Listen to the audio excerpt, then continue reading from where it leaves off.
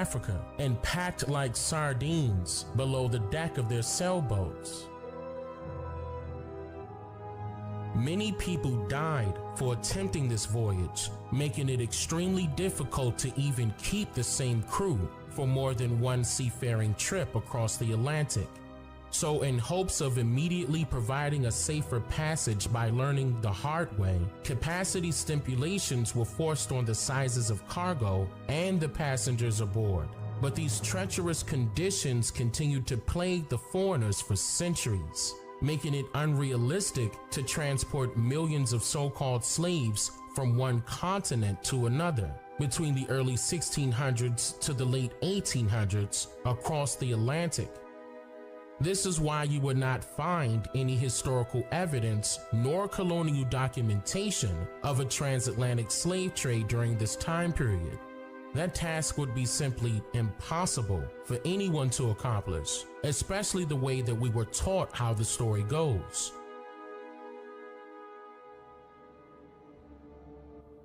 Also, I previously shared even more information along with primary sources of documentation exposing just how much the transatlantic slave trade story is completely fictional, but designed as a weapon known as fear-mongering, which is used against particular groups of people's subconsciousness psychologically. And this image says a lot. What can you see in this picture? Now, obviously, we see so-called slaves chained to their wooden bunkers. And by the setting of this image, we can tell that they are locked up under the bottom portion of the boat. We also see two figures walking down the steps leading to this portion of the boat. What's important to note here is that these two figures are fully clothed as if they are not enslaved or under any sort of threat to be enslaved. Now, I want you to take a look at the guy at the top. Notice that he's wearing white gloves. What rings a bell here when you think about someone wearing white gloves? You can recall seeing ushers at a church wearing white gloves, in which they usually either usher you to an available seat or ushering the offering plate around the church when it's time to donate. You may even recall seeing Michael Jackson or that Queen Elizabeth also wears white gloves, symbolizing a higher status, power, and protection, as well as some form of nobility. And clearly, we can see that both figures carry the same skin complexion as those in chains. Are these figures representing assistant managerial roles of enslavement? Or are they representing the masterminds behind slavery in general? Now keep in mind that we do not see any figurative representation of a pale-faced individual throughout this entire depiction. So the artist is clearly sending across the message that indicates that it was people of color that enslaved their very own people. You will find that many authors of history are racially biased when it comes to the truth about any story they choose to publish. Even the earlier years during the implementation of the Patent Office and its rules, you will find that many great ideas and brilliant creations derived from the indigenous people here in America, but the financial gain, or rather the credit, is lawfully given to someone else. So, would it be hard to imagine that the credit of being a so-called slave master was purposely written in history to make it seem unrealistic to fit a so-called black man? Maybe the authors of history thought that they should tell you what happened to make themselves look like emperors or people that are held in higher regard than any other, just so you will believe that your people were always enslaved, and if they fought back, they died, keeping you in fear of the invincible, when in reality, strangers don't want you to visibly witness their fear of you. What if America is witnessing history repeat itself in modern day times, but things won't be so recognizable to people due to the consistency of publicized social distractions already underway? I think they're doing everything they can to instill fear in people, and I think it's ridiculous, and I think they're very disreputable.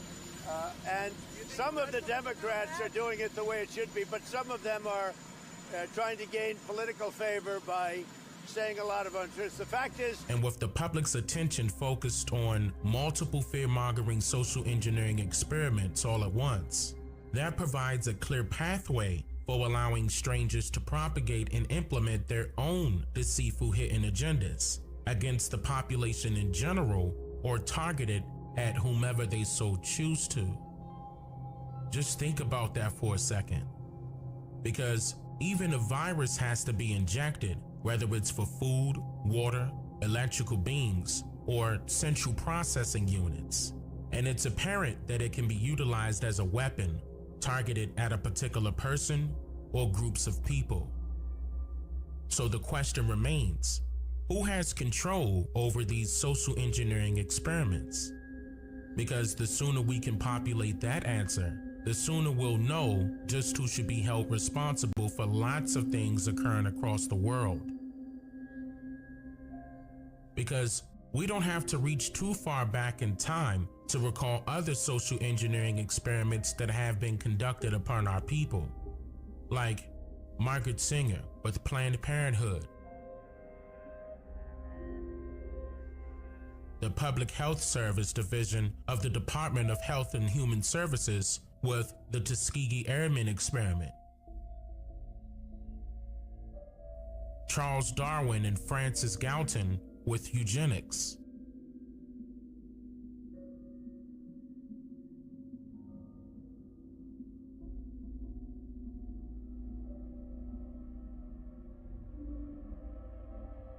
Walter Plecker with the Racial Integrity Act of 1924, and the United States with segregation laws, in which some of these laws seems as if they are still active today, because reality shows us that nothing is racially equal 100%. In your opinion, would it be too far-fetched to claim that there's an agenda to exterminate a particular group of people in today's society? And if you answered yes, then how would you explain multiple reports stating that, quote, a COVID-19 vaccine will only work if trials included Black participants? One more time for the people in the back. Multiple reports are stating that experts are saying that a COVID-19 vaccine would only work if trials include Black participants. How does that make you feel? Besides skin color variations and genders, different phenotypes and body shapes and sizes, what's the big difference between Black participants and non-Black participants other than the obvious? Wait a minute now.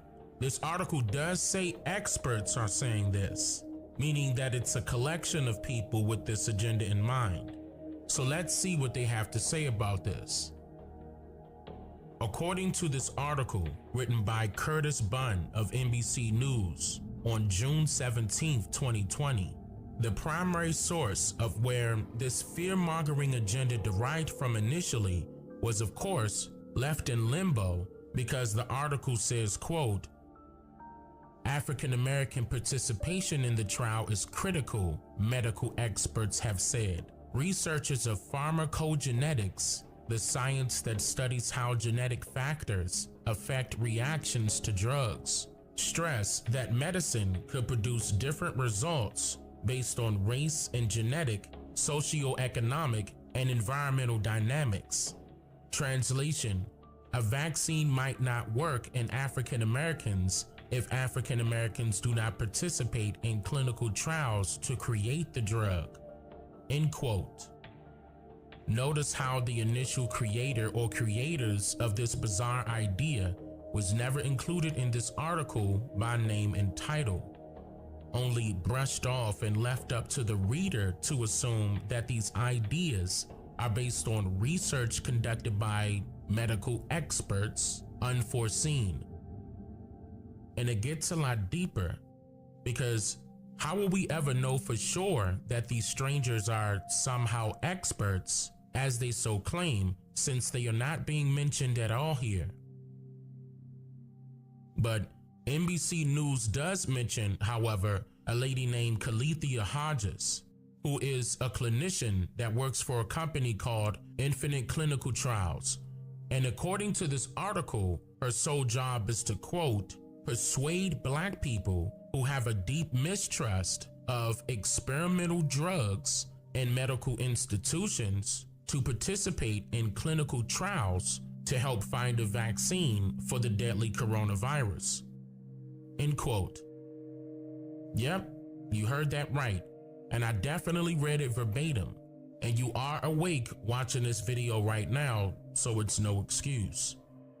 This is a major problem here, because she says disgustingly, quote, the reasons I hear African Americans will not participate are heartbreaking and disappointing.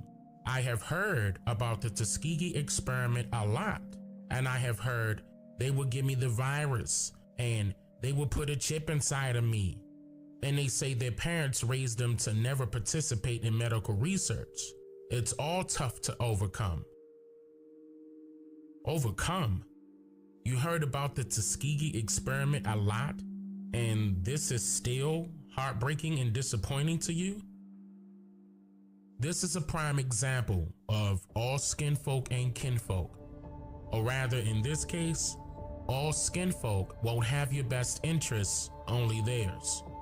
And you may even disagree, but I'll call it for what it is, and you tell it how it might be. The article goes on and mentions that Calithia Hodges said coronavirus human trials at her location will not occur for another month or two, and that she has been successful in getting so-called Blacks to participate in other trials, quote, most recently for women who experience hot flashes, through distributing educational pamphlets. Information is power, end quote.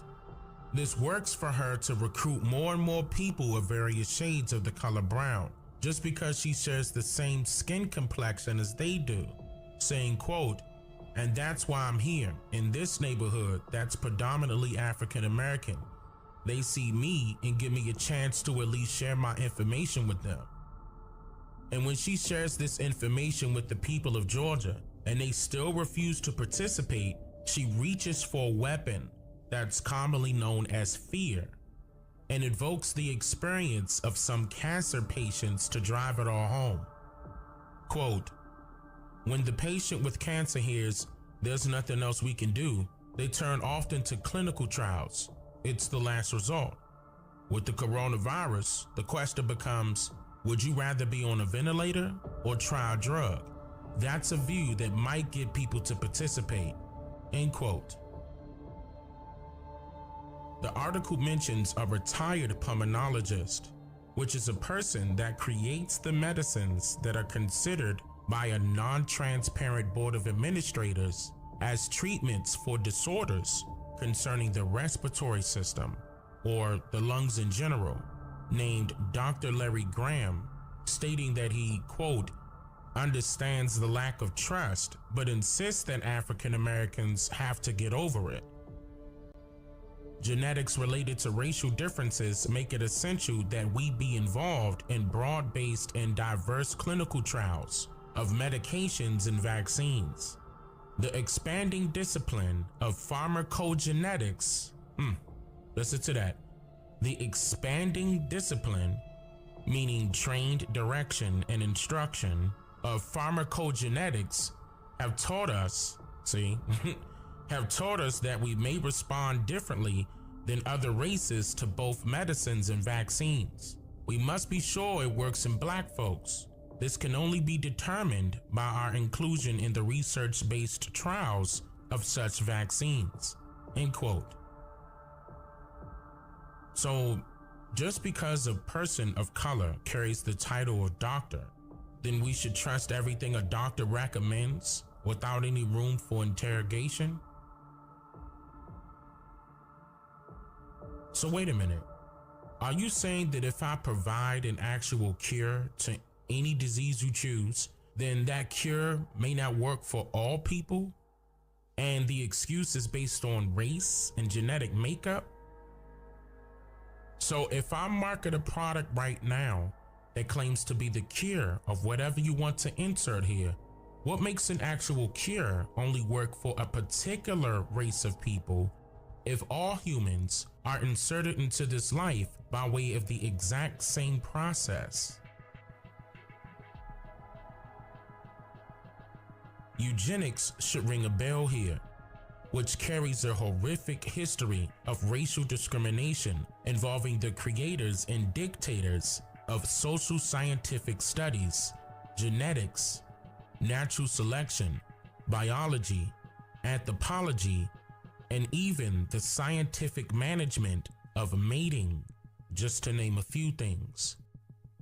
And you may recall me mentioning throughout my previous videos a British eugenicist by the name of Francis Galton, who was the creator and cultivator of the There's a simple way to earn rewards and help keep electricity costs down. BGE's demand response programs help balance demand on the grid at peak times, and customers get incentives for participating. Learn more at bgesavings.com/DR. I had actually researched OneMain and read the reviews. It was all positive. I'm more optimistic about my future now than I was before OneMain.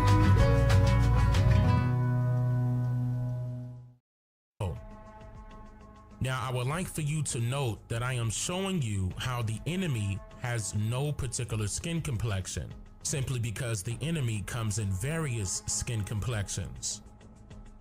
The article directly mentions 2 other doctors who are brown in skin complexion that are in support of so-called black participation in these unproven social engineering experiments. One of them mentioned goes by the name of Dr. John Maupin, who was the former president of Meharry Medical College and Morehouse School of Medicine, in which he believes that HBCU's role in testing will increase the number of so-called African American participants, saying, quote, "The problem is, do I trust them? That's why the ability for Morehouse and Meharry to have a clinical research center is valid. It will allow black people to come. We have to have more HBCUs conducting trials because people would trust them more than they will some other institutions. I'm not saying all are untrustworthy. I'm saying there will be a greater trust in institutions led by those who come from the patient's backgrounds." End quote. The other person mentioned is Dr. Aletha Maybank, in which she is the Chief Equity Officer of the American Medical Association and Group Vice President of its Center for Health Equity, in which she feels as though things are not moving fast enough for so-called African Americans to be involved in randomized unproven vaccination testing experiments, saying that, quote, "Institutions must build relationships with black communities to gain trust in clinical trials," end quote. So now the question is, why are these experts so concerned about having participants outside of themselves being of able body to participate in vaccination testing without any restrictions? And can anybody recall a time period where any vaccine has been publicly labeled as a major breakthrough in curing anything that you could think of? And we're not about to exclude law enforcement out of social engineering experiments neither, because they do play a predominant role in regulating the national racial divide by enforcing political correctness, rules and regulations, upon those who follow under separatism motives concerning the freedom of just to be. Let's talk about George Floyd. You said George Floyd's death was a terrible thing. Terrible. Why are African Americans still dying at the hands of law enforcement in this country? And so are white people. So are white people. What a terrible question to ask. So are white people. More white people, by the way. More white people. In the wake of all of the George Floyd protests that are still ongoing right now, as of July 8th, 2020, Donald Trump and the United States Department of Justice decides to believe that it's appropriate to name a federal law enforcement operation dubbed as Operation Legend after a 4-year-old child of color that was just recently shot and killed by unknown suspects as I record this today in Kansas City, Missouri on June 29th, 2020 by the name of Legend Taliaferro. How is this even acceptable at a time where people are still currently protesting against police brutality, racial injustice, and racial inequality?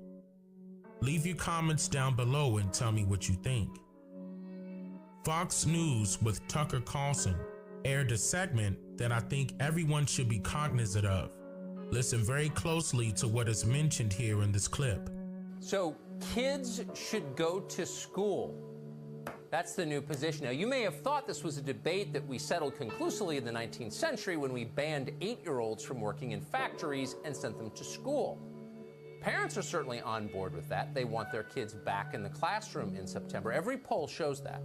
Most kids and most teachers probably feel the same way. So who is opposed to opening schools? Take a guess. The teachers' unions. The teachers' union's position on every question is always the same. They would like less work, no accountability, and much more pay. At least one chapter of the American Federation of Teachers is planning to go on strike if they have to work this fall. So many administrators and school districts have no choice but to obey their demands. In Miami-Dade County in Florida, that's one of the country's biggest school systems, the superintendent has warned that his schools may have to stay closed in the fall. I will not reopen our school system August 24th. If the conditions are what they are today, our reopening plan contemplates a phase 2 reality. We are still in phase 1, a phase 1 that has degraded since over the past few weeks. Many schools that do plan to reopen will do so under a series of restrictions that have no basis of any kind in science. It's a kind of bizarre health theater.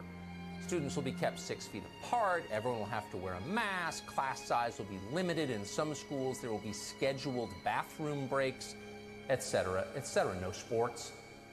In Washington State, education officials are considering letting students go back to school on the basis of their race. Non-white kids would get to go back first, while white students would be ordered to stay home until the virus subsides. Now, you may have thought that plans like that were eliminated with the Brown versus Board of Education decision 65 years ago. But no, it's all coming back. Yep, you heard that correctly.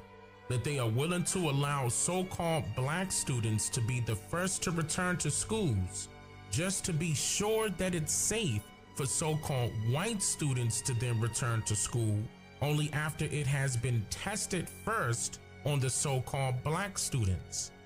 Education officials are considering letting students go back to school on the basis of their race. Non-white kids would get to go back first, while white students would be ordered to stay home until the virus subsides. Once again, we can clearly see that the deceitful hidden racial agendas behind eugenics and other social engineering experiments still plays a predominant role even throughout today's society of America.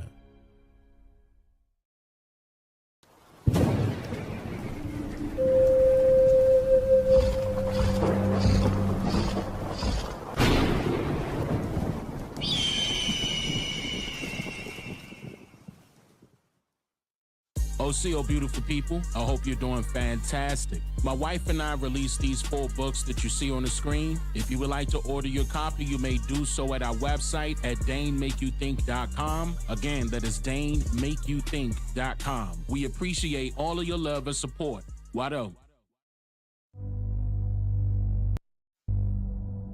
Produced by Dane Calloway and Tanisha Calloway. Watch this brand new documentary, Mother Rosa, right now at DaneMakeYouThink.com.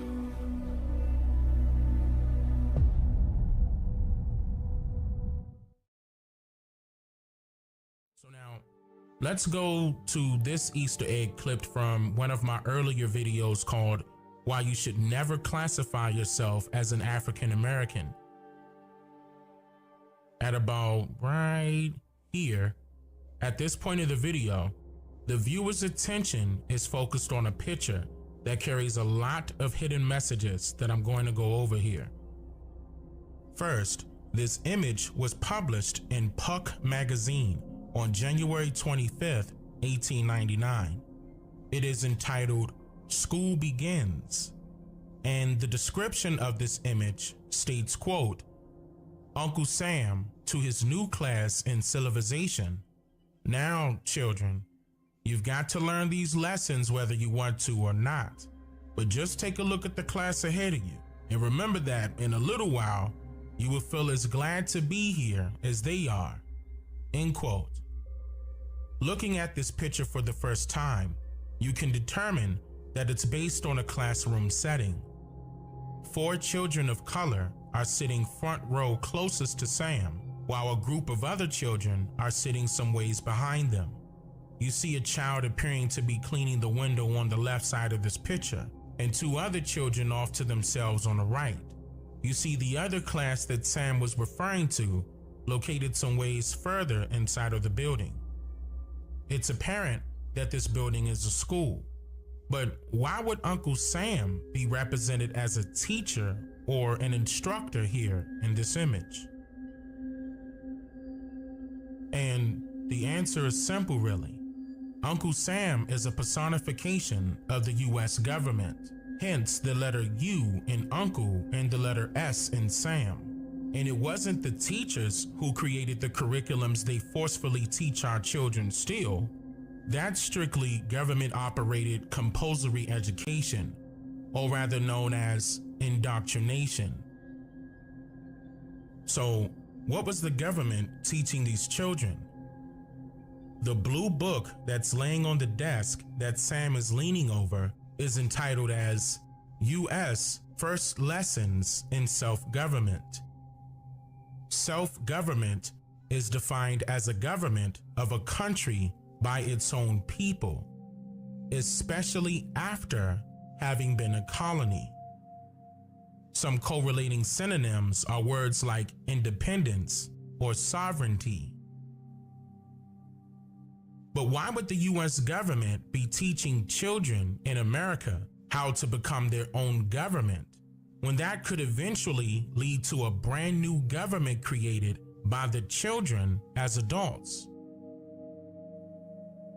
Would the government be teaching the children how to kick them out? Or would they be teaching the children how to continue colonization? What is also very important to note about this picture is how the children sitting front row do not have books in their hands. The children behind them, however, do have books entitled as different U. Now that's how you make a play.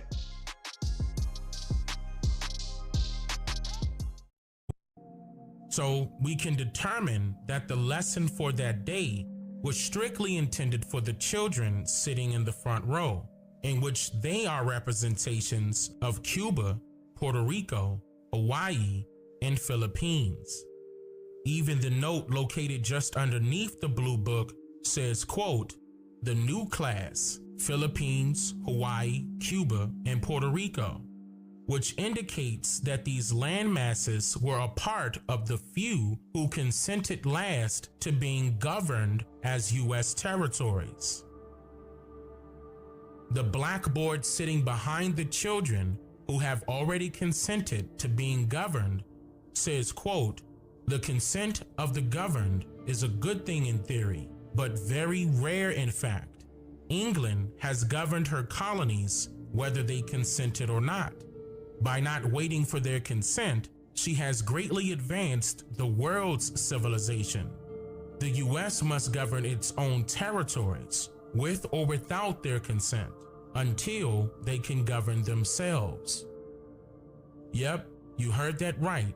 And mind you that this was published in the year 1899, nearly 30-something years after so-called slavery was allegedly abolished. So again, was the government teaching the children how to kick them out? Or were they teaching the children how to continue colonization? Leave your comments down below and tell me what you think. What else do you see in this picture? If you take a look at it, you'll notice that Uncle Sam is pointing directly at the Indian child sitting in the corner off to himself near the exit, in which the Indian child is seen here holding some type of book or record or document of some kind, and the title is appearing to be upside down here. The viewer's attention sits on the idea of the letters A, B, and C being upside down, since people do commonly read from left to right. However, if you flip this image right side up, then you'll notice that the title of this document is called CBA. I'll give you a second to ponder on what CBA stands for. Just let me know when you're ready. You ready? Okay, so have you ever heard of a collective bargaining agreement before? For those of you that might not know, for starters, collective bargaining is the process of negotiating the terms of employment between an employer and a group of promising employees. A collective bargaining agreement is a formally written, legally enforceable contract that could be valid up until any written specified time period between the owner or equivalent decision makers of an organization and its employees represented by an independent trade union. Sounding familiar at all to you yet? Let's take things a step further. Listen closely. According to the 1828 Webster's English Language Dictionary, the noun bargain is defined as, quote, an agreement between parties concerning the sale of property, or a contract by which one party binds himself to transfer the right to some property for a consideration, and the other party binds himself to receive the property and pay the consideration, end quote. It goes on to say that the verb bargain means to make a contract or conclusive agreement, often with for before the thing purchased, as to bargain for a house. A bargained with B for his farm, end quote.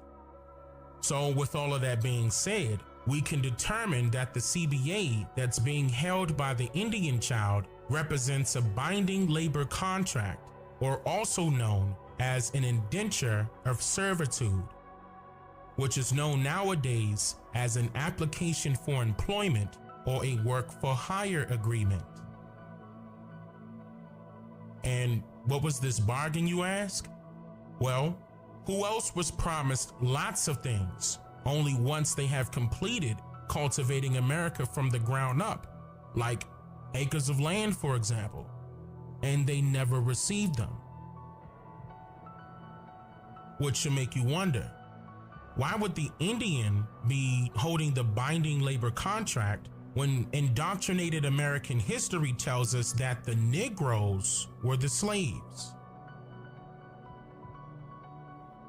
And he's holding the document upside down, not because the Indian can't read, but because the English language literally took words from his own native tongue that he recognizes, and the lettering is placed differently.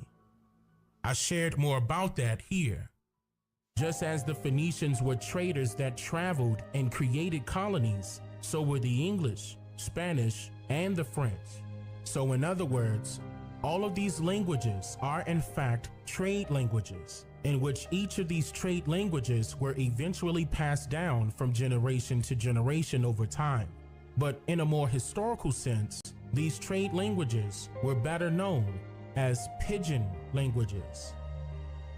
A pidgin language is described today as a language with no native speakers, which is used for business, trade, or commerce. It is the reduced form of a language. But if there were no native speakers, then what language is it reduced from? A lingua franca. A lingua franca, from Italian meaning Frankish tongue, is a language systematically used as a common language to bridge the communication of those people that speak different native languages. English is a dramatic bridge language or a trade language with an added mixture of Spanish words, French words, Greek, Arabic, Latin, and it also heavily incorporates words from the many American Indian indigenous languages that were once spoken upon these lands, now known as the Americas. A lingua franca takes many words and their meanings or ideas and reduces them into a simplified version that could be understood by many. Lingua franca literally means Frankish tongue, a language spoken in Germany that eventually evolved into the language now known as Dutch. What is also very important to note here is that pidgin languages and lingua francas claim to have no native speakers, but that is very far from the truth. The process, which is used to simplify a language, also seeks to reduce the origin of the word spoken. But if you simply follow the word trail based on the sound of a word, the origin of that word usually shows up with a different spelling attached or a very closely related meaning that is often stated with not to be confused with, etc. Or the origin of that word could be closely related in meaning and just misunderstood. For example, the indigenous word water sounds like water, but this word actually means canoe, which is a boat that sits in the water. So pointing at the canoe in the water and saying water could have been mistaken by a foreigner as the liquid that was surrounding the canoe, and yet it is now our English word for water. Many languages are in fact the same language, hidden behind different spelling and reversed grammar, misunderstood but closely related in meanings and spoken with different pronunciations and different dialects. So now, this should make you ask some questions, like, how did we as a people begin to take on the English language as our primary language? And how did the English language become the official but yet non-official language of North America instead of the many indigenous tongues that were spoken before the colonization of this land? Every 10 years, the true stories of our past are erased by way of paper genocide and social engineering. And then it all gets replaced with brand new name changes, pictures, paintings, and even brand new fictional folklore as supporting evidence, giving you the real reason as to why it is called his story. Throughout today's society of America, people would say that history was written by the victors, but I would have to disagree with them, merely because only a loser will have the audacity to write a story to make it seem as if they won when they didn't. When they didn't. When they didn't. I mean, it's really important for us to remember our history. You know, unless you're one of the first Americans, you came from someplace else. Somebody brought you. Because, however, Much America strays away from the ideals of justice. The goal of America is freedom. Abused and scorned though we may be, our destiny is tied up in the destiny of America. Before the Pilgrim Fathers landed at Plymouth, we were here. Before Jefferson etched across the pages of history the majestic words of the Declaration of Independence, we were here. Before the beautiful words of the Star-Spangled Banner were written, we were here.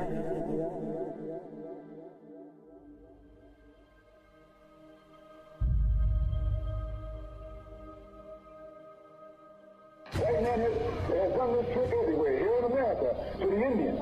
He sent one priest to the Indians in New York and another priest to the Indians in Pennsylvania.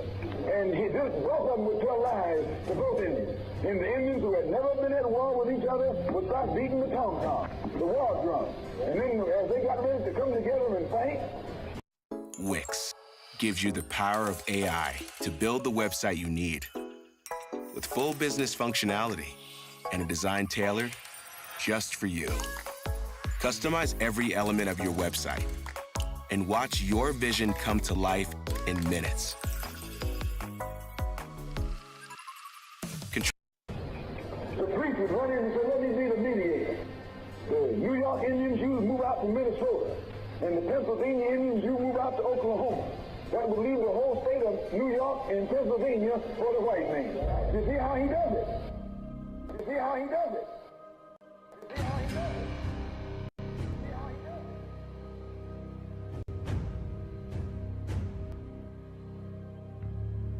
Black Lives Matter has nothing to do with the original Black American Indians. Black Lives Matter is a propaganda to keep blacks thinking that they're African Americans that came on slave ships. We already know we are waking our people up to let them know that we are the American Indigenous Indians. Black Lives Matter do not represent our people. We do. Jesse Jackson do not represent our people. Barack Obama do not represent our people. We're not African Americans. We're indigenous. Our African American is Obama. Why? Because his mother's European and his father's Kenyan. That's an African American. A real Indian, American Indian is me. Both of my parents are American Indians, not from Africa. Niggas know black people don't crack. Like, black don't crack. Yeah, black don't crack. That was, it rhymes. Yeah, what's the inconsistent? Well, indigenous don't crack. The natives don't crack. The natives don't crack. You can see a native and he could be 90 years old and still look like 50. I'm talking for the natives. Yeah. I like when it comes to talking about African Americans, I have no education with that. Period. I don't. I'm not even connecting to that no more. Because that's a system. That's like connecting. Say, hey, he's a bad guy. You don't hang with him.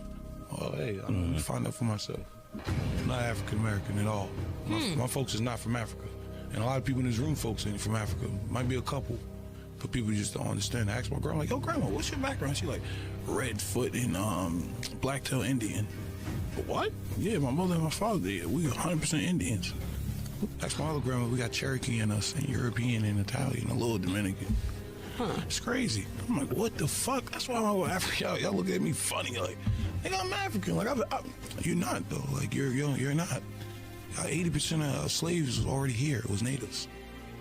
It's crazy. 80. Where you get that number from? Right. Shit, I just checked the books.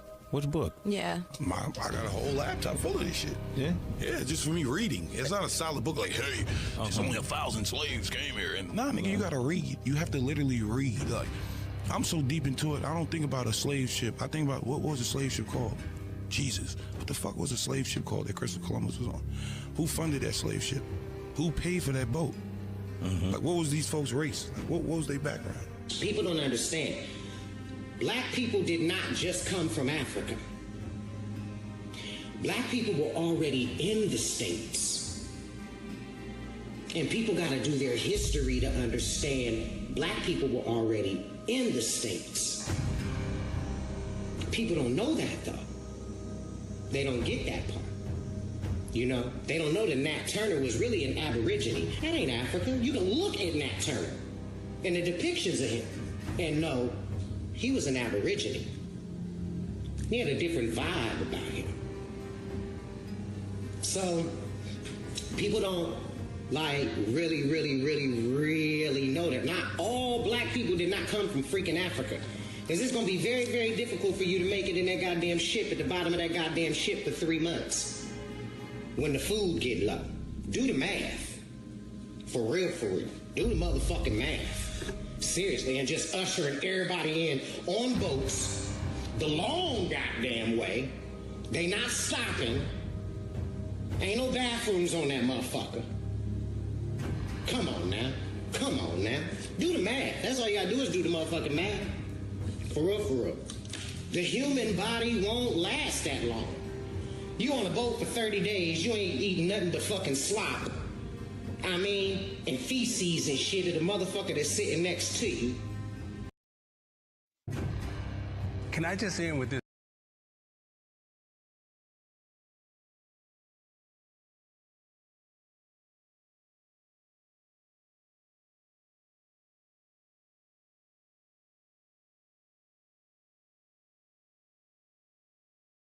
Stardust at 1492. We were always here. It's time for us to stop trying to fit in with these niggas, man. One thing we gotta realize, eagles don't fly with doves. They don't fly with doves, baby. I'm grateful, bro. When I was a kid and I was watching everything Cash Money did, and all of them had each other's names tattooed on them.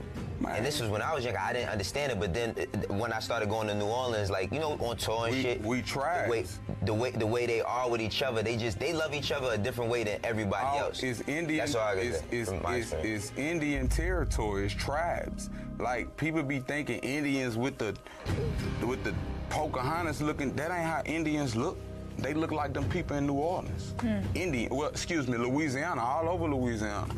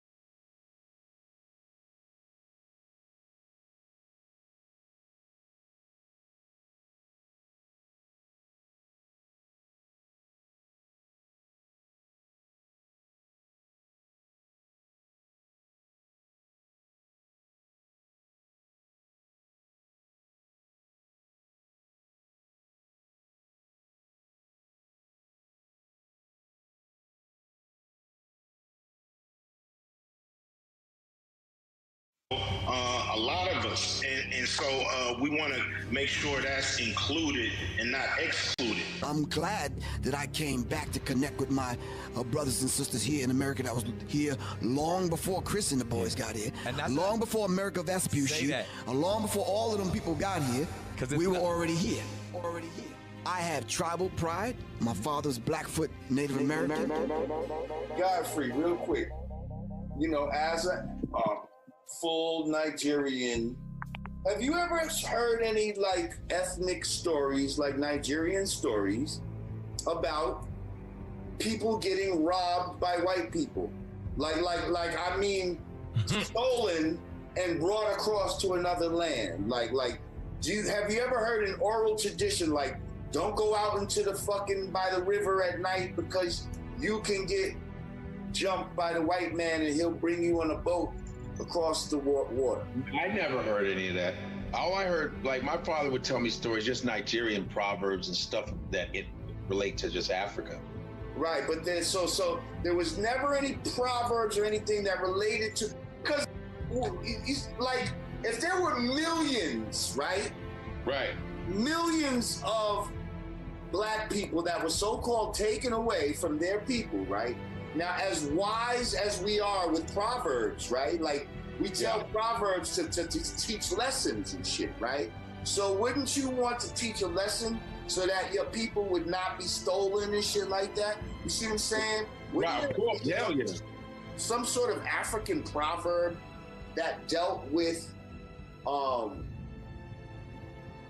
getting kidnapped by the white man. Right. Because he'll take you over there on a boat or some shit like that. Or like this, what story are you familiar with that you were told? And I don't even like to consider you guys Africans because that's a misnomer. You know what I mean? You guys will call yourselves by your native tribe. And there's no problem with that. Actually, that's even better. You don't go to Africa and say, hey, I'm African. Straight up. No.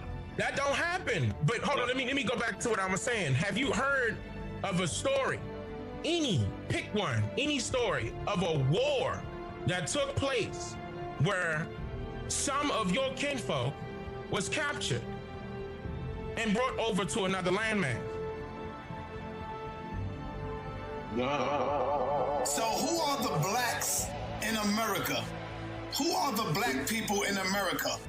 The blacks in America been living here ever since. They are aboriginals. The blacks in America been living here ever since. They are aboriginals. They are aboriginals. They are aboriginals.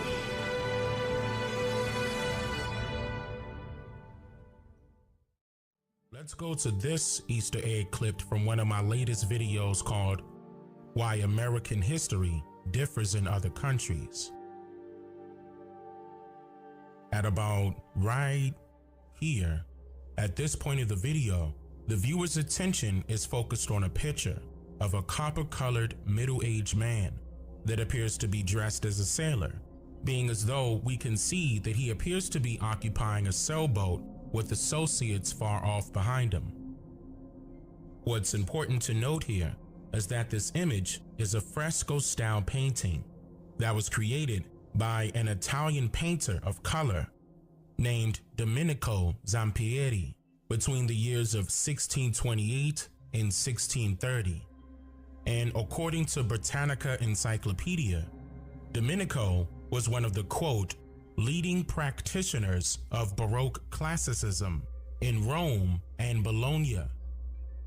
This particular painting was completed during a time period where Domenico's works were considered to be, quote, less acceptable by Rome, falling under heavy criticism by a few powerful dictators, which in turn forced Domenico to become, quote, a victim of systematic persecution.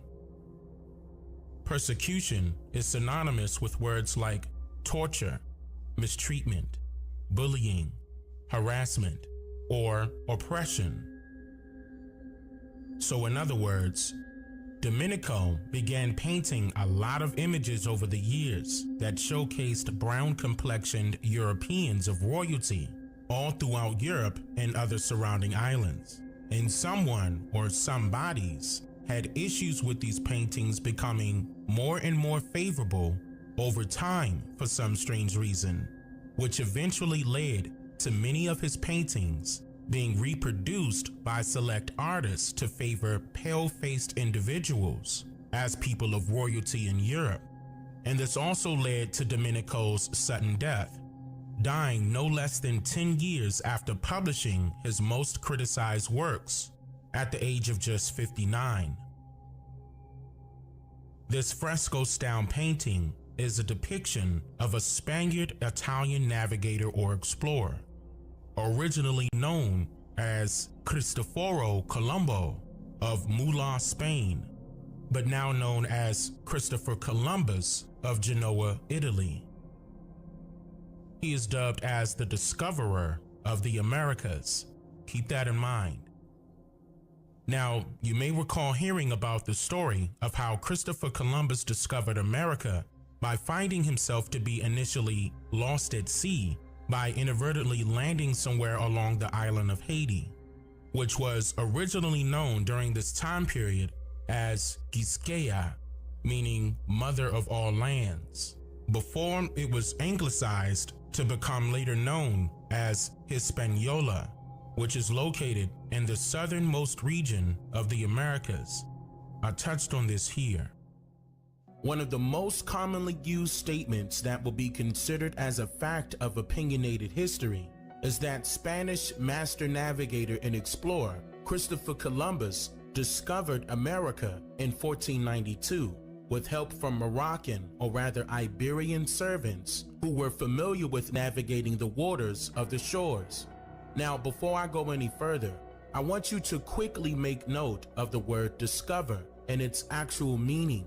The word discover is commonly used to reference when something is exposed or made known, for originally it was a secret or hidden to the public, but now all is revealed. So now, if Christopher Columbus allegedly discovered America, that would not mean that he found new lands. No, it simply means that the people who sent him were already aware of these lands' existence, along with its people who were already inhabiting it. This also means that if the Christopher Columbus story that we were all told is actually true, then history and its writers are purposely mistitling his position as a navigator and explorer. Why is this, you ask?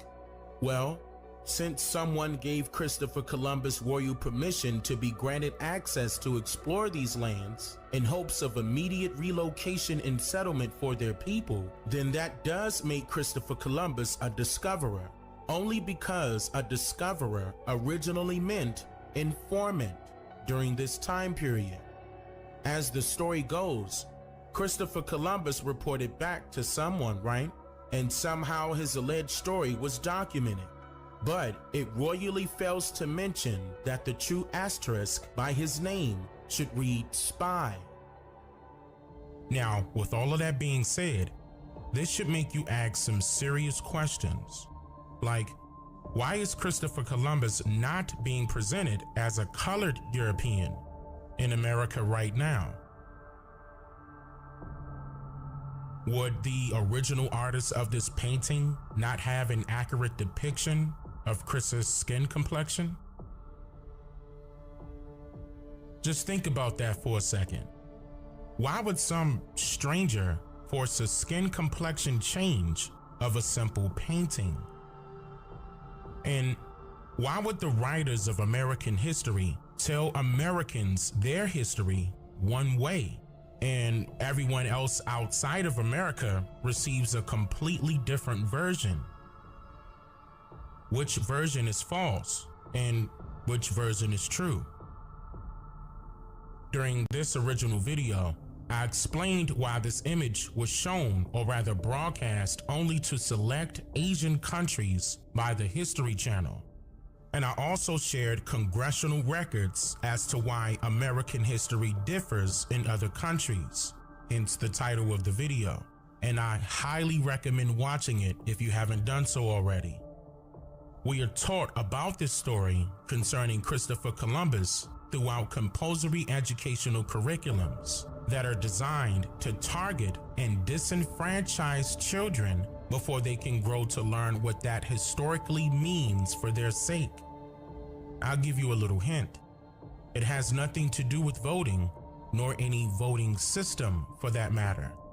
More about that in the next Easter Egg Sunday episode. But I said all of that to say this. Not only was the skin complexion of Christopher Columbus changed over time, so was the skin complexion of the original artist of this painting. Paintings of Domenico himself went from looking like this to now look like this. And as alarming as this may be, it gets a lot deeper, to the point where many other prominent individuals of color who are depicted in various paintings all over the world have been changed to reflect as pale-complexioned people instead. Now, let's just say that the story of Christopher Columbus was true, and we all knew that he carried a brown skin complexion.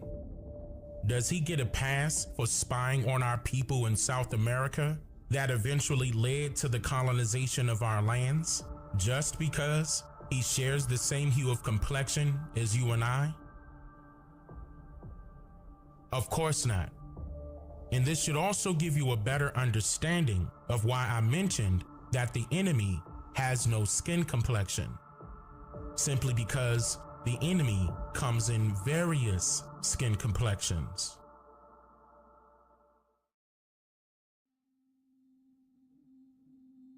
In today's society of America, thousands of people are currently protesting for many causes, mainly due to the unfair treatment of so-called Black people here in America. The causes can range between equal human rights, equal employment opportunities, affordable housing, social injustice, police brutality, and racial discrimination, just to name a few things. But the public fails to mention one very important key factor when it comes to shining light on the darkest areas of environmental preconceptions: our children. And this subject gets a lot deeper than one may assume. So in this video, I will cover many important details of information concerning our children and how they are treated by the government currently and historically. And maybe you'll get a better understanding of the right questions to ask prior to you voting for your favorite political personality.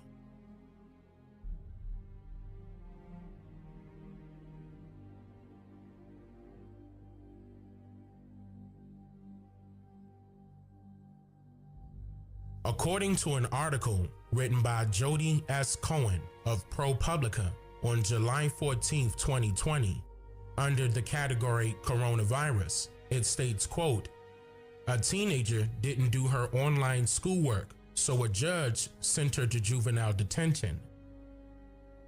This article details how a 15-year-old child by the name of Grace of Pontiac, Michigan, was arrested because she was unable to abruptly adjust to the brand new quarantine settings of her school. Mind you that this exact same thing happened to many schools across the nation, where the students and their teachers were forced to continue with schooling, but only by way of the internet at their homes. To those of you who may not be aware of how a child reacts to sudden life changes, just imagine your child attending his or her school for the very first time, getting up early in the day, getting used to seeing new faces of other children and their teachers, adapting to conversing with strangers, speaking out loud in front of everyone that they just met, and many other things that a child will go through when learning how to adjust to being forced into unwanted places. So, if the child is used to the normal routine of his or her school, then abruptly things change to the point where they now have to stay home and take classes online, then it doesn't take a rocket scientist to know that it will take some time for any child to adjust to any brand new life changes, right? But for some strange reason, this particular judge wanted Grace in jail for not adjusting fast enough. According to this ProPublica article, on April 21st, 2020, Judge Mary Ellen Brennan sentenced Grace to, quote, intensive probation, which included a GPS tether, regular check-ins with a court caseworker, counseling, no phone, and the use of the school laptop for educational purposes only. Grace also was required to do her schoolwork. At the end of the hearing, the judge stated, quote, "I hope that she upholds her end of the bargain." So while Grace began the start of her probation, Birmingham, Michigan Public Schools Superintendent Dr. Wanda Cook Robinson asked families for patience as schools moved to online curriculums, and promised flexibility in their supports. Prior to any of this occurring, Grace was already a high school sophomore that had nearly perfect attendance, but her mother— Fresh tasting margs are best with fresh pressed agave or Nethos, a fresh take. was worried about this all of a sudden change with her schooling, because Grace would now miss receiving in-person support from her teachers, which is needed according to her mother, because of Grace's history of having a mood disorder and symptoms of ADHD. Grace's school, Groves High School, made a supportive promise to Grace and her mother called the Individualized Education Plan, which required teachers of Groves High School to, quote, periodically check in to make sure Grace was on task and clarify the material, and it allowed her extra time to complete assignments and tests. But according to Grace's mother, once remote learning began, she didn't get any of those supports from her school. Now, on April 24th, 2020, which was just 3 days after the court hearing, Grace was assigned a brand new caseworker named Rachel Giroux, in which Rachel made notes in her file that Grace was doing well and reported no issues at home.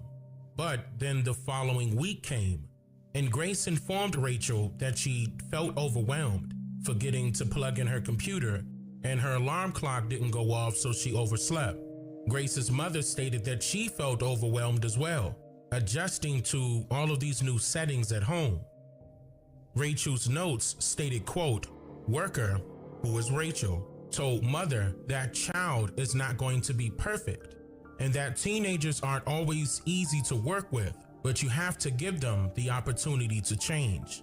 Child needs time to adjust to this new normal of being on probation and doing work from home, end quote.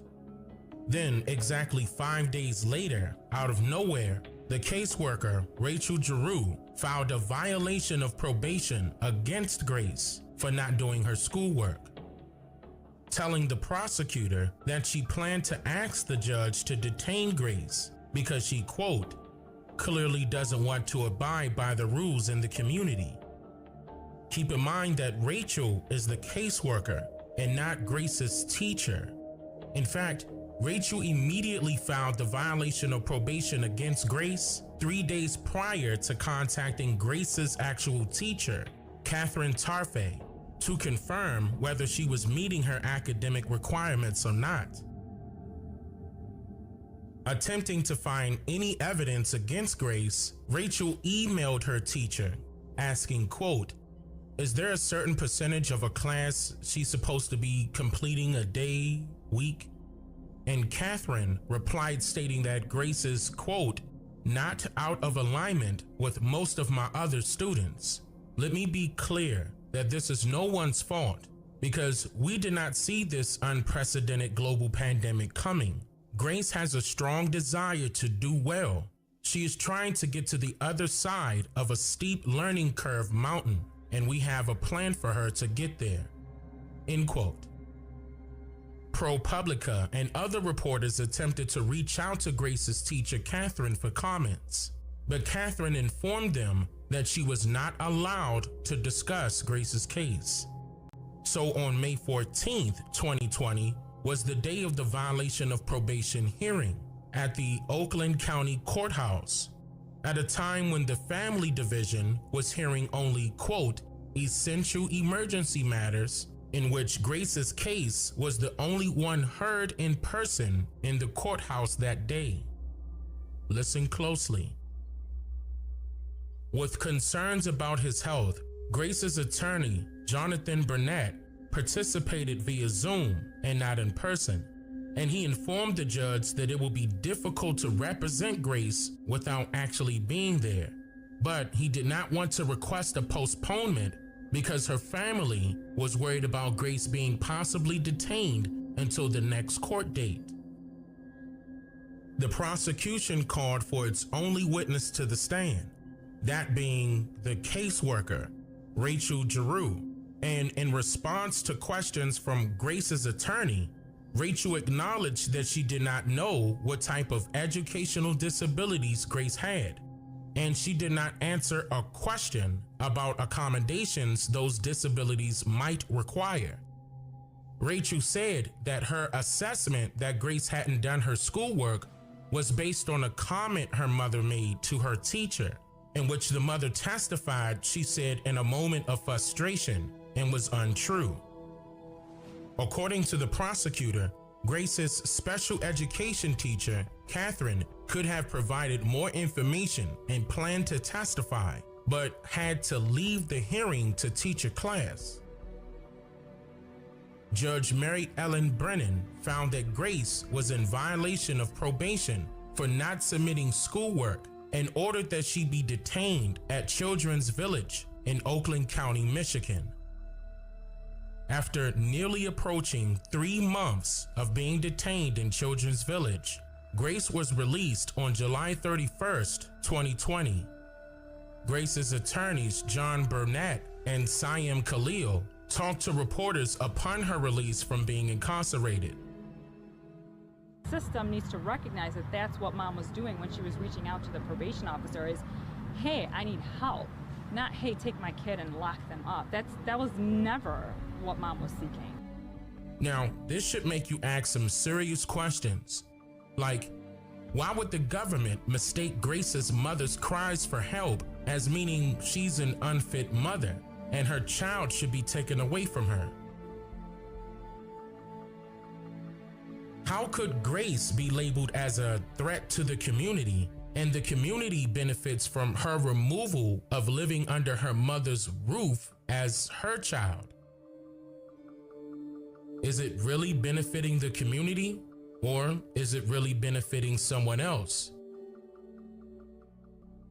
Looking at this from a broader perspective, these types of governmental actions are a nod to the uncommonly known set of individual state laws called the Black Codes of 1865, not to be confused with the segregation laws that were later nicknamed as Jim Crow laws. The Black Codes of 1865 are a set of standards or policies in which each state government individually followed religiously. These particular policies deal with civil rights, labor contracts, vagrancy, apprenticeship, crimes, punishment, and other restrictions against American Indians. But its main focus was on education and apprenticeship, but not for adults. This was strictly about control and indoctrinating the mindsets of the Indian children. Because it was said that if you teach or train a child how to be a better servant, then that child will grow into his adulthood, wanting to be a better servant for the rest of his life, simply because that's all he knows.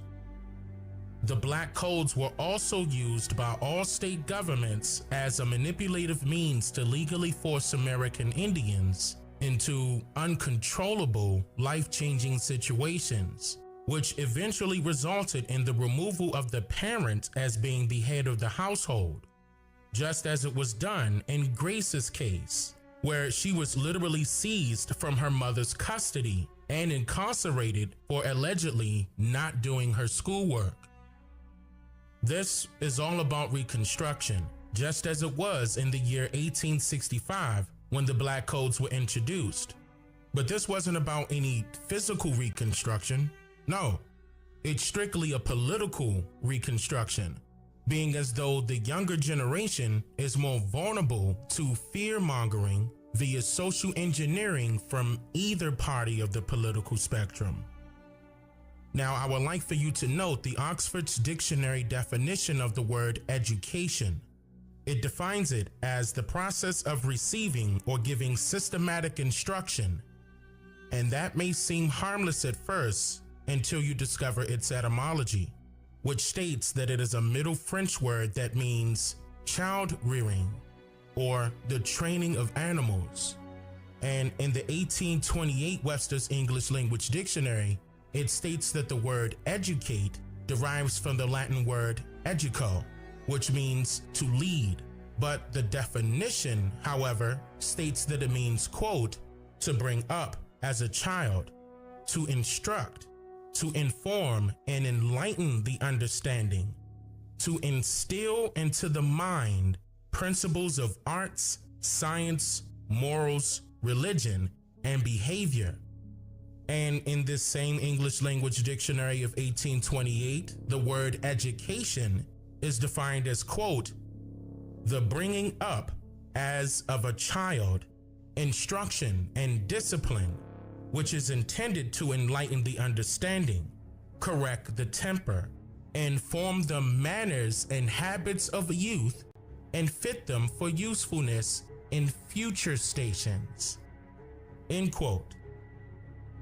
Is it apparent that these black codes are still active today, just as they once were in 1865, including the chains and the shackles? Mind you that the Civil Rights Act was enacted a year later, on April 9th, 1866, in which this act offered all individuals born in the U.S. the right to franchisement, meaning that anyone could own a business, sell a product, provide a service, and make profits. What is also very important to note here is that the Civil Rights Act of 1866 also allowed all individuals to, quote, make and enforce contracts, to sue, be parties, and give evidence, to inherit, purchase, lease, sell, hold, and convey real and personal property, and to full and equal benefit of all laws and proceedings for the security of person and property as enjoyed by white citizens. End quote. This part alone exposes exactly just what it means to be white. It is not regarded as a skin complexion in a legal sense, but rather a status that allows for access to freedoms that all other persons are denied. This created an immediate problem for those that were in favor of seeing the American industry grow the way they see fit, because the Civil Rights Act of 1866 contradicted the Black Codes of 1865, therefore making the Black Codes falling in jeopardy to be legally overturned if someone wanted to raise the issue. So Congress responded with the passing of the 14th Amendment, which states, quote, all persons born or naturalized in the United States and subject to the jurisdiction thereof are citizens of the United States and of the state where they reside. No state shall make or enforce any law which shall abridge the privileges or immunities of citizens of the United States, nor shall any state deprive any person of life, liberty, or property without due process of law, nor deny to any person within its jurisdiction the equal protection of the laws. End quote. The 14th Amendment was passed by Congress on June 13, 1866, just 2 months after the Civil Rights Bill of 1866 was enacted, and it was thought to have allegedly extended the liberties and rights granted by the Civil Rights Bill. However, that is very far from the truth, because the 14th Amendment says here that no state shall make or enforce any law which shall abridge, meaning cut off, the privileges or immunities of citizens of the United States. So, what are these privileges and immunities that are referenced here?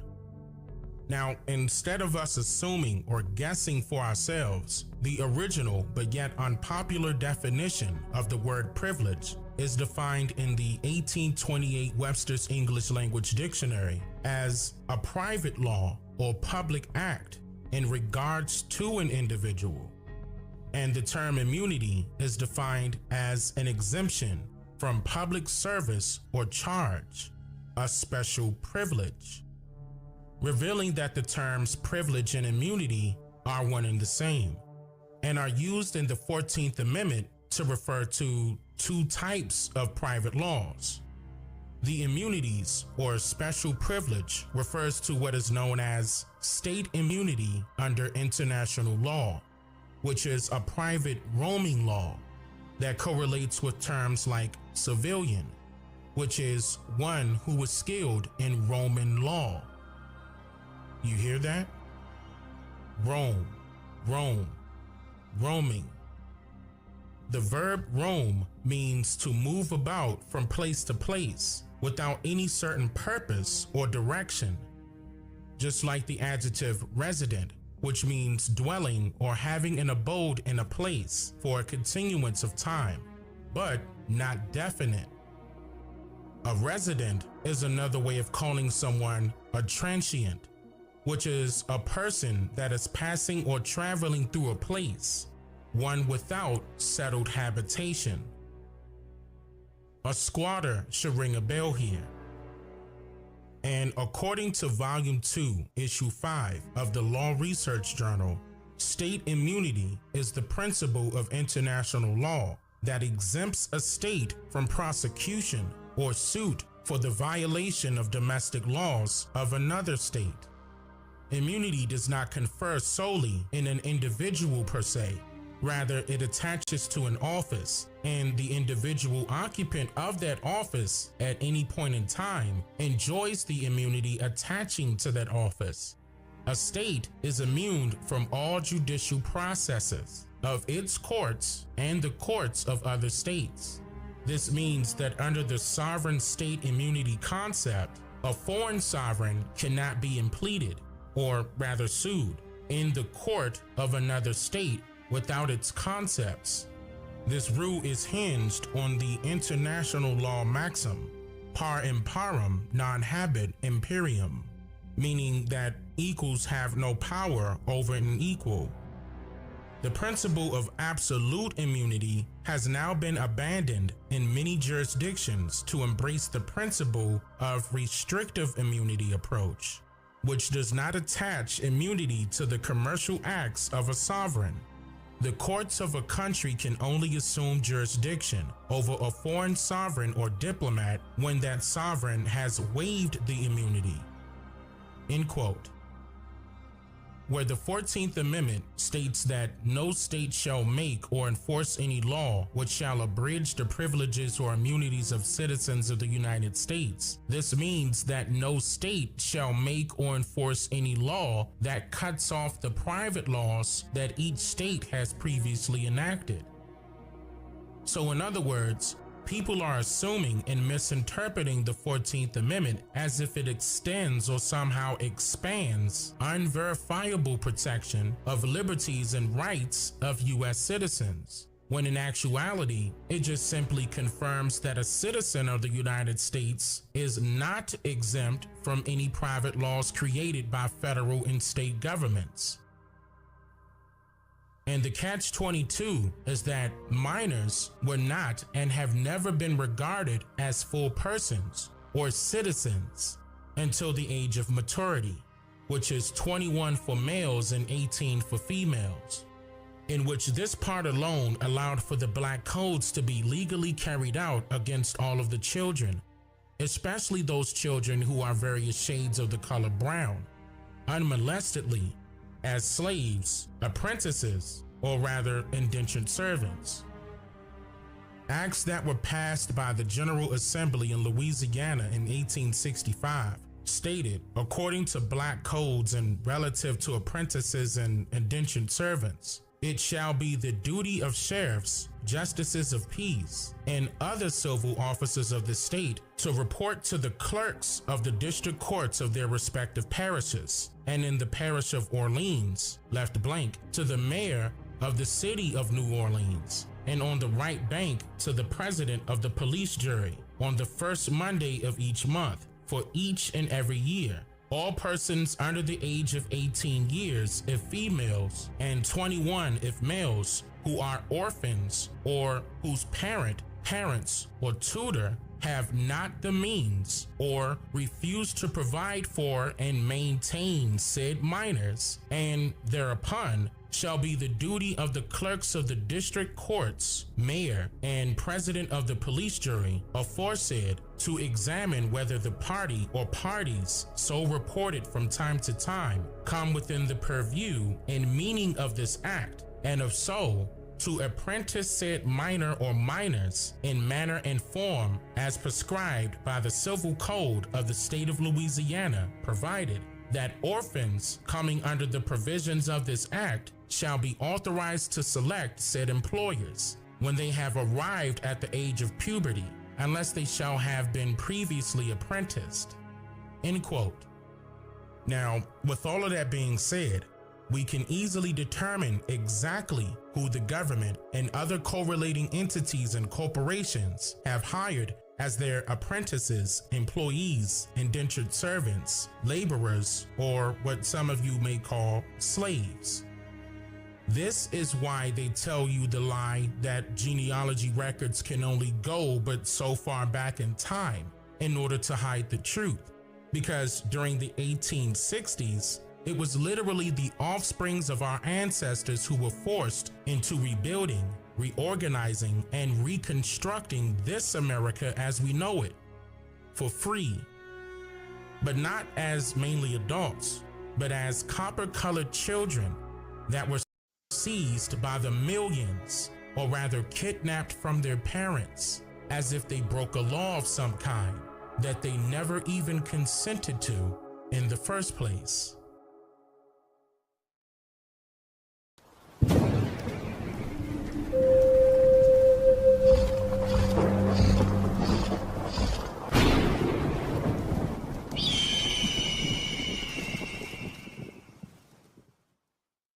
OCO beautiful people, I hope you're doing fantastic. My wife and I released these 4 books that you see on the screen. If you would like to order your copy, you may do so at our website at DaneMakeYouThink.com. Again, that is DaneMakeYouThink.com. We appreciate all of your love and support. Wado.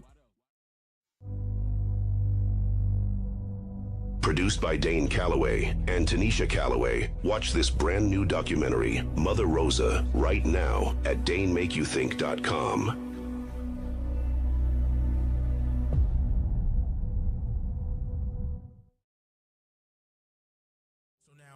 Let's go over this Easter egg clip from one of my latest videos called, Are the Black Codes Still Active for So-Called African Americans?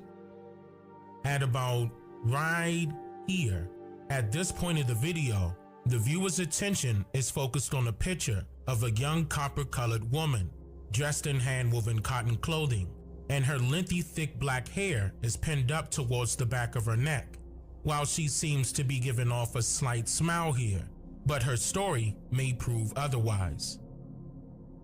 First, let's start with the photograph, which was taken by a photographer named Hugh Leonard Mangum, born June 3, 1877, in Durham, North Carolina, at a time period when the Black Codes of 1865 were strictly enforced by each state government as a manipulative means to legally force American Indians into uncontrollable life-changing situations by way of these newly adopted codes, or rather standards and policies.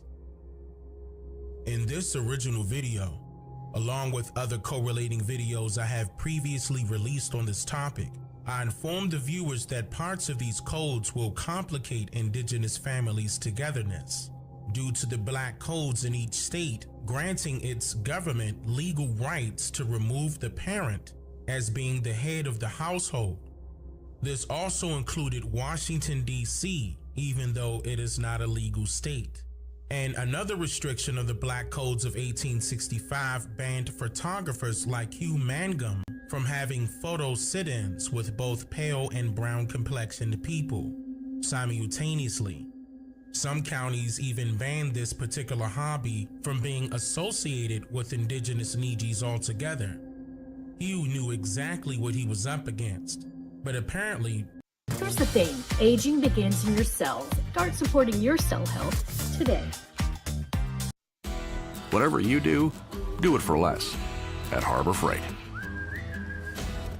He didn't care enough about what was going on during this time period. which was hundreds of racially charged riots against the Indian children and their parents. Which brings us back to this picture. In an era of racial terror, Hugh Mangum set up makeshift studios across North Carolina and Virginia that were open to all sitters alike. And in this picture, without knowing who she was at that time, Hugh snaps a photo of then 18-year-old Carrie Minor Johnson of Washington, D.C., who was just recently released from incarceration at that time due to her involvement in the shooting death of a detective sergeant named Harry Wilson of the Metropolitan Police Department during the year 1919. So let's go over what happened here. Let's start with the Washington Post and the Washington Bee. These two newspaper companies were at odds with each other for many racially charged reasons. The most important reason was due to Ned McLean, the publisher of the Washington Post, deciding to run false information about the native Washingtonian men of color, allegedly harassing so-called white women at that time when racial tensions ran rapidly all over the country. According to an article dated July 17, 2019, Jefferson Morley of the Washington Post wrote, "In the summer of 1919, McLean sought to exploit the Capitol's crackling racial tensions. In circulation, the Post, a morning newspaper, ran a poor second to the Evening Star, the city's largest newspaper, which published in the afternoon. In an apparent battle for readers, the Post, along with the Star, the Washington Times, and the Washington Herald, played upon rumors of white women being sexually assaulted by black men." End quote.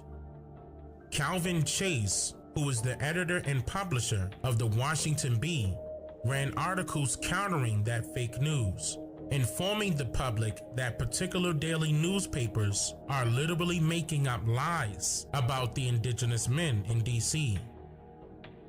On July 9, 1919, the D.C. branch of the NAACP sent letters to the editors of the Washington Post and the other co-conspiring daily newspapers, saying that their inflammatory headlines were sowing the seeds of a race riot. The Star acknowledged the justice of the complaint. The other papers ignored the warning. On July 15, 1919, the Post's front page described an incident at an amusement park in Northeast, where two black men allegedly pulled a gun on a white woman and assaulted her. The woman later recanted. 2 days later, the Washington Times, an evening paper, carried this front page headline, saying, quote, "Another girl is attacked here." Police rounded up hundreds of black men, often far from the scene of the alleged crimes. "There is a reign of terror in this country," Chase wrote in the Bee. "The colored Americans who have fought and died for this country are no more free today than they were prior to the War of the Rebellion. No matter how loyal he is to this country or what he has done and is doing, the law of oppression continues to exist and operate against him." End quote. To get a gist of what took place here, then President Woodrow Wilson, being the racist that he was, sent the militia to the streets of D.C. to assist the outnumbered police and the rioting pale-faced wannabe thugs with, quote, "cleaning the city" by attacking, slaughtering, shooting, and injuring all American Indian men, women, and children. In the northernmost regions of the city, where predominantly copper-colored people resided at that time, and it backfired on their asses because the people of DC weren't going for it, to say the least, managing to retaliate against any and all forces against them with their own lethal forces. If you had no idea about this story, just know that all cities and states where the official American Indians resided fell victim to these so-called race riots occurring throughout the 1800s and well beyond the 1960s. As a matter of fact, it's still going on right now in a way, except this time our people are not fighting back just yet, which needs to change drastically, people, before history decides to repeat itself. My message is very clear and shall not be disdained. And so on July 21st, 1919, Benjamin Johnson and his then 17-year-old daughter Carrie Johnson were staying dormant inside of his row house style home on the 200 block of G Street Northwest in Washington, D.C., watching the violence of these riots take place, not on television, but just outside of their living room windows. For protection purposes, Ben Johnson held a .38 caliber revolver just in case the violence found its way towards his doorstep. And then later on that night, it did. A mob of pale-faced cowards carrying weapons and bricks noticed the Johnsons looking out of their window, and they decided to approach them by trespassing and breaking into his row house. The circuit breaker outside was dismantled due to the chaos, so it was pitch black inside Ben's row house. It's unclear as to how Carrie got a hold of Ben's revolver, but I can only imagine that Ben gave it to her and said, "Don't hesitate to shoot at any life-threatening targets." The Washington Post is clearly lying by stating that Carrie was seen by Detective Wilson and other officers firing a revolver from a window. Because if that was the case, then Detective Wilson wouldn't be dead right now by breaking into their home in the first place, right? Carrie was afraid for her life while hiding under her bed in the dark on the second floor, even struggling to hold her daddy's gun steady to aim and fire. Her father lays quietly right beside her under the bed, and once she heard the sounds of footsteps creeping closer towards her open bedroom doorway, she fired 2 shots, fatally shooting 29-year-old Harry Wilson, in which his fellow detectives stated that Wilson insisted that he wanted to be the first person to meet the Johnsons. Inside of a racially charged article written by the Washington Post dated July 23rd, 1919, quote, "Carrie Minor Johnson, a 17-year-old girl, has been charged with the murder of Headquarters Detective Wilson. She and her father, Benjamin J. Johnson, ordered held for action of the grand jury by a coroner's jury impaneled for an inquest yesterday. Neither of the Johnsons were present, each having been wounded several times when detectives broke into their house at 220 G Street Monday night. At Washington Asylum Hospital, it was said their hurts are not so serious as at first supposed. The fearlessness which marked Wilson's actions when he and other headquarters men dashed up the steps of the Johnson house from an upper window of which a fusillade of shots had been directed at the street was brought out by the testimony before Coroner Nevitt of Detectives Hewlett, O'Brien, and Grant. Each told how Wilson, just before being shot, enunciated the phrase that already is being passed about in police circles as the saying of a gallant man, "Let me go first, Pat. I'm younger than you." This was addressed to Detective O'Brien when Wilson and the 2 others reached the second floor of the Johnsons' house. Fired shots from under bed. Grant was with Wilson when he forced his way into a pitch-dark room on the second floor. For 3 minutes, Grant said, there was not a sound, and Wilson was busy passing his hand under a bed beneath, which he thought someone was hiding. Suddenly, there were 2 shots and Wilson collapsed, gasping, "They're under the bed, they're under the bed." Lights were procured, and Grant, Hewlett, O'Brien, and others pumped revolver shots under the bed until a woman screamed when they turned it over and found the girl and her father beneath, both wounded.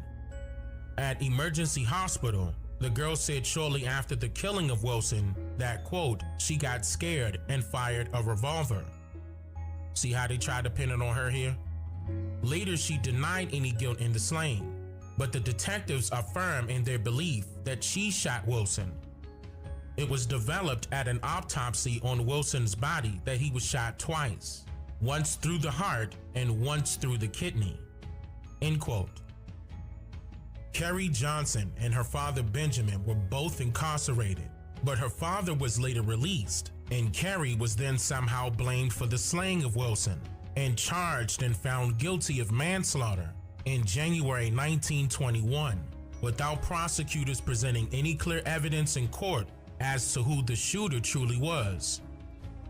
Kerry's attorneys, B.L. Gaskins and T.M. Watson, quote, contended it was not possible to prove what shot struck the officer. After being incarcerated for nearly 2 years, Kerry Johnson was finally released on June 20th, 1921, after powerful efforts from multiple community resources, donating and providing a heavy flux of funds towards her defensive legal team in order to request a new trial that eventually led to the reopening of her case and all charges being dropped due to her attorneys proving that Kerry reacted in self-defense. This was all done just a few weeks after the indigenous people of the Greenwood district of Tulsa, Oklahoma were bombarded and attacked on May 31st, 1921 into the early hours of June 1st, 1921. Another horrendous act of war, but it was also known as a deadly race riot, which resulted in Congress blaming the Negro residents of the Greenwood district for the casualties of their own family members and the destruction of their own businesses and properties, leading to yet another horrific event being untold by the writers of history and not acknowledged by the ones truly responsible for the genocide of some of our ancestors.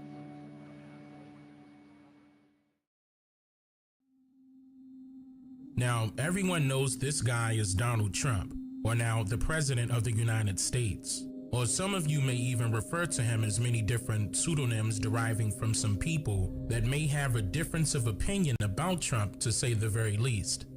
And before I go any further, let's be very clear that I am not endorsing any political party within this video or any of my other published works, investigative research, anything I write, or anything else that has to do with me for that matter. I decided to create this video because I noticed a common pattern that popular news media outlets will use for someone else's advantage when it comes to breaking news stories concerning Donald Trump. Did you notice how rare it is to find a news media company that actually had something remotely nice to say about Trump? Now, don't get me wrong. There are many things that I disagree with when it comes to Trump's policies, executive orders, and thoughts on particular subjects, etc. But why is it that every single news media broadcast about Trump that we see campaigns negative commentary concerning his every single move, even before his announcement to run for president? And from a totally unbiased perspective, that doesn't seem odd to you? Allowed any information that turned out to be so false and fake out. I think it's a disgrace. And I say that, and that's something that Nazi Germany would have done and did do. I think it's a disgrace. That information that was false and fake and never happened got released to the public.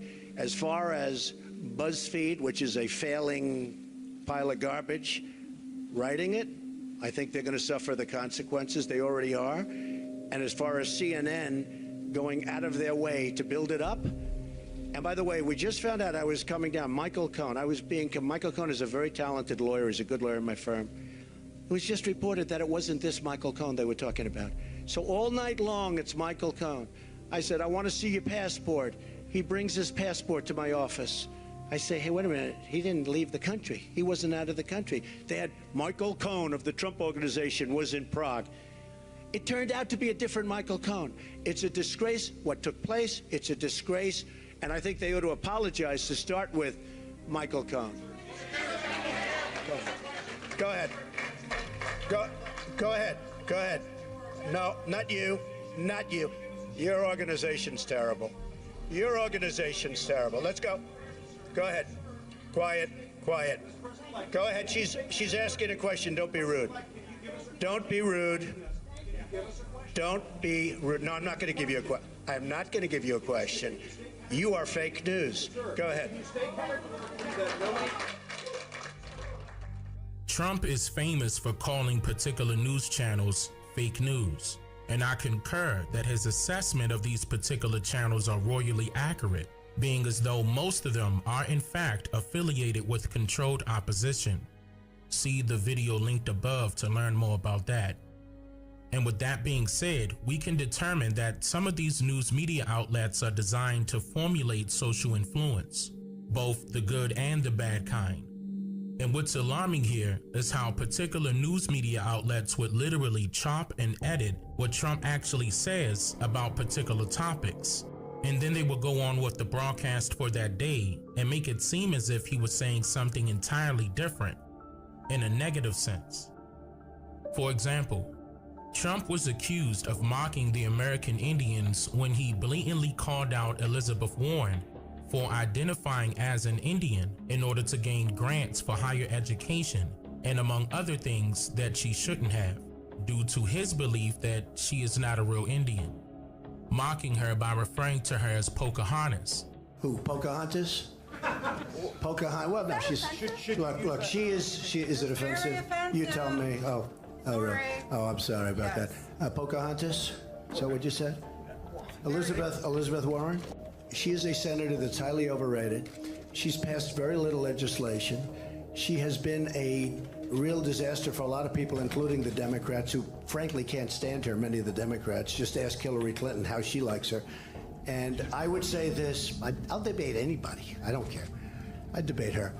But she's done very little for Massachusetts. So I really think if her record was exposed, and the fact that she was a Native American, she said she was Native American, but she wasn't able to document it. She said, well, I have high cheekbones. You see, I have high cheekbones, so I'm a Native American.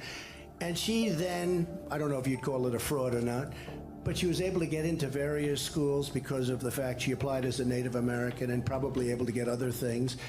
I think she's as Native American as I am, okay?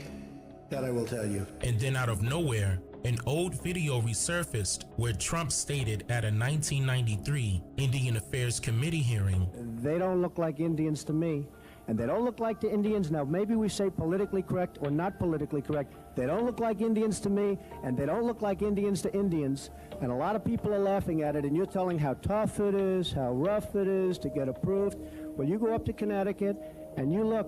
Now, they don't look like Indians to me, sir.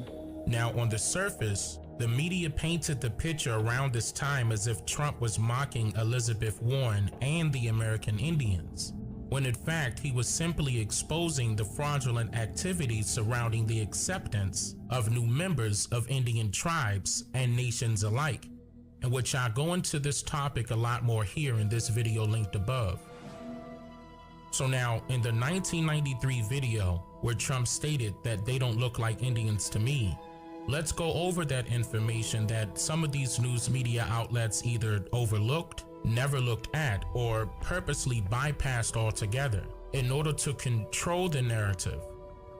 And be sure to leave your comments below and tell me what you think. Donald Trump appeared before the Subcommittee on Indian Affairs on October 5th, 1993.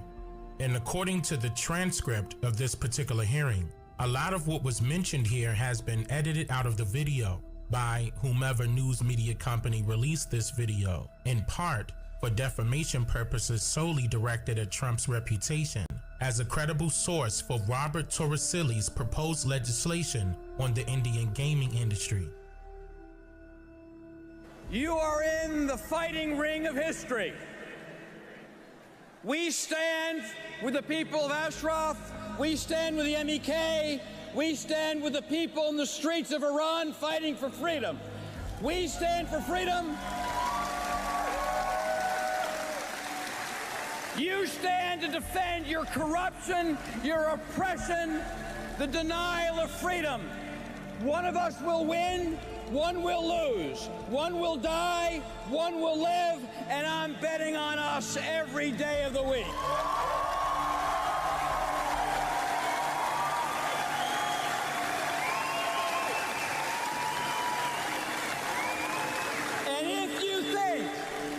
And if you think that our internal divisions mean that a Democratic Party one day will return to power to save you, you are betting on the wrong horse. We stand with President Trump in destroying the regime. Finally, on page 163 of the transcript is where Donald Trump is introduced to the committee by Robert Torricelli, who was a representative in Congress from the state of New Jersey.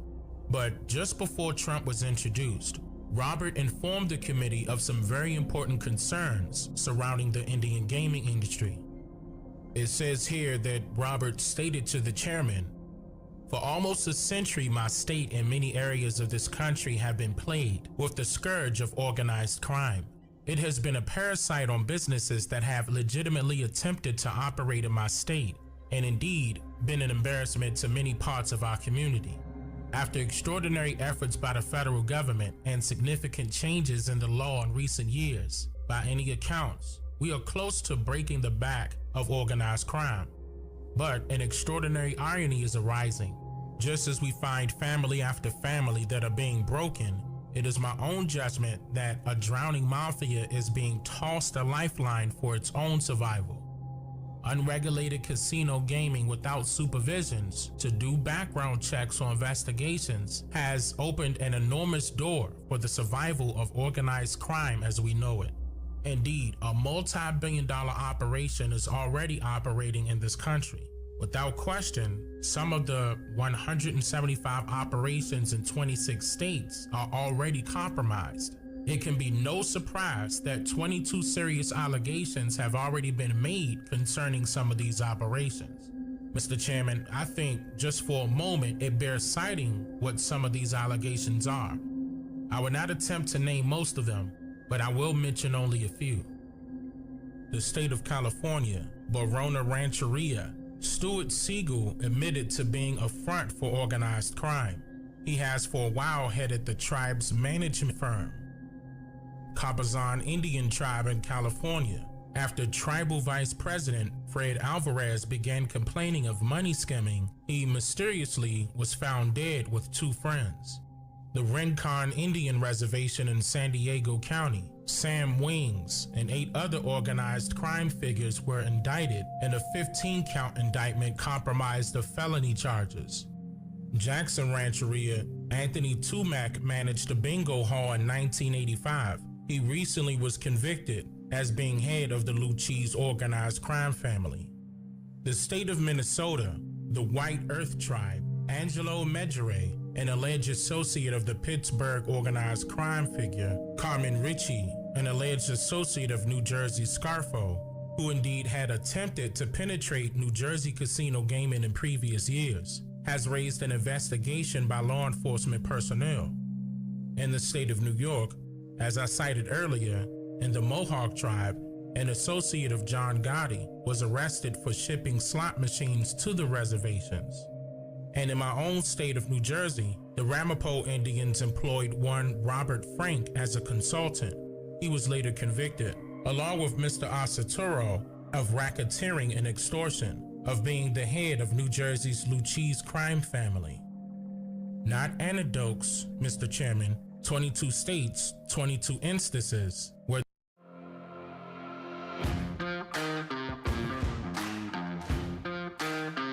the threat of organized crime is not a theory. It is not somebody's conspiracy. It is a reality of everyday life. And the question is, what is this committee and what is Congress going to do to deal with the problem? End quote. Notice how this narrative has nothing to do with Donald Trump, but the media influenced some of the public to believe the narrative that this was merely Trump's way to make room for only his benefit, when in fact, Trump was there in support of legislation proposed by Robert himself to Congress. Robert goes on and says, 49 governors, and indeed the President of the United States, have all cited the current state of affairs cannot be allowed to continue. This committee heard previously from Senator Inouye claiming that negotiations with the governors would solve this problem. But indeed, a letter from the Governors Association that Senator Inouye has received claims that those negotiations are not adequate and they are not coming to a resolution, and that indeed this Congress must act. Mr. Chairman, I know the good intentions of this Congress and of this committee in trying to open opportunity for Indian Americans. I do not come before you claiming that there are no problems with Indian Americans. They are profound, and they are an embarrassment to each and every American. We have violated our word. We have not respected the most basic human rights of our Native Americans. But this is no answer. We are doing no favor to Indian American culture by destroying it, by opening up Indian gaming as a protected industry for them. We are destroying their culture. We are destroying their traditional leadership by inviting corruption in an industry without oversight, without basic controls for money laundering. End quote. So Robert Torricelli then proceeds to detail how his concerns are not only about organized crime or the Indian culture, but how all this affects the state of New Jersey, which is expected, of course, being as though that's his job anyways. And then he goes on and introduces Donald Trump and says that, quote, the state of New Jersey knows Donald Trump. He chose to do business in Atlantic City, so we know who invests in his companies. We know who he buys his supplies from. We know who works for him. We know who walks in his casinos with cash, where it came from, and where it went. We know a lot about Mr. Trump, and we know a lot about everybody who attempted to come to Atlantic City. From established organizations like the Hilton Organization through many lesser applicants. We rejected people because they didn't meet our standards. And today, we spend not millions, but many millions of dollars, not simply with a few inspectors, but hundreds of inspectors, to make sure that the same people who are cited as being involved in organized crime in Indian casinos throughout this country will not be in the state of New Jersey. We chased them out. We kept them out. They are out. And because they are out of the state of New Jersey, they are seeking to take advantage of Native Americans who want opportunity, but who will be victimized if we fail to protect them. I don't want to see discrimination. I want no part of denying opportunities to Native Americans. I come today not because in spite of those who will restrict their opportunities, it is simply a question of assuring that they are safeguarded, like Atlantic City and Las Vegas is safeguarded, and indeed that we all are protected against these elements, which we are so close to defeating in our country. With that, Mr. Chairman, if I could, I would like to yield to Mr. Trump. Trump is then allowed to speak, and he begins to immediately echo the words of Congressman Robert Torricelli, saying that organized crime is rampant on the Indian reservations, and that what is happening on the Indian reservations is known by the Indians to a large extent. This is where Trump is seen stating part of this segment via video. If this continues as a threat, it's my opinion that it will blow. It will blow sky high. It will be the biggest scandal ever, or one of the biggest scandals since Al Capone in terms of organized crime. I believe that there's going to be a lot of embarrassed and a lot of red faces. But to sit here and listen, as people are saying that there's no organized crime, that there's no money laundering, that there's no anything, and that an Indian chief is going to tell Joey Killer to please get off his reservation is almost unbelievable to me. The name Joey Killer that Trump alluded to here is the name of a New York Mafia-based assassin of Italian descent, in which Joey eventually released his own book in 1974 entitled Killer, Autobiography of a Mafia Hitman, which goes in detail about his lifestyle. So in other words, Trump is warning Congress about what exactly is taking place in the casino gaming industry, money laundering, and other crimes involving organized criminals that just so happens to involve many Indian tribes because of their nation's leaders being vulnerable to possible malicious forces of unwarranted business practices and social influences. On the topic of rampant organized crime infiltration on Indian gaming, Donald Trump is asked by Representative Bill Richardson, a Democrat congressman for New Mexico, has he presented this evidence to the FBI or to this committee? Do you have documentation of that? Then Trump responded by saying, quote, well, what I have is I have many instances of events one after another. Organized crime figures, killings, deaths, laundering on money. I mean, I could read them to you. Wisconsin, White Earth Tribe, and all the Apache Tribe. All instances one after another. I have more instances for you. You folks know that. I really believe you know that. And I can give you any documentation I have. Not only was this part left out from the video, but the media intentionally does not mention that Trump did in fact submit his sources and evidence to this committee.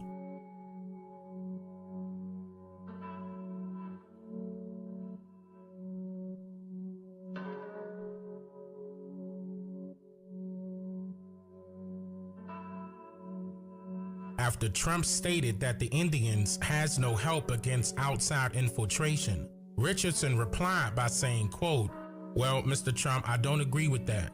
Let me just say we want your evidence. Now, you have detailed that in your opening statement. We want to investigate this. This committee is not trying to cover anything up. We are interested in this issue, end quote. But wait a minute. Why would Bill Richardson say that this committee is not trying to cover anything up when Trump never alluded to that point at any time during this hearing in the first place?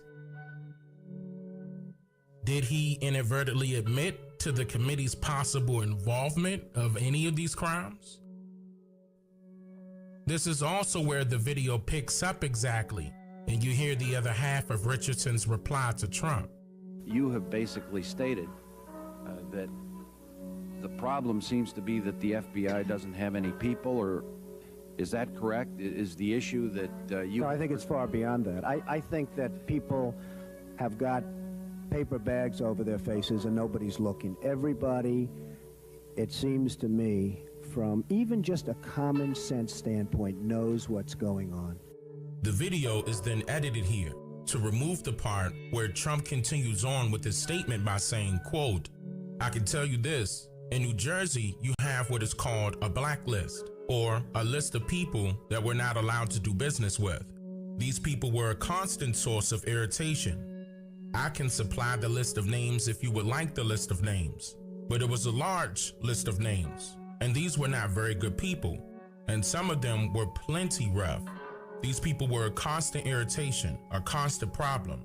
We weren't supposed to, but they were always trying to get in, trying to be down there, trying to do whatever they do, and it was a constant source. Robert Torricelli chimes in and says to the committee that I was a young lawyer in our governor's office in New Jersey when we legalized casino gaming. And I think that experience will help answer your question. We were extraordinarily naive. We passed good laws to keep organized crime out of the casinos. And I'm proud of what we did. A year hadn't gone by when they were monopolizing vending machines and then laundry operations. You will never find the presence of organized crime without an intensive effort. It is said there are none so blind as those who will not see. I didn't come here to embarrass the FBI today in my questioning. It was simply to point out that this would take a concerted effort. Mr. Trump may, by chance, come upon a name, as I have in these 22 instances, from the popular media. But I will assure you, if the popular media can find 22 states with organized crime involvement in a cursory look, a dedicated effort by the FBI is going to find something more substantial. I first came to this issue in an interesting way. I heard constituents of mine were raising money to create a management company in South Dakota to run an Indian bingo hall. I knew who they were, and I knew they were connected, and I got curious with the issue. That case isn't here. Never been written about. Nobody even knows about it. But this will not come from citizens rushing to the FBI. It will come because we have a concerted effort to establish laws, to regulate, and then to fine. End quote. Bill Richardson then says that he agrees with his colleague, referring to Robert Torricelli, and then he states that he has a question for Trump. And this is where the video picks back up. Did you submit this list to the FBI at any time? I'm not a law enforcement officer. I'm not supposed to be going around checking Indian reservations. That's what you have the FBI for, and they're very capable, the most capable. But that's not my job.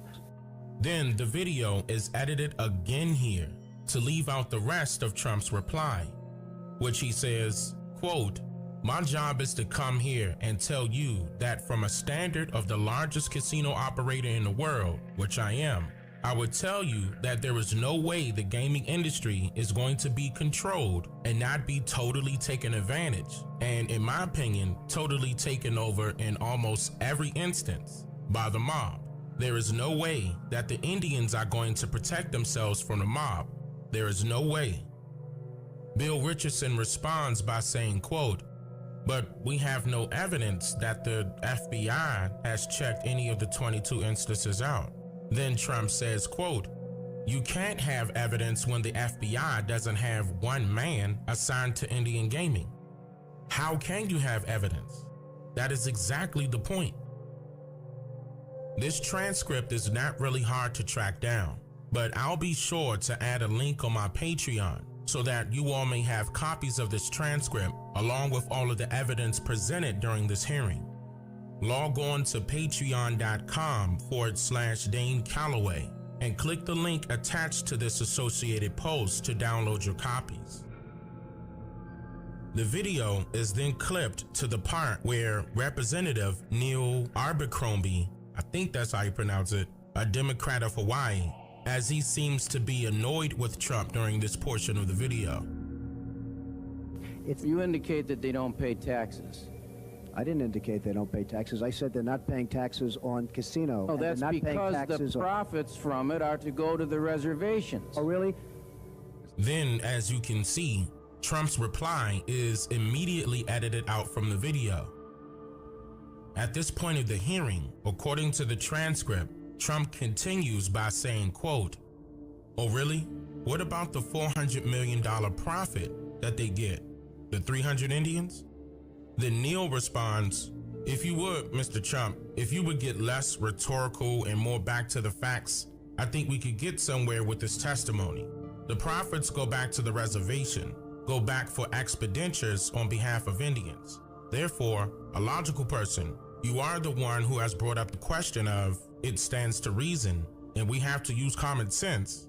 It is common sense that it is in the interest of Indian tribes to see that the games are run honestly, because the more money that comes into the tribe, the more that can be spent on the reservation on behalf of Indian children, on behalf of elderly people, the same people that you have expressed an interest in." Then Trump says, "Respectfully, sir, I really don't believe you understand. And if you do, then we have a bigger problem. What we have is when the tough guys, the bad guys, walk onto that reservation, I really don't believe that an Indian leader will be able to tell that gentleman to get the hell off." This shows just how adamant Trump was during this time period, with exposing how the Indian gaming industry has been infiltrated by well-known organized crime figures, and how everyone that spoke during this meeting so far was simply not listening or not even caring to attempt to further investigate the evidence presented to them during this hearing. Then the video jumps to Representative George Miller, a Democrat of California, who also seemed annoyed by Trump, and he stated this. "In spite of the FBI testimony that this is not a significant problem, Mr. Trump, in one sentence you say they are the most capable of agencies. and that you're not a law enforcement expert, and then you tell us that you have superior knowledge to their knowledge about the extent of organized crime on Indian reservations. You've got a totally closed mind on the subject, sir. We could walk in here with the greatest proof in the history of the world, and frankly, your mind is so closed for whatever reason that I can't believe it. But you don't have that. But if you really want to study this, Yes. when you tell me that there are no FBI agents assigned to the Indian reservations, and yet you have tremendous numbers in Las Vegas and in Atlantic City, tremendous numbers. In fact, two of their largest places. I want to tell you something. You have a long way to go. And for whatever reason, you have a closed mind. I don't know why. Perhaps you could tell me. No, Mr. Trump, I have a closed mind against evidence that is not substantiated. Oh, well. I have a closed mind against statements that are made about other people in generality. You're going to be very embarrassed in 2 years, sir. You go on a radio show and you say, now some drunken Indians want to come down here and open a reservation. I didn't say that, sir. Quote it. I didn't say that. Who said that? Who said that? I'd like an apology right now because I didn't say that. Imus opened the broadcast, so, excuse me, Mr. Imus said that. Okay. Could I please have an apology? You can have an apology. Thank you, sir. And then you went on to, is this you discussing Indian blood? We're going to judge people by whether they have Indian blood, whether they're qualified to run a gaming casino or not? That probably is me, absolutely. Because I'll tell you what, if you look at some of the reservations that you've approved, you, sir, in your great wisdom have approved, I will tell you right now, they don't look like Indians to me. Now, let's stop here for a second. Congressman George Miller is quoting from a transcript of a morning radio show that is hosted by Don Imus called Imus in the Morning, in which Donald Trump was interviewed by Imus on the date of June 18th, 1993. Don Imus was a famous radio personality, and more importantly, he grew to fame based solely on his comedic style approach when addressing his audience, his guests, co-hosts, and anybody else in between. But about the host of a syndicated radio show, Don Imus, a 56-year-old cadaverous, stormy petrel, full of himself and his gritty opinions. Every weekday morning, he and his stock company of bomb throwers broadcast a raucous repertoire of smut, bigotry, and political satire. His upscale listeners tune in because he's not as filthy as Howard Stern, he's less partisan than Rush Limbaugh, and he is often thoughtfully provocative.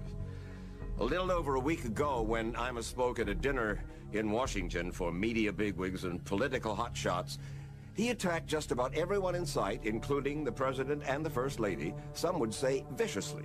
So, who is Don Imus? Who is this aging bad boy who signs on the air as Imus in the Morning? His views were considered by some to be very controversial, but he didn't mind because he knew that was the main reason why people continued to support him throughout his lengthy 50-year-old career. He makes a lot of money, about $4 million a year, attacking the high and mighty in Washington. Because they're gutless weasels and they're hypocritical phonies. During this interview, Imus stated, quote, "So what is this now? A bunch of these drunken Indians want to open a casino down there in New Jersey?" And then Trump replied, "Well, it's a battle that we're fighting, and I think it's being successfully fought. A lot of the reservations are being, in some people's opinion, at least to a certain extent, run by organized crime and organized crime elements, as you can imagine. There's no protection, there's no anything, and it's become a joke. It's become a laughing joke. And the politicians around 1987 passed a law where the Indians can have virtually unsupervised casino gaming. So we're in there fighting it. And I think we're making a lot of progress. I think you'll see some very major things happening over the next couple of months." Imus responded, "In your mind, is there any legitimacy in them being allowed to have casinos in states where there are none now? Like, say, Connecticut?" Trump responded, "I think it's up to the states. I mean, one of the things we did is bring a lawsuit and say it's states' rights. As an example, Governor Cuomo in New York didn't want to have the Indians having casinos. The churches didn't want it. It knocks out the bingo. It knocks out the charities. It knocks out a lot of other things. So what they did is they filed suits and they filed everything else. Ultimately, the governor of New York was forced to pass this horrendous situation that's taking place in upstate New York. I think it's going to be changed, and I think it's going to be changed fairly quickly, Don. Imus said, so will Indians be allowed to open casinos here in New York? Trump said, I think it's going to be unlikely within the next year. Imus said, okay, this is just my opinion, but I don't think it makes sense to anybody to have Indians operate casinos in New Jersey. Then Trump says, General George Custer was against it also, and look what happened to him. Trump mentioned the name George Custer, referencing how George and his small group of 200 or so soldiers were not prepared to see the Sioux and the Cheyenne Indians fight back with a vengeance that eventually led to George's death at the scene of his last battle, called the Battle of the Little Bighorn in 1876. So being sarcastic, Don Imus said that it didn't make sense to anybody to have Indians operate casinos in New Jersey. And Trump replied by alluding to the possibility that you could be killed if you don't work with the Indians. Or in this sense, Trump is saying that your business can be killed if you don't do business with the Indians that live there.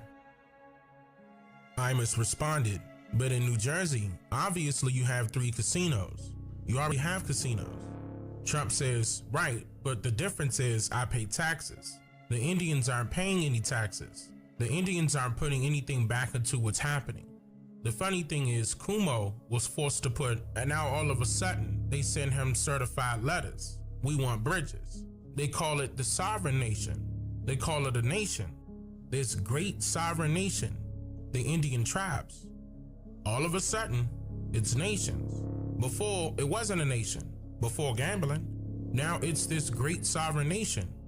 We protect, we do this, we do that. But when it comes to gambling, it's a sovereign nation. So it's really a double standard and no taxes are paid. No supervision's there, tremendous crime. And most of the Indians don't want it themselves.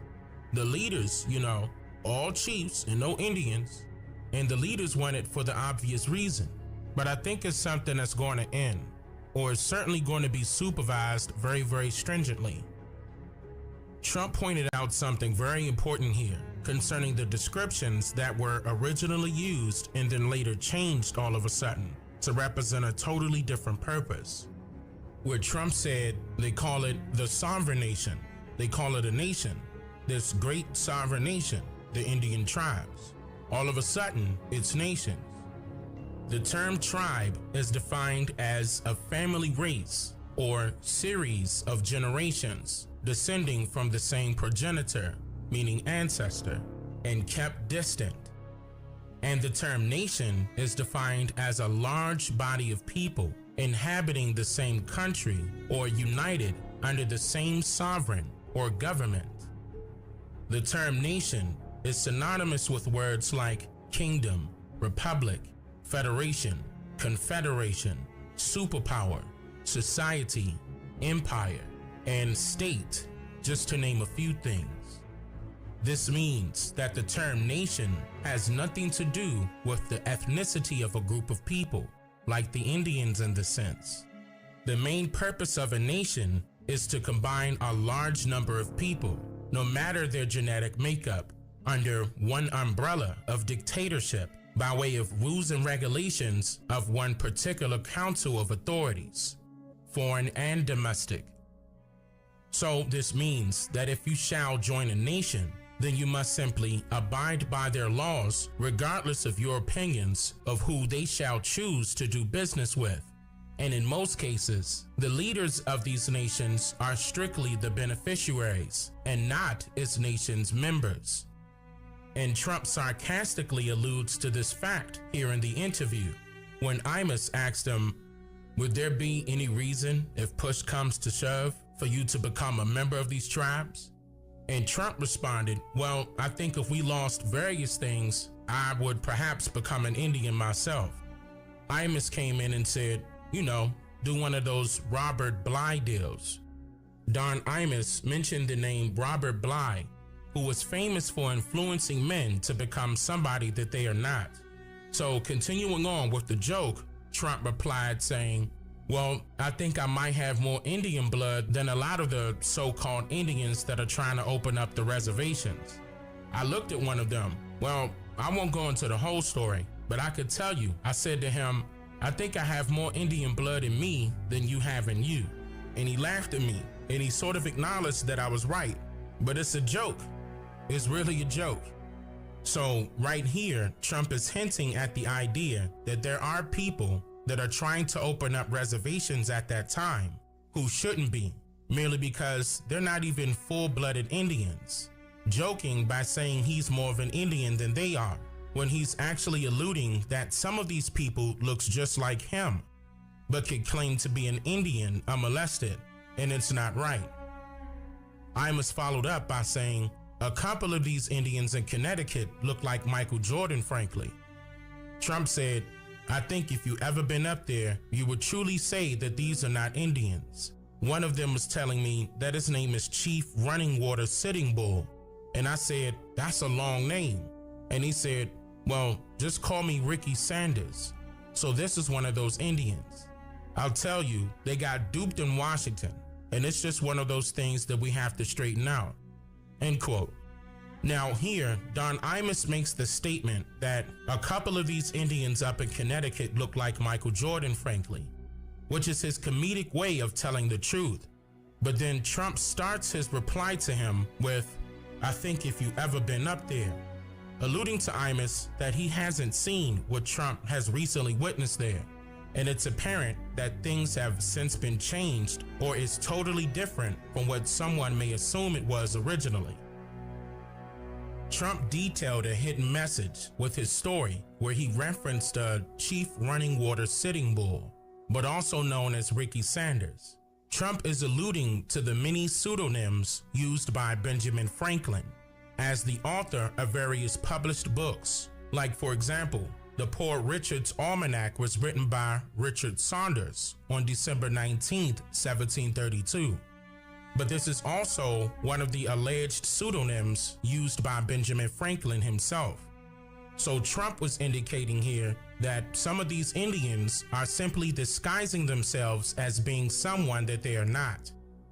Who got duped in Washington, according to what Trump is referencing here, is the government, or Congress rather, because they allowed the Committee of Indian Affairs to approve of various people to now become Indians a part of a nation, when they truly have no ethnical indigenous background or pre-colonial connections to any tribe to even be there as members in the first place. After this radio interview with Don Imus, here's Trump 3 months later, August 5th, 1993, on national television.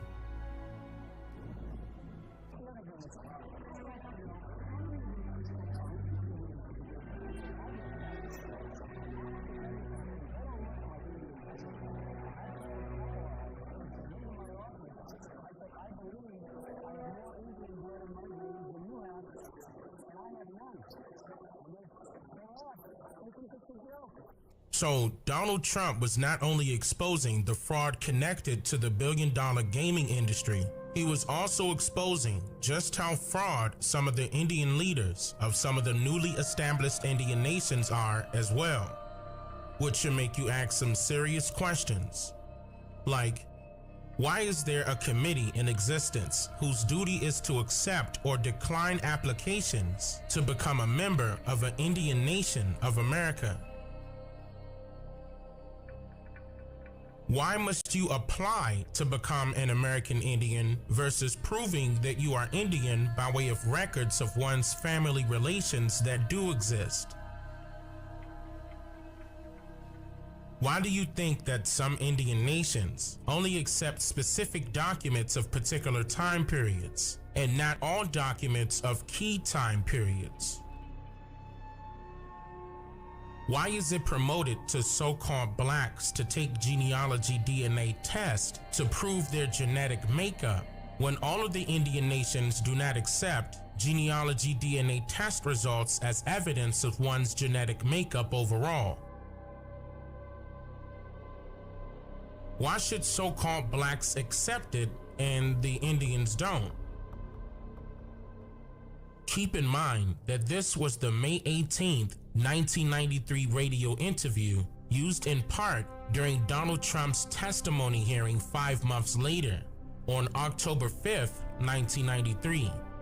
So when you watch the rest of his response to George Miller, now you know exactly who Trump is referring to. And then you went on to, is this you discussing Indian blood?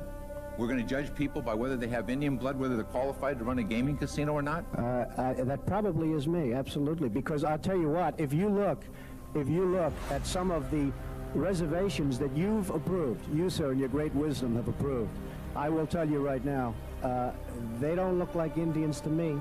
And they don't look like to Indians. Now, maybe we say politically correct or not politically correct. They don't look like Indians to me, and they don't look like Indians to Indians. And a lot of people are laughing at it, and you're telling how tough it is, how rough it is to get approved. Well, you go up to Connecticut, and you look. Now, they don't look like Indians to me, sir. They don't look like Indians to me, sir. They don't look like Indians to me, sir. They don't look like Indians to me, sir. So now let's go to this Easter egg clipped from one of my exclusive movies called Reversed, which is available to watch now using the link to my website below. At about right here, at this point of the movie, the viewer's attention is focused on a picture that has a lot going on, to say the very least. So I'll give you a few just to take it all in. Now tell me, what do you see in this picture?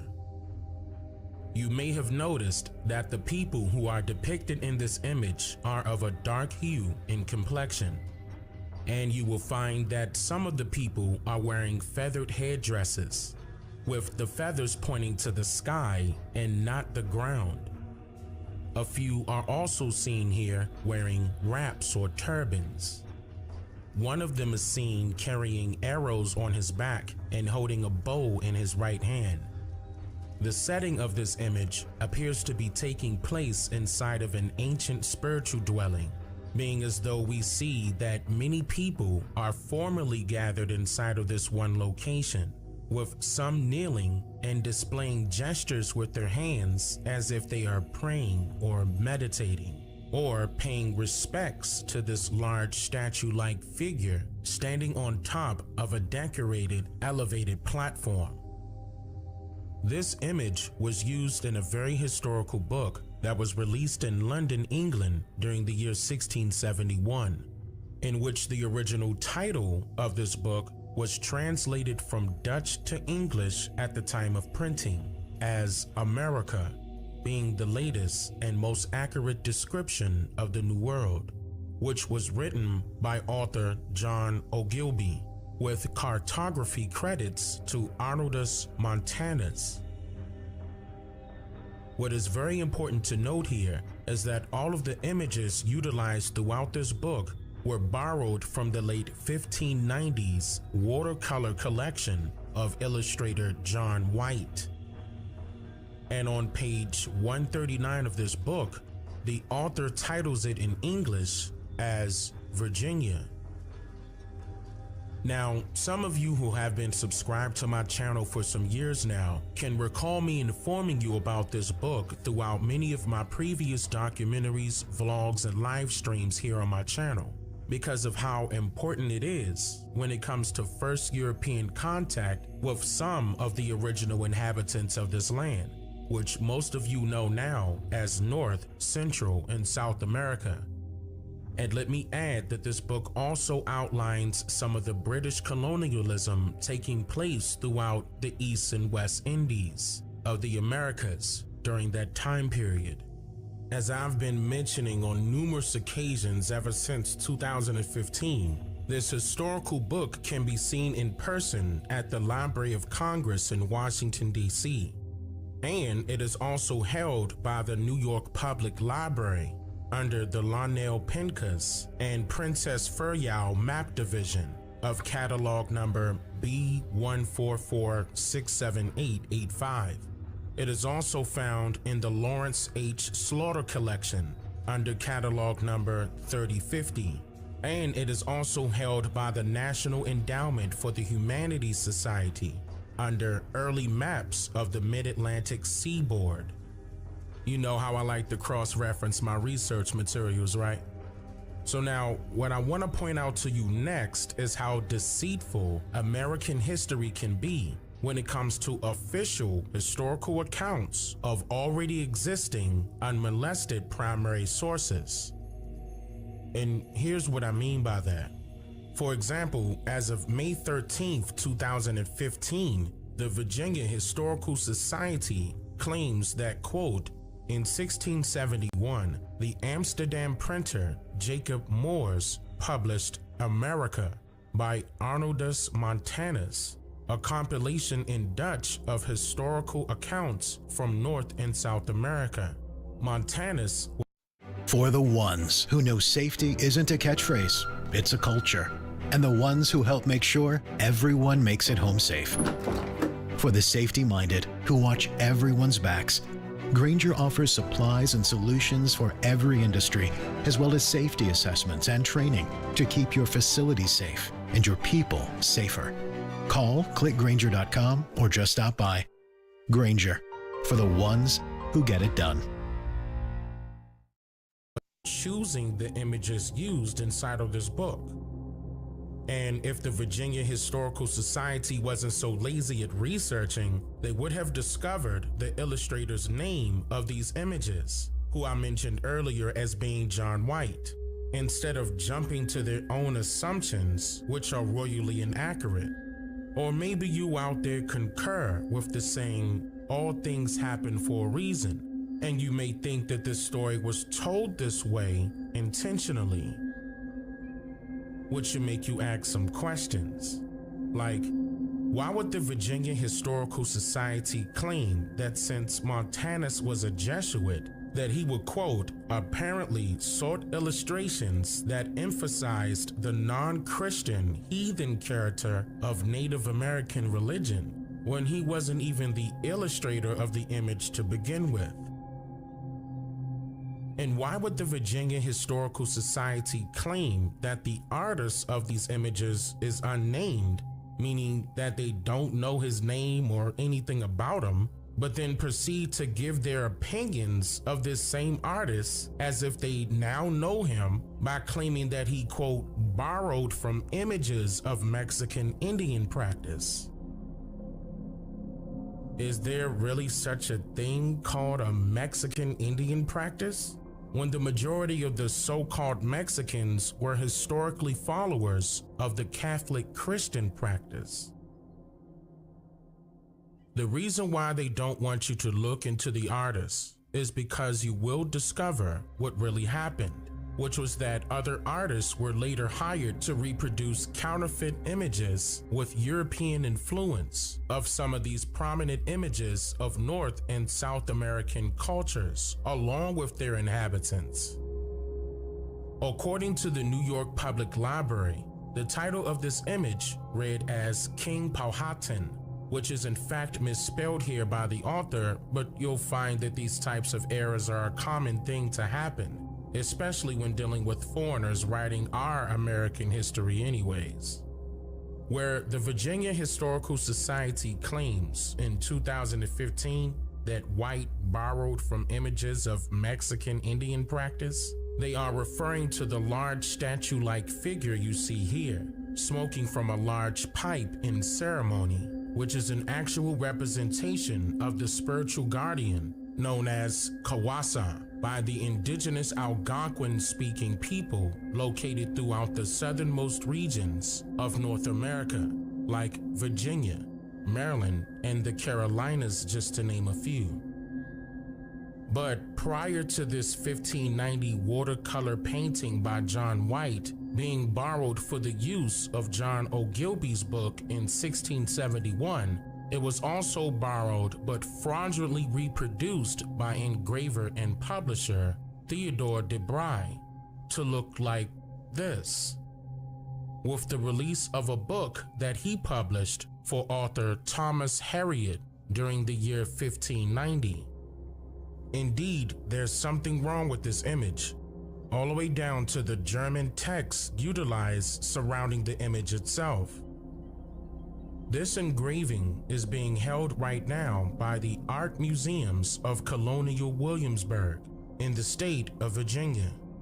And what's essential to note here is that according to the Art Museums of Colonial Williamsburg itself, quote, the plate, which was engraved by Flemish engraver and publisher Theodore de Bry, depicts a Europeanized version of Carolina Algonquins based on the watercolors by John White and using the written descriptions by Thomas Harriot.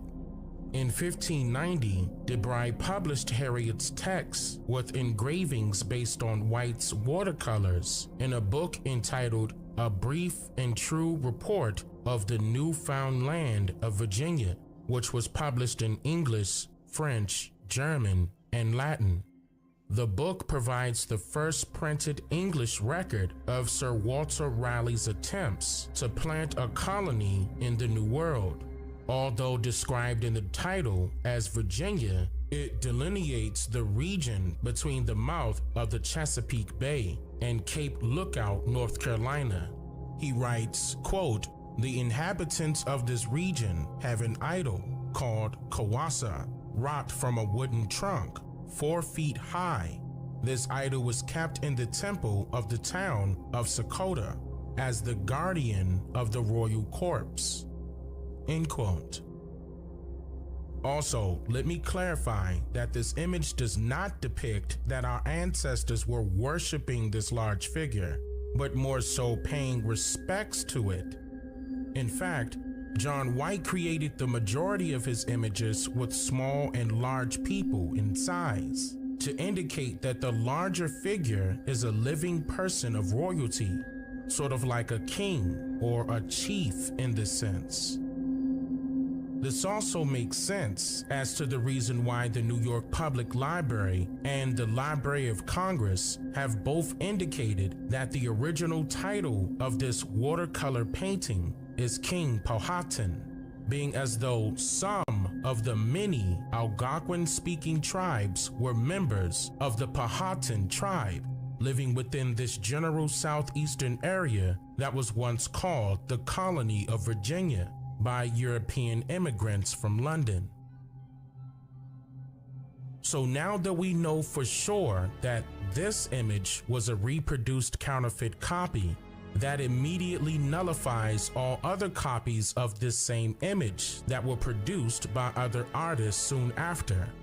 This also exposes not only what the people of the American continent looked like originally, but it also exposes how the real image was changed to make it seem as if our ancestors were worshiping heathen, or rather pagan, idols of some false royalty of importance, when that is absolutely not true. And of course, this should also make you wonder about those images you see right now surrounding many religious societies, and how there is a very firm chance that those images were once changed to hide the truth as well, which is all the more reason why you should question everything.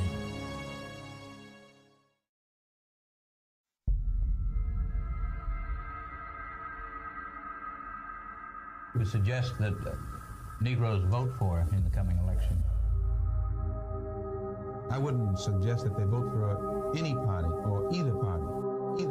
I would suggest that the so-called Negroes become politically mature, realize the power that they hold in the field of politics, and then once the person who is running is aware that this man is awakened to the power that he holds, then that person who is running will approach that Negro on a more intelligent plane. As it is right now, most of the Negro leaders sell out. There's a lot of messages going out about this election. First and foremost, anybody telling you that you gotta vote, that it's your duty, that you have to exercise the right, and that people died for you to vote. For one, people did die, but nobody walked out their house to go die for you to vote. They were killed by probably some racists that don't want to see us get anything. Well, I'm saying that to say this. Be skeptical of anybody telling you to vote and not telling you to ask for anything, or to tell you to just vote and not to get anything for your vote. That's not how it works. That's not the process. You don't vote just to vote. You vote because you're getting something, or your community is getting something. So everybody that's telling you that, man, look at them and say, what are you getting? Because people that just want you to vote and not ask for nothing, people that's in power that want you to vote but don't want you to get anything, or not asking for you to get anything economically, they suspect. Straight up. Because a lot of people been in place for a long time and we ain't got shit. That shit gonna end. That shit gonna end. We gonna get what we supposed to get. Period. Period. Period.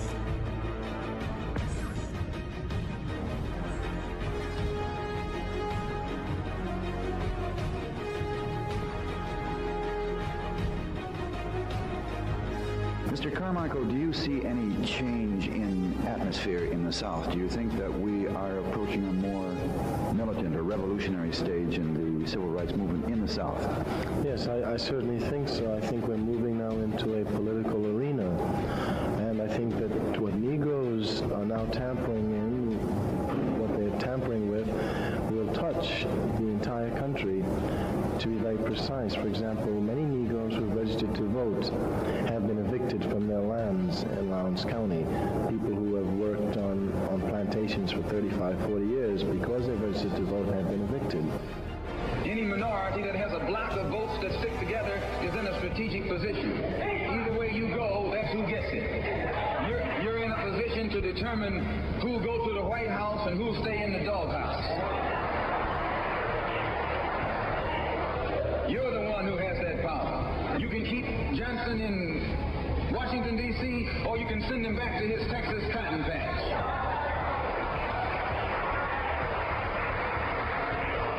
You're the one who sent Kennedy to Washington. You're the one who put the present Democratic administration in Washington, D.C. The whites were evenly divided. It was the fact that you threw 80% of your votes behind the Democrats that put the Democrats in the White House. When you see this, you can see that the Negro vote is the key factor. And despite the fact that you are in a position to be the determining factor, what do you get out of it? The Democrats have been in Washington, D.C. only because of the Negro vote. They've been down there 4 years. And all other legislation they wanted to bring up, they brought it up and gotten it out of the way, and now they bring up you. And now they bring up you. You put them first and they put you last. You're a chump.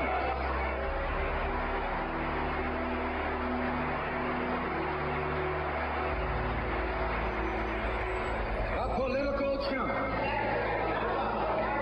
Anytime you throw your weight behind a political party that controls 2/3 of the government, and that party can't keep the promise that it made to you during election time, and you are dumb enough to walk around continuing to identify yourself with that party, you're not only a chump, but you're a traitor to your race.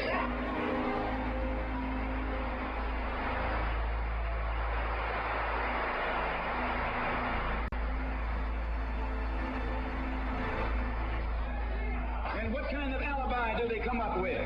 They try and pass the buck to the Dixiecrats. Now, back during the days when you were blind, deaf, and dumb, ignorant, politically immature, naturally you went along with that. But today, as your eyes come open and you develop political maturity, you're able to see and think for yourself. And you can see that a Dixiecrat is nothing but a Democrat.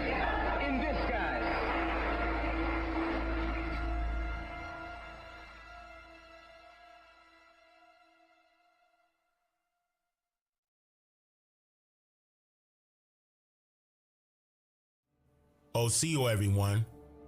This is a very interesting time indeed that we are experiencing firsthand, with all of these distractions flooding the airwaves of frequencies that millions of people have since become accustomed to having, based solely on the pains of needing convenience, and or maybe those strangers selling their illusions of providing you a peace of mind, some way, somehow. And how convenient is it that we are approaching the time for people to allegedly participate with voting in the next president of the United States? And I say allegedly, not because of the damn gimmick. It's based on the fact that transparency within and throughout the voting system itself is non-existent. I mean, do you really know for sure, or are you assuming what you believe may happen after you cast in your vote? Some people's reactions are allowing themselves to believe in something unforeseen, as if it's actual reality based on common knowledge. In this sense, the word common is used to represent an equal agreement between parties on uncontested grounds. So this means that common knowledge serves as indoctrinated information agreed upon by complete strangers, being as though common knowledge is blindly accepted by many as the norm, without challenging its accuracy or validity on whether or not it has any truth to stand on.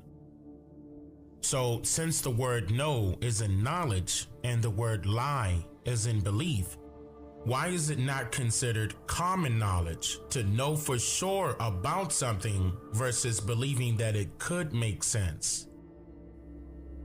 Like, for example, some of you may recall hearing the phrase 400 years of slavery at some point during this year, or maybe last year, or maybe 5 years ago, or maybe even 50 years ago. And did you notice how that 400 number has never changed? Let's get into the inner workings and the meaning of this. Let's get into the inner workings and the meaning of a black revolution and why black people have a right to take what's theirs. You can read the platform in the program. It's a basic program. And it simply says exactly what black people have been crying for 400 years. 400 years. 400 years. Maybe you chose to believe the 400 years of slavery story starts during the year 1492 and reoccurring up until the year 1865 when slavery was allegedly abolished. But that equates to just 373 years. Now, let's say that you'll start that 400 years of slavery number during the year 1619, when the first so-called Negro slaves arrived in Jamestown, Virginia. But if you stopped at 1865, that would equate to just 246 years. In fact, America's Declaration of Independence was approaching its 90th anniversary at that time. So this means that the American government as we know it is literally only 244 years old as of right now, being the year 2020. Unless these anonymous writers of these glorified fairy tales that you call history were referring to the year 2019 from the year 1619. Then you would notice why that 400 number hasn't changed since you became aware of that negative affirmation in the first place. This is why it is important to be cognizant of the difference between believing and knowing. Ever since we began to see people like Martin Luther King and Malcolm X appearing on national media stations and television programs alike, protesting and campaigning for many call to action purposes, you would see those same tactics utilized today, but in a much more provocative sense. And here's what I mean by that. Protesting and marching and the consistent need to vote for a political representative was assembled and heavily campaigned by both parties of the political spectrum. And the copper-colored people were manipulated into believing that their vote will count towards something positive for their own benefit, and things will be changed for the better good for their community's sake. But that promise has been made over and over and over again. and look at what happens. You see how your voice doesn't count when it comes to yelling for justice, right? Now, just ask yourself, why would you believe that your vote counts as if it'll actually change anything for the better? Think history isn't telling you otherwise? Now, we can recall learning in school about how our ancestors were not allowed the right to vote until the passing of the 15th Amendment, which was ratified February 3rd, 1870. And according to the National Archives and Records Administration, on pages 61 and 62 of the Milestone documents of 1995, the so-called Negroes, quote, exercised the franchise and held office in many southern states through the 1880s. But in the early 1890s, steps were taken to ensure subsequent white supremacy. Literacy tests for the vote, grandfather clauses, excluding from the franchise all whose ancestors had not voted in the 1860s, and other devices to disenfranchise African Americans were written into the constitutions of former Confederate states. End quote. I would like for you to note this portion of the quote where it says, exercised the franchise and held office in many southern states. Because this is how you know that our ancestors were prospering as capitalists in this society during this time period, being as though they were able to run businesses, create franchises, hold elections, and office as a franchisor. Each business can elect one who is chosen, or they may select one who is handpicked to take an office or employment, meaning that the business can either elect or select its president, vice president, secretary, or treasurer, just to name a few things as an example. But somehow this phrase was merged into moving from business to more of a political sense, to the point where the definition of franchise is now being associated with both the right to vote in public elections and an authorization granted by a government or company to an individual or group, enabling them to carry out specified commercial activities. With the franchisor being the person or company that grants a franchise, and the franchisee being the person or company doing business under the name or mark of another franchise. It is an elaborate agreement under which the franchisee does business in accordance with methods and procedures prescribed by the franchisor. A collective bargaining agreement should ring a bell here, which is nothing more than a legal binding contract. I share more about that here. Those of you that might not know, for starters, collective bargaining is the process of negotiating the terms of employment between an employer and a group of promising employees. A collective bargaining agreement is a formally written, legally enforceable contract that could be valid up until any written specified time period between the owner or equivalent decision makers of an organization and its employees represented by an independent trade union. Sounding familiar at all to you yet? Let's take things a step further. Listen closely. According to the 1828 Webster's English Language Dictionary, the noun bargain is defined as, quote, an agreement between parties concerning the sale of property, or a contract by which one party binds himself to transfer the right to some property for a consideration, and the other party binds himself to receive the property and pay the consideration, end quote. It goes on to say that the verb bargain means to make a contract or conclusive agreement, often with for before the thing purchased, as to bargain for a house. A bargained with B for his farm, end quote. So with all of that being said, we can determine that the CBA that's being held by the Indian child represents a binding labor contract, or also known as an indenture of servitude, which is known nowadays as an application for employment or a work for hire agreement. And what was this bargain, you ask? Well, who else was promised lots of things only once they have completed cultivating America from the ground up, like acres of land, for example, and they never received them? According to the International Franchise Association, under the title Foundations of Franchising, it states, quote, "Every franchise relationship is founded on the mutual commitment of both parties to fulfill their obligations under the franchise agreement. Each party will fulfill its obligations, will act consistently with the interests of the brand, and will not act as to harm the brand and system. This willing interdependence between franchisors and franchisees and the trust and honesty upon which it is founded has made franchising a worldwide success as a strategy for business growth." End quote.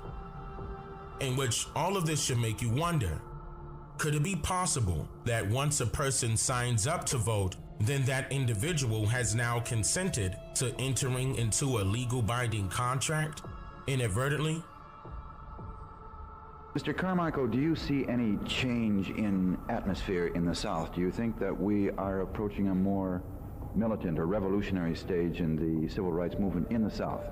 Yes, I certainly think so. I think we're moving now into a political arena. And I think that what Negroes are now tampering in, what they're tampering with, will touch the entire country. To be very precise, for example, many Negroes who have registered to vote have been evicted from their lands in Lowndes County. People who have worked on plantations for 35, 40 years because they've registered to vote have been evicted. So that raises a philosophical question, not only for us, but for the whole country. Can property-less people be made as equal as property owners through the vote? A legal binding contract that purposely removes certain constitutional rights away from you, that in turn forces an individual to fulfill obligations and act consistently with the interests of the brand that they choose or were forced to do business with. This is uncommonly known as the evolution of slavery, since steps were taken in the early 1890s to ensure subsequent white supremacy by the formal use of devices like literacy tests and grandfather clauses to ensure the disenfranchisement of the American Indians as young children. The word devices is used here in reference to a plan or a scheme or some type of trick with a particular aim. Literacy tests is being tied to voting only, but during the 1890s, you saw the establishment of HBCUs, and the literacy test became a mandatory requisite in order to achieve an associate's degree or a bachelor's degree, as an example, in which this piece of paper acknowledges just how much of an excellent worker or employee you have gradually become. So the question remains, who exactly are the franchisors? And then while we're at it, who exactly are the franchisees?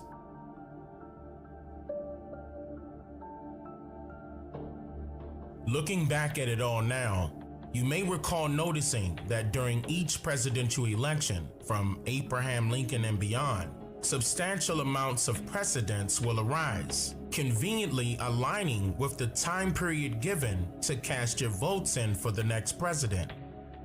These precedents will take place in order to capture the attention of one's mindset by moving the individual emotionally to the point where whatever precedents took place and was heavily promoted by the media to the public, it eventually propels one's decision to act in emergency response to that precedent, driving the individual straight to the polls in order to emotionally cast their votes in as the end result.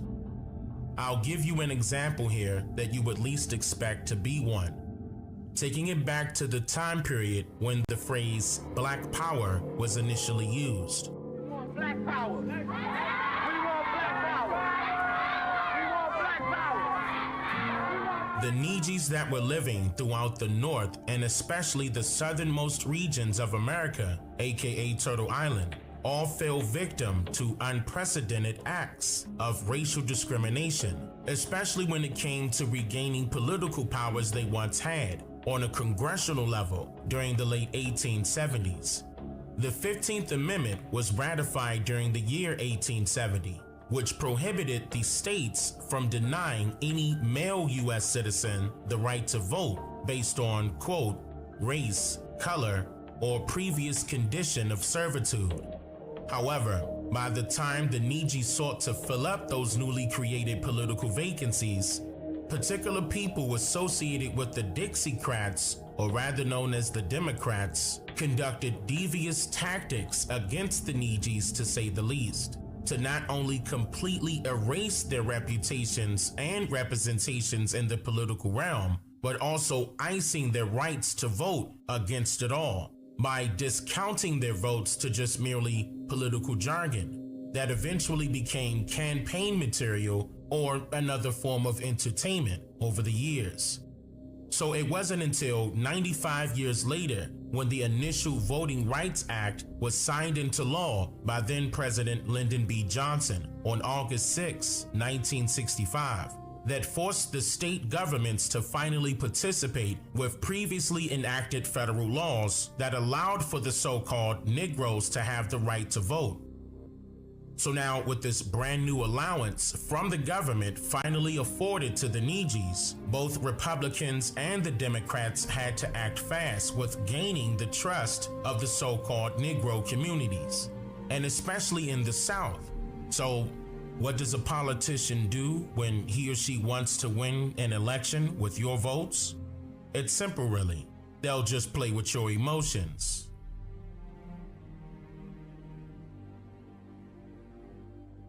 James Howard Meredith was the name used for a second time in American history to steer one's emotions into a false sense of needing some type of political emergency relief. The first time, then 29-year-old James Meredith was instructed by someone to attempt to desegregate the University of Mississippi by attending as a student during the year 1962. It was said to have led to a race riot, causing 2 unnamed deaths, and some 160 U.S. Marshals and 40 National Guardsmen were wounded somehow.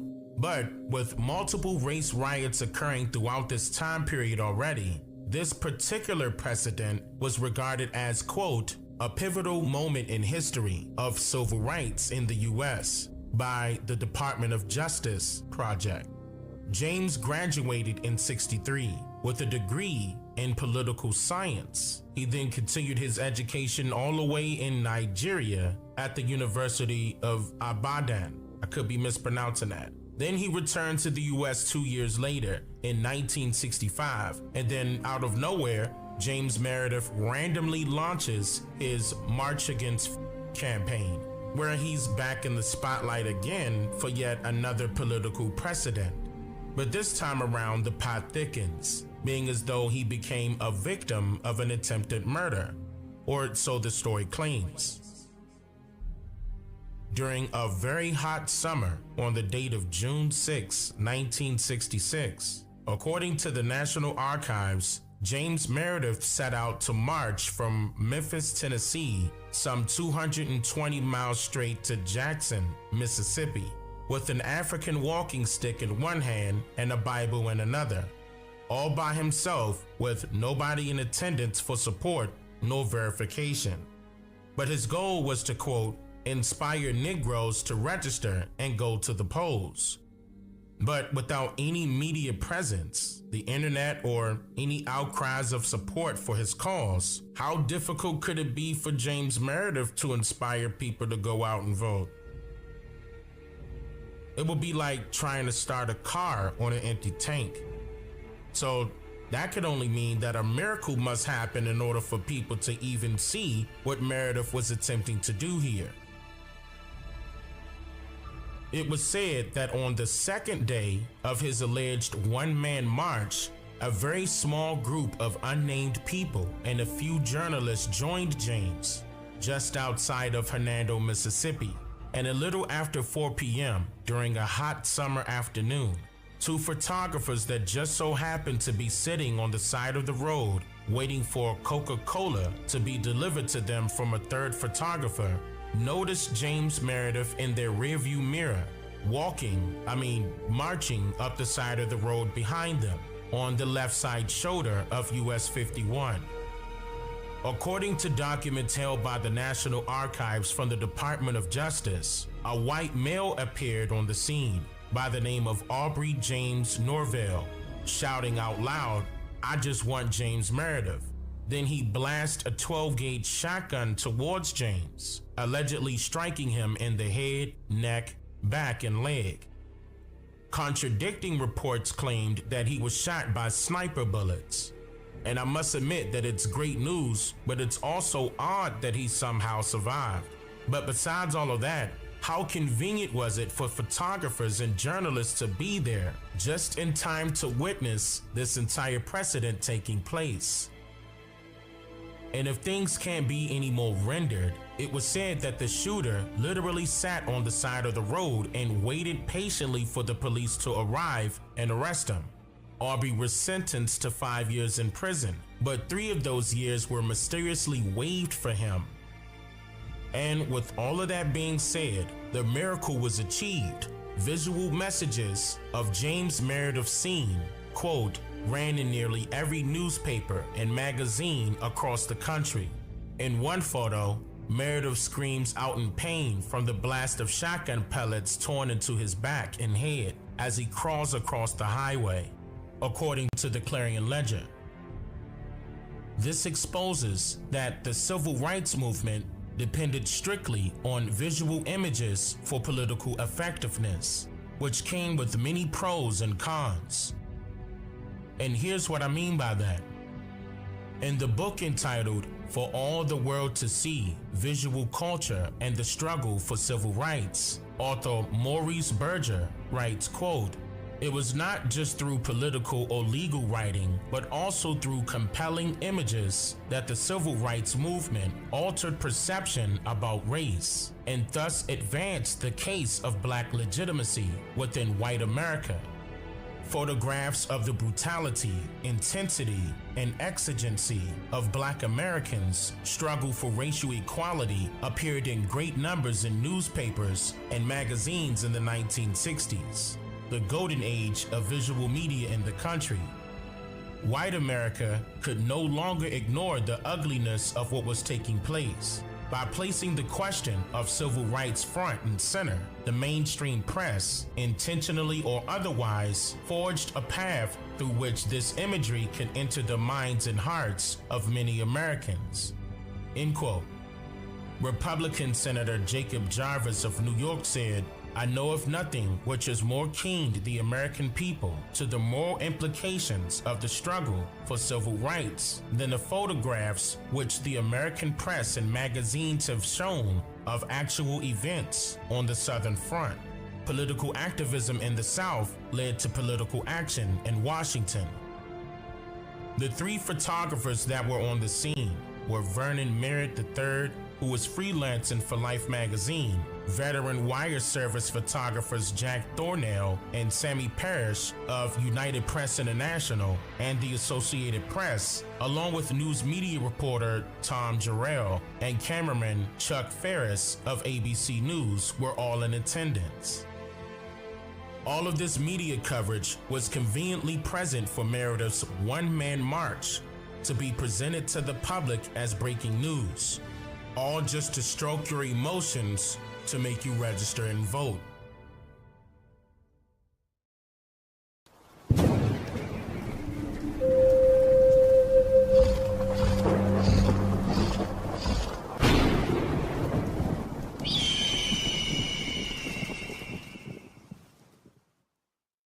OCO, beautiful people, I hope you're doing fantastic. My wife and I released these 4 books that you see on the screen. If you would like to order your copy, you may do so at our website at DaneMakeYouThink.com. Again, that is DaneMakeYouThink.com. We appreciate all of your love and support. Wado.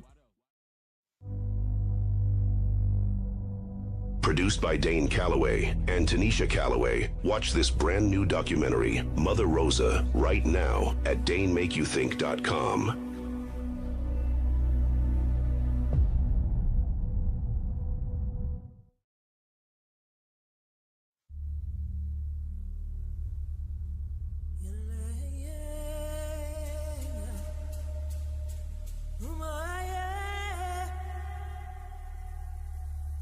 This day is our day, and we want to let them know that the black contingent of men, women, and children have a significant vote in this country.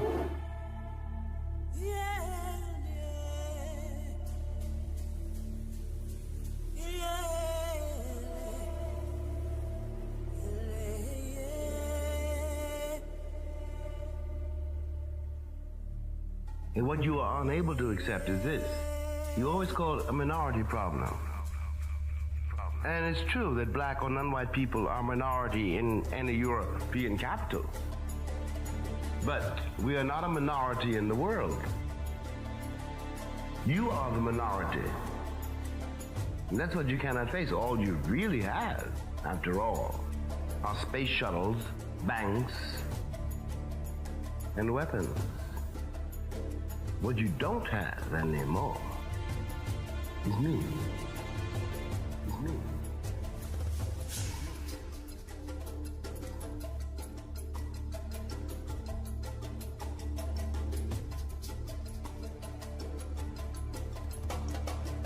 My father's a Black Panther. My mother got arrested for the sit-ins at age 6. They were fighting for us to have the right to our opinion, not the right to vote for whoever the white liberals said black people are supposed to vote for.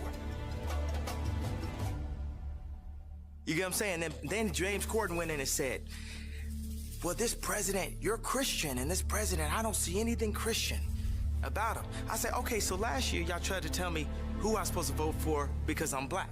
Now this year, white liberals trying to tell me who I'm supposed to vote for because I'm Christian. That would be like, I live in Calabasas, so every one of my cars gotta be a convertible, huh? It's just all based on y'all vision of what I'm supposed to do.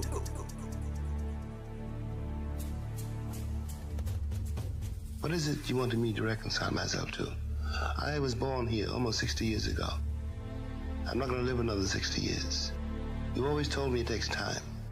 It's taken my father's time, my mother's time, my uncle's time, my brother's and my sister's time, my nieces and my nephew's time.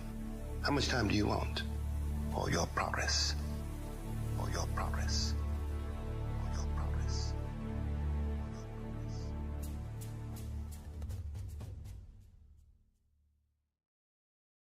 OCO, everyone.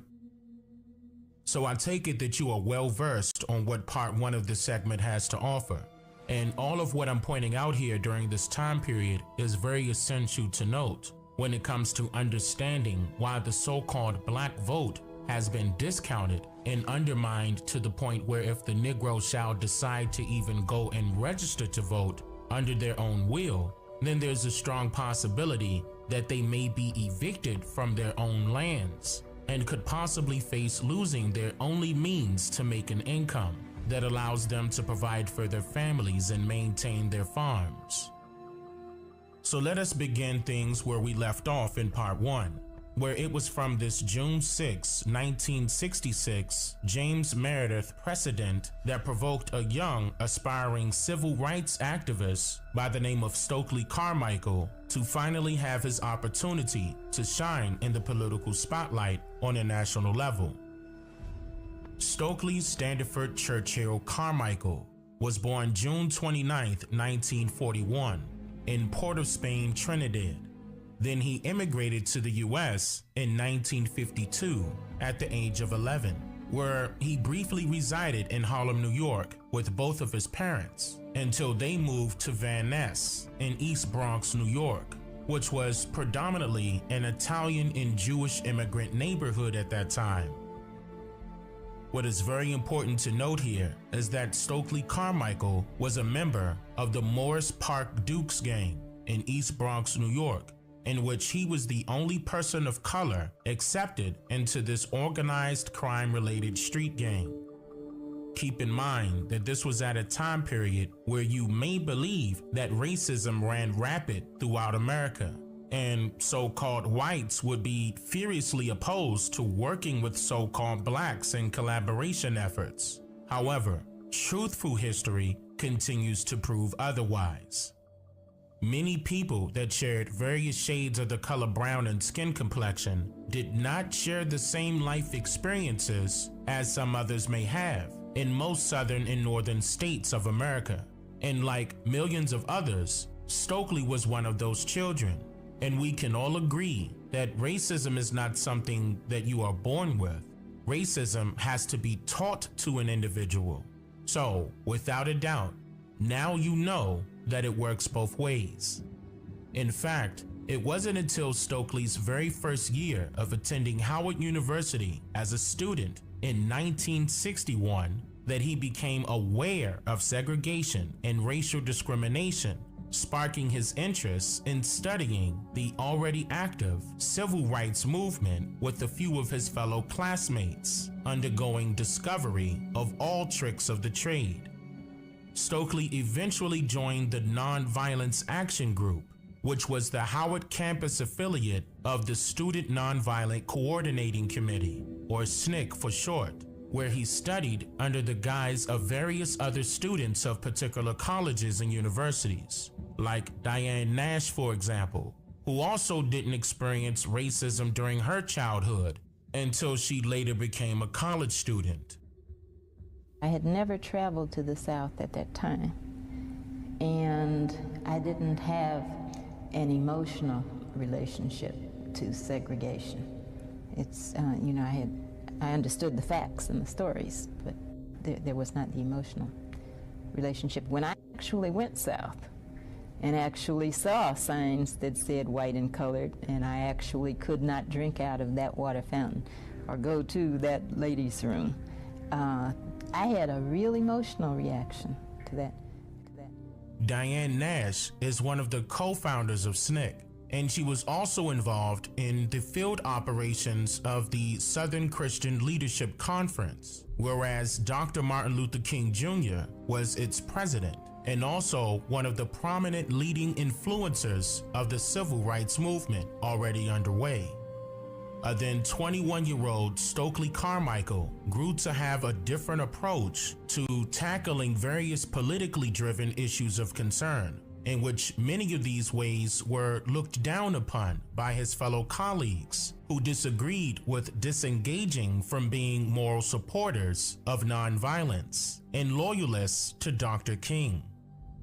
The Student Nonviolent Coordinating Committee was founded by a few young college students, like then 22-year-old Diane Nash of Howard University, and then 25-year-old Charles Frederick McDough of South Carolina State University, joining with then 57-year-old Ella Josephine Baker of Shaw University, just to name a few, in April of the year 1960. Together, they all nominated then 24-year-old Marion Berry of Fisk University to become the committee's very first chairman. And then the very next year, Berry was replaced by Charles McDough himself in 1961. And McDough held the chairman position until stepping down 2 years later. And then 23-year-old John Robert Lewis was elected chairman of SNCC in 1963.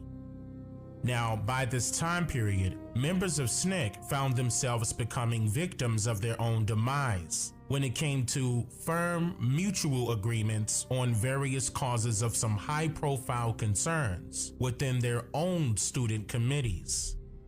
One of these concerns was that many of the students found themselves at odds with the old nonviolent approach that was heavily publicly promoted by various so-called black leaders, with Dr. King leading the charge. On the part of SNCC's involvement within these disagreements, they were mainly discussed, debated, and manifested by Stokely Carmichael himself, who was a field organizer of SNCC during this time period in 1963. In 1964, John Lewis was then forcefully removed as the chairman of SNCC due to Stokely Carmichael and his direct peers' disagreement with practicing nonviolence rather than self-defense, and the fact that John Lewis was too close of a friend to Dr. Martin Luther King Jr. So, the majority of SNCC members decided that Lewis should turn his back against Dr. King and his agenda. Stokely Carmichael had you removed as the chairman of that committee. Why? Called SNCC. It was called SNCC. It was called SNCC, short, I guess, for the Student Nonviolent Coordinating Committee of the Press, Doug, but SNCC. And there was a feeling on the part of Stokely, Carmichael, and some other, that I was too close to Martin Luther King Jr., that I was too committed to the philosophy and discipline of nonviolence. They didn't think I was militant enough or radical enough. They wanted me to take on Martin Luther King Jr., take on Lyndon Johnson as president. I disagreed with President Johnson on many things, but I was not going to get in a name-calling process or thing with Lyndon Johnson, with Dr. King. Dr. King was my friend. I was on his board, the board of SCLC. He was my leader. He was my hero. And I accepted the role as a participant. I didn't see myself as some great leader. I saw myself as one of the participants in the civil rights movement. After successfully removing John Lewis as chairman, Stokely Carmichael was then elected as the new chairman of the Student Nonviolent Coordinating Committee in 1964 at the age of 23. And as you can tell by John Lewis's own account here, there was a lot of tension between the college students of SNCC and SCLC and many other parties involved that I'll get into more detail here soon enough.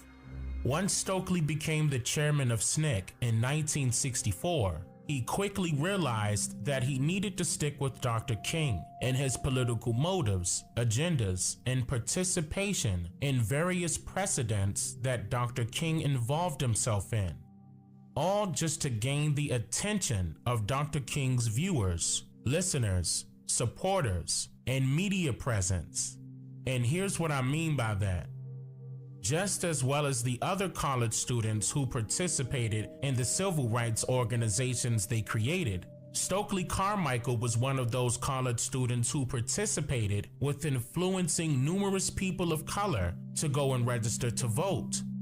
And he was also determined to be the very first person to popularize the phrase Black Power on national media by sticking to Dr. King's side in particular whenever the media is present. And he casually speaks in response to Dr. King on most occasions, standing against Dr. King's beliefs, pledges, opinions, and his overall agenda. Upon close examination of Dr. King's facial expression, we can determine that Stokely was upsetting him, but Dr. King still managed to not lose focus. What do you mean when you shout Black Power to these people back here? I mean that they are oppressed because they are black, and their rallying cry must be Black Power, so that they can use that to ensure justice for themselves. I feel that while believing firmly that power is necessary, that it would be difficult for me to use the phrase Black Power because of the connotative meaning that it has for many people and the feeling that this may represent a desire to rise from a position of disadvantage to one of advantage, thereby subverting justice. It's important to understand the transition with SNCC. When Stokely became the chairman of SNCC, he had a different approach. He'd not been trained in nonviolence, and he believed in self-defense. And he was somewhat influenced by, Malcolm X, who talked about that, and also Adam Clayton Powell, Adam Clayton Powell talked about black power even before Stokely and others. And it was amazing to me how after long walks he would listen to them vent, listen to all of us vent, and it was wonderful to be a fly on the wall with great patience. And I remember him often saying, Stokely, is it that bad? Is it that bad? But he listened, and that was when Black Power first began to emerge. And I will never forget Dr. King's face when in Greenwood we had a rally, and Willie Ricks got up and started saying Black Power. He looked like the most stricken man, but that was the first real breach in the nonviolence commitment. Mississippi of 1964. Stokely spoke at various student-filled meetings and began soliciting door-to-door within particular neighborhoods of counties heavily populated by low-income residents of Mississippi. So now the question then becomes, to go and vote for what? And to go and vote for who? A portion of that who was known as the Mississippi Freedom Democratic Party, which was a newly formed political party of Democrats that consisted of both so-called white and black representatives. And despite being heavily favored publicly by way of visual images of this party being heavily campaigned by the media to the public, white Democrats of the original Dixiecrats party, along with Lyndon B. Johnson, became very aggravated and defensive and reacted in a way as if someone intruded upon their privacies of a segregated lifestyle.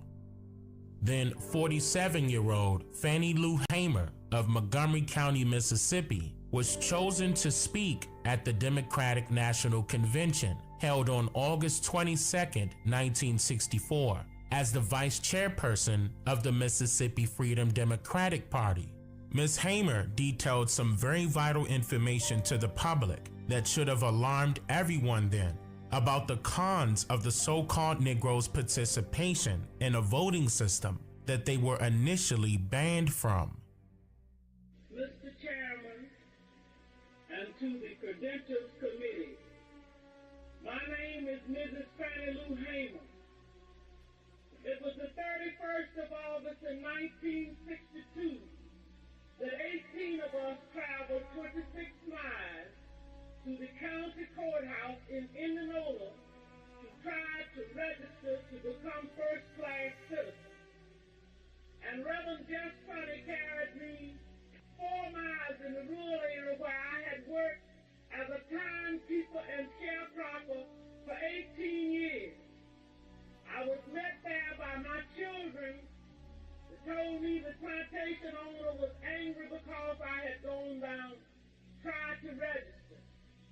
After they told me, my husband came and said the plantation owner was raising Cain because I had tried to register. And before he quit talking, the plantation owner came and said, Fannie Lou, do you know, did Cap tell you what I said? And I said, yes, sir. He said, well, I mean that if you don't go down and withdraw your registration, you will have to leave. That then if you go down and withdraw, that you still might have to go because we're not ready for that in Mississippi. Now, this is why it is very essential to know your history of your own family members, because not every county of every state underwent racial discrimination, environmental racism, low-income poverty, nor racial segregation during this time period of the 1960s. Okay? In fact, many of these college students that were members of these various committees didn't experience any of these things as a child growing up and becoming young adults. What you will find is that many of these college students were well-educated followers of various religious faiths, and their parents even disagreed with them attempting to desegregate schools where so-called whites attended, and other public places that so-called Negroes didn't own or were not even a part of. What's also important to note here as that their parents were not struggling to the point where they couldn't afford for their children to gain a higher education. These college students were very well versed in organizing meetings, gathering funds necessary, writing public speeches for members who were speakers, and more importantly, influence members to dare place themselves directly in the way of segregated areas across America, purposely. Well, I first heard of Martin Luther King Jr. in 1955 when I was 15 years old. I grew up only about 50 miles from Montgomery. I had seen the signs that said white, colored, white men, white women, colored women, white waiting, colored waiting. I heard Dr. King's voice on the old radio. His words inspired me. I grew up in segregated rural Alabama, and I didn't like the signs that I saw saying white and colored. White men, white women, colored women, white waiting, colored waiting.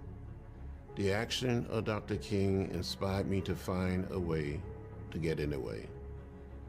I had been told by my mother, my father, my grandparents, and great-grandparents, when I would ask questions, they would say, don't get in trouble, don't get in the way.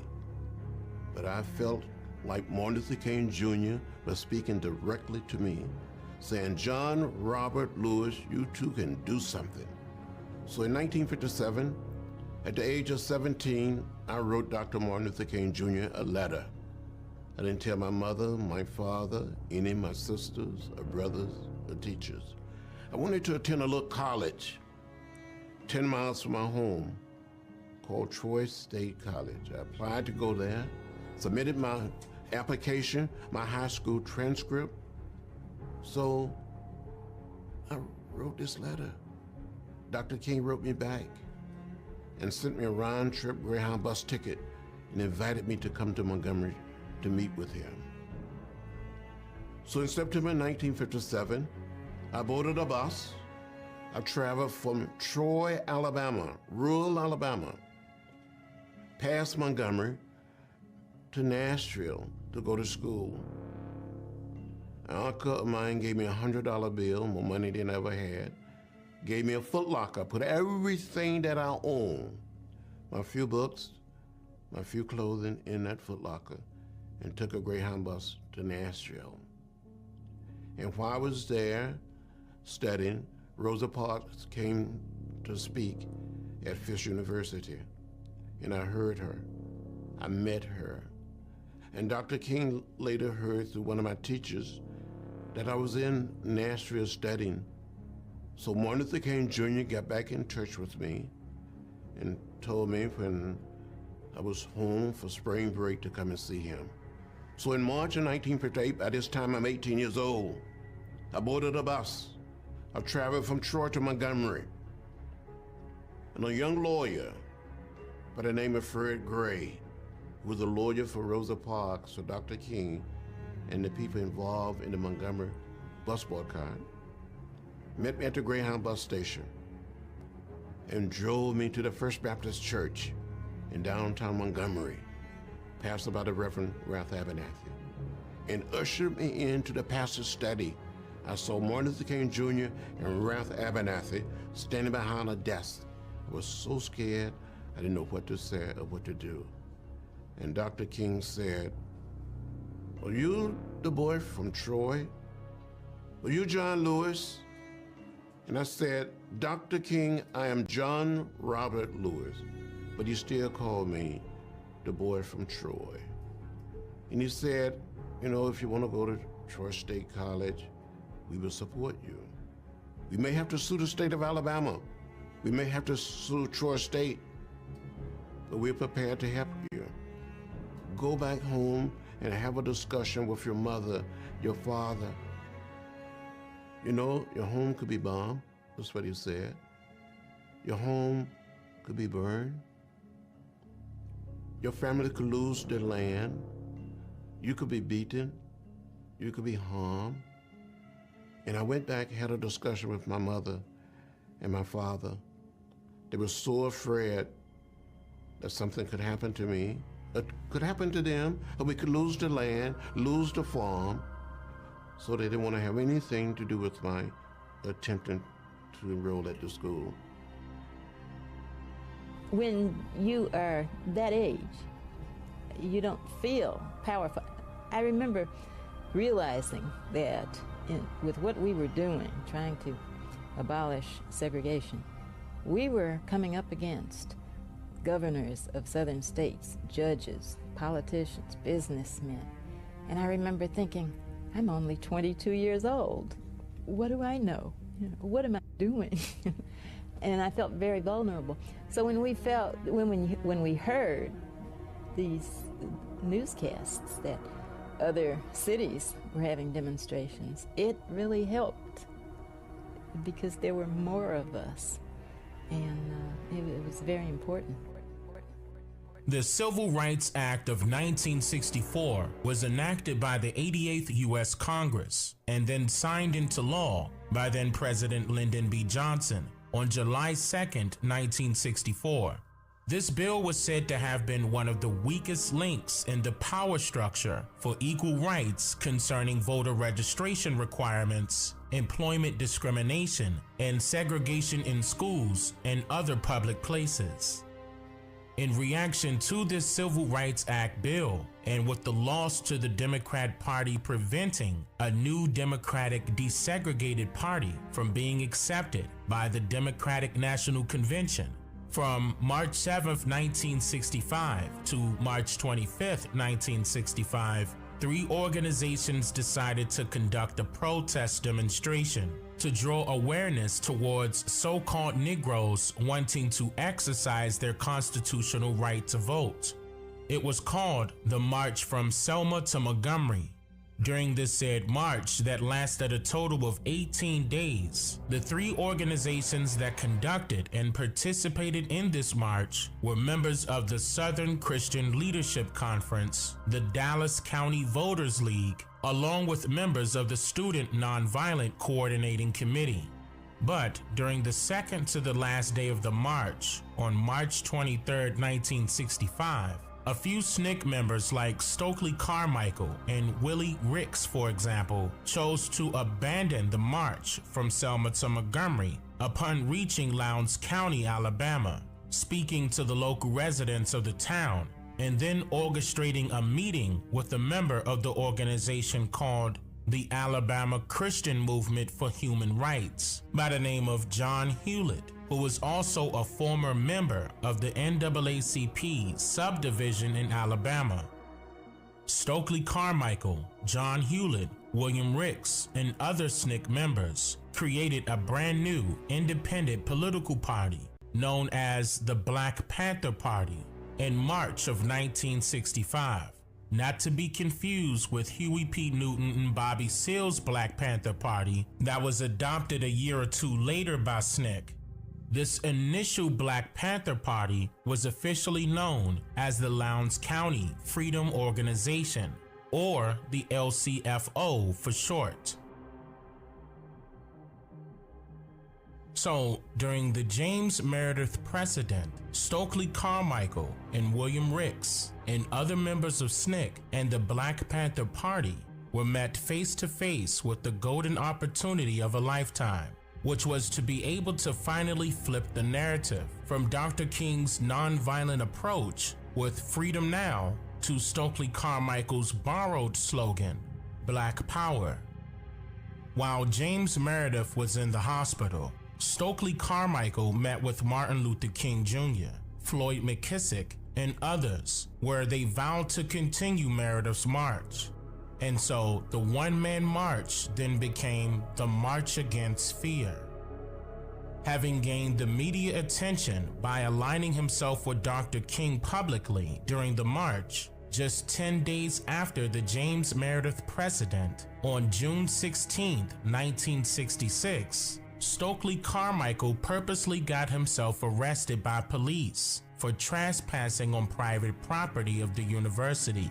It was said that after immediately upon being released from police custody hours later, Stokely was instructed by William Ricks to give his Black Power speech in front of young students and the press in Greenwood, Mississippi, where he was quoted stating the following: "This is the 27th time I have been arrested, and I ain't going to jail no more. The only way we gonna stop them white men from whooping us is to take over. What we gotta start saying now is Black Power."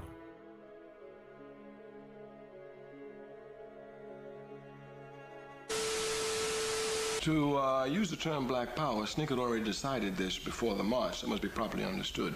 We decided to use the march for an education purpose.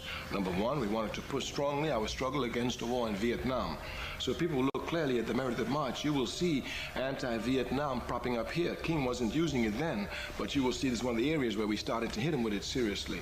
Our march was to put strong nationalism in, to have direct leadership from us, and of course, to throw out Black Power for the mass of the people. Now, I myself had been in Greenwood, Mississippi since early '60. I'd worked in the project there, and when head of the 2nd Congressional District, this was our base. So I had spent time in the jail in Greenwood so many times. The police knew me, the police chief knew me, everyone in the town knew me. So we decided Greenwood, it was SNCC's strongest base in the Delta. We couldn't go wrong. Unfortunately for the police, we went to set up some tents there, and the police decided to arrest me. Okay, so before I was arrested, we were discussing Greenwood. This is where we will launch Black Power. So when I got arrested, Ricks was on the side there when the police said, "Let them arrest you. We'll get you out of jail and you come out and make the speech tonight." And he disappeared. Well, you know how Ricks speaks. So anyway, I went to jail. But I was brought out, and when I was released, it was at night, the speech was going on, and when I came to the speech, I was on the line. Ricks came back. He said, "We have everything prepared. We're ready for Black Power. We've spoke about it all day. We've primed up the people. And luckily for us, our biggest problem was Martin Luther King, because I knew that once Black Power was said, Martin Luther King would have to come, not fight against it, but would his best try to give reasonings to water it down." But luckily for us, the night in Greenwood, King had to go to do a taped television thing, I think, for Meet the Press. So he had to go to Memphis. So he was not there the night in Greenwood. Ricks had everybody primed. He said, "Just get to your speech. We're going against freedom now. We're going for Black Power. Don't hit too much on freedom now, but hit the need for power." So we built up on the need for power. And just when I got there, before I got it, Ricks was there saying, "Hit him now, hit him now." And I kept saying, "Give me time, give me time." When we finally got it and we dropped it, Black Power, of course, they had been primed and they responded immediately. But I myself, to be honest, I didn't expect that enthusiastic response. You know, and the enthusiastic response obviously not only shocked me, but gave me more energy to carry it on further. By the time we got down that night, SCLC was running around everywhere. We knew it was finished. We had made our victory. They could not bring it back. It was over. Many people were opposed to Stokely's motives and agendas, calling him radical and militant. In fact, SNCC itself was established under the principles of nonviolence by so-called blacks and so-called whites. And that fact becomes quite obvious when taking a look at SNCC's logo alone. But once Stokely gained control over SNCC as the chairman, the once Jamaican immigrant that lived amongst the whites during his childhood began purging all of SNCC's non-colored members one by one. The Student Nonviolent Coordinating Committee that had been on the front line, the shock troops of the Civil Rights Movement, led by a coalition of young white and black students, North and South. Stokely Carmichael gets control of the Student Nonviolent Coordinating and literally does what I call the Soviet Union style. He purges.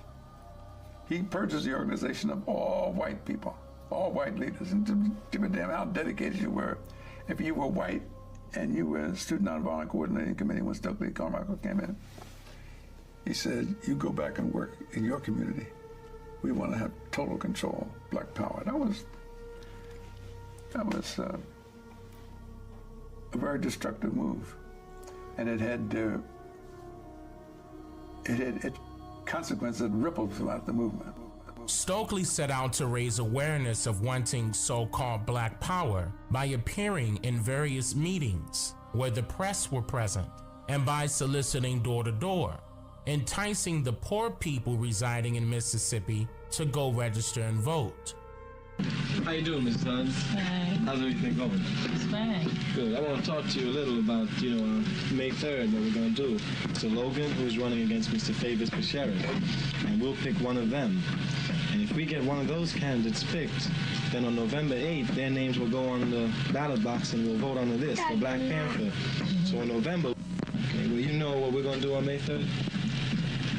Oh, I think so. What we going to do on May 3rd? We going over and try to get organized for the ready for November election. Is that right? Now, we can vote for our people because we have to use our vote to get out the cotton fields. That's right. And we can't get out the cotton field voting for the boss, man. That's right. We got to vote for people who've been in the cotton fields like ourselves, and they're the ones who are going to bring us out the cotton field. Because I guess you've been hearing what everybody's been saying about us across the country. Have you heard what they said?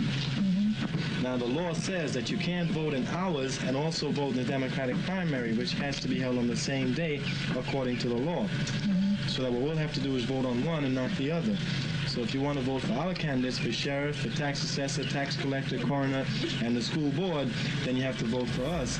If not, you can vote for governor and for the same people in the Democratic Party. Being just a year older in age than Stokely Carmichael, SCLC's staff leader, Bernard Lafayette, shares a very important message concerning the term black itself and how many people were opposed to its usage amongst the so-called Negroes during that time period.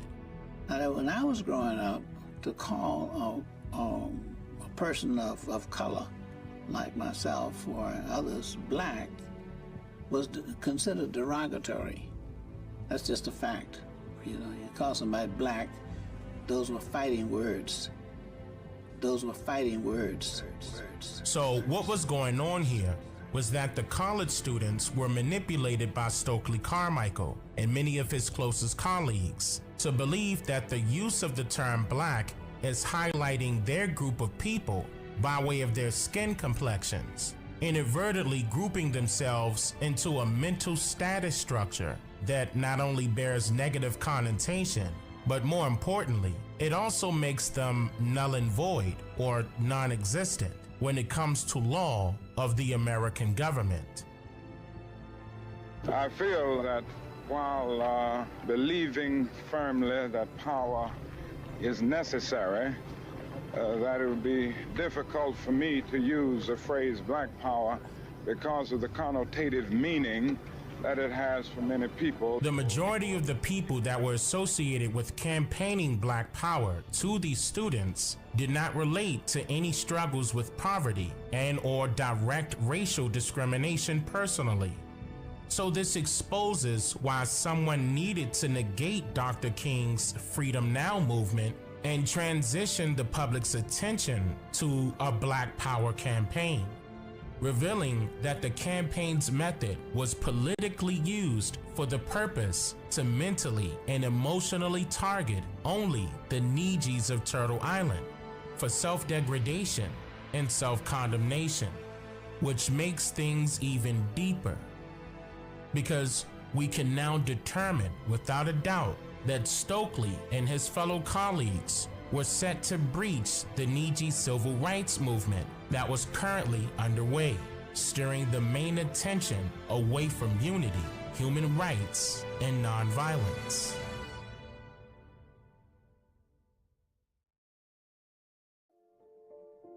America isn't a nation, the United States is a corporation, and that's according to Title 28 U.S. Code 3002, Section 15A, which says that the United States is a federal corporation, an agency, department, commission, board, or other entity of the United States, or an instrumentality of the United States.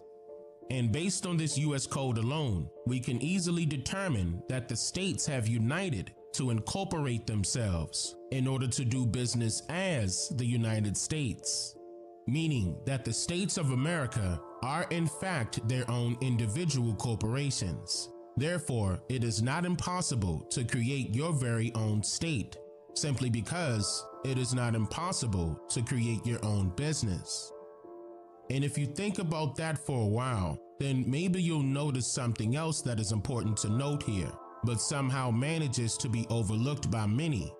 Each corporation that has ever been formulated, whether past or present, has one or more owners, because if they didn't, then the corporation would not exist otherwise. And since all 51 states of America are in fact their own individual corporations, then each of these states individually have owners, or someone in ownership of the title to the land or territory, now commonly referred to as states, countries, or cities throughout Turtle Island. I'm sure many of you didn't really look at it that way, so allow me to explain. Now, this is also great for genealogy purposes, concerning records of information to have in your possession of ownership. Millions of the indigenous Niji were landowners and sharecroppers that formerly worked on farms, or they could have been masters in other fields, like business ownership and architecture, landscaping, shipbuilding, carpentry, or even train conducting or bricklaying, just to name a few things. But what's very important to note here is how prosperous the Niji were as capitalists during the 19th century, because this gets overlooked by our very own people due to how they were taught and compulsory educated by indoctrinating curriculums embedded with political collusion under the color of law. And based on records held by the National Archives on how many acres of land was owned by the Niji during this time period, we can easily determine where the solution resides when it comes to fixing many commonly known problems that we face as a people here in America today. What took place for our people to mysteriously become the tenants when they were originally the landowners? When it comes to the laws of the lands, the use of the word tenant represented various meanings at law. Most of you are familiar with the word tenant referring to a person that rents a place or piece of land. And according to the 1828 Webster's English Language Dictionary, the word tenant is defined as a person holding land or other real estate under another, either by grant, lease, or at will. One who has the occupation or temporary possession of lands or tenements whose title is in another. Like if you were to lease a car or mortgage a house or even buy music online.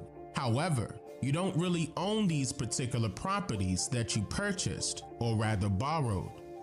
But there's also another side of the word tenant that is not commonly known that exposes the answer to the question I asked earlier. A tenant can also be the owner of their property or estate, simply because a tenant can own and occupy a property or estate they own. Or another example is when the original owner of a property or estate is leasing the property out to tenants. But then the owner dies, and the property then becomes possessions of the tenants, occupying the estate under the color of law. For example, a person can own property by purchasing it in full. However, the state or estate in which the property resides in is the title holder of the land, meaning that the owner of the estate or estate also owns everything within its specified boundaries, not excluding any personal or real property owned by another person or company residing within that same location. Now, to get a better understanding of this uncommonly known usage of the word tenant, one must be cognizant of the use of the word estate in this sense. Listen closely. According to the 6th edition of the Black's Law Dictionary of 1891, the word estate is defined as, quote, the degree, quantity, nature, and extent of interest which a person has in real and personal property. An estate in lands, tenements, and hereditaments signifies such interests as the tenant has therein. End quote. So where it says an estate in lands, tenements, and hereditaments signifies such interests as the tenant has therein, this alone indicates to the public that this particular type of tenant has ownership of an estate in lands, because an owner and a tenant allegedly shares the same right or interest in said property or estate somehow. The definition reads on and says, quote, the condition of circumstance in which the owner stands with regard to his property. In this sense, estate is commonly used in conveyances in connection with the words right, title, and interest, and is in a great degree synonymous with all of them, end quote.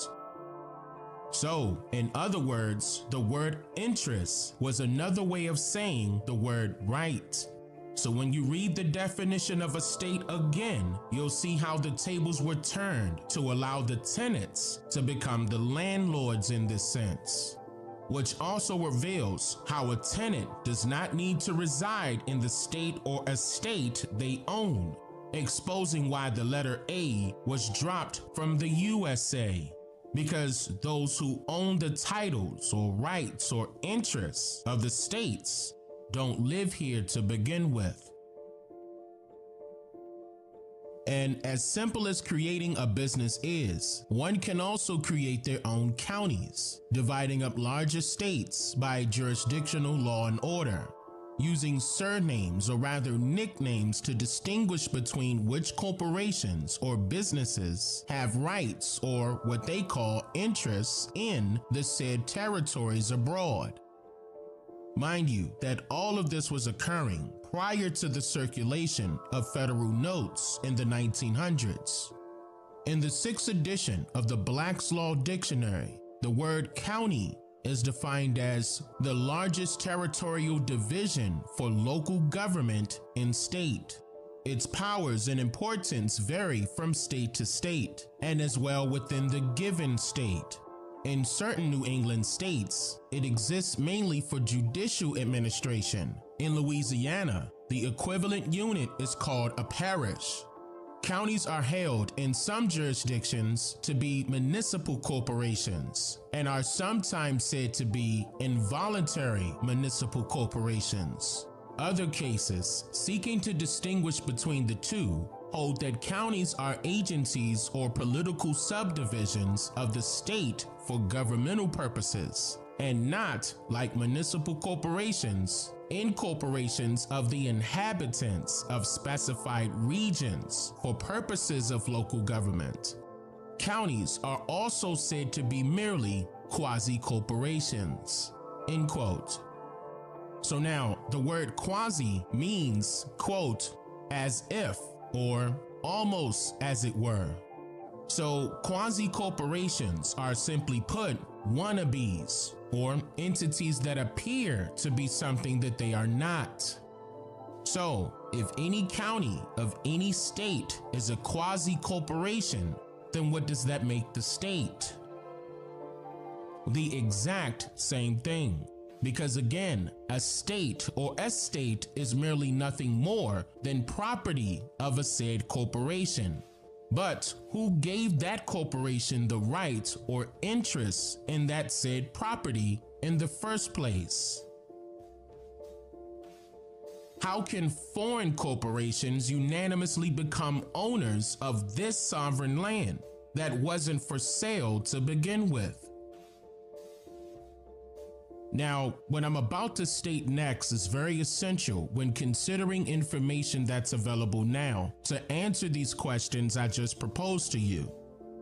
Each corporation has their own president, vice president, treasurer, board of trustees, and other executive positions of authoritarian entitlement. And this also reflects the operational bodies of each state government in America.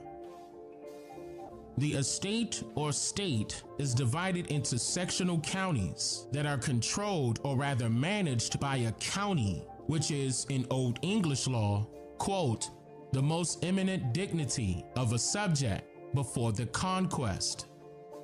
So this county subject, or person rather, is very important to note here, because in feudal law, a conquest is, quote, an acquisition by purchase, any method of acquiring the ownership of an estate other than by descent. Also, an estate acquired otherwise than by inheritance.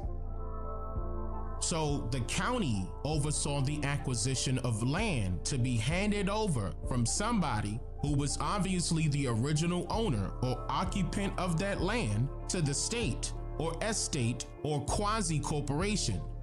But how is this so? Reading further into the definition of conquest, it reveals that it is an international law that is the, quote, acquisition of the sovereignty of a country by force of arms, exercised by an independent power which reduces the vanquished to the submission of its empire, to conquer a territory or nation by means of force. This means that a county is nothing more than a state governor in charge of overseeing the fraudulent acquisition of this land by the force of foreign use. And here's what I mean by that. The legal definition of the word use is, quote, a confidence reposed in another who was made tenant of the land or terra tenant, that he would dispose of the land according to the intention of the sestucaeus, or him to whose use it was granted, and suffer him to take the profits. Side note, sestucae is an old French word for a beneficiary of trust or a beneficiary of use. It continues on by saying that enjoyment of property, which consists in its employment, occupation, exercise, or practice, a right in one person called the sestucaeus, to take the profits of land of which another has the legal title and possession, together with the duty of defending the same, and of making estates thereof, according to the direction of the sestucaeus. And the legal definition of use continues on and says, uses and trusts are not so much different things as different aspects of the same subject. A use regards principally the beneficial interests. A trust regards principally the nominal ownership. The usage of the two terms is, however, widely different. The word use is employed to denote either an estate vested since the statute of uses and by force of that statute, or to denote such an estate created before the statute as, had it been created since, would have become a legal estate by force of the statute. The word trust is employed since that statute to denote the relation between the party invested with the legal estate, whether by force of that statute or independently of it, and the party beneficially entitled, who has hitherto been said to have the equitable estate. End quote. So, in other words, the complexity of the confiscation of our lands was not due to just wars alone, and people suffering from being relocated to other parts of the land and even other continents of the world. Now you see that it gets a lot deeper than that. Earlier, I mentioned in the legal definition of the word county that, quote, in Louisiana, the equivalent unit is called a parish. A parish in the Christian church is a small administrative district, typically having its own church and a priest or pastor. So if a parish is equivalent to a county, then obviously it is a corporation doing business as a church. But then that also means that a pastor of a church would be its governor.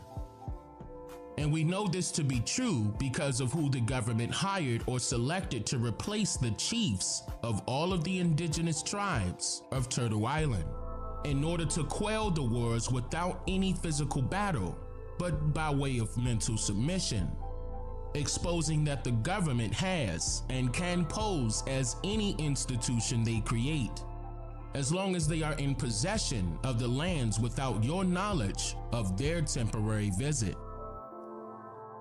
Mind you, that the U.S. Constitution is commonly referred to as the rights of the people. But what's not so commonly known or publicized is that the U.S. Constitution was utilized for the benefit of each state, or a state of a quasi-corporation, in order to conduct intercourse with the people of the land they have forcefully acquired by way of paper genocide, without revealing their true identities nor locations of origin to the public. Osio, everyone. Now, this segment is part 2 of my series on how to create your own country, in which I will pick things up where I left off in part 1, where I shared detailed information concerning methods utilized by foreigners to inject their own form of government upon the sovereign lands of Turtle Island, now referred to as America. And these methods, by way of acts, treaties, and statutes, became the laws of the land that Americans inadvertently abide by still today, making it possible for foreign corporations to create their own countries, cities, and states in order to lawfully conduct intercourse with the original inhabitants of this land, who are the Neji, which also means that it is not impossible for you to create your own country, simply because it is not impossible to create your own business.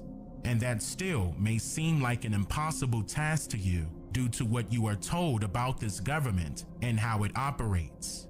But to borrow a quote from poet Edgar Allan Poe, believe nothing you hear and only one half that you see.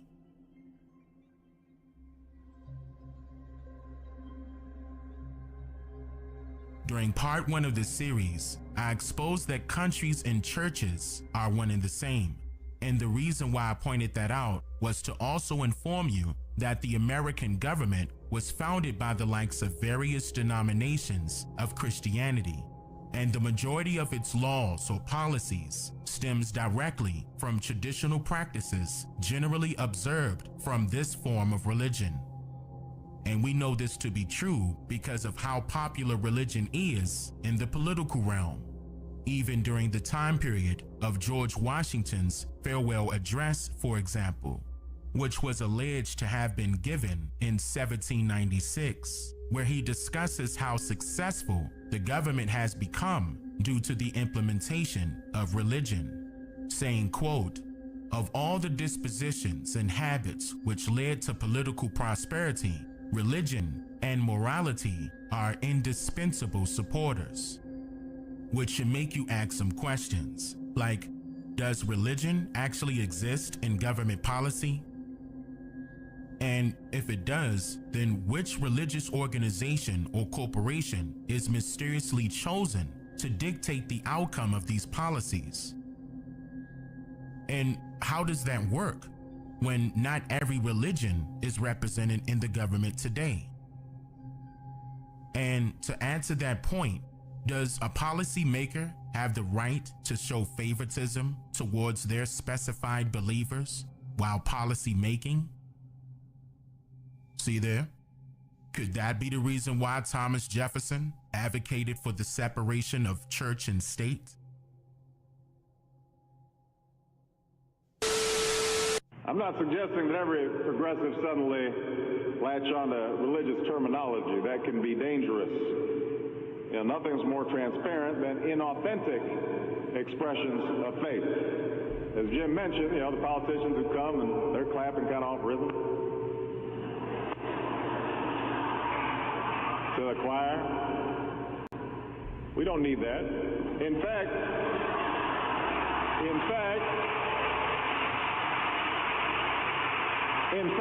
because I do not believe that religious people have a monopoly on morality, I would rather have someone who is grounded in morality and ethics and who is also secular affirm their morality and their ethics and their values without pretending that there's something they're not. They don't need to do that. None of us need to do that.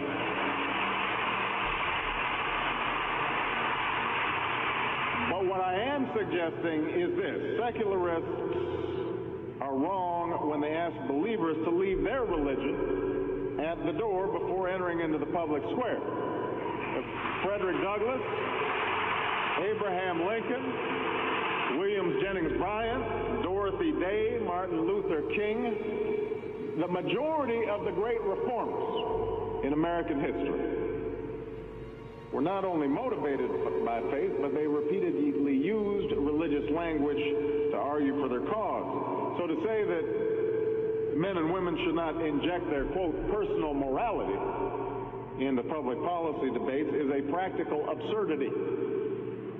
Our law is by definition a codification of our morality, much of it which is grounded in the Judeo-Christian tradition. Moreover, if we progressives shed some of these biases, we might recognize some overlapping values that both religious and secular people share when it comes to the moral and material direction of our country. We might recognize that the call to sacrifice on behalf of the next generation, the need to think in terms of thou and not just I, resonates in religious congregations all across the country. We might realize that we have the ability to reach out to the evangelical community and engage millions of religious Americans in the larger project of American renewal. And some of this is already beginning to happen. You know, pastors, friends of mine like Rick Warren and T.D. Jakes are wielding their enormous influence to confront AIDS, and third world debt relief, and the genocide in Darfur. You've got religious thinkers and activists like our good friend Jim Wallace and Tony Campolo, who are lifting up the biblical injunction to help the poor as a means of mobilizing Christians against budget cuts to social programs and growing inequality. And by the way, we need Christians on Capitol Hill, and we need Jews on Capitol Hill and Muslims on Capitol Hill. When you've got an estate tax that is talking about $1 trillion being taken out of social programs to go to a handful of folks who don't need it and weren't even asking for it, we need an injection of morality into our political debate. You know, across the country, individual churches like my own and your own are sponsoring daycare programs and building senior centers and helping ex-offenders reclaim their lives and rebuilding the Gulf Coast in the aftermath of Katrina. So the question is, how do we build on these still tentative partnerships between religious and secular people of goodwill? It's going to take more work, a lot more work than we've done so far. The tensions and the suspicions on each side of the religious divide will have to be squarely addressed, and each side will need to accept some ground rules for collaboration. While I've already laid out some of the work that progressive leaders need to do on this, I want to talk a little bit about what conservative leaders also need to do. Some truths they need to acknowledge. For one thing, they need to understand the critical role of the separation of church and state in not just preserving our democracy, but the robustness of our religious practice. You know, that, I mean, folks tend to forget, during our founding, it wasn't the atheists and the civil libertarians who were the most effective champions of the First Amendment. It was the persecuted minorities. It was Baptists like John Leland who didn't want the Congregationalists and the established churches from imposing their views on folks who were getting happy out in the fields and teaching Scripture to slaves. It was the forebears of the evangelicals who were the most adamant about not mingling government with religion, because they did not want state-sponsored religion hindering their ability to practice their faith as they understood it. And moreover, given the increasing diversity of America's populations, the dangers of sectarianism are greater than ever. Whatever we once were, we are no longer a Christian nation, at least not just. We are also a Jewish nation, a Muslim nation, and a Buddhist nation, and a Hindu nation, and a nation of non-believers. And even if we did have only Christians in our midst, if we expelled every non-Christian from the United States of America, whose Christianity would we teach in the schools? Would it be James Dobson's or Al Sharpton's? Which passages of Scripture should guide our public policy?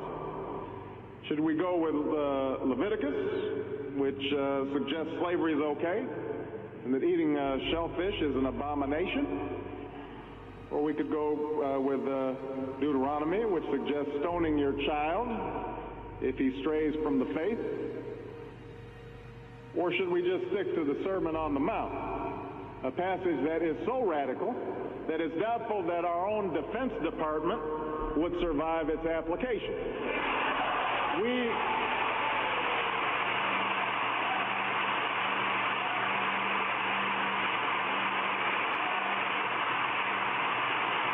So before we get carried away, let's read our Bibles now. Folks haven't been reading their Bible. Folks haven't been reading their Bible. Folks haven't been reading their Bible. Folks haven't been reading their Bible. This means that a form of religion does in fact influence government policy, still today, to the point where there is no actual separation between the church and the state, simply because imposing policies in a state is the exact same as imposing religious beliefs in a church. According to the Britannica Encyclopedia on the subject of church and state, it says that, quote, in the 17th century, there were few who believed that diversity of religious belief in a church unconnected with the civil power were possible in a unified state. Common religious standards were looked upon as a principal support of the political order. The Puritans, for example, who fled religious persecution in England in the 17th century, enforced rigid conformity to church ideas among settlers in the American colonies. Side note, the word Puritanism is, quote, a religious reform movement in the late 16th and 17th centuries that sought to purify the Church of England of the remnants of the Roman Catholic popery that the Puritan claimed had been retained after the religious settlement reached early in the reign of Queen Elizabeth I. Puritans became noted in the 17th century for a spirit of moral and religious earnestness that informed their whole way of life, and they sought through church reform to make their lifestyle the pattern for the whole nation. Their efforts to transform the nation contributed both to civil war in England and to the founding of colonies in America as working models of the Puritan way of life. Our Constitution opens with the words, as trite as it sounds, we the people. It was time to remember that we the people are the government. It was time to remember that we the people are the government. You and I, not some force in a distant capital, not some powerful force that we have no control over. It's us. It's we the people. In another era, when our democracy was tested, Franklin Roosevelt reminded us, in America, we do our part. We all do our part. That's all I'm asking, that we do our part, all of us. If we do that, we will meet the center challenge of the age by proving that democracy is durable and strong. Autocrats will not win the future. We will. America will. And the future belongs to America. What's also important to note here are the companies, or rather corporations, that are said to be responsible for allegedly founding the states or estates of America, according to what the mysterious writers of American history claims. It was said that the Church of England and the congregational churches, meaning the Protestant churches, were the missionaries who propagated the gospel in foreign parts to them, because they are not primordial inhabitants of Turtle Island, known as America.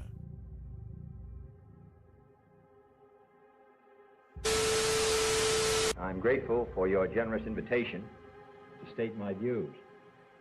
While the so-called religious issue is necessarily and properly the chief topic here tonight, I want to emphasize from the outset that I believe that we have far more critical issues in the 1960 campaign.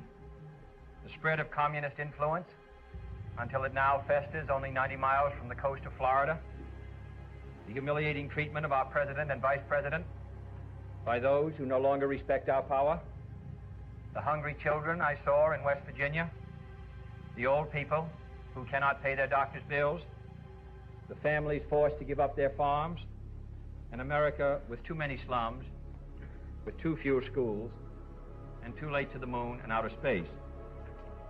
These are the real issues which should decide this campaign. And they are not religious issues. For war and hunger and ignorance and despair know no religious barrier. But because I am a Catholic, and no Catholic has ever been elected president, the real issues in this campaign have been obscured, perhaps deliberately, in some quarters less responsible than this. So it is apparently necessary for me to state once again, not what kind of church I believe in, for that should be important only to me, but what kind of America I believe in. I believe in an America where the separation of church and state is absolute, where no Catholic prelate would tell the president, should he be Catholic, how to act, and no Protestant minister would tell his parishioners for whom to vote. So now you know which religion was chosen to influence governmental policies in America, still to this very day.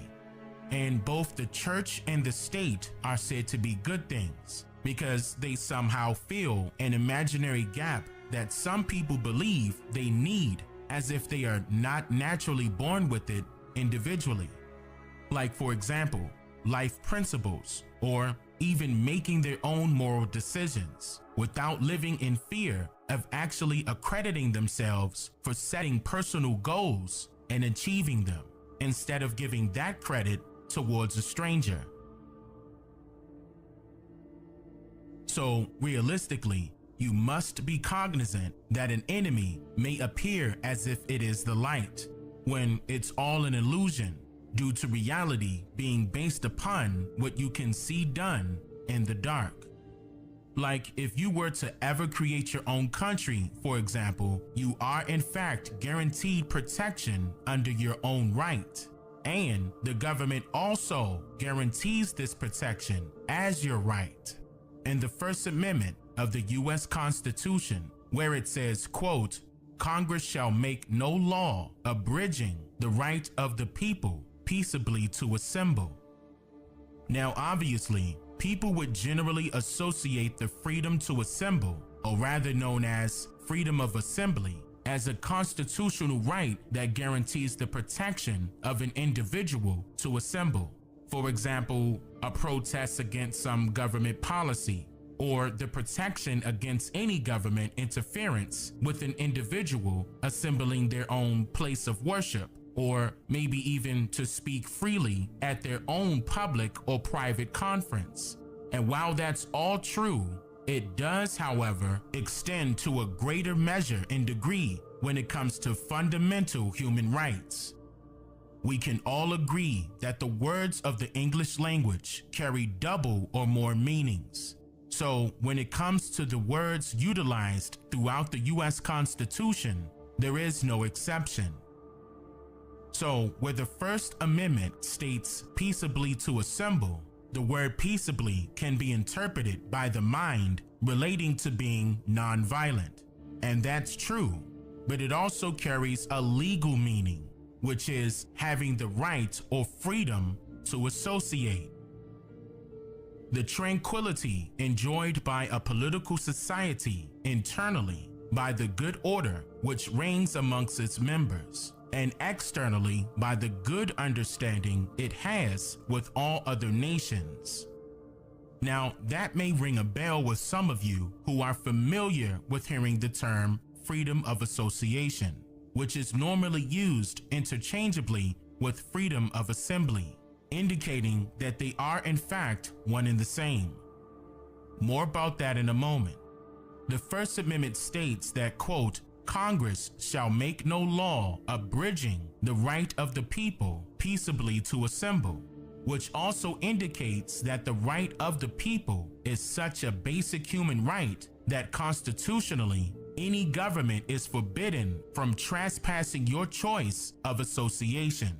Or in other words, you reserve the right to be associated with any corporation, society, organization, or government as you please, and any other said government cannot interfere.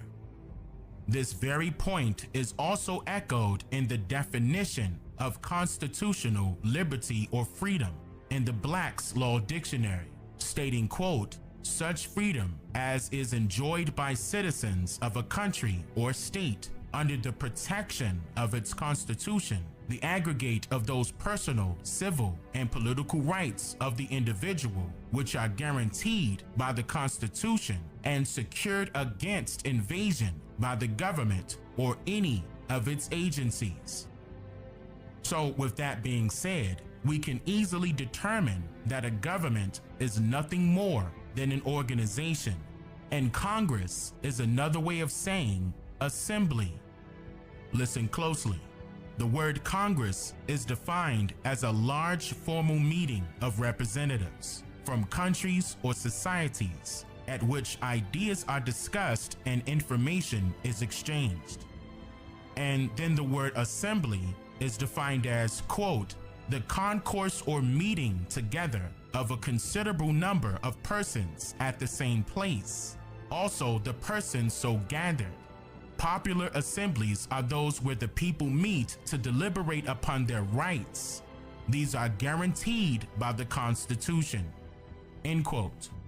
Now, I mentioned earlier that the term freedom of assembly is commonly used interchangeably with freedom of association.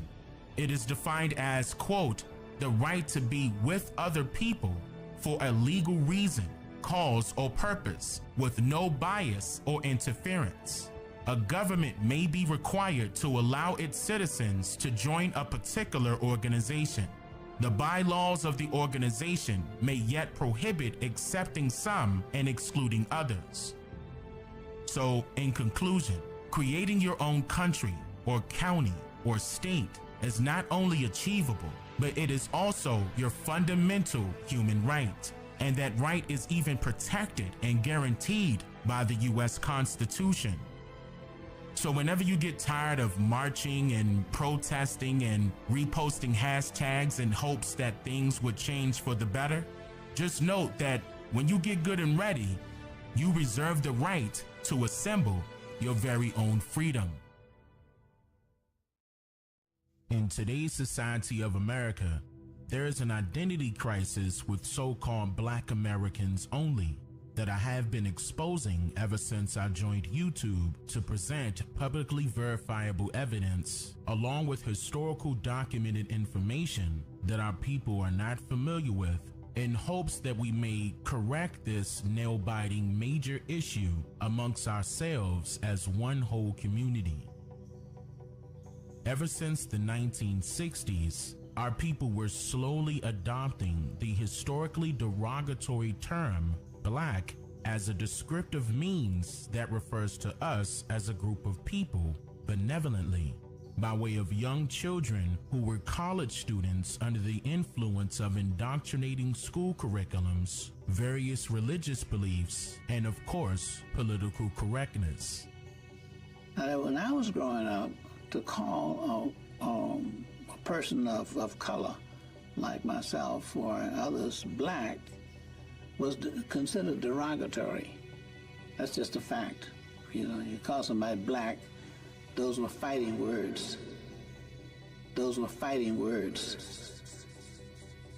Throughout my previous documentaries, I've shared detailed information concerning the reasons why the term Black should not be associated with us as a descriptive means. And in this segment, I will prove why those so-called Pan-Africanists stemming from the mid-1900s and beyond are royally incorrect with their most popular outlandish claim that our ancestors and their offsprings of today are of African descent. In order to comprehend and develop an understanding of what I'm about to mention next, one must allow themselves the opportunity to think freely, without any restriction, hesitation, or any form of negative influence based on their own personal beliefs. Because this is not about what you may believe. This is strictly about what you know and what you are willing to find out on your own. For starters, our eldest family members of so-called Black American households only did not inform their grand and or their great-grandchildren about being descendants of African slaves that were allegedly captured by small waves of anonymous palefaces who were pirates of sailboats and later cargo ships. This story sprung about around the 1950s by way of school teachers and college professors whose sole job was to indoctrinate the mindsets of the children who were sent to these federalized institutions in order to learn about their history from strangers. The old saying around this time period that is still popularized in use today was to never trust a stranger. But of course, we can all see that school teachers and college professors are somehow an exception from this general rule, being as though they carry the responsibility of teaching the next generation up, who are the students that are forced to learn about everything they teach uncritically. And unfortunately, that also included their history. And then these same children grew into their adulthoods, regurgitating these same stories about their history that they learned from their teachers and not their individual families, which has caused a generational identity crisis within our communities systematically. To prevent this major issue from reoccurring, we must swallow the pills of truth, no matter how difficult it may be for some to do so, by debunking the various pseudo-theories surrounding our identities that many of our people have adopted as their history. For example, many of our people today have been led astray by various self-proclaimed street scholars of Pan-Africanism ideologies, theories, and outlandish claims of the 1960s, without questioning its accuracy or validity of whether it's right or wrong or has any truth to stand on to begin with. You will find a few of these actors and actresses fighting hard to keep their pseudoscience afloat amongst our communities by latching themselves onto various trending topics that will arise and converting their opinions from that trending topic into their true agenda, which is to continuously campaign the Out of Africa theory in hopes that more people would join their We Are Africans diaspora movement for their own personal monetary gain. Ever since I created my channel and brought the truth to the public's attention, people who have been heavily invested in capitalizing on our people's ignorance concerning their true identities have created various slander campaigns against me in hopes that I'll fade away, or shut up, or even join them or assist them by keeping our people in the dark and get paid for doing so. But as many of you know, I did not cave in, and I have pasted my foot on the gas pedal with super glue with presenting the truth to the public. And over the years, I have assisted thousands of our people with identifying themselves for who they truly are, and have presented undeniable truths with multiple sources of publicly verifiable evidence concerning what really happened with our people here in America, aka Turtle Island. And so now many of you are coming after those people who are banking on the ignorance of our vulnerable people not knowing their true identities. And the truth is finally being promoted, delivered, and accepted no matter who likes it or not. So since one of these individuals of the Pan-Africanist ideology stated yet another false claim and attempts to belittle our people for knowing just who we really are, I'll be sure to adjust him right now with the absolute truth. Nah, I'm not going to entertain you indigenous Negroes today.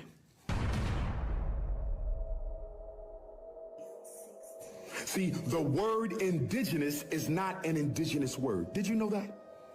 Did you know that? Did you know the word aboriginal is not an aboriginal word? Did you know that?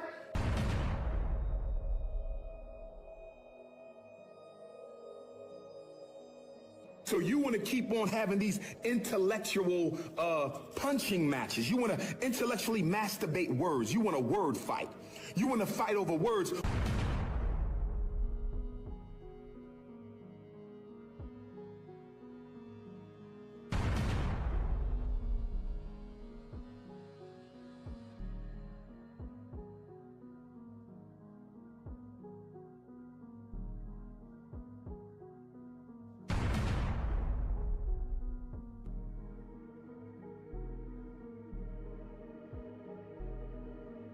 Well, here's a little word fight for you.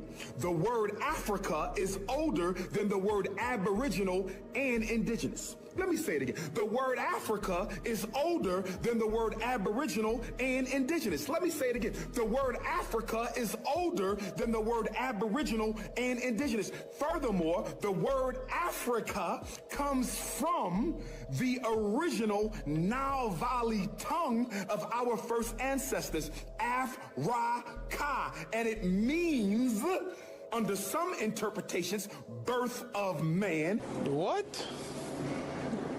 Bro, what are you talking about, man? And it means, under other interpretations, from the Spirit of God. What the hell are you talking about? And there's multiple interpretations of the word Af-Ra-Ka, but what we all understand about Af-Ra-Ka is that it is indigenous to Africa. It is aboriginal to Africa. It is native to Africa. You talk more shit than a little bit. Back to Mother Africa. That's bullshit. You do not know a goddamn thing about Africa. The word aboriginal comes from a white man, and the word indigenous comes from another white man. The word Africa comes from the black man.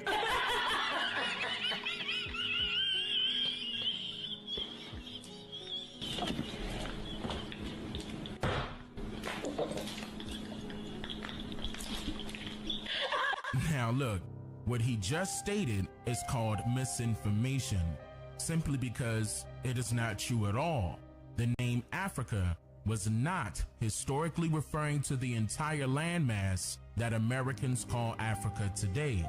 In fact, the name Africa is derived from the indigenous Afri people of Carthage, which is a small ancient city within the Kingdom of Tunisia that later became known as Africa historically.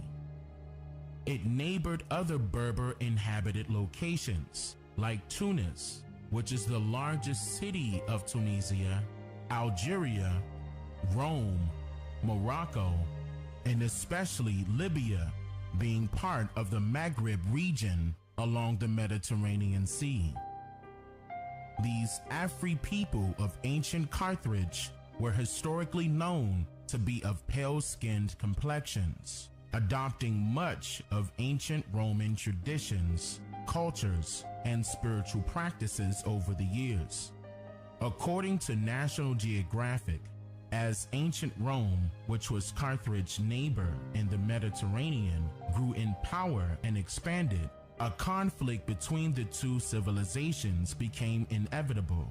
The rivalry between Carthage and Rome eventually erupted into the three Punic Wars, fought on land and sea. And when the smoke cleared, Carthage, along with the entire landmass of Tunisia, was captured by the Roman Empire in 146 BC. The Netherlands was part of the Roman Empire during this time period, which indicates that Dutch-speaking Afri-Berber people inhabited Carthage before and after its government's collapse for 500 years until the invasion of the Arabs during the 7th century. Large groups of these Africans migrated to the southernmost regions of Ethiopia during the wars. And even today, they refer to themselves as Afrikaners, paying tribute to their ancestors of Carthage, along with other Roman European landmasses like the Netherlands. And their Dutch-inspired native language is called Afrikaans, which was brought to the southernmost regions of what Americans call South Africa today by way of Protestant settlers of the 17th century. So now you know for sure that a so-called black man did not create the term Africa. And that shouldn't matter anyway, whether if it was created by a black or white man, because you're still spreading false information no matter how you put it.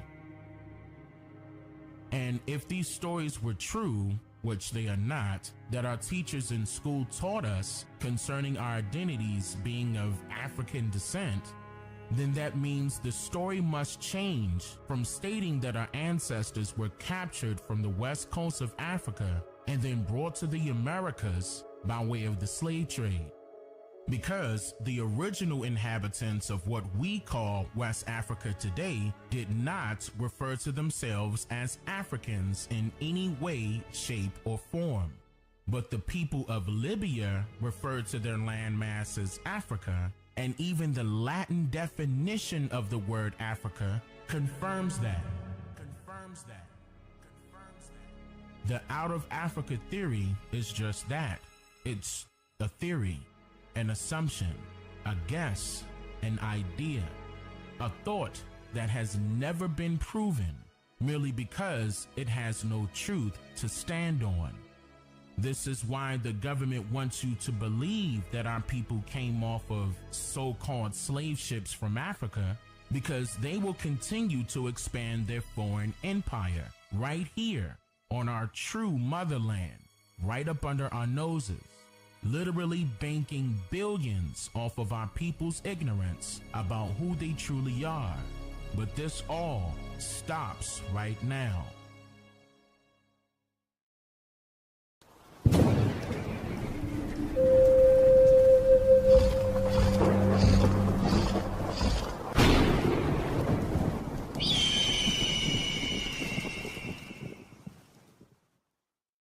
OCO beautiful people, I hope you're doing fantastic. My wife and I released these 4 books that you see on the screen. If you would like to order your copy, you may do so at our website at DaneMakeYouThink.com. Again, that is DaneMakeYouThink.com. We appreciate all of your love and support. Wado.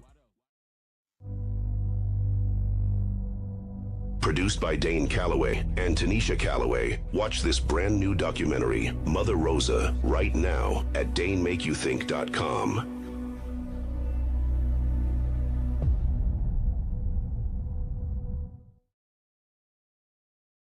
Okay, ladies and gentlemen, now today I want to briefly go over some very essential information concerning this topic at hand. And before I do so, I would like to state a few predominantly powerful and yet relevant quotes.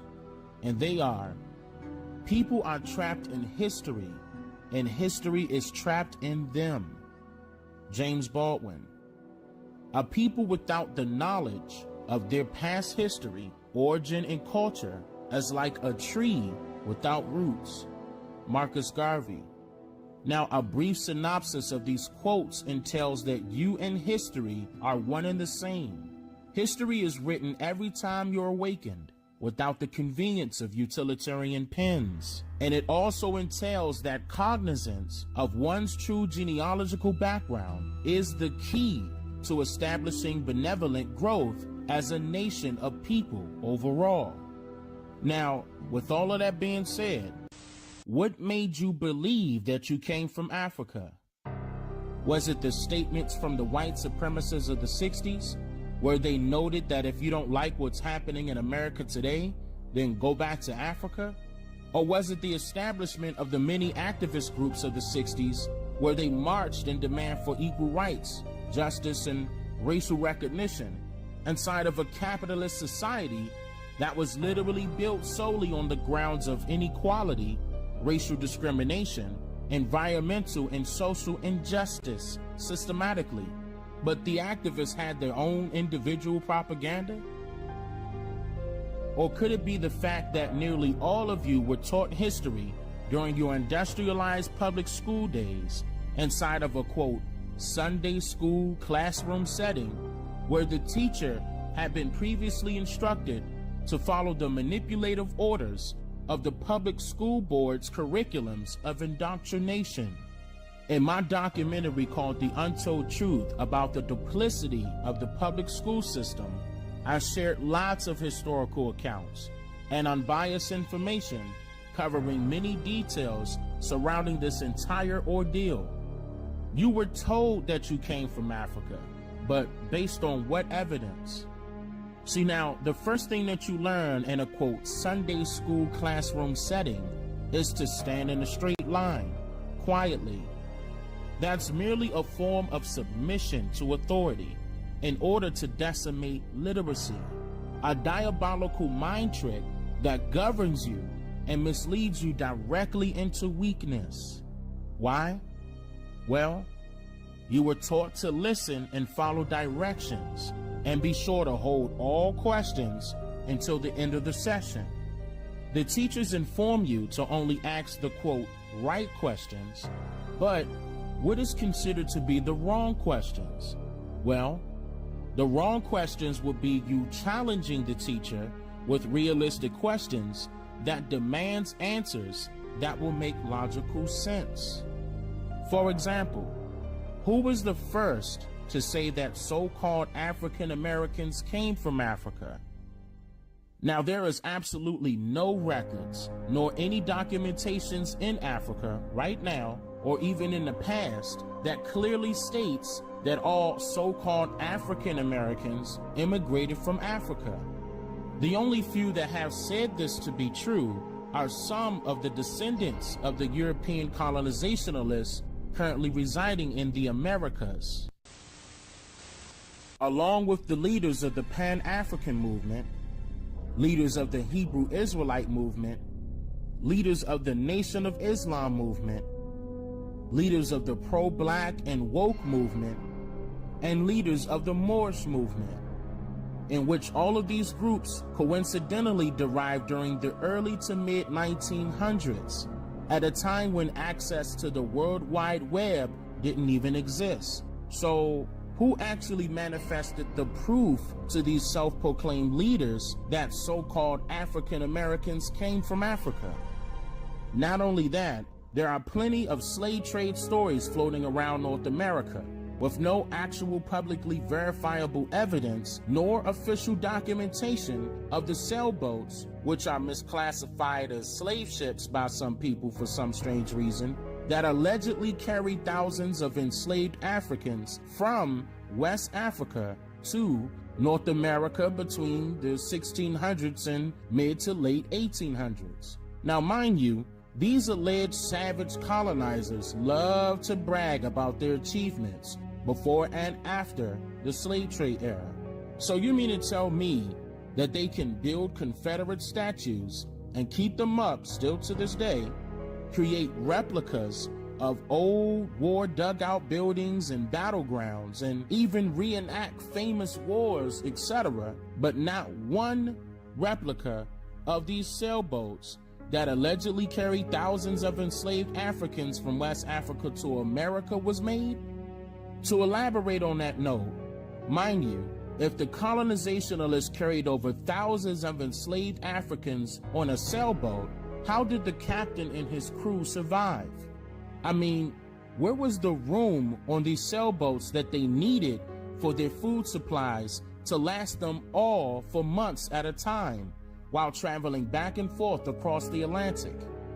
Not only that, these sailboats at that time moved along according to the gust of the winds and the streams, or rather waves, of the oceans. So a sailboat captain and his 10 to 15 man crew, along with their limited amount of food supplies and other cargo like silver, gold, and whatever amount of enslaved Africans they captured from Africa, survived those blazing hot summers and those below freezing temperature winters without suffering from anything? Now, many of you would say that there is prehistoric evidence of so-called black people being in ancient Egypt due to a few foreign scientists that have dug up some of the graves there. And I agree with you, but that does not mean that African Americans came from Africa just because those foreign scientists dug up a few graves in Egypt. What is very important to note is that they chose Egypt as their place to dig and not anywhere in North America for some odd reason. Now, some of you may refer to DNA as evidence of so-called African Americans being from Africa, but yet there are two very important factual differences between a paternity DNA test and a genealogy DNA test. I have stated this before in my previous documentary called The Untold Truth about the DNA genealogy test and your results, that genealogy DNA testing is one big fraudulent guess. The top genealogy DNA scientists have admitted that their results amounts from genetic astrology after many lawsuits were filed against many popular genealogy DNA test companies. Those folks that have sued has won already, but it did, however, provoke the government to make it unlawful to sue those types of companies soon after multiple other lawsuits began to arise. This is the exact same way the government assisted the pharmaceutical companies. It is all just for profit and not for your best interest whatsoever. Now, really, I have nothing against Africa, nor Africans, but who's to say that they have nothing against us? See, now, there is a reason why Africans can immigrate to North America legally and immediately open up businesses with no problem. You'll see them owning businesses in so-called black communities right now, from Arab Africans to Ethiopian Africans, and the list goes on. And they are granted an entirely different line of credit from any so-called black person that resides in that same community. Watch my documentary called The Untold Truth about the history of credit and debit, and you'll get a better detailed understanding of what I'm about to state next.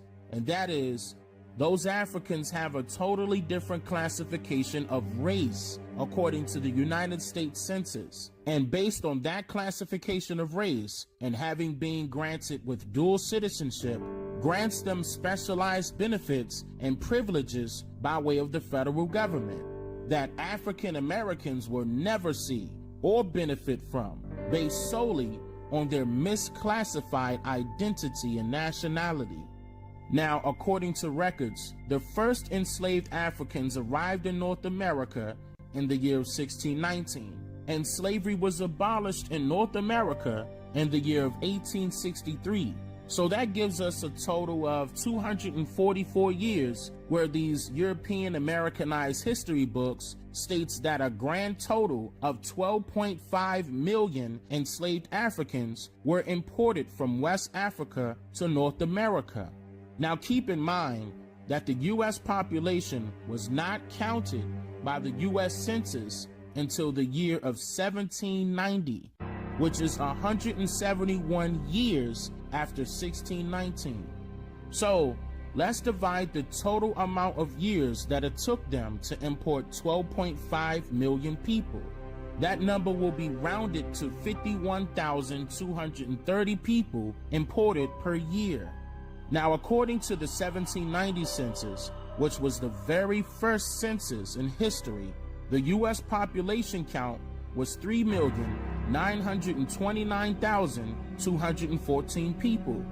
Not everyone was accounted for due to the multiple documented indigenous Niji raids and rebellions that were occurring during this time period.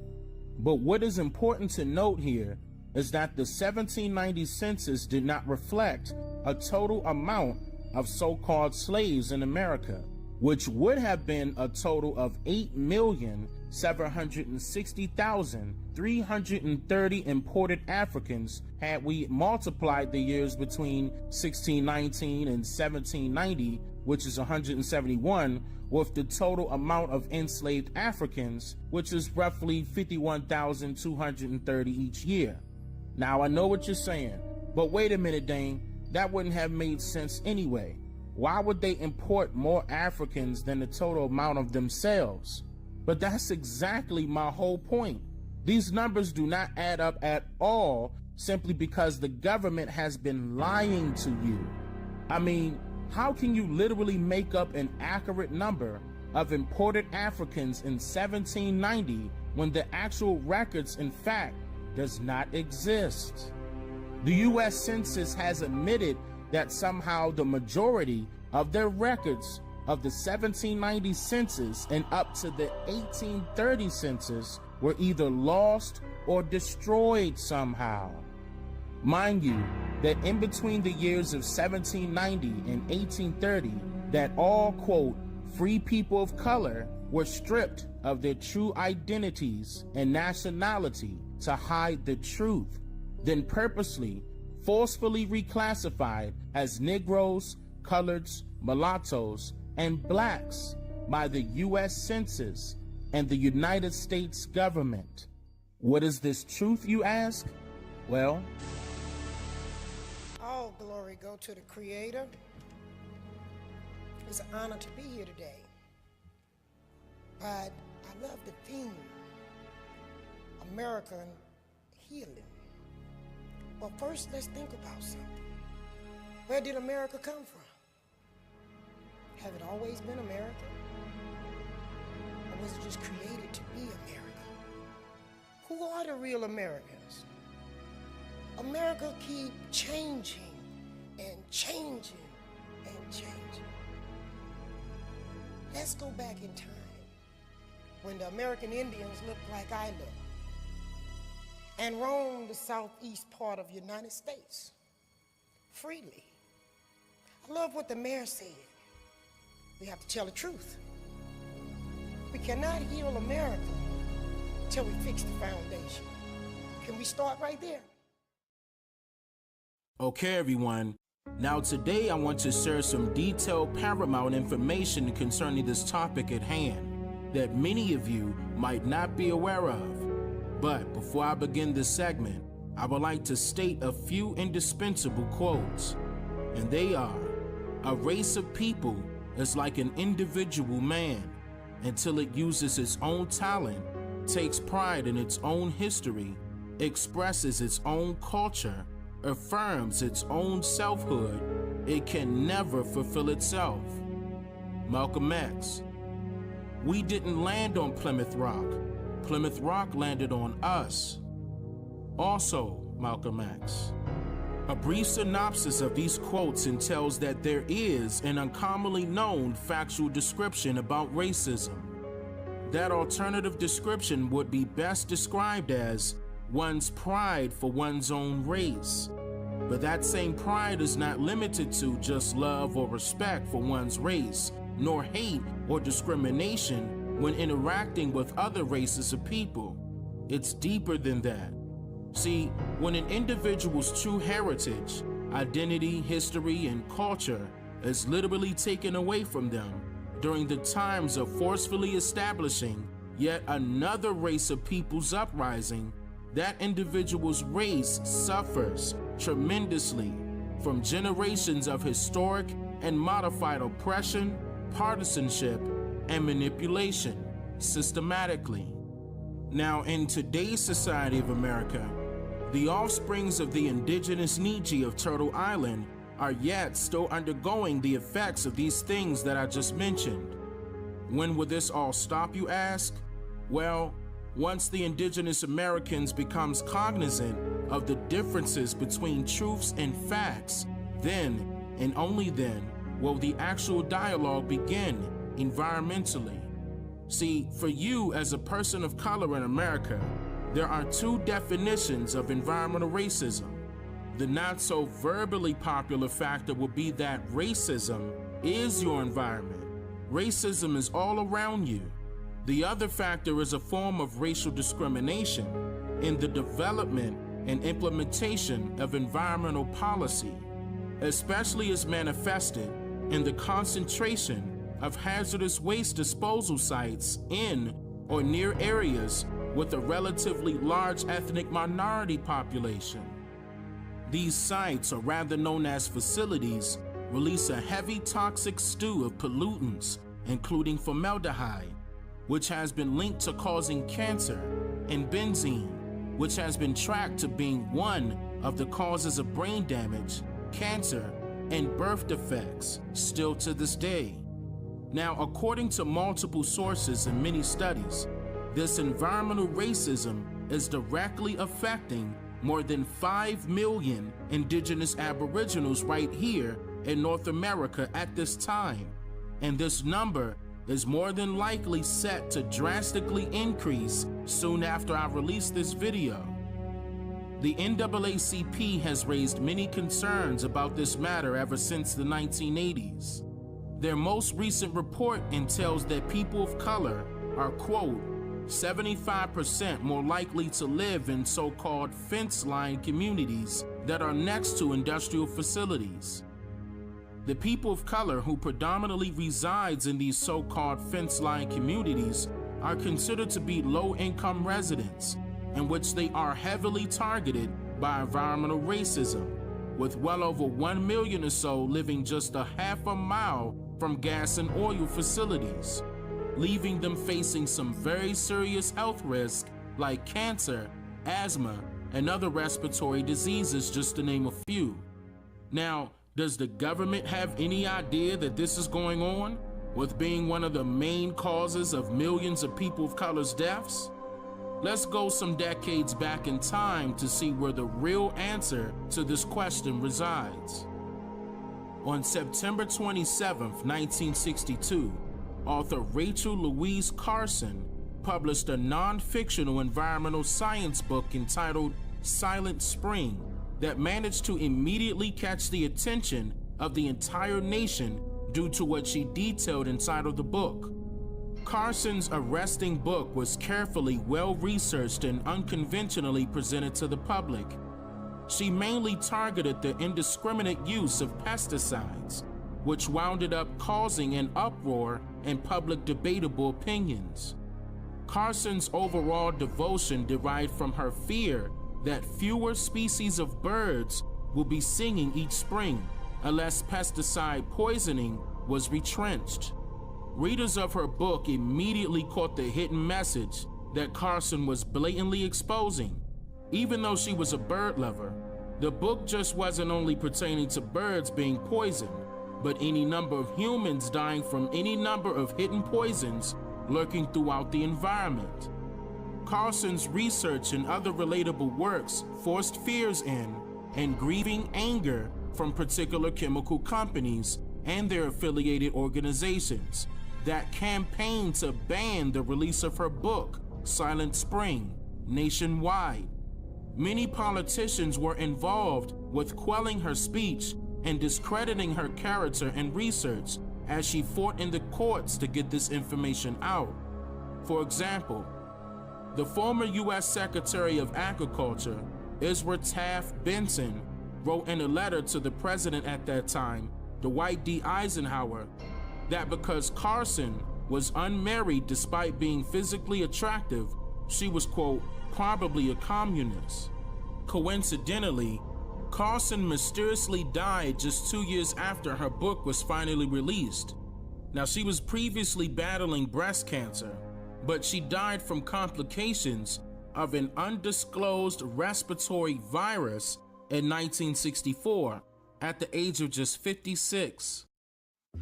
Between the years of 1962 and 1970, millions of people drew their opinions and concerns about these ongoing chemical companies and their poisonous pollutants threatening humanity in North America.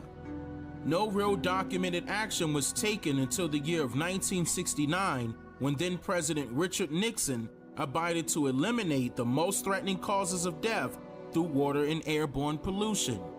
At a time when Nixon and his administration was preoccupied with the recession-ridden economy, along with the not-so-public-friendly war, Nixon established what was called a Cabinet-level Environmental Quality Council, along with the Citizens Advisory Committee on Environmental Quality during the month of May in 1969. These councils or commissions that Nixon established did not sit well with millions of U.S. citizens, nor the national media for that matter.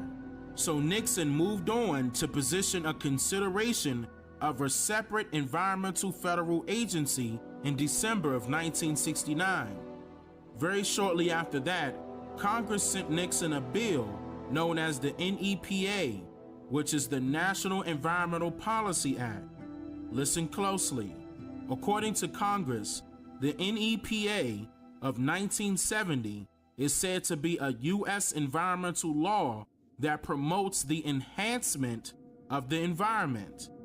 The NEPA law states that its purposes is to, quote, declare a national policy which will encourage productive and enjoyable harmony between man and his environment. 2, to promote efforts which will prevent or eliminate damage to the environment and biosphere and stimulate the health and welfare of man. And 3, to enrich our understanding of ecological systems and natural resources important to the nation.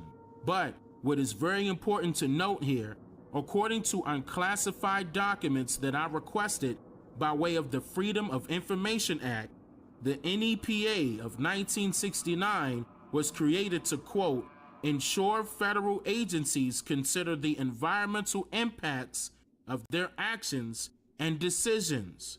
One more time. The NEPA of 1969 was created to ensure federal agencies consider the environmental impacts of their actions and decisions. So you mean to tell me that not only does this NEPA Act blatantly exposes the fact that the U.S. federal government is responsible for poisoning our environment in America, but this NEPA Act is more like an open letter to ask for the mercy of these federal agencies to please consider their actions and decisions when they feel like impacting our environment? Also, keep in mind that this bill was signed and immediately passed into law on New Year's Day, January 1st, 1970, by President Richard Nixon.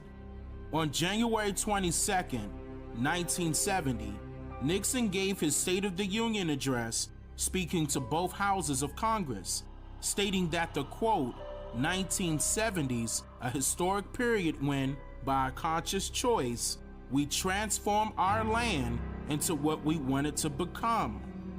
Nixon continued this activist theme on February 10th, 1970, when he announced the 37 Environmental Action Program, listen to this, that gives special emphasis to strengthening these federalized programs when dealing with water and air pollution.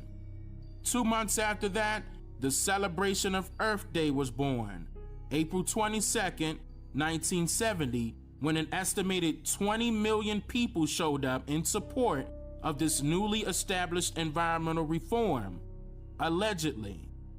According to documented reports on this day, by way of the LOC, oil-coated ducks were dumped on the doorstep of the Department of the Interior. European American students disguised as the Grim Reaper stalked a General Electric Company stockholders meeting, while other European American protesters dragged a net filled with dead fish down Fifth Avenue and shouted to passerbys the phrase, "This could be you." So these reports proves that not everybody was in agreement with this environmental reform. The EPA, also known as the Environmental Protection Agency, was established on December 2nd, 1970 by then U.S. President Richard Nixon. Now, according to the United States government, the EPA is a federal agency of the United States federal government whose mission is to protect human and environmental health.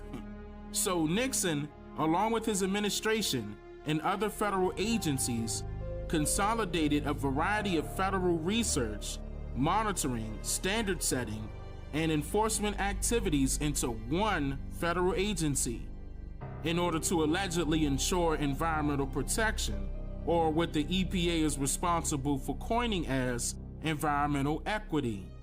But wait a minute. When you hear the word equity, what is the first thing that comes to your mind?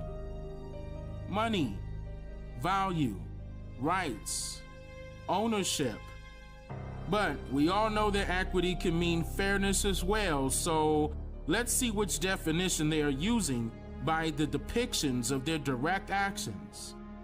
From the early 1970s to the mid-1990s, nearly all communities where people of color resided struggled with standing against the forced placement of toxic waste plants and other polluting facilities close to their neighborhoods. For example, in a 1982 Washington Post article, the term environmental racism was used when so-called African American protesters captured the national media attention by launching mass demonstrations against the proposed construction of a landfill for highly toxic chemicals known as PCBs in Warren County, North Carolina.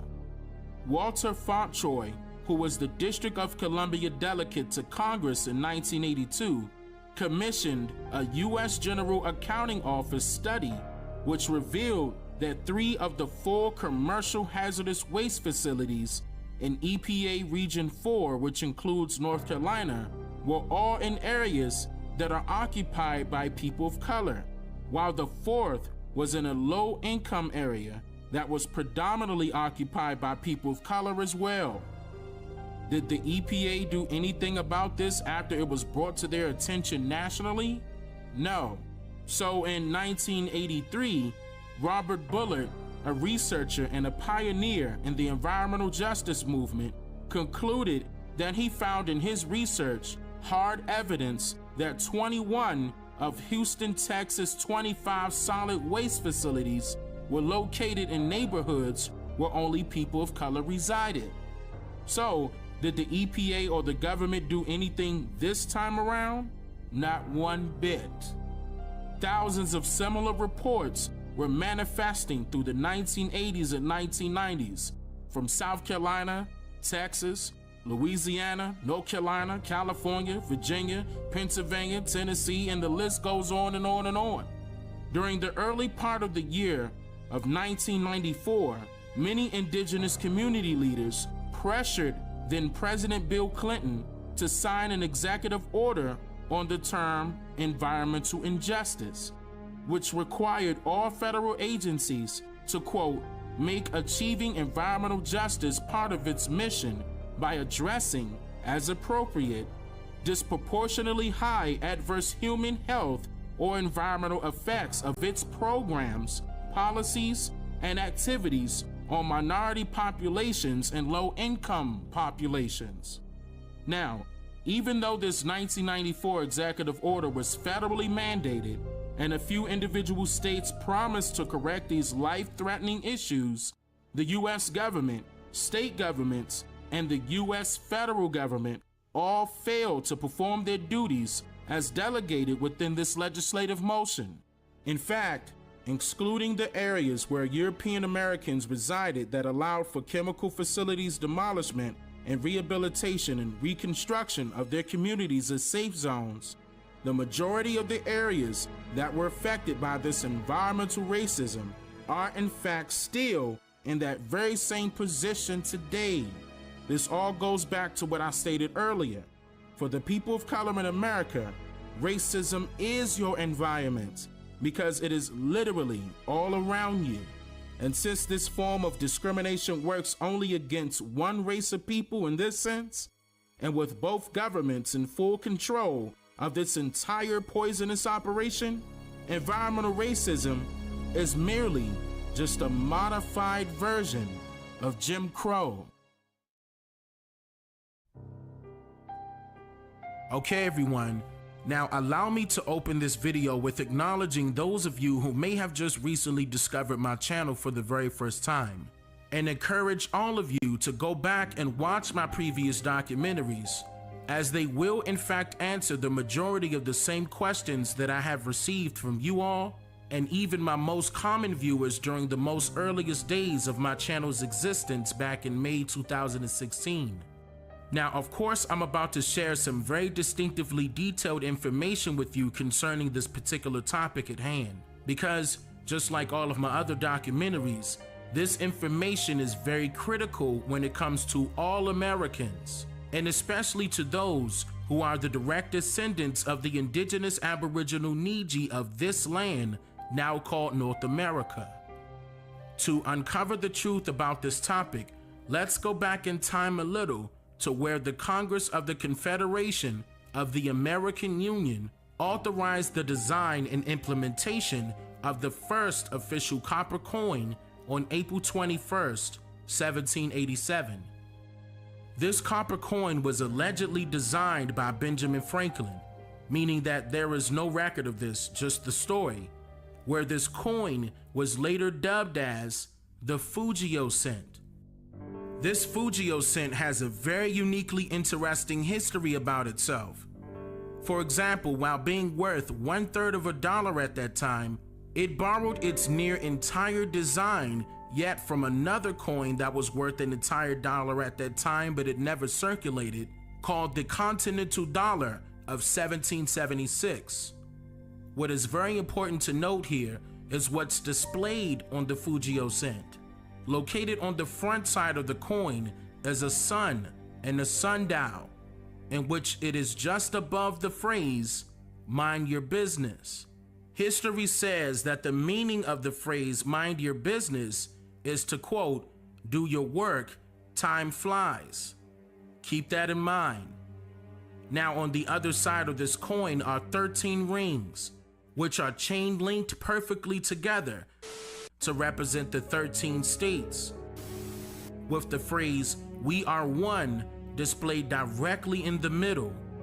Now, from a quick glance, this may seem like your average coin, which happens to provide a few words of motivation.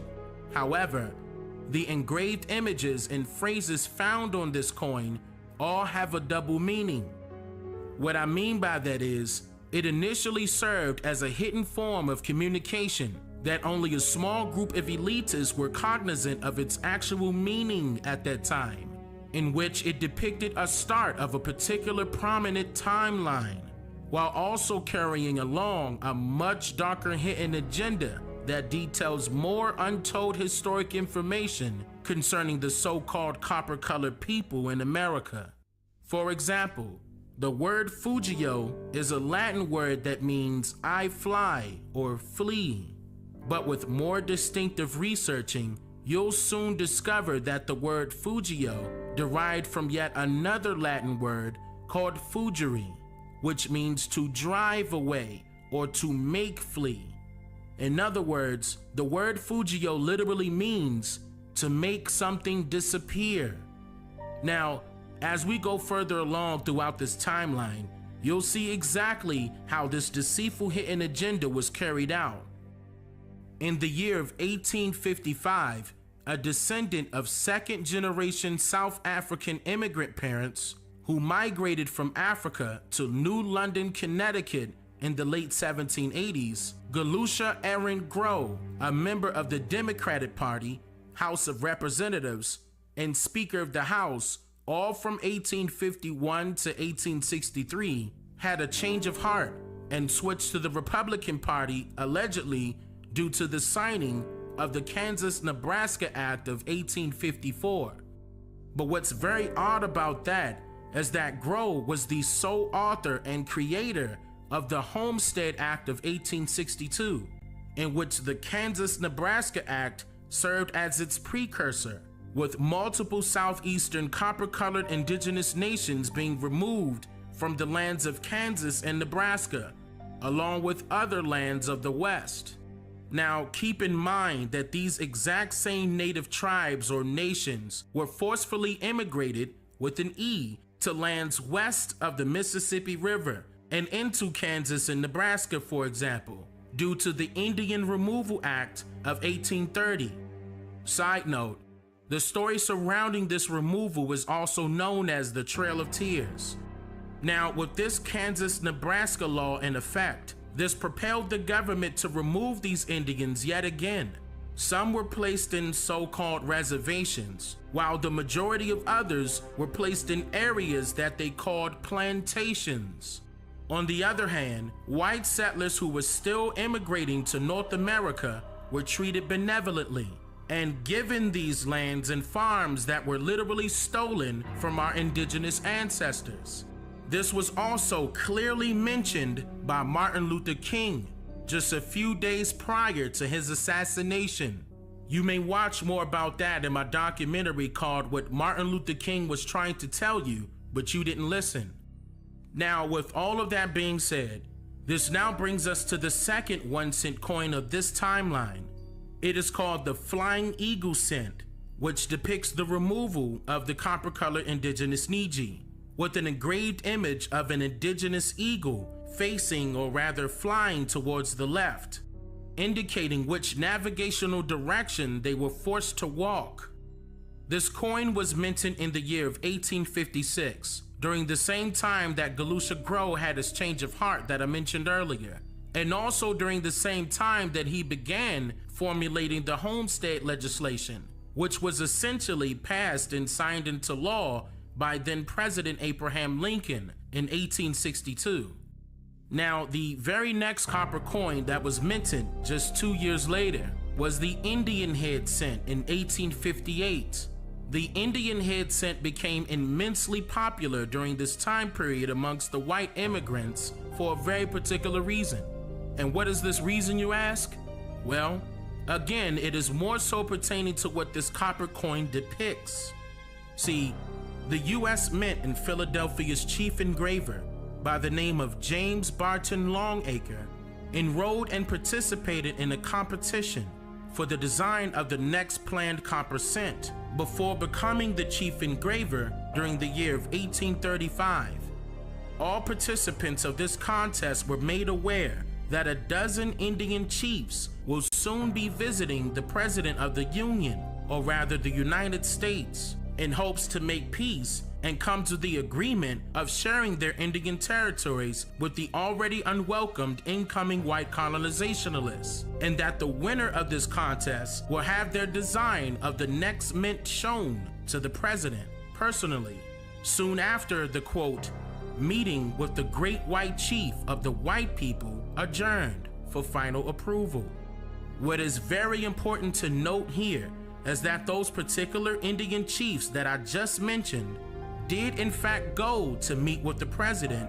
However, this meeting, dubbed as the quote, meeting with the great white chief of the white people by Congress, happened exactly 28 years after 1835, well beyond the completion of this contest. The Indian chiefs were invited by then President Abraham Lincoln to Washington, D.C. in March of 1863. And in this meeting, it was said that much talk of peace allegedly arose between Lincoln and the Indian chief's interpreter, in which several treaties were created and agreed upon by both parties in order to quell the Indians from raiding and rebelling against the still newly incoming white colonizationalists and their families, who immigrated from many parts of Europe and Africa to North America, even throughout this particular time period. These newly established treaties also made it clear that the Indians would be left alone to live their lives peacefully on their own lands. But these very same treaties were immediately broken, as well as the promise to honor the indigenous aboriginals with their image as the design to this particular coin. Now, let's jump back a bit here, because in the year of 1835, James Longacre and all other contestants were specifically ordered to create their designs of images of Indians on the front, but instead, James sketched an image of his flaming red-haired 12-year-old Dutch daughter named Sarah wearing an Indian headdress. With the approval of his wife, James's sketch became his contest entry, and when asked by political figures in charge of this contest, which Indian chief is your sketch depicting, James replied and revealed that the image is not of an indigenous person to America, but of his young Dutch daughter. So, the Indian head scent is not of an image of Miss Liberty, as some authors of history loves to claim. No, because the truth is that James's sketch became the official image of the initial Indian head scent exactly 24 years later, during the year of 1859. So in other words, instead of placing an image of an indigenous person as promised during the meeting in Washington, they purposely utilized an image of a pale-faced immigrant in place of it, depicting exactly what their real agenda truly was. Side note, there is a big reason why they so desperately want to change the Washington Redskin name and logo. And no, it is not because it's some racial slur neither. Which brings me to my very next point. The last 1-cent coin within this timeline is formerly known as the Lincoln cent coin, but nowadays most commonly known as the penny. On the front side of this coin, there was an engraved alleged image of Abraham Lincoln facing towards the right direction, and the back side has an engraved phrase, E pluribus unum, which translates from Latin to English as, out of many, now one. Also, keep that in mind. This Lincoln cent coin, which is worth exactly 1/100th of a dollar, has been minted since the year of 1909 and beyond. It was said that this penny is to commemorate Abraham Lincoln's 100th birthday, but of course this story was created just to cover up its actual hidden message that is being blatantly displayed throughout the creation of this coin. Literally, the Lincoln cent penny is used not just to commemorate the 100th birthday of Abraham Lincoln, but it also commemorates the signing of the Homestead Act of 1862, due to Lincoln being the president that actually signed this particular act into law. And in the year of 1909, when this coin was minted, this Homestead Act was being amended to further allow white European and white African immigrants to populate these American lands by law. On March 3rd, 1909, which was the very last day of his second presidential term, Theodore Roosevelt signed what Congress calls the Act of 1909. But the hidden truth is that this law is the enlarged Homestead Act of 1909, a brand new amendment very similar to its 1862's predecessor. This new homestead law perfected the purchasing of Indian lands, removed the restrictions on these lands, authorized the sale of these lands, referring to them as public lands, and also allowed for an enlarged homestead, or rather a greater amount of lands, to be given to the white immigrants.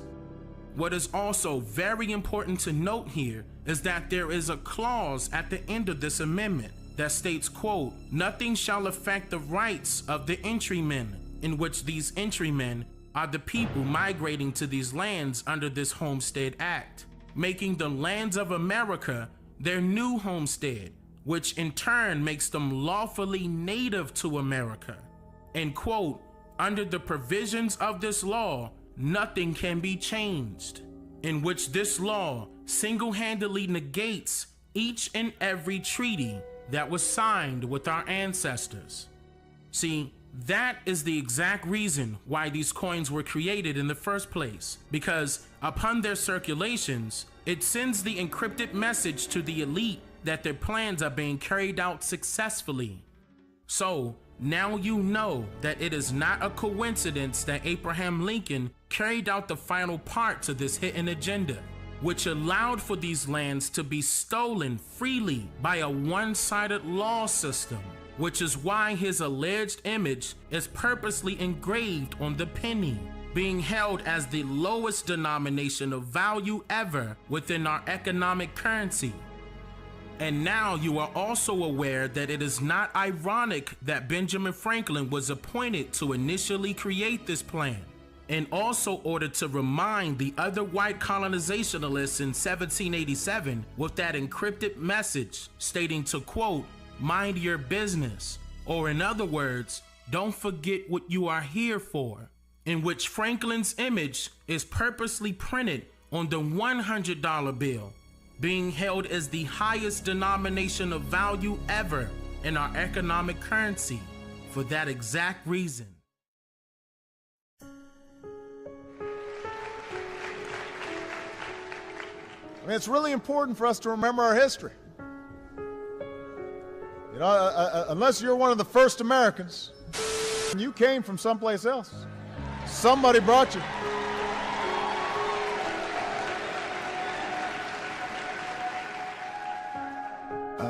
That probably is me, absolutely, because I tell you what, if you look at some of the reservations that you've approved, you, sir, in your great wisdom have approved, I will tell you right now, they don't look like Indians to me, and they don't look like the Indians. Now, maybe we say politically correct or not politically correct. They don't look like Indians to me, and they don't look like Indians to Indians, and a lot of people are laughing at it, and you're telling how tough it is, how rough it is to get approved.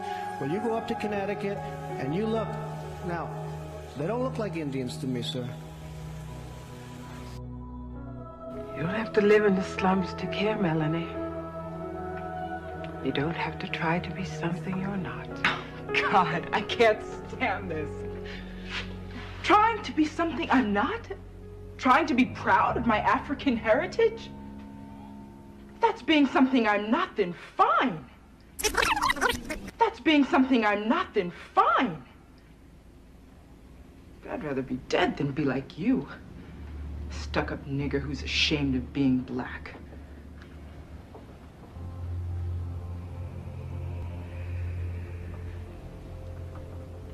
My grandmother was a full-blooded Iroquois. Was a full-blooded Iroquois. Was a full-blooded Iroquois. Was a full-blooded Iroquois. Was a full-blooded Iroquois. I know all of that, Mama. They don't know this. I am alive because of the blood of a people who never scraped or begged or apologized for what they were. They asked only one thing of this world: to be allowed to be. And I learned through the blood of these people that black isn't beautiful. It isn't ugly. It isn't kinky hair. It isn't straight hair. Black is just black.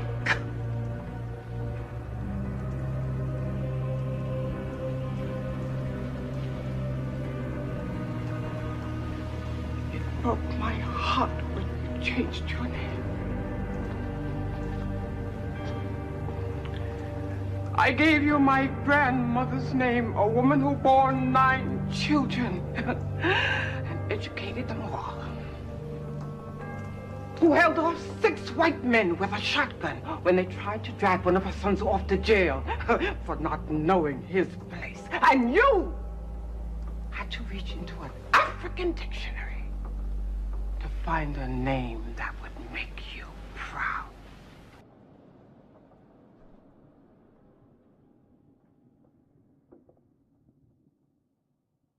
Okay, everyone. Now, as I've stated numerous times before, I am well aware that many of you were taught to believe line after line in today's society of America concerning this topic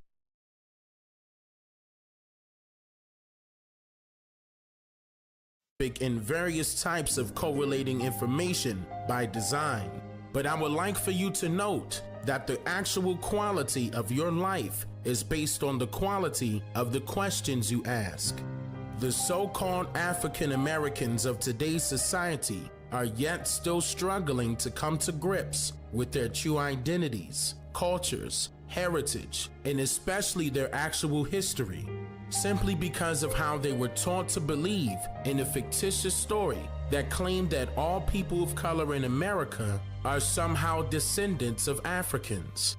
The problem with this story is that there is no verifiable evidence of it actually being truthful information.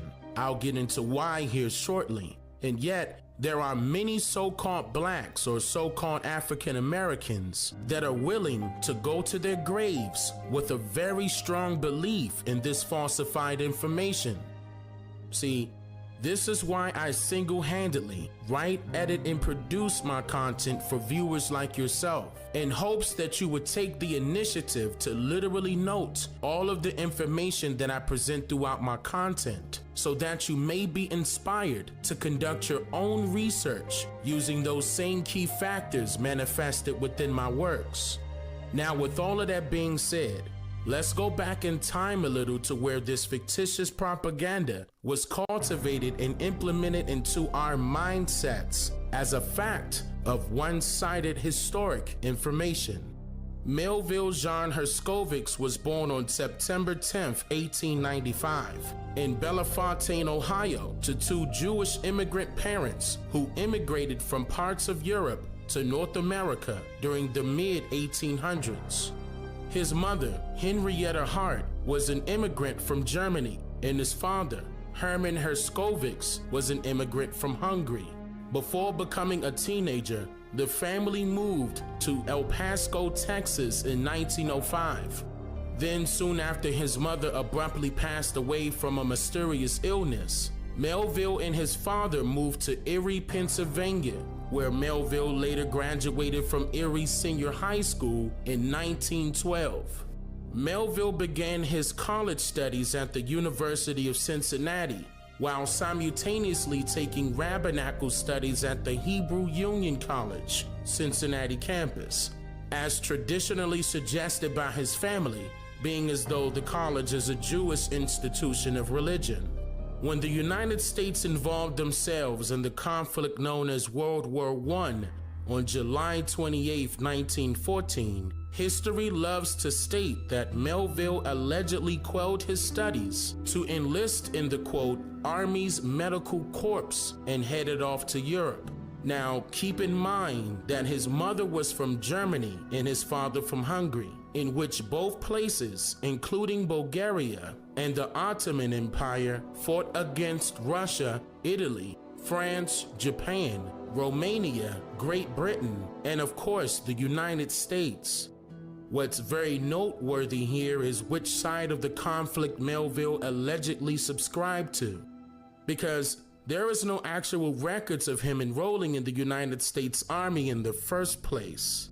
Yeah, and I'm just getting started here.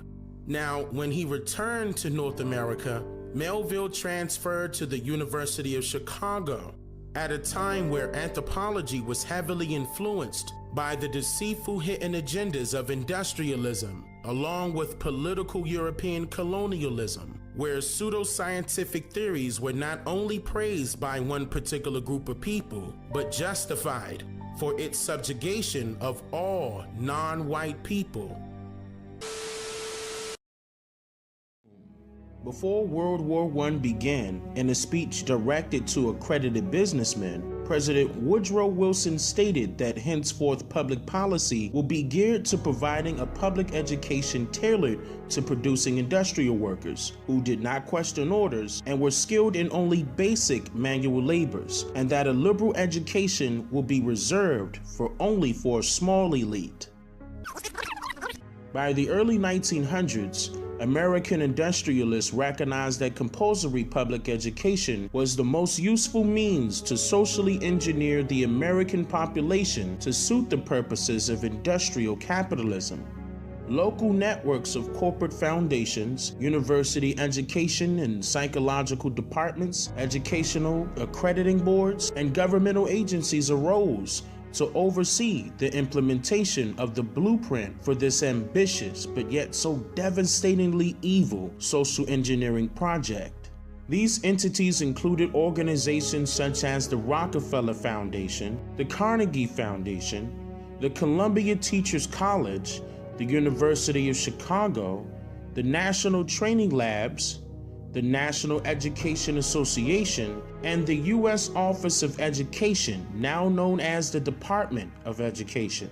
Andrew Carnegie, J.P. Morgan, John D. Rockefeller, and Henry Ford were the key contributors and introductional architects of this American educational system of forced schooling.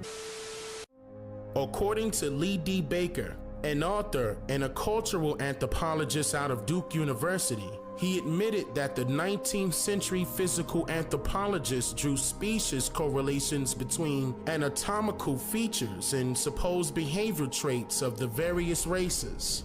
So in other words, these immigrants of Jewish or other European or African descent of the 19th century, or rather the 1800s, purposely created and cultivated the science of anthropology with highly regarded racial discriminatory, very identical to the pseudoscientific concepts designed and utilized by Francis Galton that he called eugenics, right along with his predecessor, Charles Darwin, with his theory of evolution and natural selection, in which I mentioned more about this on my documentary called What's the Real Identity of an African American? I highly recommend that you watch that video as well. Now, getting back to Melville, he abruptly halted his studies at the Hebrew Union College and then moved on to complete his graduate studies at Columbia University. What's very important to note here is while working on his master's and PhD, Melville found himself under the guidance of his professor named Franz Boas, a German immigrant from Minden, Germany, who migrated to North America during the year of 1887. Franz Yuri Boas was considered to be the sole author of American anthropology. In fact, he was dubbed as the grandfather of American anthropology by his self-proclaimed significant students, with Melville being one of them. As a professor of anthropology at Columbia University beginning in 1899, Franz heavily influenced many prominent people that we know of today, all the way up until his death on December 21st, 1942, and some of whom shares the same hue of complexion as you and I. Franz had his own hidden agenda, but history loves to paint the picture as if it was done for the better good, when in fact it was designed to upkeep the continuation of manipulative indoctrination. For example, Franz promoted an idea that Negroes residing in America are all somehow descendants of Africans in Africa, based solely on the fact that we all share the same hue of complexion, and that's it, meaning that's all of the evidence he had. Now keep in mind that this was the first time ever in history where people overheard rumors that Negroes are somehow Africans now. Then the Harvard-taught sociologist and one of the co-founders of the NAACP and the first so-called person of color to even earn a doctorate at this time, named W.E.B. Du Bois, took this fictitious idea to new heights, being as though he was considered to be a person of color, providing another side of social engineering influence amongst people that shared his same hue of complexion. In fact, Franz Boas influenced W.E.B. Du Bois in his teachings, even while being a professor of sociology, economics, and history at Atlanta University. Franz taught and told Melville Herskovits, along with his other students, and even W.E.B. Du Bois, what to do and what not to do by sending private letters back and forth throughout the years of the early 1900s. Then soon after his fictitious idea transitioned into a plan, it was later implemented into U.S. history books systematically. But of course, Franz had assistants, and the majority of this assistance is credited to Melville, being as though he began to create the anthropometric studies of the so-called African Americans, while simultaneously releasing science fictional and general fictional books, like for example, The Cattle Complex in East Africa in 1926.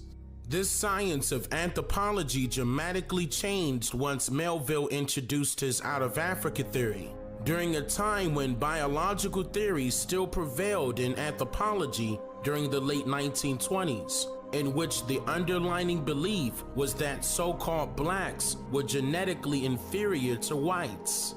Now, in order to draw all of the credit and attention to his own work for possible federal funding, Melville mysteriously but yet purposely had a falling out with W.E.B. Du Bois and began to state that Du Bois's work is inaccurate and filled with propaganda, sabotaging Du Bois's, quote, Encyclopedia Africana project by burning its credibility straight to the ground. Soon after that, Melville gained higher political power, then quickly received funding from wealthy private foundations and multiple federal government agencies, like the National Research Council, for example, which was established by special request from President Woodrow Wilson in 1916. What's very important to note here is Du Bois's reputation was purposely attacked by the same people that established it in the first place. In other words, Du Bois pledged himself under a form of order by a particular prominent group of wealthy Jews to help assist with manipulating the minds of those he could reach. And as soon as that goal was met, Du Bois's entire operation was shut down. And even Du Bois himself tried his very best to bring multiple prominent people of color down along with him. Side note, you would consistently see Du Bois and Booker T. Washington side by side for a very particular reason. And by the way, it is not a coincidence that soon after these so-called black men visited each and every prosperous Black Wall Street across America, these areas dubbed as Negro or Black Wall Streets were immediately destroyed in more ways than just one. Now, around this time, Melville was single-handedly emerging as an iconic figure in America. But the so-called funding that he received that I mentioned earlier was not to help him with researching and discovering publicly verifiable evidence, as the story loves to claim. No, the funding was yet an advancement of his salary, set up for him to be paid to create and produce a story that millions of people were unfamiliar with. What I mean by that is, Melville is solely responsible for expanding the lines of storytelling, in which in turn it was later considered to be American history, by completely reversing the records of historic information by creating a fictional story about African slaves immigrating to the Americas by way of the Spaniards during the 1500s. This story is known as the Middle Passage. However, prior to Melville's fictional story, no information existed in history that clearly mentioned that the so-called Negroes of the American lands literally came from Africa. It was said that Melville allegedly took just a story, gathered up a few artifacts from there, observed a few tribes and a few cultures and Africanism, then traveled back to the US, wrote a book called The Myth of the Negro Past, and published it in 1942 in the fictional section, where he claimed that the people of color in America somehow lost connection with their cultural past during the Middle Passage from Africa to the Americas. So the question remains, why was Melville instructed later dubbed as facts? Then, why would people that did not originate from this land, but fought and died to immigrate to it, colonize it, try to dominate your thinking by indoctrinating your mind into believing that you belong to somewhere other than your own home? And if you choose to believe it, You just may lose yourself and everything you own. Now, why is it important to tell you where your ancestors derived from? Because the truth lies in the knowledge of what this land really holds. And your children are the sole inheritors. But if you freely leave what is rightfully yours, then who becomes the beneficiary?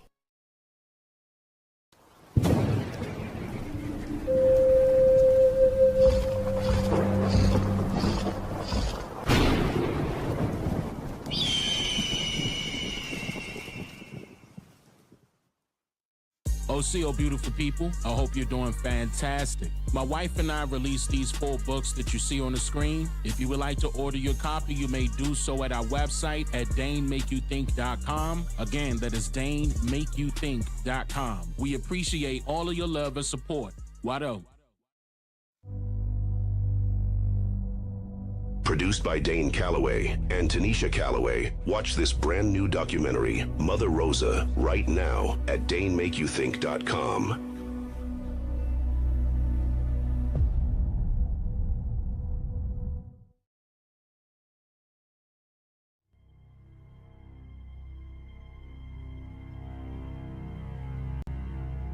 You may write me down in history.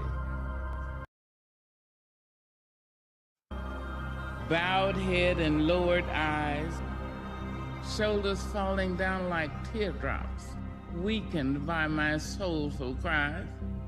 You can shoot me with your words, you can cut me with your lies, you can kill me with your hatefulness, but just like life, I rise, I rise, I rise.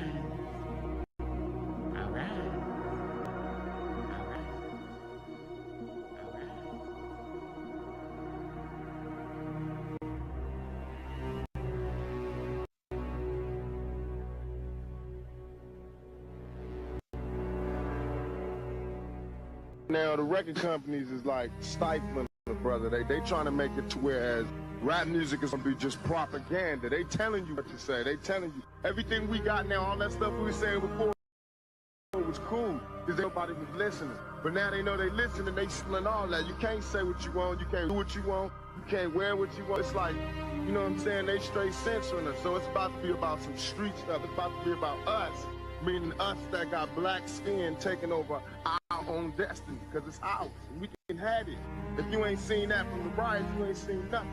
That was a riot. That was us just letting these folks know. Any given time, we'll bring them off something extremely proper. Big time. That's what we're trying to feel. The problem of the black people in America is inseparable from the problem of oppressed people all over the world. And until the leaders of black America realize that our problem is inseparable from the entire international problem, we will be considered a minority, will be considered an underdog, and will be begging for the things that we should have had when we were born.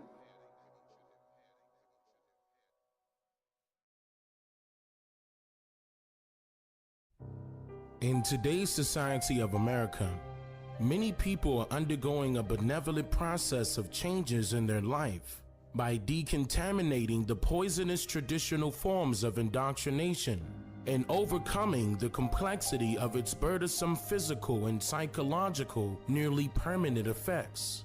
By unlearning, or rather deprogramming, the information taught throughout compulsory educational institutions of yesterday and today. Whereas a fact is literally based on the one-directional formatted belief of an individual's opinion, which may seem harmless to those who are satisfied with taking someone else's word for it, versus finding it out on their own through the process of diligent researching. By undergoing this process, an individual will soon discover that there is an actual difference between a fact and truth, and that most popular things that we were all taught in these compulsory educational institutions or by word of mouth that are considered to be a fact were never true. And with this new light form of discovery comes a positive change. And with this positive change comes an energetic realization of the actual truth, which adamantly reveals these multiple malicious hidden agendas surrounding what we call history various forms of science, and even down to the English language, just to name a few. And speaking of just that, it is essential to recognize and master the understanding of the English language, because it can hold a person mentally captive merely by the misunderstanding of a word's definition, especially when it pertains to law, education, or even social science. There is a big reason why, when a person recalls or names each letter of a word, that gesture or process is called spelling. The underlining word in this sense would obviously be spell, which could carry a variety of different essential meanings within itself. The majority of people would recall the most popular definition of spell, which pertains to writing or naming the letters of a word correctly, while on the other hand, the not so popular or rather uncommonly used definition of spell pertains to words that has magical powers, to say the least, but usually in a negative sense, because what you do is mentally and physically out of your control. What I mean by that is, your thoughts and actions, or rather your reality, is completely dictated and heavily influenced by the spell of the words you speak. Literally. This is why you would hear saying, be careful what you wish for, because a person can play that same spelling trick of the English language amongst themselves inadvertently. We find this type of trick, uncommonly known as the Mandela effect, in the thinking that a particular word means one thing, and yet truthfully it would dangerously mean another, regardless of a person's opinion. The word minority is a very good example of that, and it also details why the so-called African Americans are labeled as the minority group here in America. For example, the Webster's Dictionary defines the word minority as a, quote, group that is the smaller part of a larger group, in which this definition could serve as the means as to why most political figures, news reporters, or even bigoted individuals, etc., for labeling the so-called African Americans as the minority group. In this case, the word minority relates to a particular population size, marking the so-called African Americans, or rather the indigenous American Indians in this sense, as being the least amount of people who makes up the United States population. And the spell, or rather the trick of this side of the minority definition, is that the so-called Black Americans would just simply take someone's word for it and let it slide without any backlash. See, no one challenges the reported numbers of the US population by race. In fact, they would say things like, I mean, why waste time doing that anyway? They can't be off by a significant amount, right? I mean, come on. They are the government, for Christ's sake. Why would they have a reason to lie about something so inadequate? My answer to that would be, that's just like deeming the statement, men lie, women lie, but numbers don't lie, as a fact. Whereas the information behind the creation of those numbers literally derived from men or women. So if they lie, then so can numbers, right? Think about it. Now, if Margaret Sanger, who is the founder of Planned Parenthood, implemented birth control pills in the United States during her eugenics formatted population program called the Negro Project of 1939, in order to alter the population growth of only the so-called African Americans, then would that indicate to you that the so-called African Americans are the minority population of race in America, or not? Now let's take things a step further and look closer into the word minority. At a time where the Homestead Acts of 1862, 1866, and 1909 were implemented into what was known as, quote, the laws of the lands, as a means to forcefully fraudulently allot lands of America, or Turtle Island, originally owned and occupied by our indigenous ancestors, to those newly incoming pale-faced foreigners immigrating from parts of North, West, and especially South Africa, like Europe for example, to America by the millions according to the 1790 US Census and beyond. Now, before I go any further, you can recall that I have stated numerous times throughout my previous documentaries that everything was told to us in reverse, and where Europe is actually located is not excluded as an example of my statement. What I mean by that is, Europe was purposely predicted, or rather placed at the top of all other countries, displayed in Mercator world maps and other maps shortly thereafter, for a very particular reason. And that reason is due to the Mercator projection has fostered European imperialist attitudes for centuries and created an ethnic bias against the Third World. Salvatore Natoli of the National Council for Social Studies argues, in our society, we unconsciously equate size with importance and even power. In our society, we unconsciously equate size with importance and even power. When third world countries are misrepresented, they're likely to be valued less. When Mercator maps exaggerate the importance of Western civilization, when the top of the map is given to the Northern Hemisphere and the bottom is given to the Southern, then people will tend to adopt top and bottom attitudes. So, no, Europe is not where you think it is. In fact, nothing is where you think it is.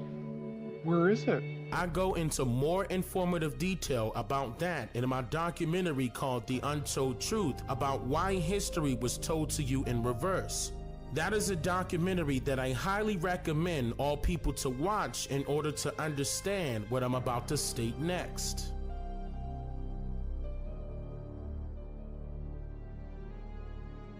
Now let's go back in time a little to the years of 1913 and 1936, at a time when land acts were adopted into law in South Africa.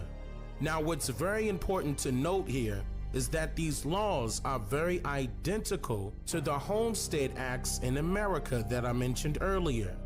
They were called the Native Land Act of 1913 and the Native Trust and Land Act of 1936, in which these particular land acts allowed for the territorial segregation of the Native Africans and made it illegal for them to work with the white Afrikaners as sharecroppers, meaning they could no longer share their lands, crops, and other resources with the white Afrikaners, who spoke a Dutch-created foreign language called Afrikaans, in which they paid a fee in order to continue to be tenants of the native Africans' lands. Through the passing of these land acts, along with several others shortly thereafter, it allowed for more than 80% of these already inhabited lands to be cleared of native Africans and sold at a very cheap rate to white Afrikaners only. During this time period, the traditional society of South Africa had been infiltrated by way of industrialized governmental policies and many other operational forms of white supremacy. Upon the creation of these land acts, the birth of apartheid arose simultaneously.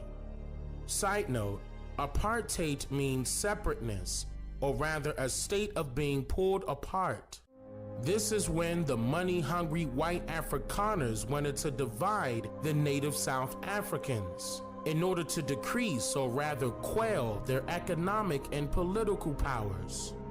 With these laws now in place, the all-white Afrikaner National Party was established in 1948, which they created an all-white government that helped to rapidly enforce all pre-existing and future regulations and policies of racial segregation, to include the previously written, quote, laws of the Land Acts that I mentioned earlier. Did you catch that? Listen closely.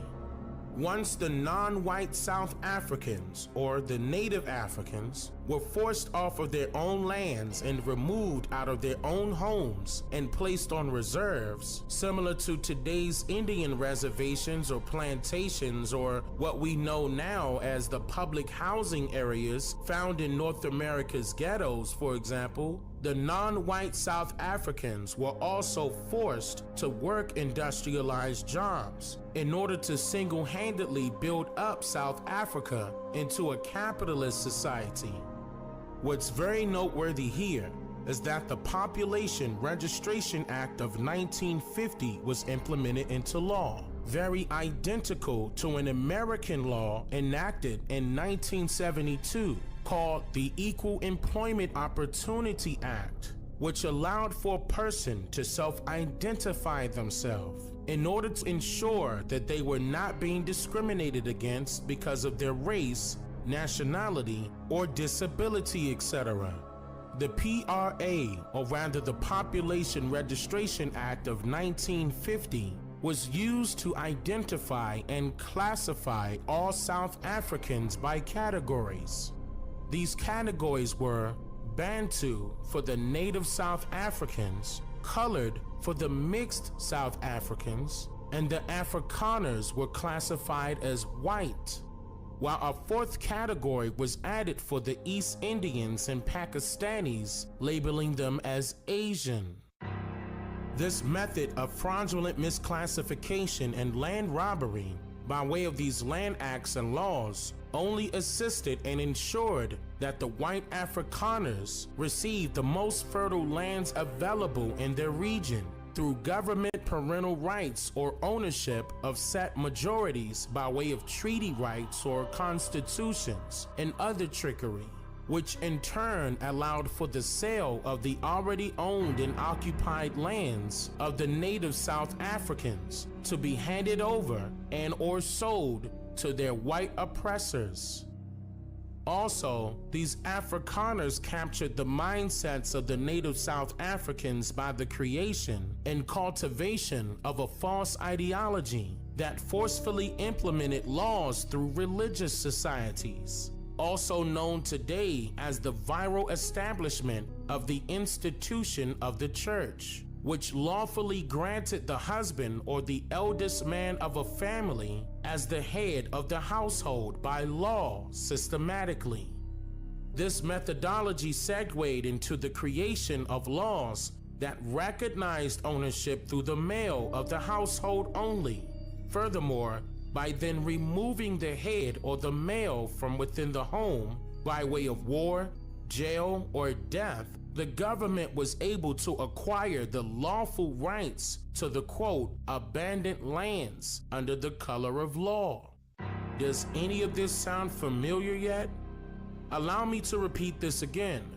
The great majority of the native Africans were living on their lands and decided to share some of it to farm with newly incoming white Afrikaners of Dutch descent, which in turn made them sharecroppers. However, these land acts removed these natives to reserves and forced them into industrial servant laboring positions for the white Afrikaners, or rather known today as slavery. Unfortunately, this form of deceptive methodology had been implemented along with several other occurrences in multiple locations since the start of this so-called Mandela effect. And it is the true aftermath or outcome of being a minority.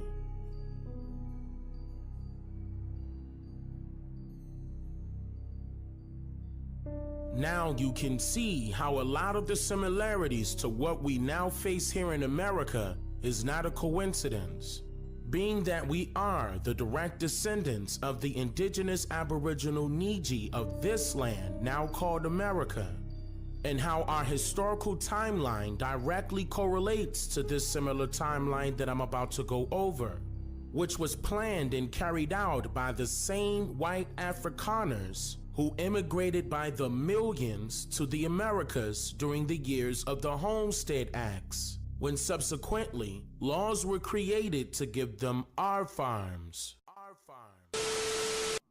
At the very same time that America refused to give the Negro any land, through an act of Congress, our government was giving away millions of acres of land in the West and the Midwest, which meant that it was willing to undergird its white peasants from Europe with an economic floor, which meant that it was willing to undergird its white peasants from Europe with an economic floor.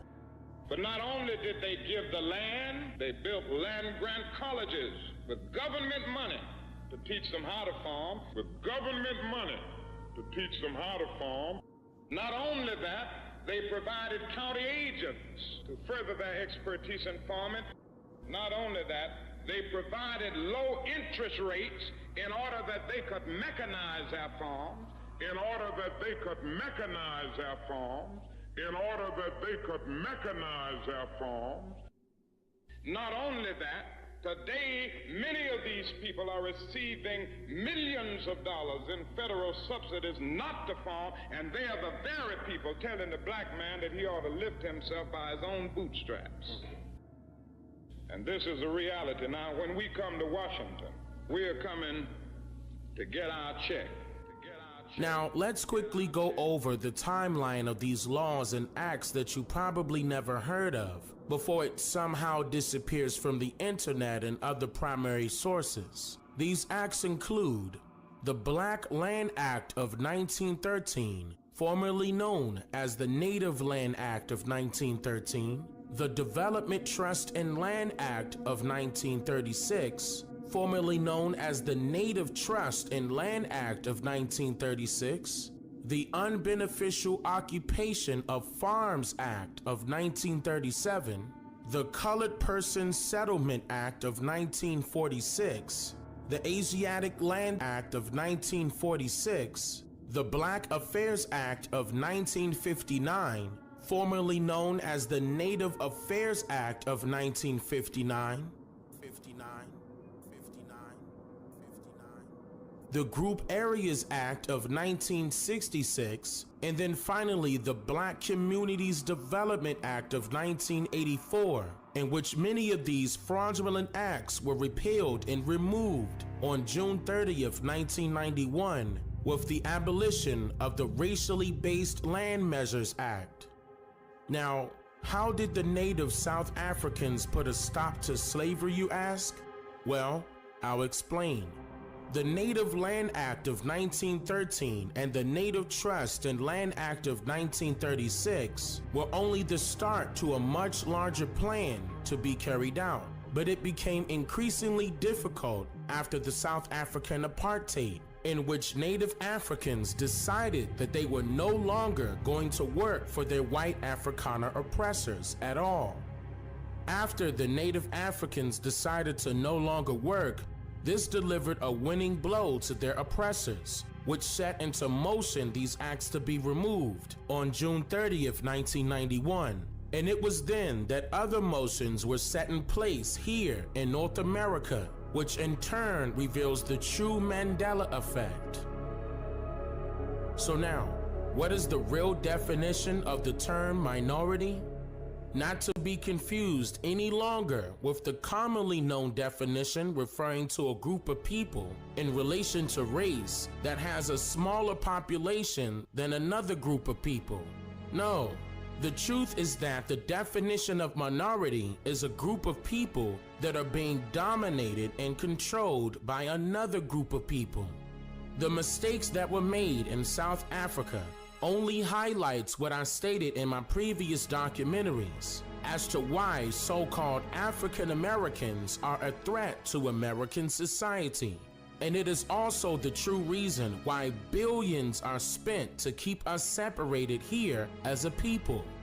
Because if a group of particular people can no longer continue to dominate and control us physically, spiritually, and mentally, systematically, as their minority here in America, then what will be the outcome of a king and a queen checking and trapping the opposing king in a corner?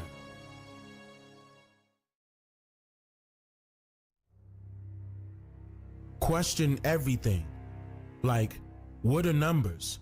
where did they come from? Were they invented or discovered? There are many things that were invented in the past, but then the patent office was created in order for one to legally claim their discovery and become accredited as the inventor of what they discovered, like Christopher Columbus, with allegedly discovering lands in South America that were already populated, but now accredited and celebrated still today as if he actually invented the Americas. Question everything, like, why is Christopher Columbus celebrated? And why are people of color in America given a month to celebrate their history? Why are there no other groups of people with a dedicated month to celebrate their history? Is this a hidden indication that other groups of people have no ancient history here in America? Question everything, like, when people say that there's only one human race, then what is racism? Could it be when an individual demonstrates their love for only people that shares their same hue of complexion? If so, then should the term prejudice be reinstated towards its original usage? Questioning everything sparks an internal dialogue within one's mindset, allowing for the individual to become skeptical of all information presented. It will also assist with differentiating the truth from a commonly known opinionated fact. This is why a fact can be easily checked and the truth is way more difficult to find.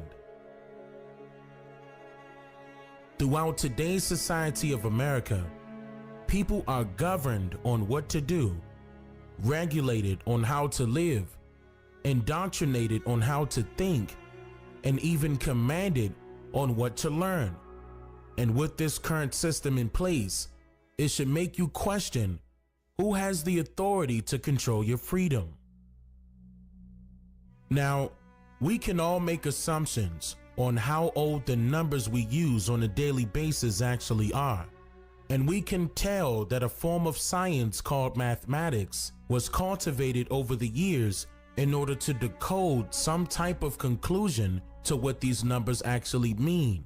But how will we ever know if these mathematicians are telling the truth when their traditional formulas to an equation are automatically deemed as a fact in compulsory educational institutions? These equations consist of many symbols surrounding these numbers, like the plus sign resembles a cross symbol. You will find these symbols on things like logos for hospitals, first aid kits, and numerous other things in common with the medical field. And even when you donate to the Red Cross for whatever reason, you will find that their logo is also a cross or a plus sign. Why is that? Well, mathematics and science works hand in hand for a particular reason. In science, the plus sign represents or indicates, quote, the confidence interval or error in a measurement, often with standard deviation. In mathematics, the plus sign represents an addition to the numbers before the sign and after the sign. So, when you look at the standard deviation in a mathematical or scientific sense, the process allows for the definition of deviation to remain firmly the exact same. So, what is deviation? A departure from what is prescribed or expected. In other words, it counteracts to what is considered to be the norm by literally campaigning against what is normal. You will also find the plus sign throughout various religious symbolism, like churches, chapels, and even the Holy Cross, for example. So, what does a cross mean and represent? A cross is an intersection, a horizontal point that meets with a vertical point, or vice versa. Quote, two bars which intersects one another at right angles. A Passover. A cross is religiously represented as a visual symbol of Christ, depicting the cause of death of their religious leader, which was crucifixion. This symbol is most commonly used throughout all of the many denominations of the Catholic Christianity societies and can be titled as a variety of different styles of crosses. For example, according to the 1828 Webster's Dictionary, the definition of the noun Holy Cross means the 14th of September. The word cross derives from the Latin word crus. In Latin, the noun crus means cross, crucifixion, hanging tree, torture, torment, trouble, and misery. What is also very important to note here is that the gender of the Latin word crus is feminine. So, why would you want to have a symbol that literally means torture, torment, trouble, and misery on a hospital? And why would you want this symbol to be one of the first things that are taught to your children in school? Most of you can recall that after kindergarten, one of the first things that you were taught as a child is that 1 + 1 = 2, whereas the cross is being used as a symbol for addition. Did you catch that? The process of addition is commonly referenced when an increase occurs.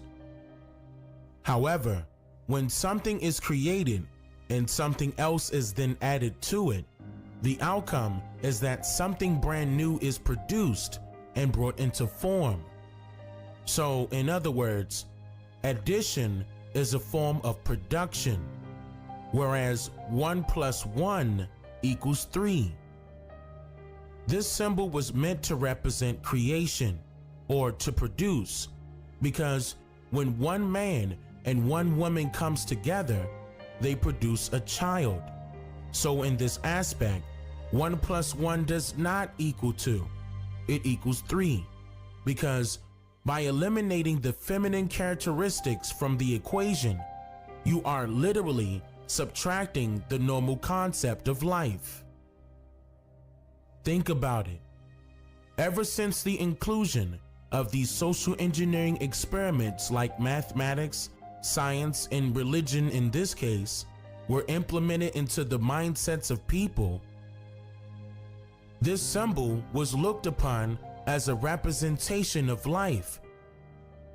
But since they are following by the process of deviation, it is merely nothing more than a representation of death. So, should this symbol be located on our hospitals and churches? And should this symbol be taught to our children in schools? Why are we taught that 1 + 1 = 2? Because in mathematics, the plus and the minus sign is used to adjust one's temperament to either less or more. In other words, the goal was to create an equal temperament amongst the masses. Temperament is a noun that means a person's nature, especially as it permanently affects their behavior. A few important synonyms of this word are character, personality, makeup, constitution, mind, and spirit. Now, how is this mathematics? Because with just a simple alteration, you are able to manipulate one's visual perception, a deviation from the norm.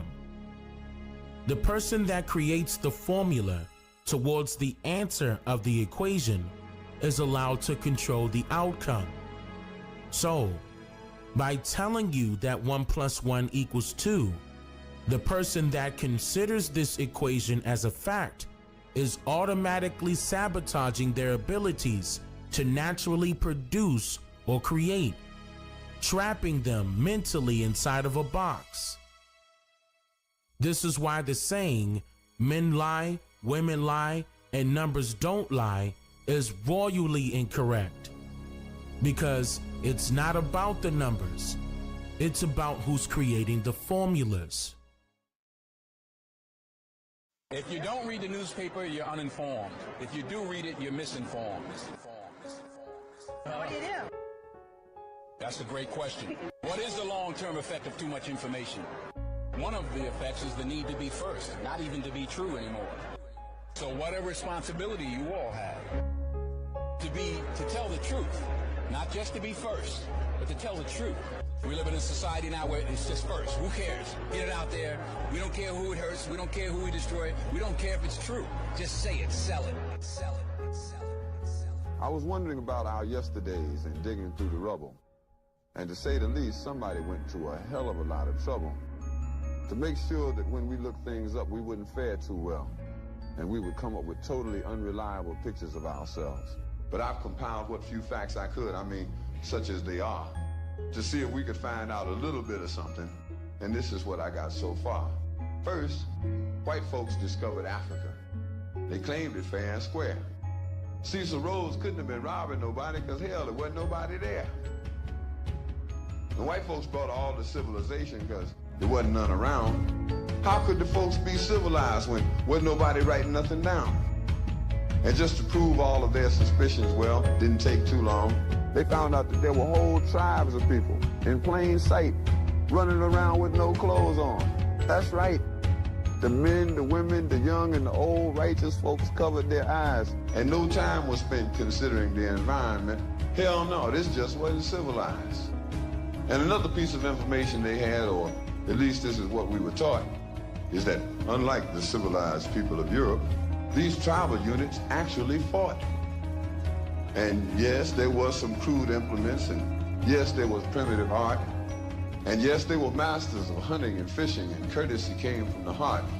And yes, there was love and medicine, religion, intertribal communication by drum, but no paper, no pencils, and no other utensils, and hell, these folks never even heard of a gun.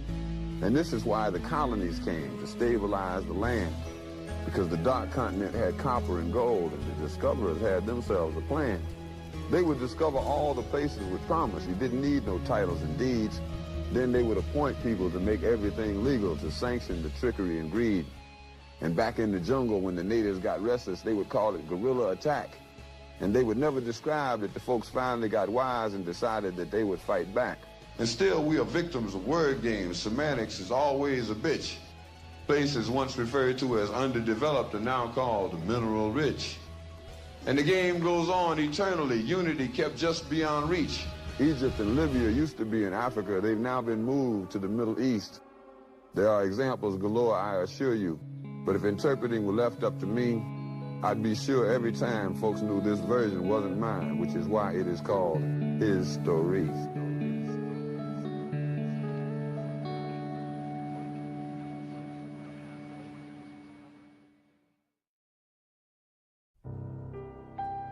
People of today's society in America have been misinterpreting and also misrepresenting what a fact actually means. And it is all due to what they have been indoctrinated and conditioned to believe, how a fact is psychologically and socially determined.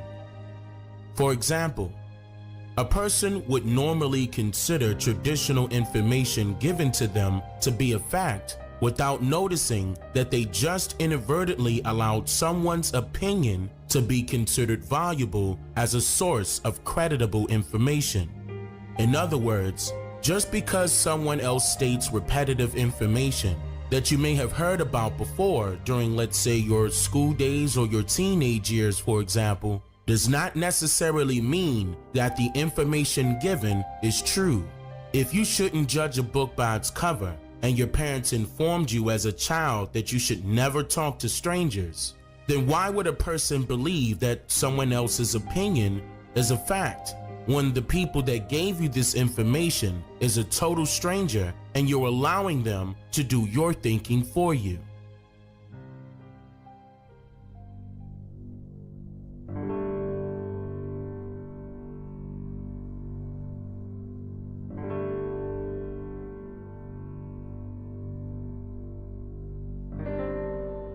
Let's begin with number 1. As the story goes in American history, 90% of the Indian population in North America were killed off by way of smallpox and other diseases.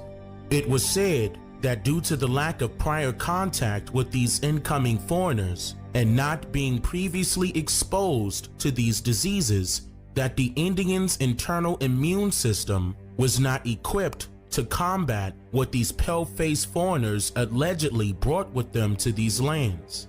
Now, this is where logical critical thinking comes into play, and you simply question everything. Like, some of you can recall having chicken pox, maybe when you were a child. Does chicken pox lay dormant inside of you forever? What about a common cold? Or even the flu for that matter? Does it stick around even after your immune system defeats it? And if it does, then for how long? History says that these diseases arose in Europe and Africa. And when you look at what the impact of these diseases had on their population, people survived. And this was way before vaccinations were even created and mandated. So the question remains, how could these foreigners bring these same diseases to North America and decimate the American Indian population to near extinction and not have had the exact same thing done over there within countries much smaller than North America alone?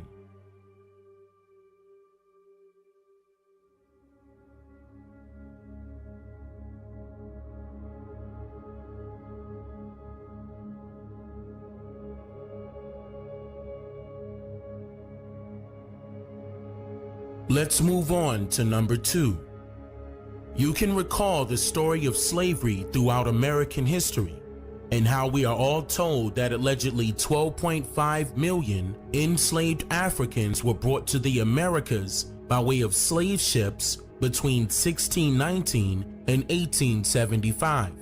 However, history fails to mention or document how many whites it took to accomplish that. Early tailgates are better with a hearty and smooth Sam Adams Oktoberfest. Game time! Yeah! It's Sam season! Of 1569, Europe is somehow located above, or rather north, of Africa. However, before it was colonized and named Europe, that particular land has always been one large landmass, meaning that there was no imaginary dividing line to separate it to begin with. So in this sense, Europe is and has always been a part of the lands that are commonly referred to as Africa, and the people residing throughout these lands would be considered as Africans. Now, history displays the number of alleged slaves who were brought to the Americas from foreign areas, leaving scholars, or rather students who are being taught American history, to contemplate, wonder, and assume who these slaves actually are, based solely on the biased information given to them by way of compulsory educational institutions. This process is called indoctrination, which is, quote, the process of teaching a person or group to accept a set of beliefs uncritically. Uncritically meaning, quote, with a lack of criticism or consideration of whether something is right or wrong, end quote. According to the very first U.S. Census that was established in the year 1790, there were 3 categories listed for the enumerators to classify individuals that they meet in person. One being slaves, then free whites, and then all other free.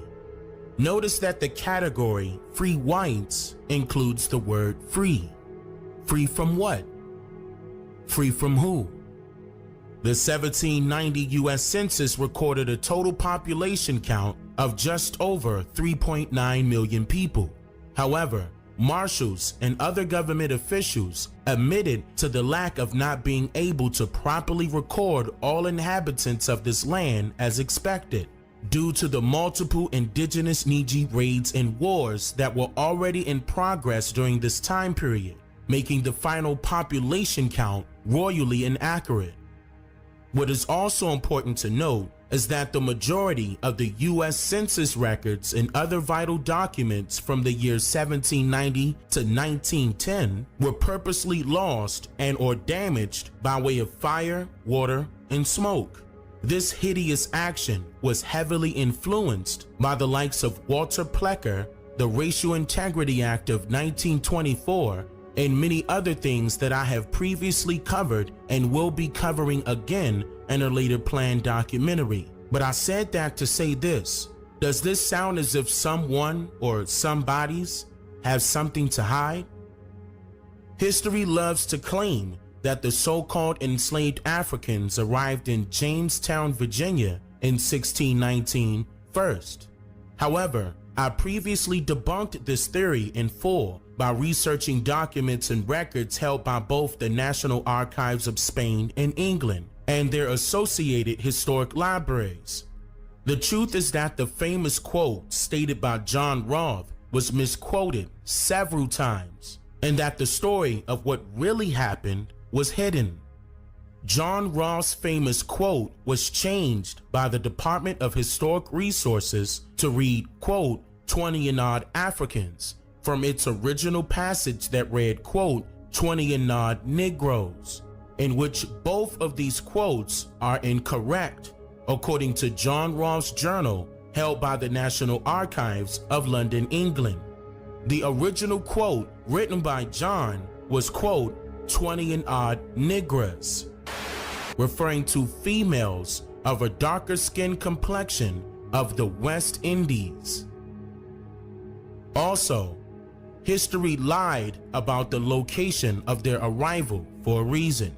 The first 20 and odd Negras did not arrive in Jamestown. They arrived in Point Comfort, Virginia, later known as Fort Monroe, VA, but now known as Hampton, Virginia today. You may watch my previous documentaries on this topic by using the links above and in the description of this video. The 20 and odd Negras never settled here in North America. In fact, they were allegedly turned away by the colonists due to not being in condition to perform indentured servitude duties. So they were sent away to be returned to the West Indies, also known during that time period as the East Indies. Now, the actual slaves that immigrated here in North America during the years 1619 and beyond arrived in James City and Plymouth, Massachusetts simultaneously in order to create and establish the very first and second colonies of North America. Now, history claims that the first colony established in North America was Virginia by Captain John Smith in 1607. However, according to unclassified documents and records concerning the Company of Virginia, or rather the Virginia Company of London, a charter was awarded to the Virginia Company by King James in order to establish a colony in Virginia, but King James did not approve the colony of Virginia until the year 1627, by the time a fourth and much smaller charter was approved and a governor was appointed by James himself. Now, what does all of this mean? Well, keep in mind that history also states that Captain John Smith sailed from London, England to Plymouth, Massachusetts in the year 1614, and also named an important river after King Charles I that same year. But here's the problem with that. According to the tales of American history, Charles, the son of James, was not King of England and Scotland until March 27, 1625. And according to the statutes at large, being of all the laws of Virginia, and the Henning Statutes of Virginia, Volume 1, James was still King of England and Scotland when he gave the royal approval to establish the Virginia colony in 1627, 2 years after Charles was allegedly in office as king. Also, that important river that I just mentioned was allegedly called Charles River by King Charles and Captain John Smith, but this was all a lie, and here's why. Nowadays, American history loves to claim that Charleston, or rather originally known as Charlestown, South Carolina, was the major port allegedly used to import thousands of so-called African slaves into North America. But history purposely fails to tell you that the port was not in Charlestown, South Carolina, but rather in Charlestown, Massachusetts, which is known today as Boston, Massachusetts, but originally called the Plymouth Colony of 1619, which was the true area that African slaves arrived to in North America during their journey from Europe, or rather Africa. The pale faces who traveled here were labeled as pilgrims, knights, gentlemen, merchants, and adventurers by American history, but they were all technically employees, laborers, peasants, who assumed the belief of their freedom, but yet still under the dominion of the King of Scotland in England. We didn't land on Plymouth Rock. The rock was landed on us.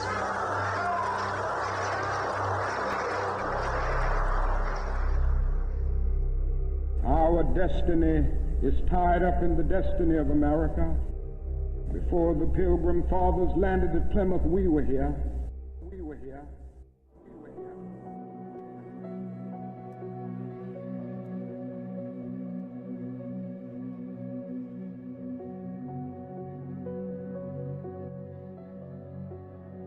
Moving on to number 3. Throughout American history, one of the most commonly used statements that will be considered as a fact of opinionated history is that Spanish master navigator and explorer Christopher Columbus discovered America in 1492 with help from Moroccan, or rather Iberian servants who were familiar with navigating the waters of the shores. Now, before I go any further, I want you to quickly make note of the word discover and its actual meaning. The word discover is commonly used to reference when something is exposed or made known, for originally it was a secret or hidden to the public, but now all is revealed. So now, if Christopher Columbus allegedly discovered America, that would not mean that he found new lands. No, it simply means that the people who sent him were already aware of these lands' existence, along with its people who were already inhabiting it.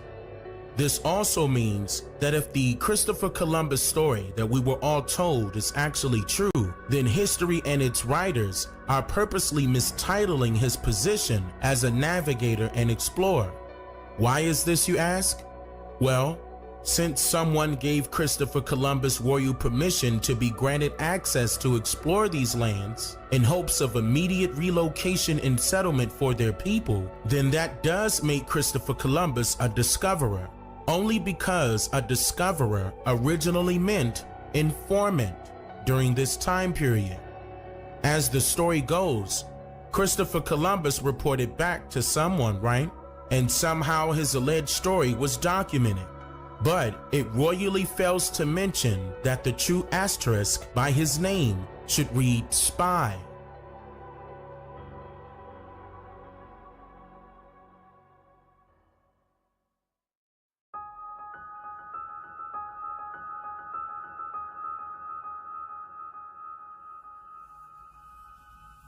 And finally, number 4. People have been told many different things concerning the Underground Railroad story, and somehow the story is being carried out as if it was just a myth. In some instances, some history tellers would say that the Underground Railroad had nothing to do with a railroad or even being underground. But just like numerous things that are considered to be American history today, this opinion that we were all told is false. People who were born between the 1950s and beyond were told that the Underground Railroads were safe houses for runaway slaves, while people who were born in the 1930s and earlier were told that the Underground Railroads were actual railroads that people utilized in order to vacate their jobs. The significant differences between both stories is quite obvious, but just in case you were wondering why, let's go over why the phrase runaway slave was used later on in history books and other correlating curriculums. You can recall how the story of slavery goes. A slave master is the owner of those he or she enslaved, and that a slave's daily duty was commonly rather known as a laborer for his or her owner or slave master. The truth is that a so-called slave master's position was literally the employer, no matter their hue of complexion, and the so-called slave's position was literally the employee. The majority of people today are at-will employees, and the contract that you sign in order to become employed by a company means that you can quit or be released from your job at will. But during so-called slavery times, these same contracts were binding for much longer periods of time. Once or if your contract expires, you were then released or freed from all duties. So, when you hear the story of a person escaping via the Underground Railroad, this was a person that was attempting to leave their job before the expiration of their binding contracts, if they had one. So, why was it an Underground Railroad? Because even the right of transit for a slave, or rather a fugitive, was denied if their contract was not completed. So, what is the Underground Railroad? Upon the arrival of foreigners, they discovered a transportation system that ran both above and underground. This transportation system was previously designed to run from coast to coast, aligning parallel with the canals and rivers throughout North America. The expansiveness of these ancient railway structures was so great in numbers that it was very difficult for any foreigner to even attempt to regulate them all during this time period and even the days of so-called slavery. Now, you can get an idea of what these underground railroads looked like if you were to visit, say, your local train stations, for example. Upon close examination, you will notice that there are usually 2 to 3 sets of tracks, in which one set typically includes a left side track and a right side track. In more common use areas, only 2 sets out of a possible 3 are being used today, leaving one to wonder why one set of tracks are currently not in use.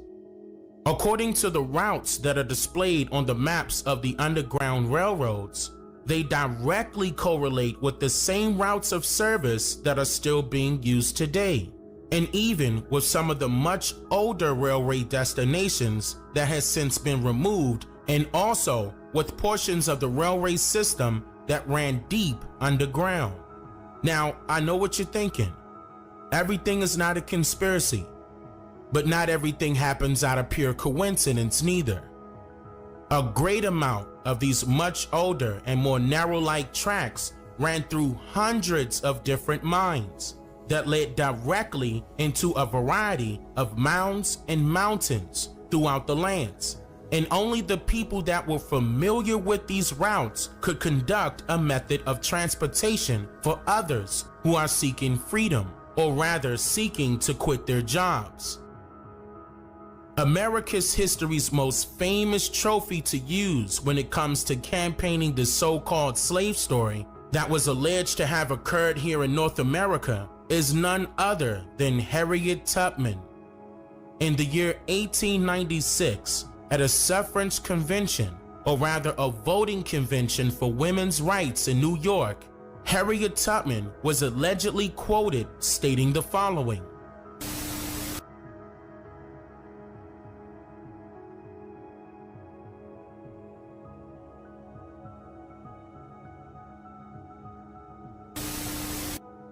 I was the conductor of the Underground Railroad for 8 years, and I can say what most conductors can't say. I never ran my train off the track and I never lost a passenger. End quote. What's very interesting to note about this quote is that she indicated to the public what her job's description and position was for 8 years with the Underground Railroad. Harriet Tubman acknowledged that she was literally a train conductor, in which a train conductor is responsible for the overall operations of rail systems and safety measures for its oncoming passengers. So in this quote, which was said to have been stated by Harriet Tubman directly, she admits to performing her duties without error, while also indicating that she cannot say the same for other conductors of the Underground Railroad. So the question remains, how was Harriet Tubman cognizant of the routes ranging from southern to northern parts of these lands and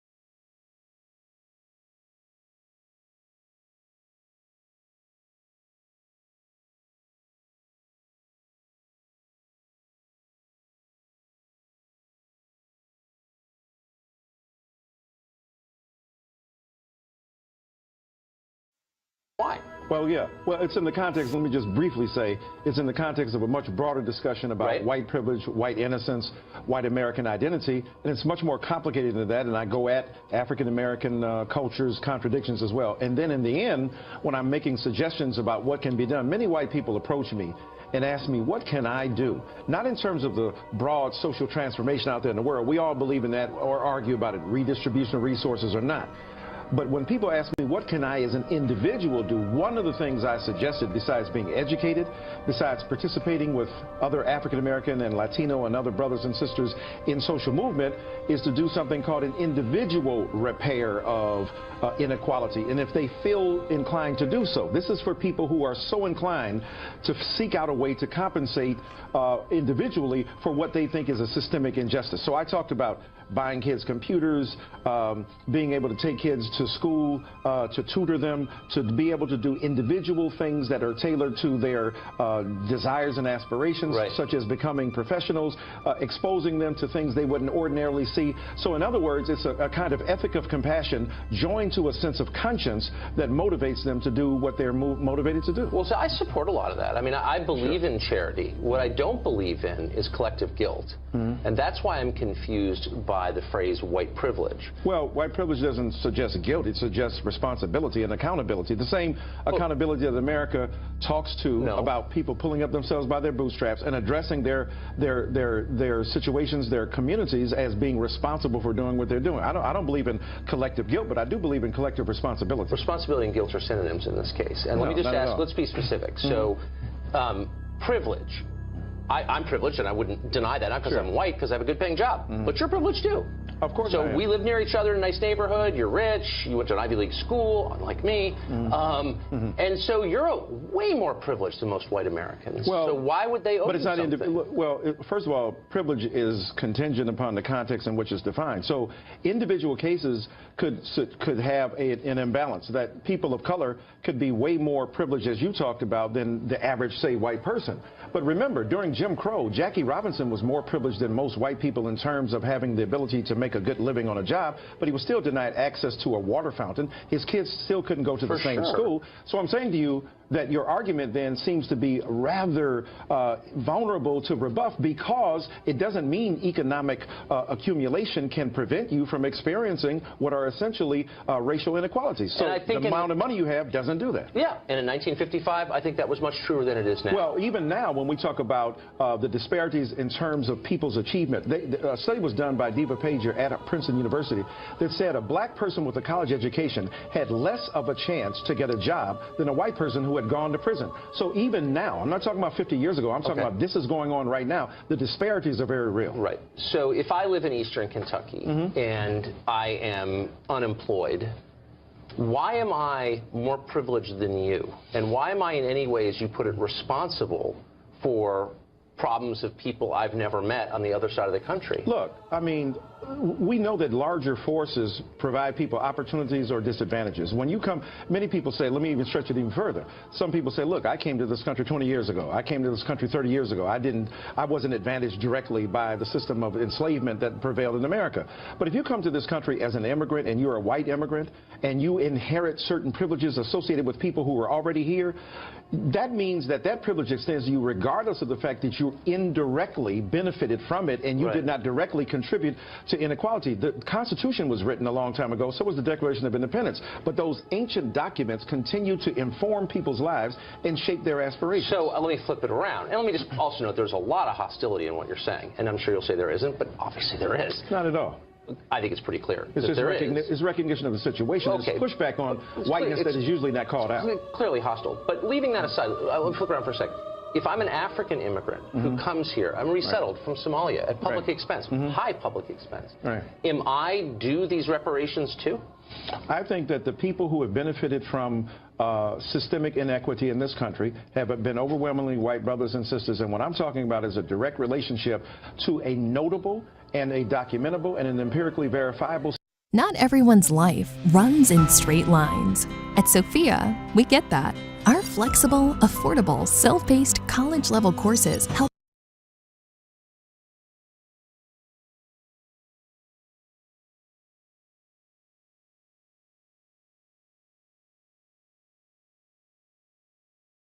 thousands of people system of inequality. There's nothing that's very obscure about that. And I'm saying to you that people of color who are here now, who have inherited that legacy as a result of their black skin and their relationship to black culture, have to be acknowledged. Well, wait, my book is not simply about reparations. You're reducing I know that it's not, but so much larger. It's heavily about privilege. But let me just really about we're almost out of time. It's about white refusal to acknowledge if a majority white country brings in a black African at its own expense, they still owe him reparations for slavery? No, I'm talking about the people who are here. That's an isolated event. I'm talking about the majority of African American people who are here, who are part and parcel of what this country has been, and who have built it in its institutions to become what it is now.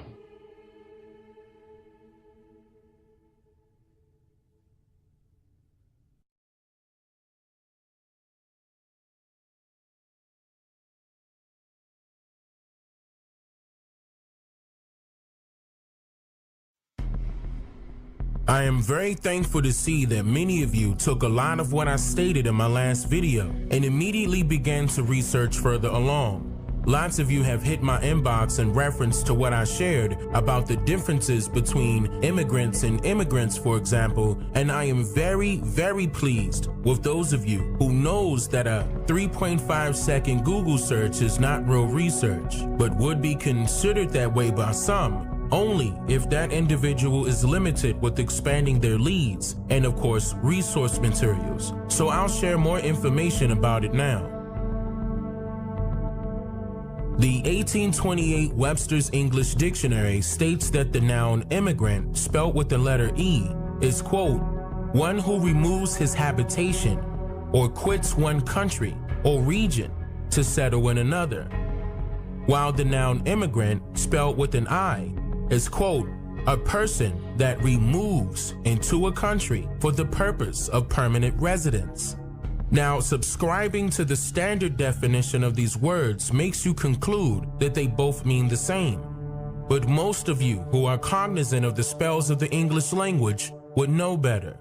Some of you would notice that the definition of immigrate with the letter E would determine that it means exit.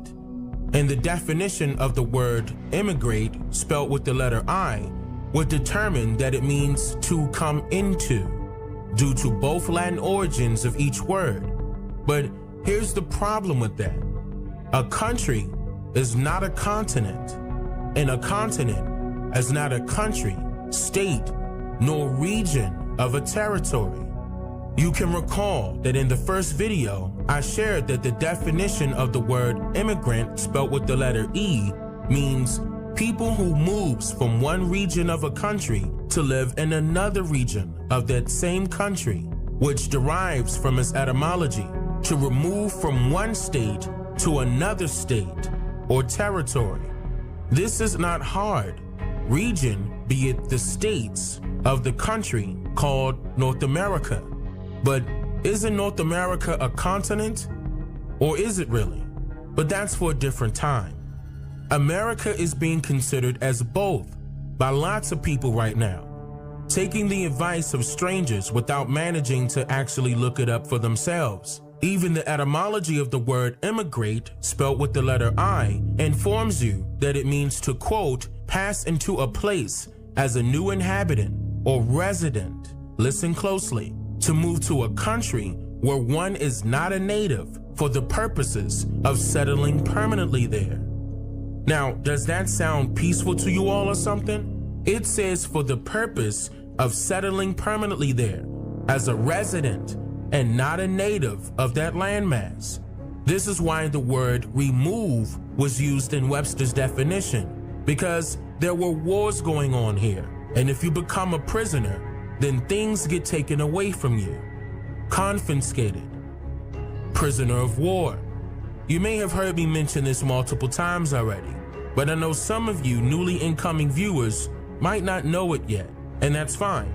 This is the reason why I share even more detailed information when I feel as though you may haven't gotten around to researching it just yet.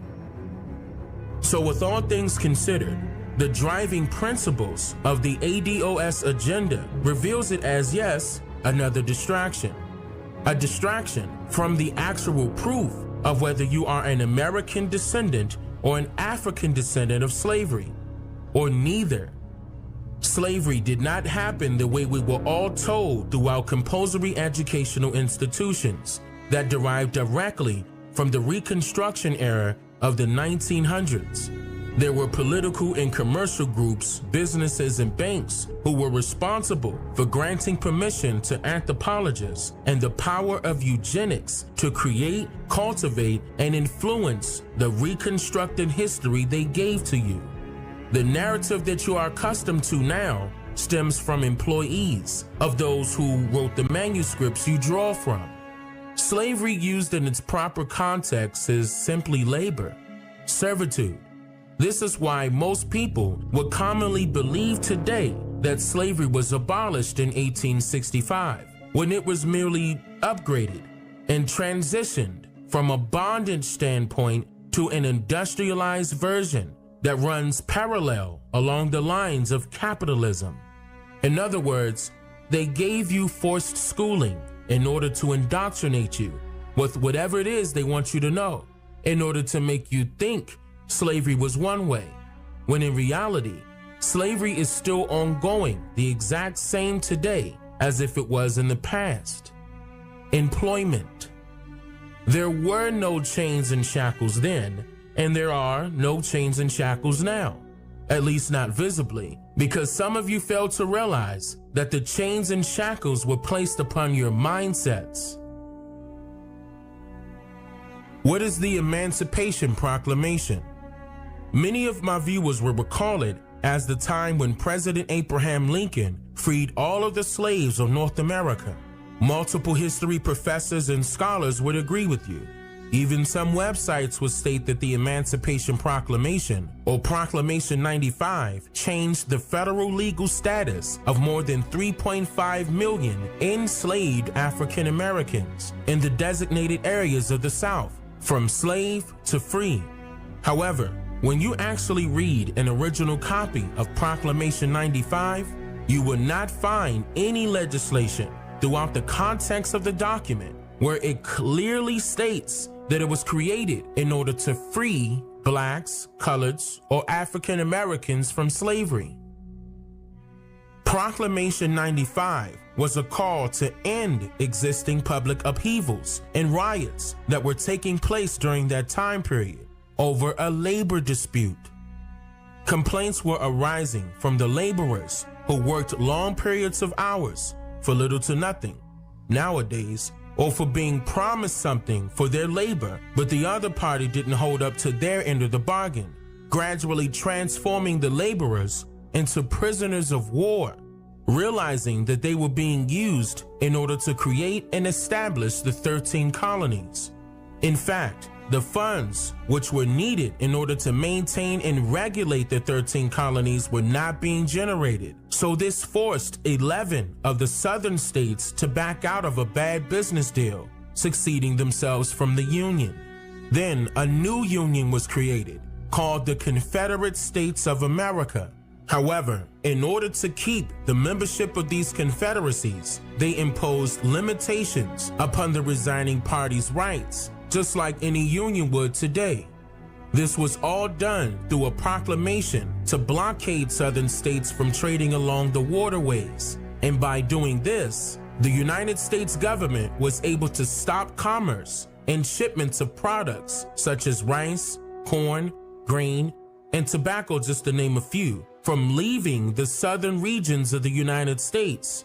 When I mentioned a bad business deal earlier, this is what I was referring to.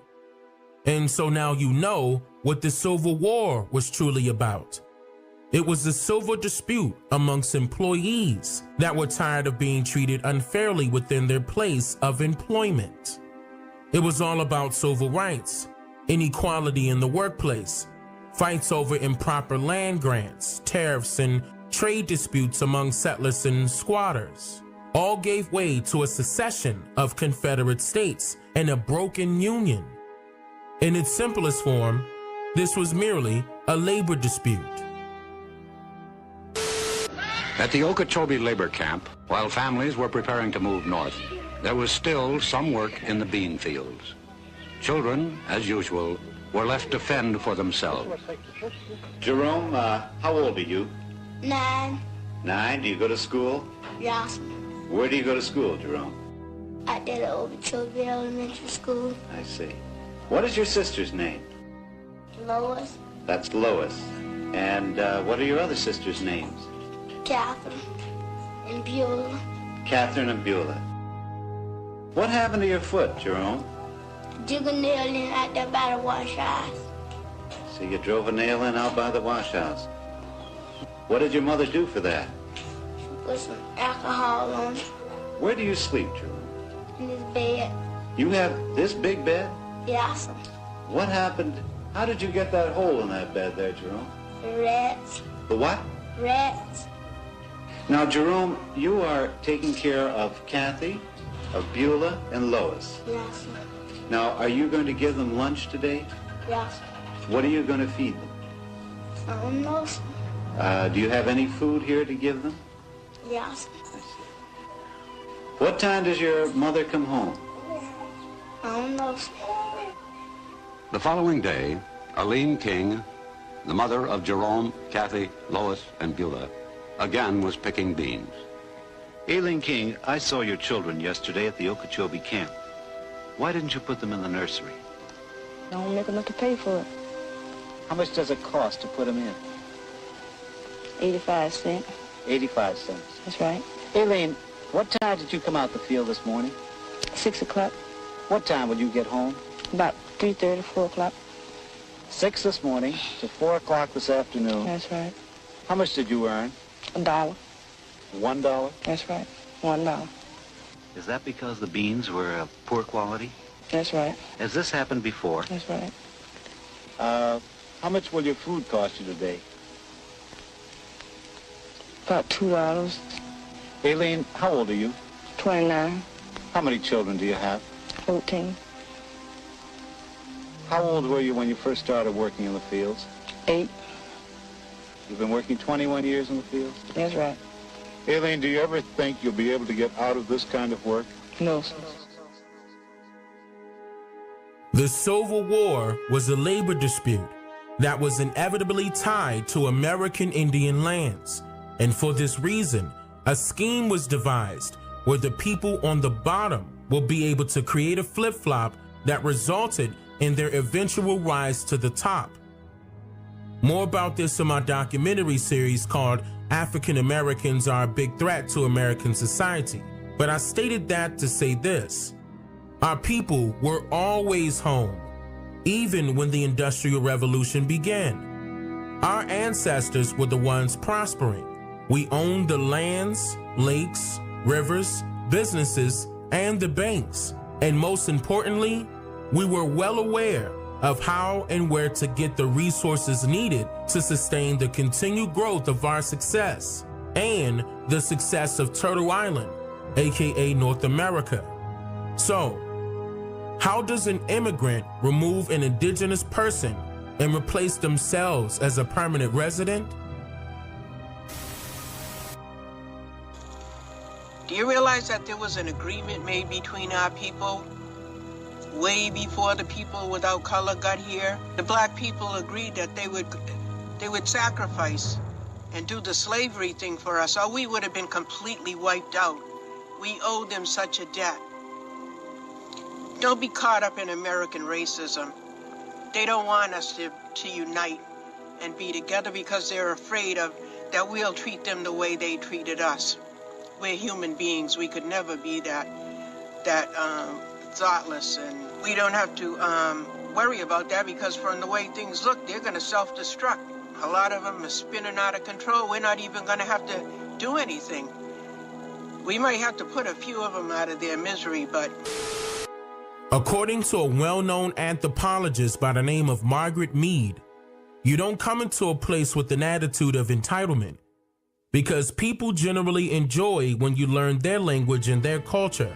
As long as you come into a place ready to learn and join their society, it's okay. It's very flattering for all people when someone wants to be taught. And also, Margaret Mead stated, quote, "You have to do something pretty terrible to people before they come to regard you as a spy. rather than an interested explorer. And that is exactly what they did when they adopted our ancestors' constitutions and created confederacies that reflected our ancestors' form of government. The Articles of Confederation and Perpetual Union was a set of laws which was used to form the first U.S. government in the year 1777. This was based on the information learned by the foreigners and through Indian relations. Each Indian tribe had its own confederacy and its own constitution, and they had a commander, which was the chief. This form of government allowed for the individual sovereignty of each tribe to take place and not to be imposed upon.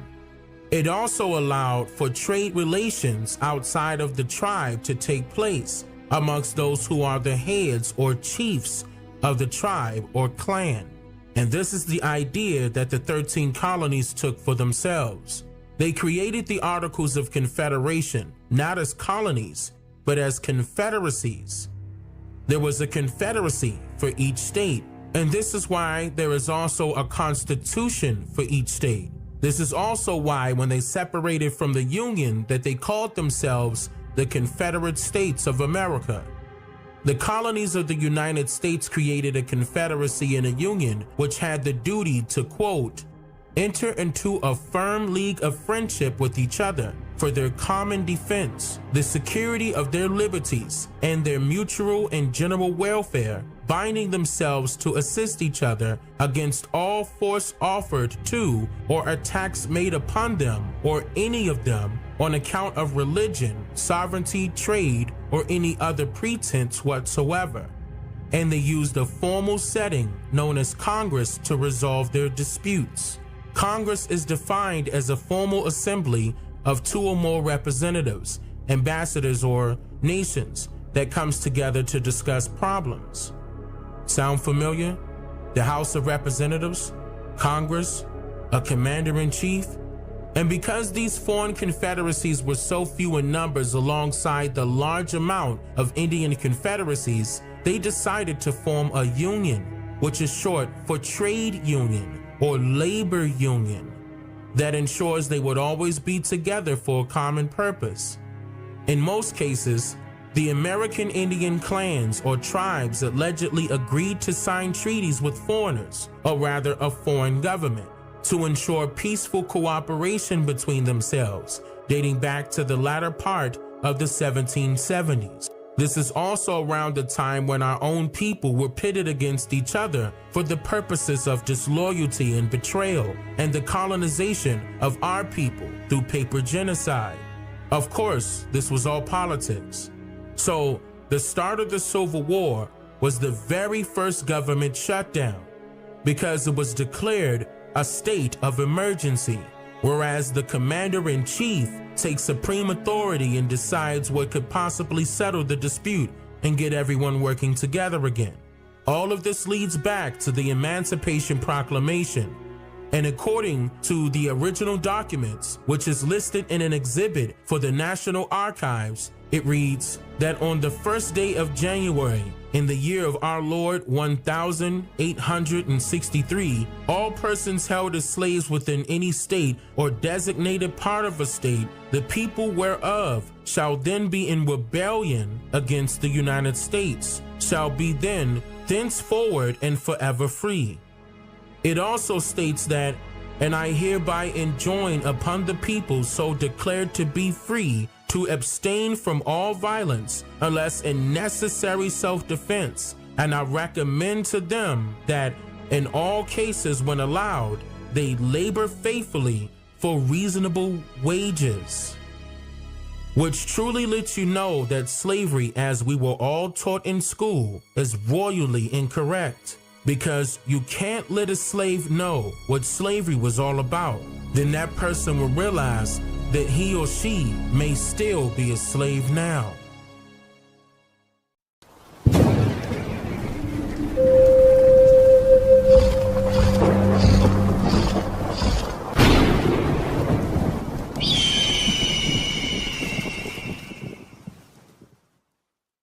OCO beautiful people, I hope you're doing fantastic. My wife and I released these 4 books that you see on the screen. If you would like to order your copy, you may do so at our website at DaneMakeYouThink.com. Again, that is DaneMakeYouThink.com. We appreciate all of your love and support. Wado. Produced by Dane Calloway and Tanisha Calloway. Watch this brand new documentary, Mother Rosa, right now at DaneMakeYouThink.com.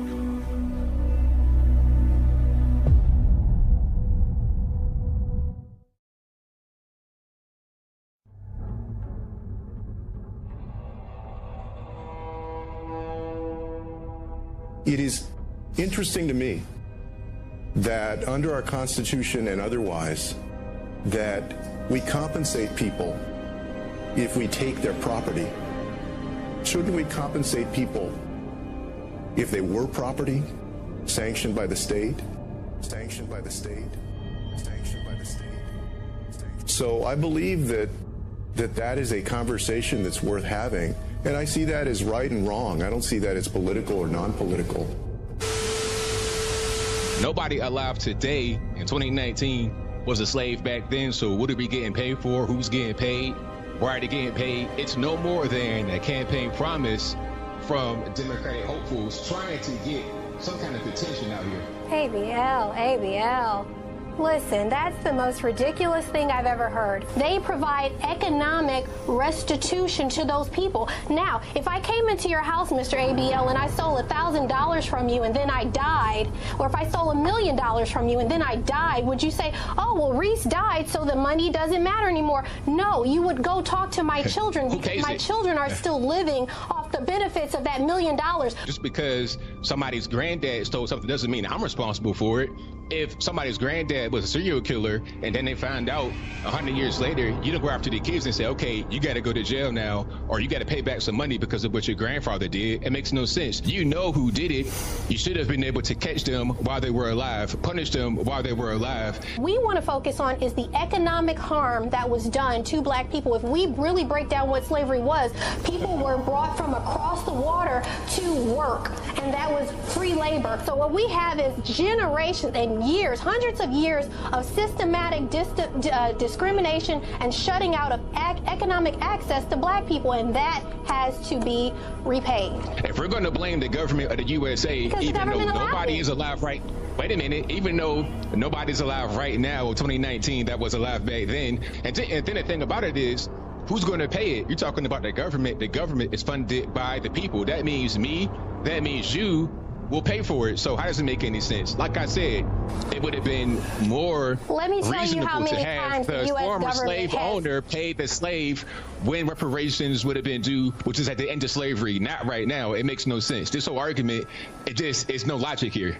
America's never even studied the effects of slavery on black people. They've never sat down and said, we know that as a government we sanction this experience, but we don't even know how far that experience reaches because no one's ever studied it. How much do we owe black people? No one's ever studied it. Why? Because the government has literally buried its head. It's paid out everybody else and turned its back on the black people in America who have given so much to want to just strive to be a part of this country, and with their blood, sweat, and tears. They paid the money when it was due, whether it's not 150 years.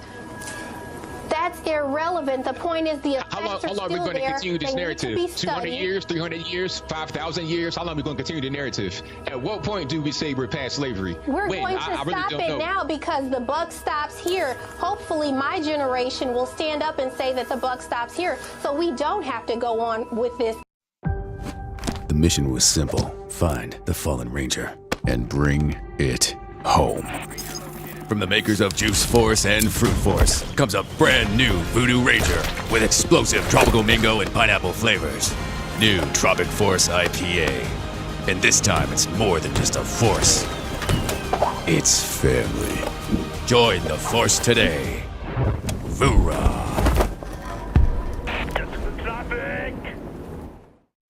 Any longer. I know that there's a lot of disagreement.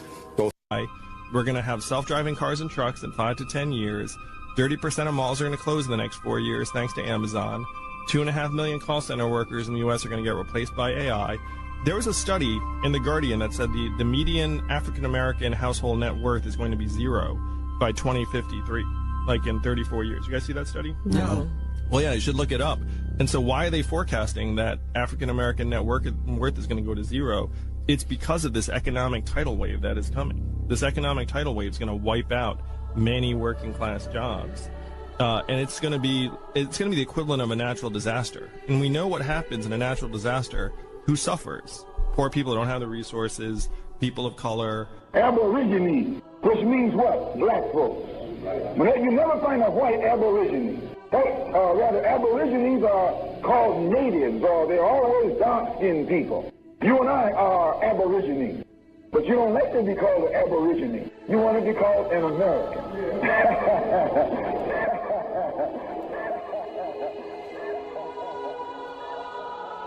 Aborigine actually means from the beginning. It's two Latin words. Ab meaning from, origine meaning the beginning.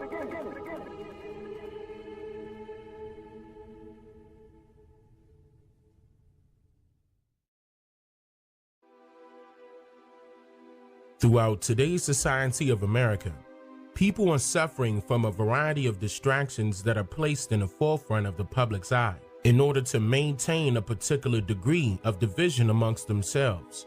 And when it comes to the history of slavery in America, some may feel as though slavery was abolished in 1865, when it was merely upgraded and transitioned into what it is known today as, which is employment. The industrialized version of what President Woodrow Wilson and his administration, along with multiple other co-conspirators like Henry Ford, J.P. Morgan, Andrew Carnegie, John D. Rockefeller, and the University of Chicago, just to name a few, created and enacted into law for the benefit of 1% of the people. And their social engineering experiment also included control over things that would affect one's mindset, controlling what is known as American history, religion, science, social media, and public education. In 1909, in front of a large set group of law advisors and educators, President Woodrow Wilson was quoted stating the following: "We want one class of persons to have a liberal education, and we want another class of persons, a very much larger class of necessity in every society, to forego the privileges of a liberal education and fit themselves to perform specific difficult manual tasks." End quote.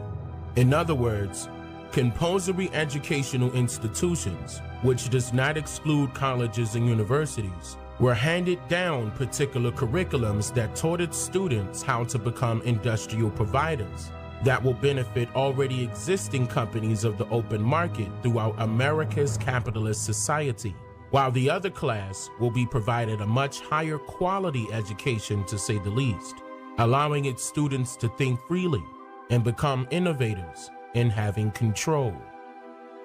Making excellence inclusive rather than inclusive will require revolutionary change, not just in our practices, but also in our mindsets.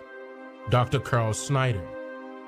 Now, since you have been made cognizant of how a liberal education was designed for only 1% of the people, that should make you question everything that you were ever taught in school, even if you earned a doctrine or any form of degree for that matter. Because it's not about you being taught the best education possible when you were being taught lies as your education to begin with. It's now beyond black and white issues. It's what's wrong and right issues. For example, over the years, the descendants of the indigenous Aboriginal Niji of Turtle Island, or rather the people that are falsely misclassified as African Americans today, are owed a lot more than just a form of reparations, and those who feel as though they should be paid for their direct ancestors' involvement with the creation and industrialization of the United States of America should be paid. However, just a simple check or lump sum of money given by those who benefited from our ancestors' labor to make amends for the now over 240 years of hereditary damage this capitalist society indulged upon our ancestors does not, in fact, resolve the overall issue. And here's why. Let's take the definition of reparations, for example, the one which is heavily highlighted to the public, stating that reparations is an act of making amends or giving satisfaction for wrongdoing, maybe in a form of payment for damages. But let's look at another definition for reparations, which is an act of repairing or keeping in repair. Now, doesn't that sound familiar? Sort of like when you take your car to a mechanic who has plans to fix the initial problem with your car, but somehow more damage is done, so that at a later time you are sure to return to continuously allow that same bad mechanic to work on your car unknowingly. Or I'll give you another example. It's like when you visit your doctor and he or she prescribes you a pill that allegedly cures one problem, but yet it somehow exposes you to several more. This is the problem with reparations. It does not fix the problem. It just covers it up for a certain time period. And yet, the problem still persists.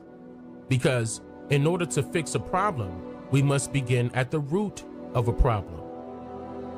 This is why it is critically important for our people to know the truth about our past in order to see exactly where the problem began. In my previous documentary called The Untold Truth About Reparations, ADOS, and Slavery in America, I shared detailed information about the Civil War, why and how it was a labor dispute, and I also mentioned that Abraham Lincoln did not free so-called African American slaves with the release of the Emancipation Proclamation, or Proclamation 95. But what President Lincoln's Proclamation 95 did do, however, was ended the Civil War by quelling the advancement of military troops upon any people or person who did not agree with the United States government. Instead of fighting, it was urged by politicians for people to bring their disputes to Congress, but only through a representative of each state. This is how the United States was established, having learned how to govern the 13 colonies by watching the operations of the previous confederacies our ancestors owned. I will go into more detail about this later on in another segment, but what is important to note here is that in order to restore the Union upon the remaining confederacies that would eventually turn into governments of each state, a set of reparations had to be agreed upon in favor of the copper-colored landowners, sharecroppers, or the Negro farmers, making this one of the main possible reasons why Abraham Lincoln was assassinated in 1865. Now, reparations could have been delayed for the people of color due to a few factors. One, a study has never been conducted by any creditable source in order to discover just how much in a form of payment should the employees between 1776 and now be compensated for their binding contracts of forced labor. 2, there were subdivisions doing business as institutions, agencies, banks, and corporations that history fails to mention, who worked as liaisons of the U.S. government, directly involving themselves with funding both sides of the 61 documented wars of the 1800s by creating loopholes and other schemes that forced our ancestors out of their own lands here in America, and also with streamlining the industrialized version of slavery that still exists today. 3, these companies were never held responsible for their actions in a courtroom, which makes it even more reason to reveal who should be held responsible still in order to bridge the gap between justice and equality for the indigenous Aboriginal Niji right now. The majority of bonds that were paid off by employers in order to hire prisoners of war as their new employees were done so by either bartering or loaning contracts out to employers as a form of business credit. This method remains intact still today.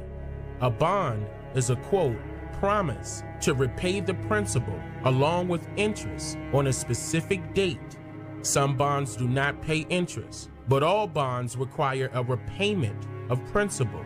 When an investor buys a bond, he or she becomes a creditor of the issuer, end quote. So since the so-called slave master, or rather the employer, becomes the creditor, and the so-called slave holder, or rather the issuer of the bond, is the investor, then both parties are not only responsible for funding slavery, but should be held responsible for refunding the so-called slaves. Keep in mind that our ancestors were under the impression that they were not working for free, and that this form of slavery, or blind capitalism, will benefit everyone, especially those who were the majority of the help that literally built America from the ground up, due to promises or contracts that were never upheld by the promising parties. Hence the term indentured servitude. The noun indenture is a, quote, written formal contract for services, a deed with mutual covenants. So, who are these people that should be held responsible for the millions of broken promises, compulsory educational institutions, unpaid laborers, and unpaid military soldiers who fought and died for the uprising of this country, destroyed legacies, cultures and spiritualities, inequality in workplaces, generational poverty, stolen land allotments, racism, concentration camps turned project housing reserved for only a large median of people of color, identity theft and paper genocide, and many, many years of injustice and discrimination? The answer to this question is very complex and will require me to produce multiple segments surrounding this topic to break it all down. But here's a critical example to make note of. The majority of our people now can recall hearing stories about how their ancestors and even some living elders were former sharecroppers, landowners, or farmers.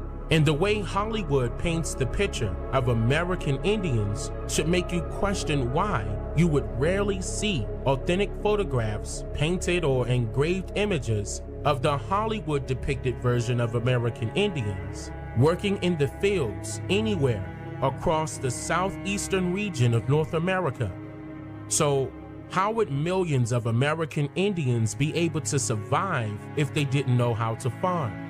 And for that matter, when did the American Indians have time to set some time aside to teach millions of so-called enslaved American Negroes how to farm, before these same millions of American Negroes taught the incoming white foreigners from Europe and Africa how to farm? The answer is very simple. The American Indian is the American Negro. King, you liken these payments to slave reparations, but just factually speaking, how can you say that? These payments are not for anyone descended from slaves. These are payments, they're not even for black farmers who were discriminated against all throughout the 1900s. They're payments specifically for black farmers who the USDA admits were being discriminated against between 1983 and 1997. So how are these slave reparations? Well, I've sat on the Judiciary Committee for 8 years. I sat through slavery reparation hearings that were held by Chairman John Conyers, and of course through the hearings here on the Pigford Farms claims. And the motivation that comes from this looks to me like there's no resistance on the part of the proponents to hold back or look for fraud in this. They just simply seem to be content with every black farmer that would apply would get what was defined as Judge Friedman and in his opinion as virtually an automatic payment. Dr. Boyd, though, let me just ask you specifically, though, staying on this topic. I mean, Representative King has talked about a hypothetical Johnny who was born on a farm but, quote, went off to the city, became a drug addict, and now wants the $50,000 that comes from the USDA under this claim. How strict is the vetting of these claims? Well, first of all, I think that that statement has a terrible, terrible racial undertone and very, very offensive to our black farmers. And we need to forget here, we help feed the country. We help feed the world. And we paid our price to be in this country and to own land. And what the government done to black farmers is wrong. How strict is the vetting? I mean, Representative King is saying just about anybody who's African American can claim to have been a farmer. So how strict is it? The consent decree says African Americans who farmed or attempted to farm between 1981 in 1997. And the reason we use that definition is because the Civil Rights Office at USDA was closed under the Reagan administration. And we went in and found and investigated and found thousands of black farmer civil rights cases that had never been processed. And that's what this case is about. This case is not about fraud. This case is about bringing justice and equality and fairness to a group of people who deserve it. And it's long overdue justice. Congressman King, it is pretty shocking when you start to look into what happened in the USDA. I mean, they were literally throwing out discrimination claims, just dumping them in the garbage in some cases. You claim 75% of the claims now being made in this program by African-American farmers have been fraudulent. You say an unnamed person working for the USDA gave you that estimate. USDA says that percentage is complete nonsense. The FBI has investigated, they say, found only 3 cases of fraud. Where's the proof of this 75% claim you made? Well, and John Boyd says that there's no fraud. The FBI or the USDA has reported that the FBI came up with 3 cases that they prosecuted. Now, what is the level of fraud here? I've said that I had a district director who was deployed to Washington, D.C. to help administer the distribution of the first $1.05 billion under Pigford. He came back, he among others, with stacks of copies of the documents, sick at heart, and he said at least 75% are fraudulent. And so we can't say that there's no fraud here. Here's what we know. Judge Friedman put in his decision, he wrote 40 acres and a mule in his decision. So I'm not making this part up about reparations. That is the words. That's the code words for reparations. Wait a minute, sir. I've read that decision, and he just started. Sir, I've read that decision, and he just used that in a recitation about the history of the interaction between African Americans and the U.S. government and the USDA. He wasn't equating 40 acres and a mule to this program. Well, and also let me say, though, Anderson, that he laments that he can't fix all the wrongs of slavery and segregation in one civil rights case. Now he's got a second one. Mr. King, I want Dr. Boyd to be able to respond. Dr. Boyd? Let me talk here. The farmers deserve this restitution. It's long overdue for the black farmers. This is not a rush to judgment.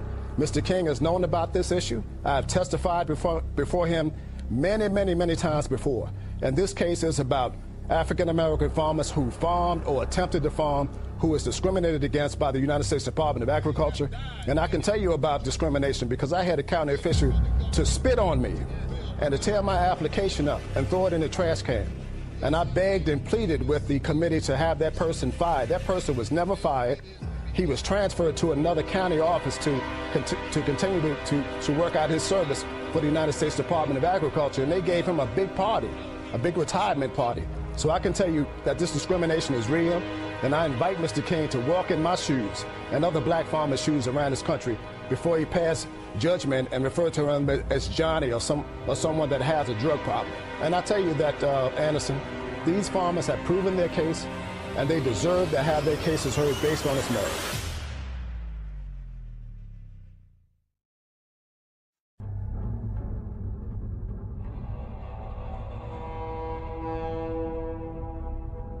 The first document I found was the Aetna slave policy. The Aetna slave policy. The Aetna slave policy.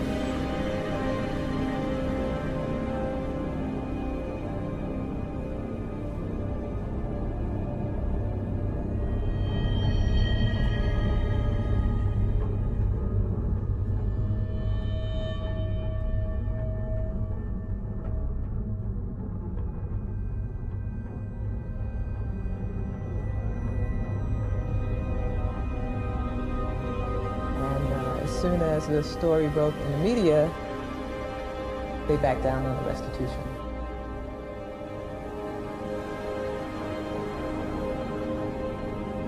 The descendants continue to suffer collective sort of problems. They suffer from extraordinary problems in health care, in education, in housing, in every facet of life, infant mortality, life expectancy, in all the areas that speak to the quality of life, the descendants continue to suffer. And what drives you? Justice. I'd like to see that the truth is told, and that these corporations that committed horrendous acts against my ancestors pay restitution. They should not be able to keep assets they acquired stealing people and stealing labor. If our ancestors, and they did, created that wealth, then it seems to me, in a very logical way, that their descendants should benefit from that wealth. Because that wealth having been passed down from generation to generation, companies, foundations, individual families in this nation, it seems to me that those who was directly responsible for creating it, since they did not benefit, notwithstanding the fact that they invested their labor and their lives and all the torture and dehumanizing process that went with slavery, then surely their descendants should, just as the descendants of the wealth on the plantation owner and slave owners, their descendants are still enjoying the wealth. And many companies that came out of the slave period, their economic foundation was based, and stability was based on slave labor, and the blood, sweat, and tears of slaves. And the blood, sweat, and tears of slaves. And the blood, sweat, and tears of slaves. And the blood, sweat, and tears of slaves.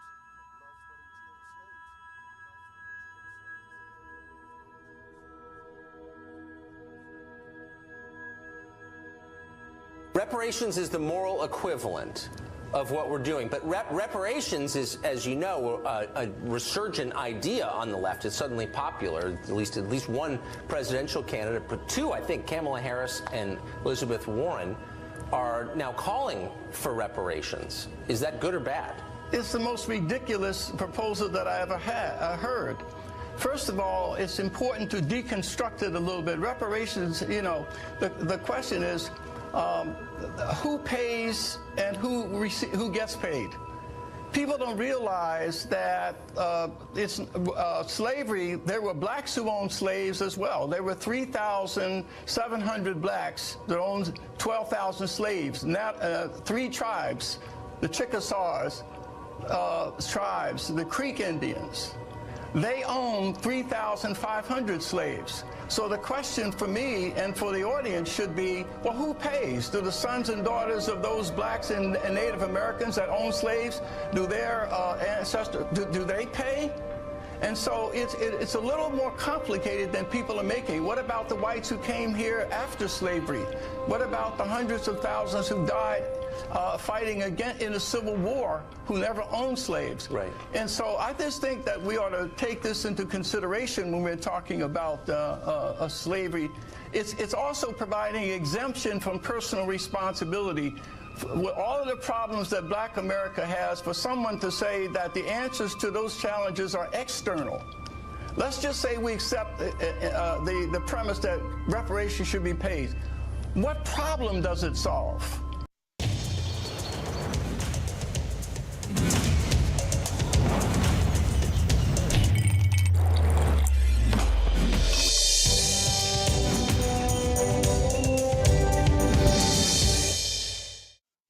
If whites paid blacks money on Monday and we come back 2 weeks later, what would be the impact on black crime?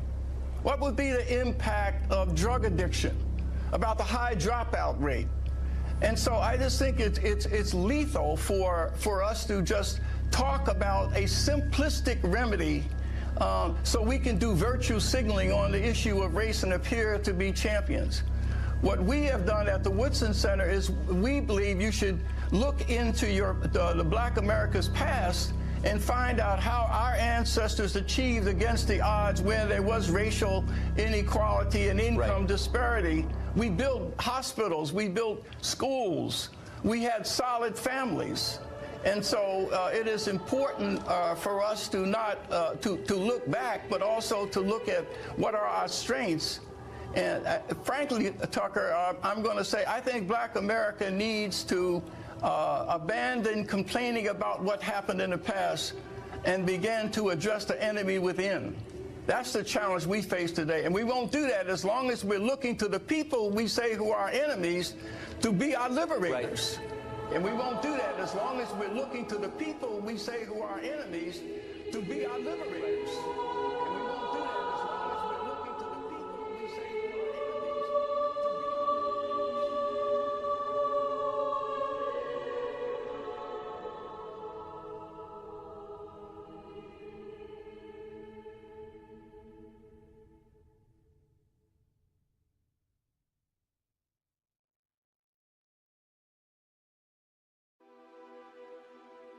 Continuing where I left off from the first segment, this is where we shed some light amongst the darker areas of America's history and pinpoint the mistakes that were made that are in desperate need of correction. Mind you, in order to fix a problem, you must first begin at the very root of a problem. Otherwise, you are skipping vital information that could lead us into positive changes in the near future. This is why it is very essential to know the truth about your past, because if you allow a stranger to tell you all about your past without any valuable sources of creditable documentation, you will inadvertently misrepresent yourself, and more importantly, misrepresent everything that your direct ancestors died for.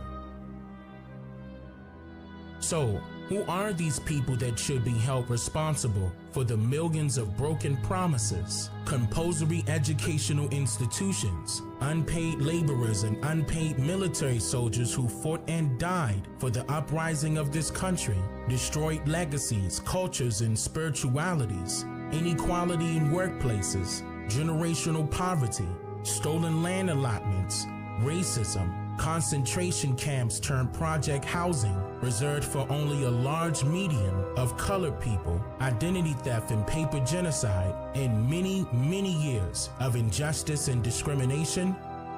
The most important persons of value towards this floating debt system would be the victims of sharecropping, the Negro farmers. Agriculture was big business throughout North America, even before the Civil War, and history fails to mention that it was the Negro farmers who were wronged by everyone else involved in the trade of resources and goods.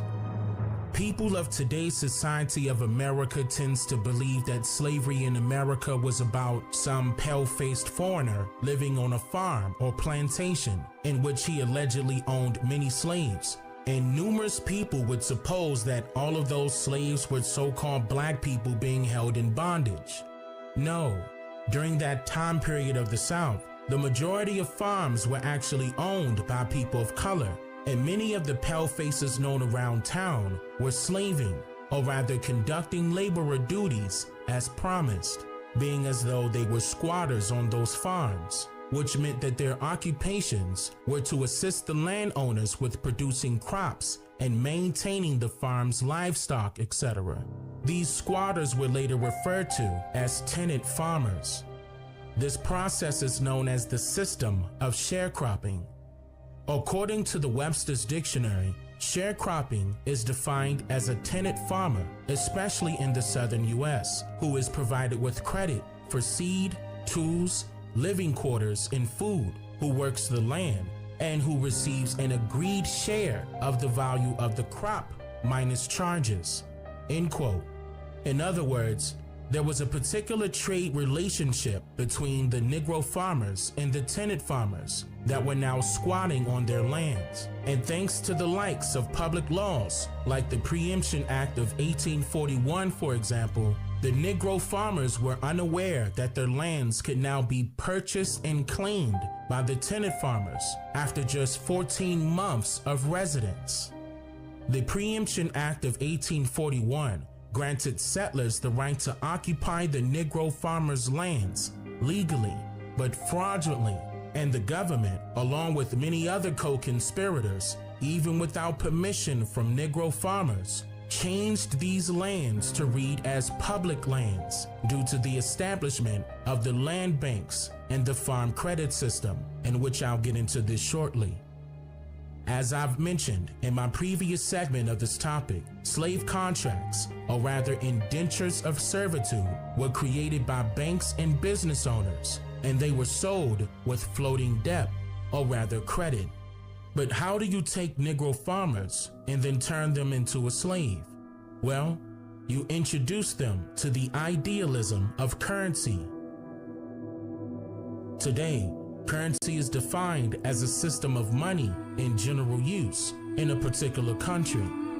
The word currency derives from the Latin word currere, which means to run. It is a flow of energy which runs and circulates from person to person. This is why trading was introduced.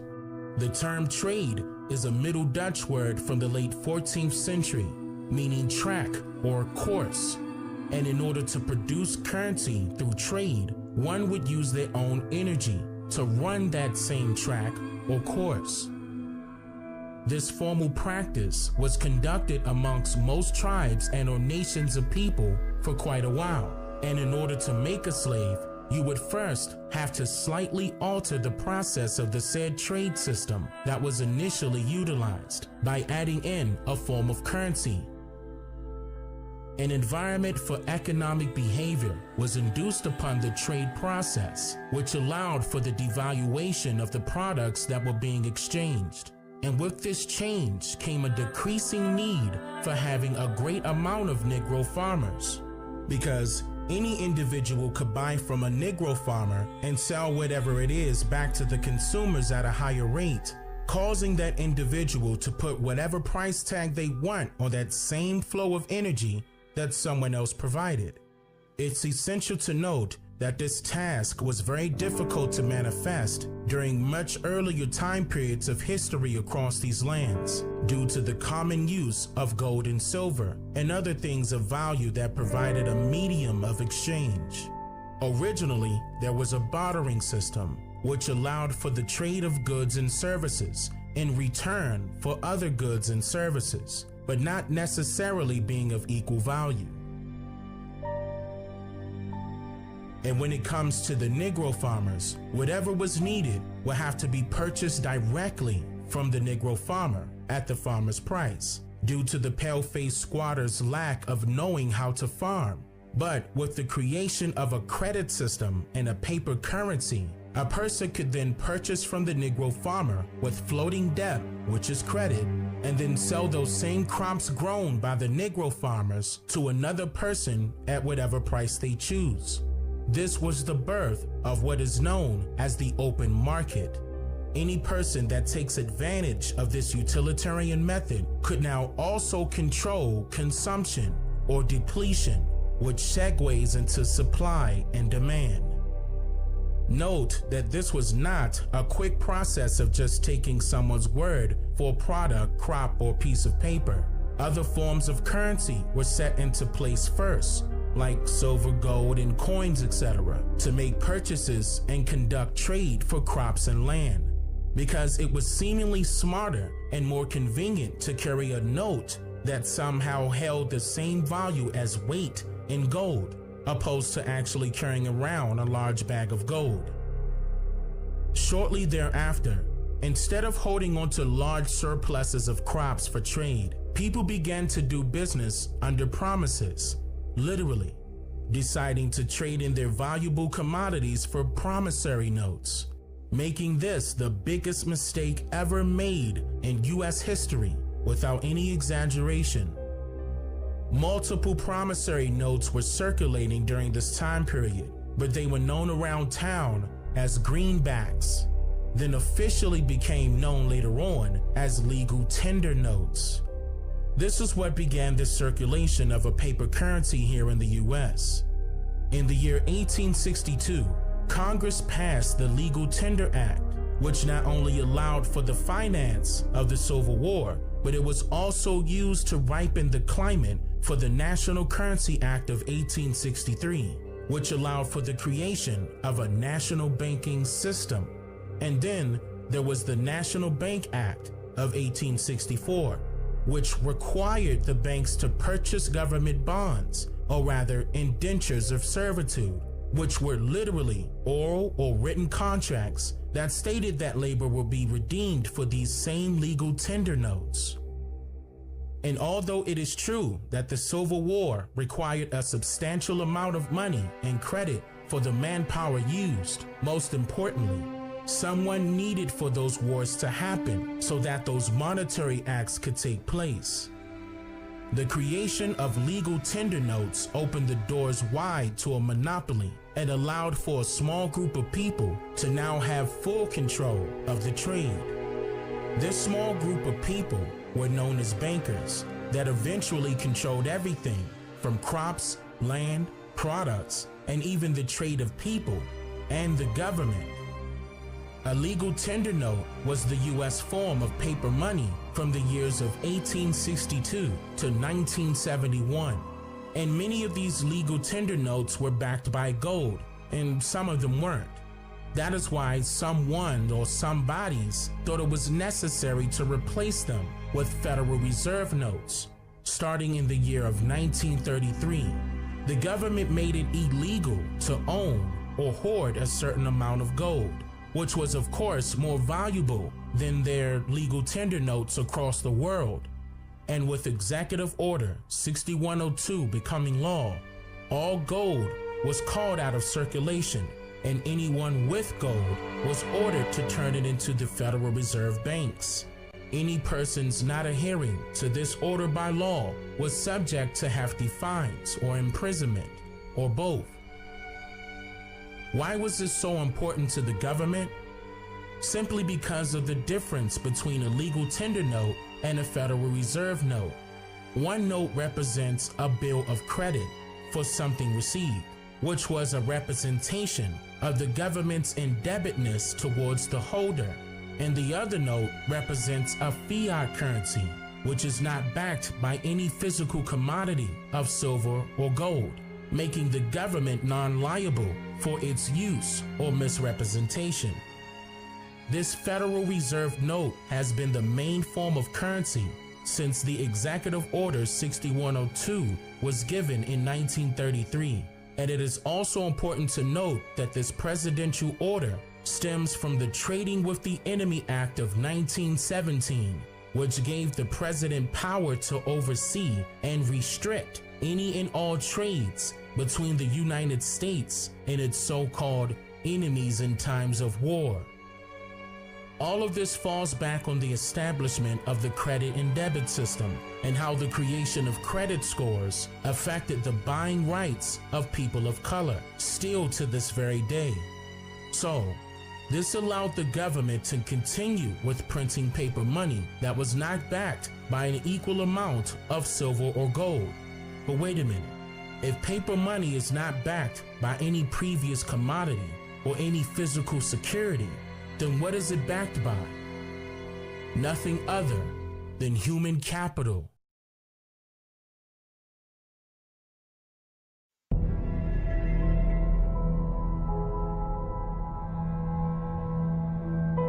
The root is land. How much land do we own? Land, earth. Well, we were set free, so-called, in 1865. By 1910, the black people who were just set free owned 16 million acres of land in America. Then we built towns on the land that we own. We cut down the trees. We made homes.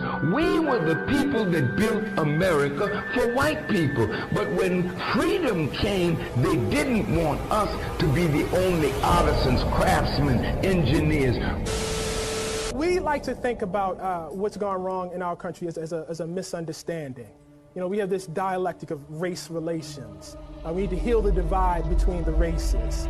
You know, as though this is somehow natural, as though it was something passive that just, you know, a miscommunication that just sort of happened. But in fact, what we see is policy after policy after policy of plunder, of taking things from black people and giving them to other people. The case for reparations rests on a really, really simple notion. What you have taken should be given back. It's quite simple. It's quite simple. Some 2020 Democratic candidates are touting their support for reparations for slavery. Kamala Harris, Elizabeth Warren, and Julian Castro have all gotten on board with the idea. But before we all jump on the bandwagon, let's take a look at what the actual cost could be using those Pickford payouts to black farmers under the Obama administration. Of course, they were discriminated against by the USDA. Each were given $50,000. It was awarded to over 33,000 farmers or their heirs. So if we apply that same model right now to every black American and people of multicultural who say they have black descendants, then we're talking about $2.5 trillion. We're talking about $2.5 trillion. We're talking about $2.5 trillion.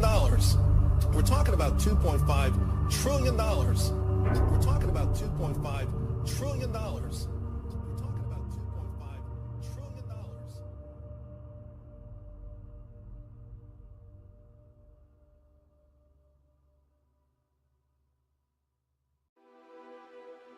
Continuing where we left off during the second part of this segment, we begin with sharing more details on how this system was designed to benefit only 1% of the people. These ideas of colonization were originally experimented on other people outside of the Americas and carried over to these lands with a more desperate need to succeed at monopolizing an already existing form of trade here. It was said that whoever controls the trade controls the land, and with the creation of currency, the use of shares, stocks, and bonds, along with the implementation of economics and exchange, the Negro farmers would soon lose control of the trade here in the U.S., and subsequently, they also lost control over their lands with the help of the banks. A bank is defined as a retail or commercial financial institution that is licensed by the government to receive and loan money. The word bank derives from the old Italian word banca and then the Middle French word ben banque, in which both words are defined as a table, which is why the etymology of the word bank is defined as a money lender's exchange table or a money box. The term money box was the obsolete sense of the original meaning for the word stock, which also meant a subscribed capital of a corporation. In other words, stock was the term used to describe the movable property of a farm.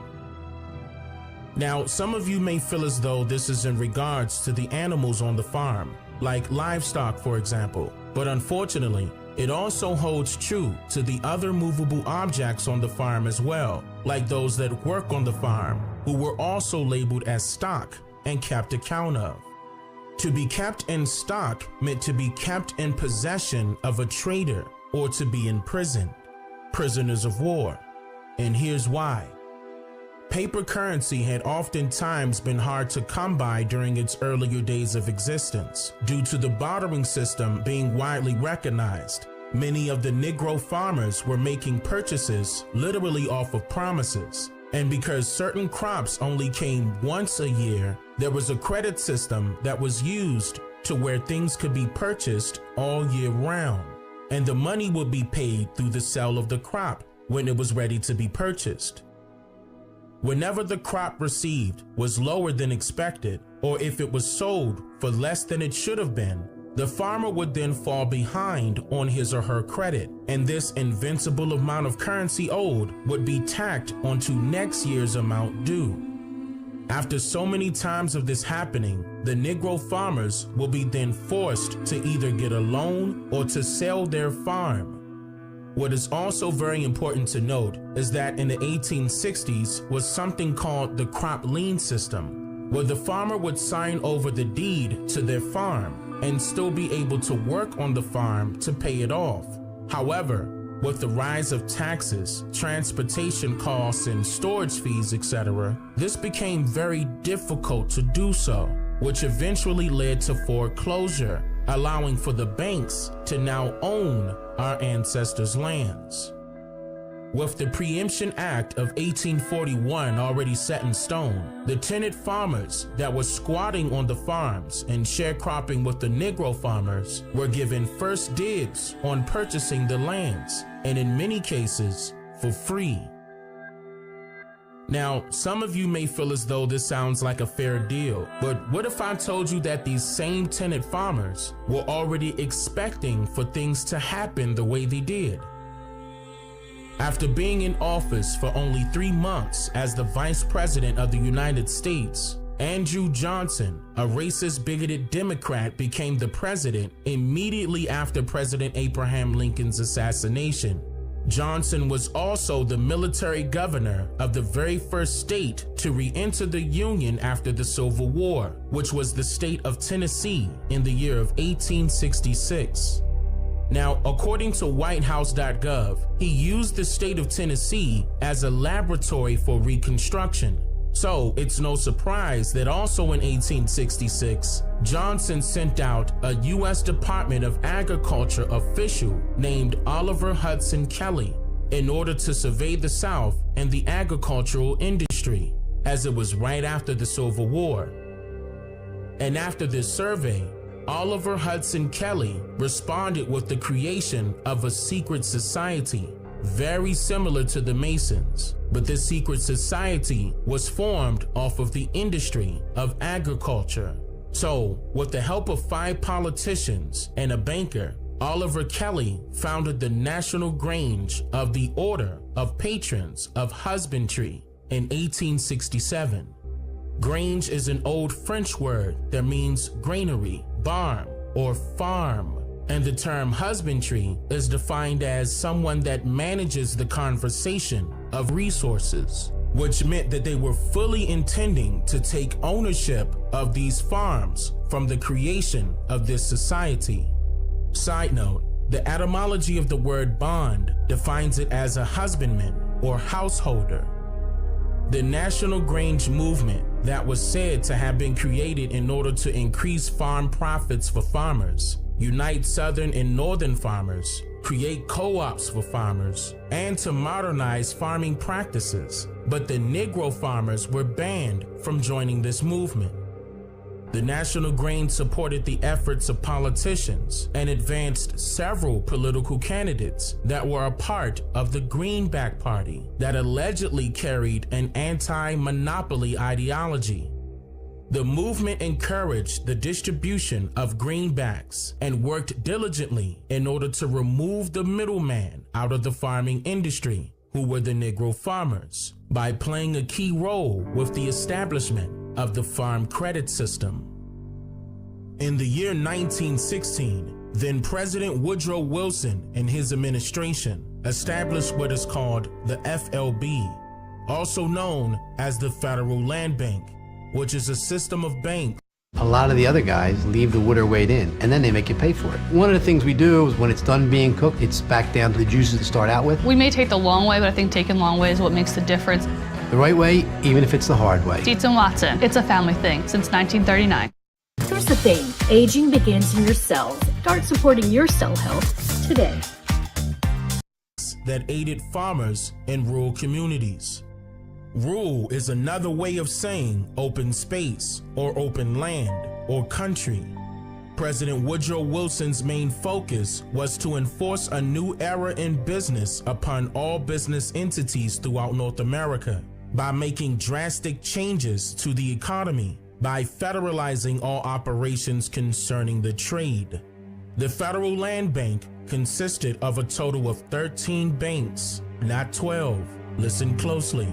Originally, before the Confederate States separated from the Union, the foreigners called these lands the 13 colonies, and soon after these rural areas were sectioned off and underlined as estates, various laws were passed, allowing each estate to have jurisdiction over their government-appointed district.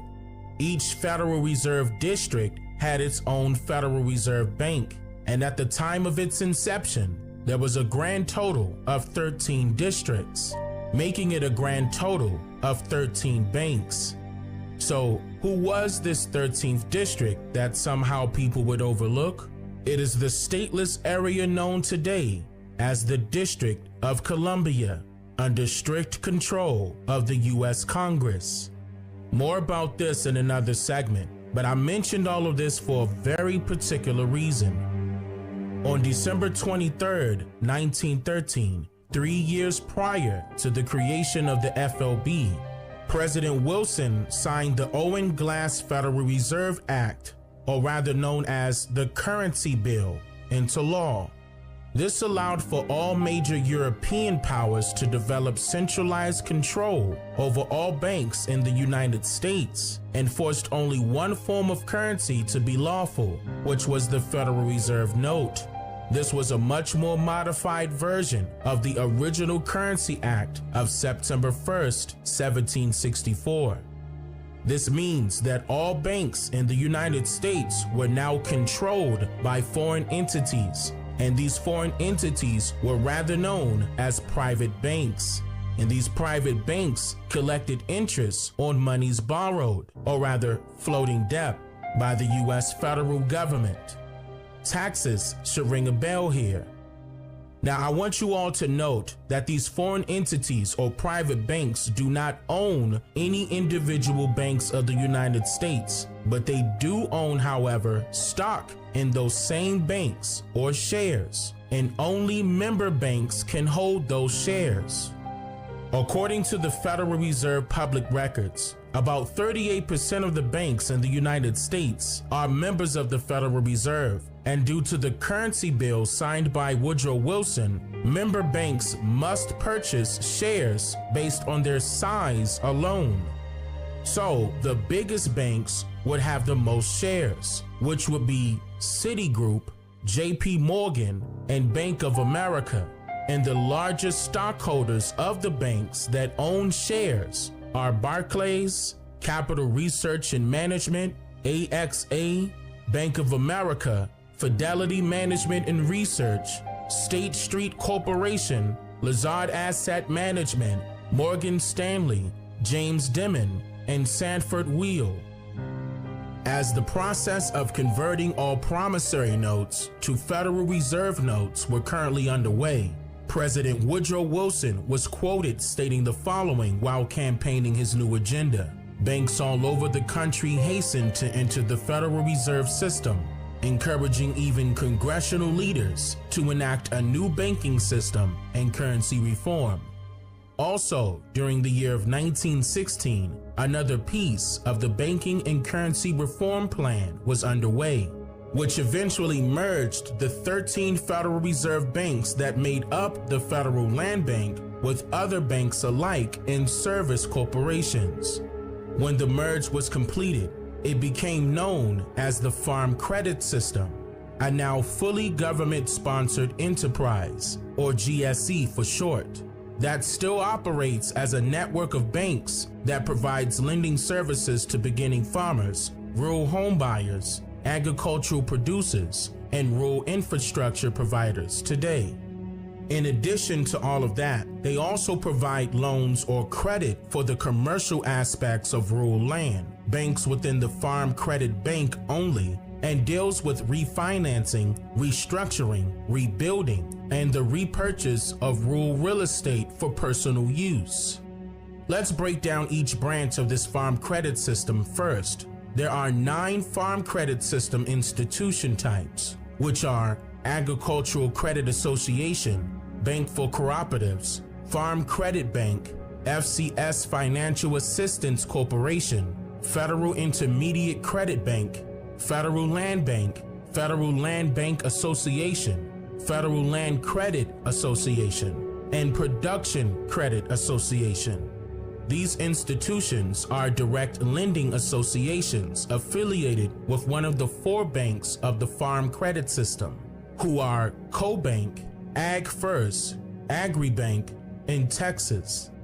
There are 6 service corporations performing duties under the farm credit system as well, who are the Farm Credit Foundations, Farm Credit Leasing Services Corporation, Federal Agricultural Mortgage Corporation, Federal Farm Credit Banks Funding Corporation, Advantis Incorporated, and Farm Credit Financial Partners Incorporated.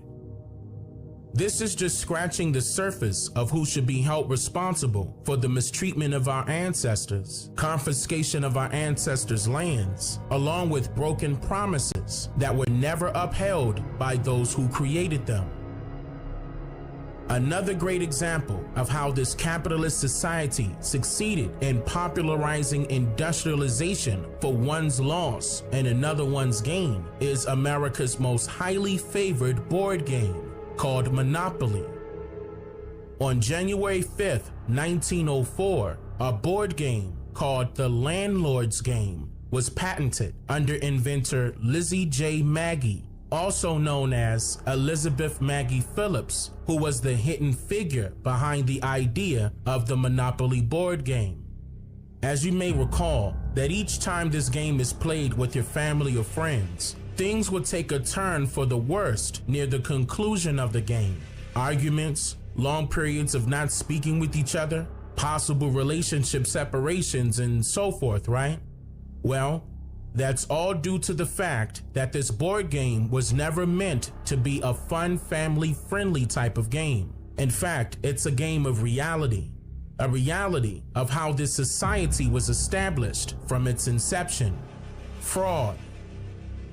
In a 1936 magazine article of the Evening Star, Elizabeth Maggie noted that the game was to be, quote, a practical demonstration of the present system of land grabbing with all its usual outcomes and consequences, end quote. Author Ruth Hall wrote that the term land grabbing, quote, obscures vast differences in the legality, structure, and outcomes of commercial land deals, and deflects attention from the roles of domestic elites and governments as partners, intermediaries, and beneficiaries. According to the Webster's Dictionary, the noun land grab means, quote, a usually swift acquisition of property such as land or patent rights, often by fraud or force, end quote. This is not just some simple board game, as it does, however, expose the duplicities of a federal currency system and the malevolent implications of capital accumulation by taking land and building an empire from the labors of those who were cheated. Our ancestors. Yeah, man, it's a lot of stuff that needs to get told that's not being told. You know, that's the reason why you have people like me that are willing, you know, to go get their hands dirty and get their hands involved in everything that's out here that's going on so we can make sure that it's true or not. I don't want to be taught lies. I don't want to be taught lies. If you're going to tell the truth, tell the truth. Otherwise, I'm going to think you're hiding something. And that's what I'm here for. Because I automatically knew you were hiding something. I said, no way. And let me come down here now. Okay, ladies and gentlemen, now I am here. I am in Mobile, Alabama, in Africantown. In Africantown, as you can see, right behind me, I have the Old Plateau Cemetery. I'm right here, right beside the cemetery. Right behind me is going to be the resting area. I'm going to go over that, but before I do that, I think it's very important to point out something that is the oldest thing out here. Let's take a look at this. Take a look at behind me. It says Old Plateau. Let me make sure you see this. Old Plateau Cemetery, established 1876. Now, that's very important to note because that's older than anything else out here. And then, of course, the sign, in which I'm going to walk up on right now, you're seeing that it's saying Old Plateau Cemetery, Africantown Graveyard. So when was it changed to Africantown? Now, according to the sign, it says 2010 by the African American Heritage Trail of Mobile. I don't know if you can see that, but that's right behind this thing that says Dora Franklin Finley African American Heritage Trail. Like this is, they're saying that this is a trail, but where's the trail? Where is it? All right, so quickly, I'm going to read off this sign of the, actually I'm going to swing it to it so you guys can see it as we read it. It says the Old Plateau Cemetery, Africantown Graveyard. The Old Plateau Cemetery, known as the Africantown Graveyard, is the final resting place of enslaved Africans, African Americans, and a Buffalo Soldier.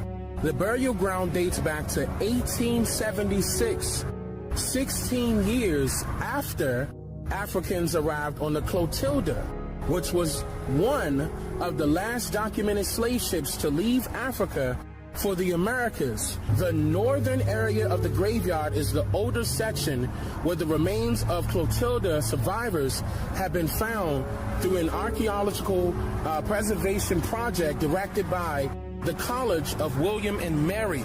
Certain things are engraved in the tombstones that they're going to say. Now, it's about 95 degrees out here, so you're going to see the sun beaming on me a lot, guys. But I'm going to have footage rolling where you can see this area. These are actual people that are here, and I'm not going to sit here and say that they're not African, okay? I'm not going to sit here and say that. I'm not going to sit here and say that ships didn't arrive, or Africans, rather, didn't arrive here. I'm not going to say that neither. I never did. What I'm telling you is that it wasn't that many. So these people could be African, and everybody else is what? See? And everybody else is what? Now, I mean, you changed this name, and I'm gonna get to the bottom of this, because I could tell that you changed this name, because that sign is older than this one. And I can tell that says Old Plateau Cemetery, established 1876. And the way it looks, I can tell that sign is older than this one. And even according to the date when this historic marker was placed here, it says 2010. I'm going to double check. I'm going to make sure that wasn't changed. And I'm also going to take you guys to an area where I think they're going to be having the center located. I'm going to go over there really quickly. It's just like 2 seconds right here. Well, that's missing. Now, my wife is indicating to me that this was the center. See, this is a ruin. Excuse me, hon. This is a ruin here, and you could tell that there was a brick building there. And you could definitely tell that a building was here. This is a walkway where you could walk up the steps. Somebody, a wheelchair. This is wheelchair accessible right here. You can come up here, come around, and it will lead to that. But right behind that, if you could tell, that's a house. I'm going to show you what house that is right here in a second. Like right now, probably. You're probably seeing a house. That's crazy. So apparently it was here. Okay. But look at all this grass. All behind it. I don't know why they're saying that this is a future site. At this sign it says African Town. Well, hold on. Let me get this side first, because this side look newer. It says future home of the African Town Welcome Center. Keep in mind, this is right beside the graveyard. I don't know if you guys can see the graveyard, but that's the area that which one was the Mobile University that came and cleaned it? Oh, here we go. That's a good one, because it was like to a point where nobody could see it, and the grass was up too high. But back to the sign. African Town Welcome Center, Plateau, right? It got the phone number there, but it said in the address, but it says open Thursday the 5th, Monday through, Monday through Friday? Open something Thursday, 5 Monday through, I don't know. Now all of a sudden you found the boat? Where? What about it? Look at the ruins. Look at this. Look at this. That's brand new sidewalk. Something was back here. A building that was removed. Somebody had to call them out on something. Oh, man. Hold on. What is this? Mr. Thomas something. And I'm going to do more research on who these people are. I don't know who these people are, but their head is gone. Somebody chopped them heads off. So both of those people, look at this. Somebody did that. But look at all this space. Something was here.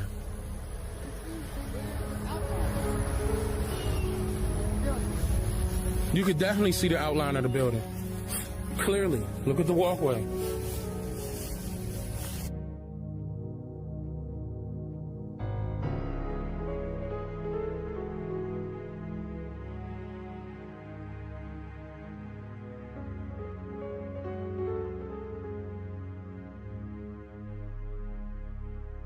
Something happened. They did something right off of the bridge, too. They hiding something. So guys, this is what I wanted to do. I wanted to come out here and investigate, Of course I'm with my wife, which is lovely. I love the fact that I'm with my wife. We're doing this type of thing. I'm so glad that she's interested in that too, because this is what we love to do. And came out here, come to find out, the water is further away from here, number one. Number two, they have it all blocked off by industrial facilities. Let me say it that way. It's not open to the public. Let me say that. It's not open to the public. I'm talking about it's all industrial. I'm going to have the fume rolling. It's all industrial. And I said to myself, I was going to take a risk and go down there. Now, as far as the pieces are concerned, where this last slave ship is, nowhere near to be found. Now, the boat, nowhere near to be found. All of those news reporters that are stating that they found the boat, no, they did not. They are lying. They didn't find nothing. Now to a truly historic discovery in southern Alabama, where the last known slave ship to arrive in the United States has been found. The wreck of the last ship to transport African slaves to the U.S. may have been found. Environmental and investigative reporter Ben Raines believes this is the resting place of the Clotilda, the last ship to bring slaves from Africa to North America. All of those news reporters that are stating that they found the boat, no, they did not. They are lying. They didn't find nothing. What they're trying to do is keep up the narrative. That's what they're trying to do. They're trying to keep up the narrative, of the so-called transatlantic slave trade. That's what they're trying to do. So I'm down here. I'm going to have more footage rolling, and I'm definitely going to continue talking with you guys off camera. So just listen to me. I'm going to break everything down. My parents, grandparents, great-grandparents, and great-grandparents lived in this community, and they were some of the pioneers of this community. And as a matter of fact, they was in this community when the Clotilda landed. They was in this community when the Clotilda landed. They was in this community when the Clotilda landed. On March 4th, 1860, an alleged cargo ship sailed from Mobile, Alabama to the Kingdom of Dahomey, also known as Whydah. Formerly the Kingdom of Whydah is a city on the coast of Benin. William Foster was the captain that was alleged to have purchased these West Africans from their employers of this land, now known as Benin, on May 15, 1860. It was said that Foster brought an estimated 100 to 110 Aboriginal Africans back to Mobile, Alabama on July 9, 1860, which makes it a 4-month and 5-day journey. The National Geographic Society claims that a Mobile landowner and alleged shipbuilder named Timothy Mear, quote, allegedly wagered several northern businessmen $1,000 that he could smuggle a cargo of Africans into Mobile Bay under the nose of federal officials, end quote. It was said that Timothy, along with his brother, Burns Mear, John Dabney, and other co-conspirators invested money together in order to hire a crew and a captain to go to Africa and buy enslaved Africans. The story goes on to say that they used Timothy Mear's ship, which was designed for lumber trade, known as the Clotilda, to travel back and forth across the Atlantic Ocean during the hot and humid summer months of 1860.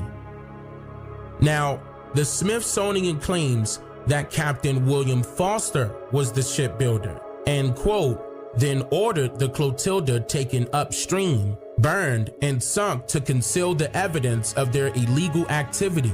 However, it was also mentioned in a book called Dreams of Africa in Alabama, The Slave Ship Clotilda, and the Story of the Last Africans Brought to America, published in 2007 by French author Sylvia Anna Diouf, that William Foster claimed that also at a later time that the ship had been sold for $6,000.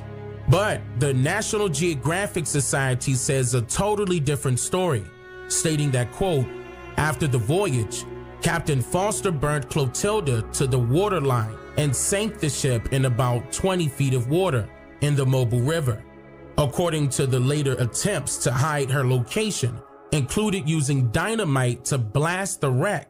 Archaeologists have found the wreck buried in silt using 3D scanners, magnetometers, and other technology, end quote. Sounds like the project was funded pretty well, So you would think that the hired scuba diver would capture at the very least a 4K resolution, 60 frames per second underwater video of this alleged discovery, right? But instead, they are limited to just a few pictures of some unidentifiable objects as their evidence to prove beyond a reasonable doubt that this is the actual remains of Clotilda? Asking what was the smoking gun moment? You had all this stuff lining up, but at the end, what it really boiled down to was, so how do you point out that this wreck is one that you can put a name on out of over 1,500 of them in the Gulf at that time, and out of over 1,500 of them in the Gulf at that time. Okay. So we pulled every record for every one of those vessels, including the archives, and looked at all of them. Okay. And looked at all of them. Okay. And we analyzed it and sorted it through as scientists do. But in the end, what was really interesting is Clotilda was one of several that were built that big and to carry that much. One of only 5 of those that had been built to be insured to a certain standard. And in the end, there's only one schooner out of over 1,500 in the Gulf through that entire period. It's 86 feet long, about 23 feet by almost 7 feet deep, and it could carry 120 tons. And that is what is sitting in the Mobile River. A Slave Wrecks Project scuba diver by the name of Kamu Sadiki stated that, quote, "There are no photographs of the site where the Clotilda was found or of the wreck itself. This ship wasn't very deep, 8 to 10 feet at the most, but the conditions are sort of treacherous. Visibility was almost zero, and there's some current, but the most important thing is that you're among wreckage that you cannot see. There's a whole host of possibilities to being injured from being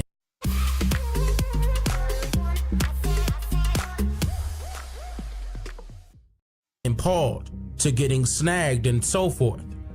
This indicates that there was no real possibility that he, or anyone else for that matter, can determine what was underwater due to the lack of visibility and dangerous, inhumane conditions that hinders the investigation. So, there was no discovery of Clotilda physically, just only hopes and wishes for attention grabbing and possible income opportunities by way of experimenting through social engineering.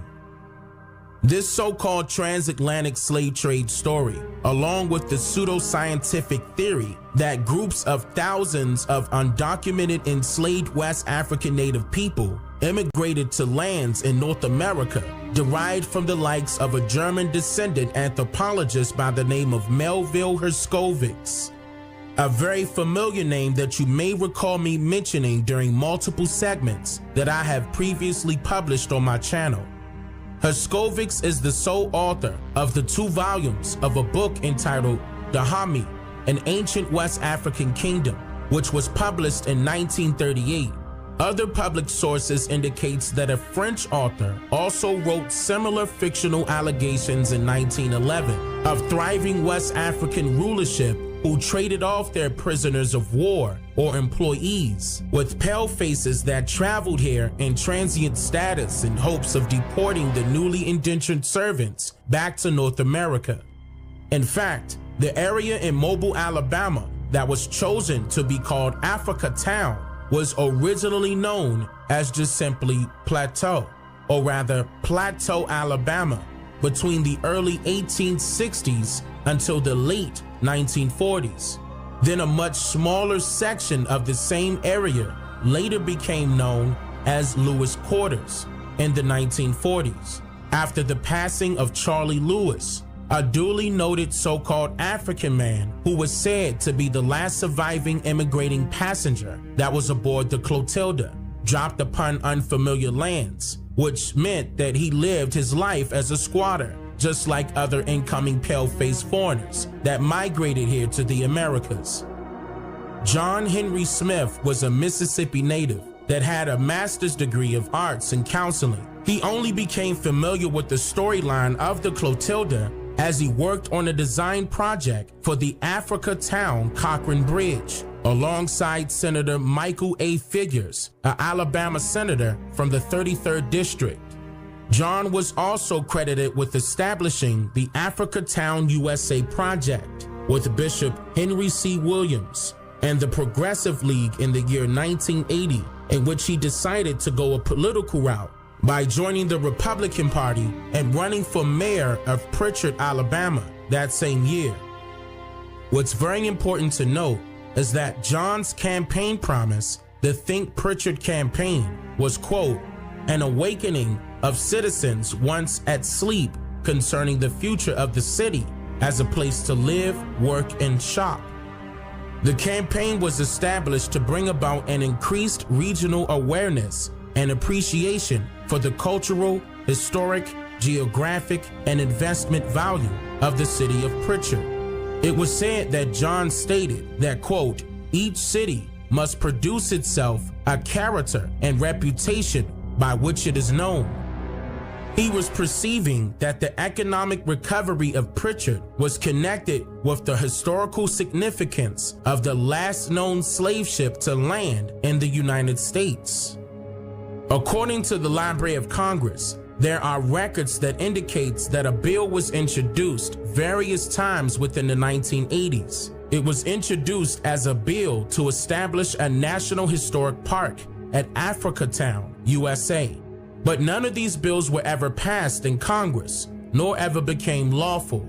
So Africatown was never officially established as a National Historic Site in 2012, as some may assume. During the month of February in 2013, author Malcolm Logan stated, quote, Africatown will not be a National Historic Site. The cabins are all gone. The people are all dead.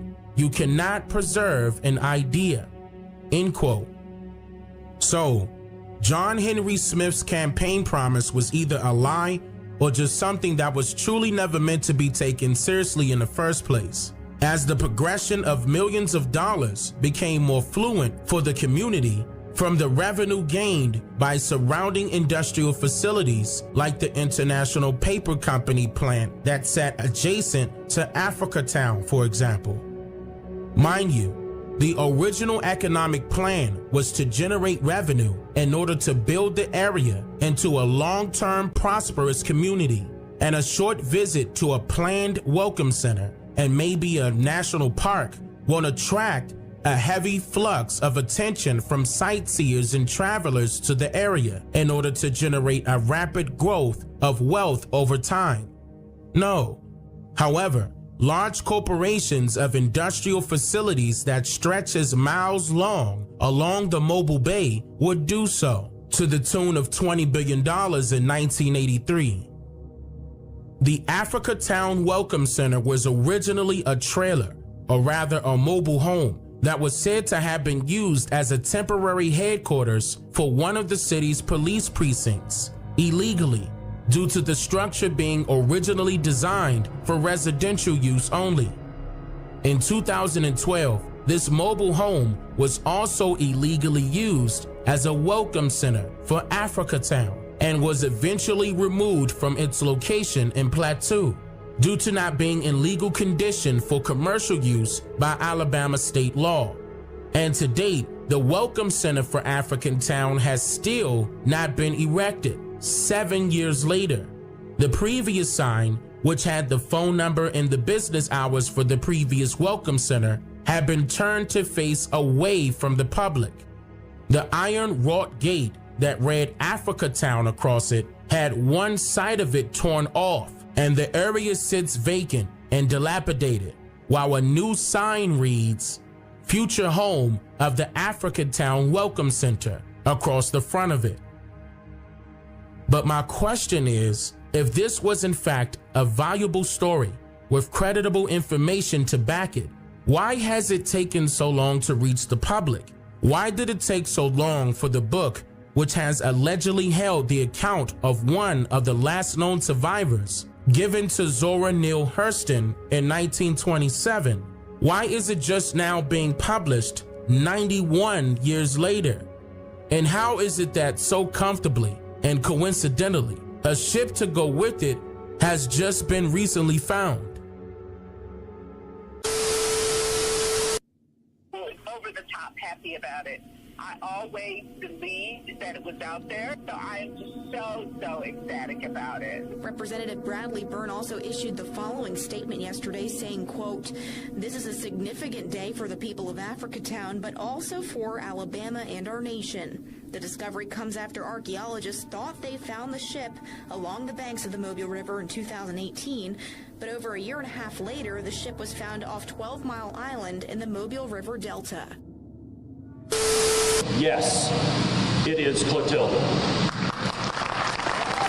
Womack and Cleon Jones are from Africatown, the Mobile community settled by the Clotildas' freed slaves. They didn't find an old slip. They found history. They didn't find an old slip. They found history. They didn't find an old slip. They found history. They didn't find an old slip. They found history. We did not know when we began that this is one of the few undredged stretches of the Mobile River. If it's never been dredged, it's probably something like a shipwreck graveyard. So we found 14 separate wrecks. So there were 14 wrecks that were found. A couple of them had been previously seen, and we were able to reconfirm the now completely buried and intact wrecks of the Confederate ironclad CSS Huntsville and Tuscaloosa. We also found river structures built in the 1850s as part of the control and improving navigation on the Mobile River. And the 14 wrecks, well, we don't have names on any of those yet. 14 wrecks, well, we don't have names on any of those yet. But what we do know, in terms of sorting this out, some of them are iron or steel barges that date from the last part of the 1800s up to the early 1900s. Two of them appear to be iron or steel sailing ships, almost clipper formed, the type of ships that sailed in the 1870s or 80s, but by the time of World War I, were being used as barges to carry timber out of Mobile. One, the first wreck found, is a large, probably four-masted wooden schooner, maybe had a motor, that was also used in that lumber trade, but had been built on the West Coast. And then there's Clotilda. The reality is that Clotilda was the first vessel put into what we now know is a graveyard of ships in that portion of the Mobile River. And a comprehensive catalog is how you get to the point where you finally go to one wreck and you say, okay, might be, let's prove it's not. And when you can't prove it's not, and you reach that point where the evidence stacks up, then you're left with one conclusion. Then you're left with one conclusion.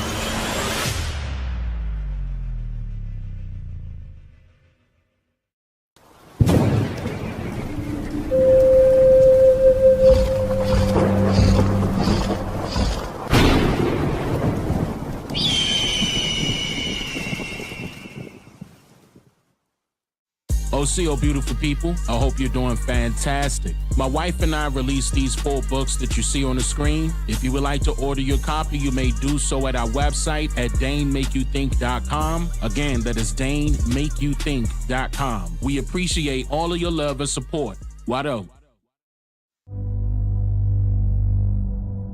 Produced by Dane Calloway and Tanisha Calloway. Watch this brand new documentary, Mother Rosa, right now at DaneMakeYouThink.com.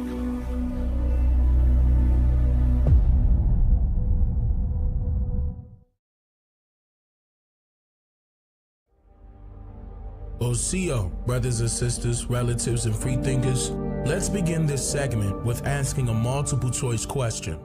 What is Africa's original name?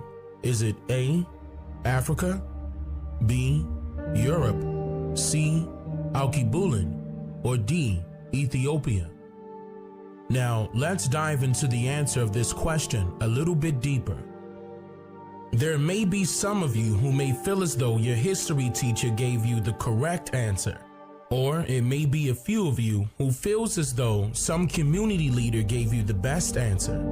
Or there may be a small group who feel as though just because someone mentions it to them and it sounded about right, that it's a fact, meaning you approve his or her message. But the funny thing about approving someone's message is merely based upon how much you value that individual's opinion. I mean, think about it. Since history was written with maliciously biased motives and agendas in the first place, what makes a person actually buy into a stranger's opinion about their people's story. It is a process uncommonly known as a social engineering experiment, or SEE for short, a scientific study conducted on groups of large populations, manipulating direct and indirect thought of human behavior, subsequently found within the origins of social science.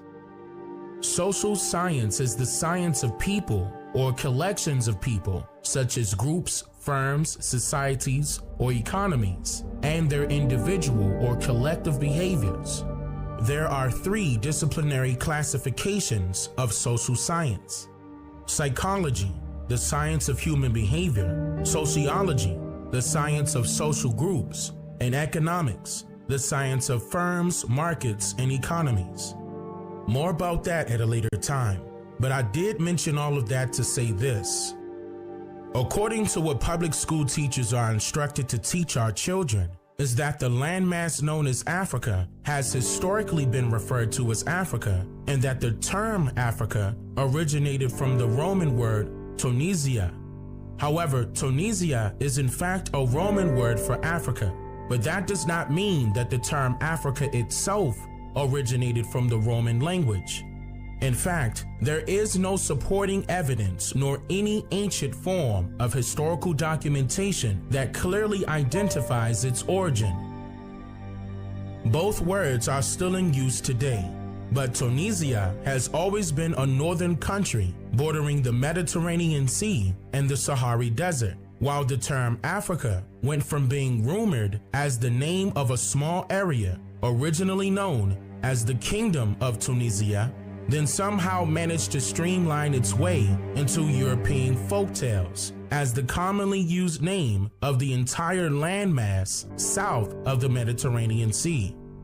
What's very important to note here is that the people of what is known now as the continent of Africa speaks many different languages and bears multiple different cultures. So logically speaking, these different cultures and different languages would carry over from generation to generation historically, in which that fact alone should make you ask the question, so which of these multiple languages did the term Africa originate from, respectively? Well, let's go over some commonly used theories first. One theory is that the term Africa originated from some random Roman leader named Publius Cornelius Scipio, who was said to have led the charge during the so-called Punic Wars with capturing Carthage, a landmass which later became known as North Africa, allegedly due to Romans wanting all indigenous cultures and traditions of the region completely erased from existence. Shortly after capturing Carthage, Publius allegedly changed his name to read Publius Cornelius Scipio Africanus, with Africanus being a title for, quote, a wild beast, in which the term Africanus did not exist until it was placed in the Oxford Dictionary in 1983, claiming that it is a Latin word. But interesting enough, much older dictionaries of the Latin and Roman languages never carried such a word before. Another commonly used theory is that Africa was named after a so-called famous European explorer named Leo Africanus, because he believed that the word Africa derived from the Greek word Afrique. However, a theory is nothing more than just a simple idea that has absolutely nothing to do with the truth. There has even been reports of the word Africa allegedly deriving from the Latin word Afri, which refers to a group of people that dwelled in the outskirts of Carthage during the Punic era. However, there was absolutely no evidence to prove that the Romans derived the word Africa from Afri. But there is, however, a Latin word, Africa, which means Libya, or to cause an uprise. Most historians generally agree that the word Africa was first used to refer to a very small part of the northern region of Africa, and then some 1,000 years later became known as the name of the entire continent by European influencers. So with all of that being said, the origins of the word Africa have never been proven still. So for now, we can determine that option A can be eliminated as a verifiable answer to the original question. Now, we can immediately rule out option B as being a possibility of the original name, because Europe is truly not even a continent, due to the fact that it is literally part of the peninsula of Eurasia. Eurasia is described as the combination of both continental landmasses of Europe and Asia. But what history loves to tell you is that Europe and Asia are somehow two separate continents from a historical point of view, when in reality, they are still actually together as one large landmass with no signs of any physical separation between them. The only separation that does exist are the political constructs of governmental boundaries depicted heavily upon Western Europeanized history books given to Americans, right along with their world map predictions. Did you know that Eurasia is currently being recognized as just one continent in most parts of the world right now? Are these history writers telling us the truth? I mean, think about it. Did you ever question your history teacher concerning the origins of where this information comes from that we are forced to learn and study in order to be judged and hope for passing grades? Now, this Alkebulan term will be the correct answer for those of you who allowed a complete stranger to tell you that this theory, or opinion in this case, is a fact. Here's why. First, the term was never used in any historical context of creditable documentation to verify its existence prior to the early 1900s. In fact, the map of the said Alkebulan was just recently published by a Swedish artist named Nikolai Jesper Kajen in 2014. Nikolai named his map of Africa Alkebulan 1260 AH, and if you noticed, he has the image of Africa placed in what will be considered an upside down position, in which some of you would say that it's wrong. However, this would actually be the correct positioning for Africa due to any of the famous foreign explorers' visual prediction of the lands close to them at that time. Logically thinking, they would then be forced to draw the map right side up because it is based on where the individual was located. Now, there are plenty of misconceptions out there in the public about the term Alkebulan. Some would say that the word means Garden of Eden or Mother Nature, but realistically, the word never found its way into any colonial documentation or a dictionary of any kind for that matter. Now, some people would even go as far as saying that the word is of Arabic origin, and it means the ones before, due to some viral pseudo-rumor that says the word is a noun that, quote, implies that it was used to refer to the original inhabitants of a place before the Arabs' arrival, end quote. And then the other half of that same rumor alleges that the word Alkebulan derived from the Arabic root adverb qab, which means before. However, once again, there is absolutely no hard evidence to support this heavily campaigned theory. In fact, the word al in Alkebulan is the definite article in the Arabic language that means the, and the suffix lan is used to express the plural form of an adverb in the Arabic language. So that leaves us with kabu, which has no explanation or definition in the Arabic language whatsoever. But just before we rule out that the word Alkebulan is not the original name of the place called Africa, and before we rule out that the word itself is not an actual Arabic word, let's go over another popular theory that's being used right now. Yet another rumor implies that the word Alkebulan is an Arabic word that means the land of the blacks.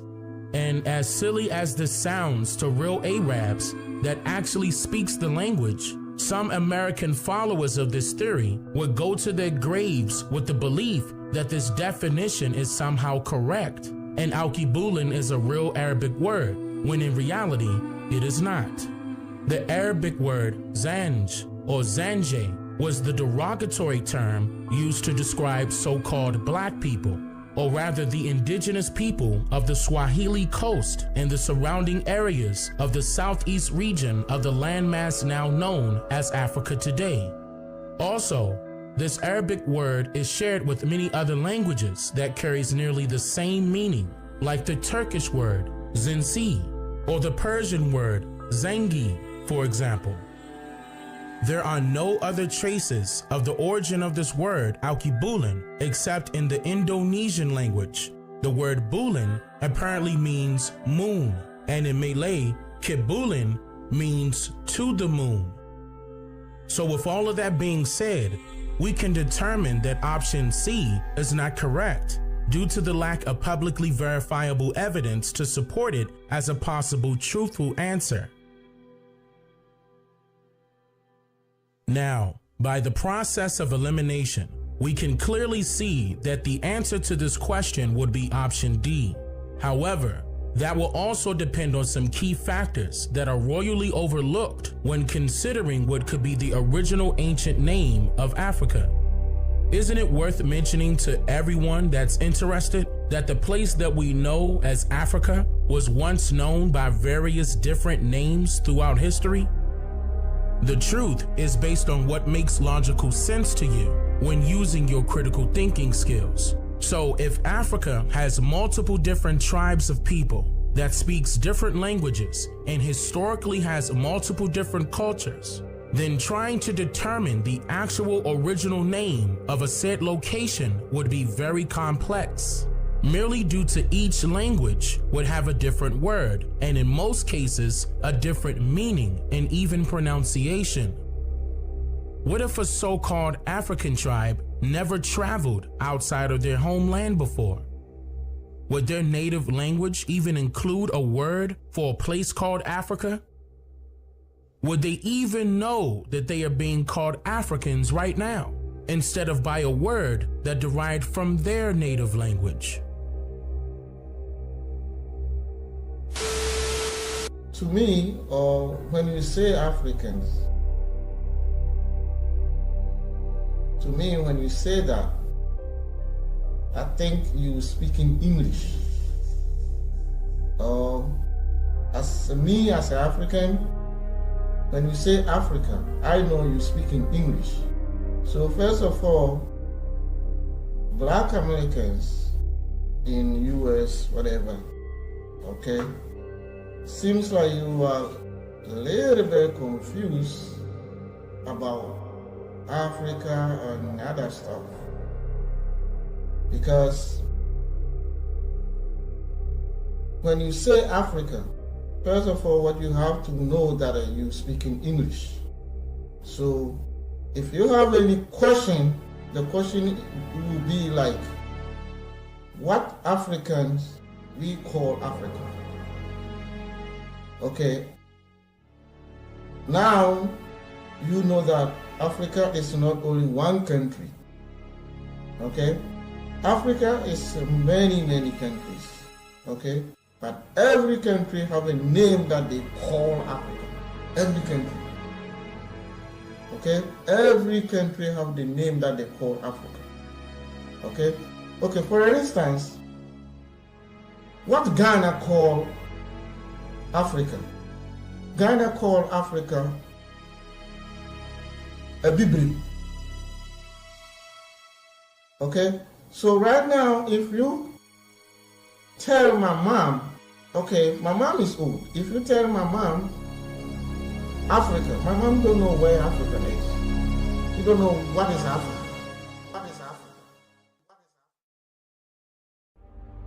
OCO, my brothers and sisters, relatives, free thinkers, and spiritual warriors. Today, let's begin this segment with asking some very essential questions pertaining to this topic at hand.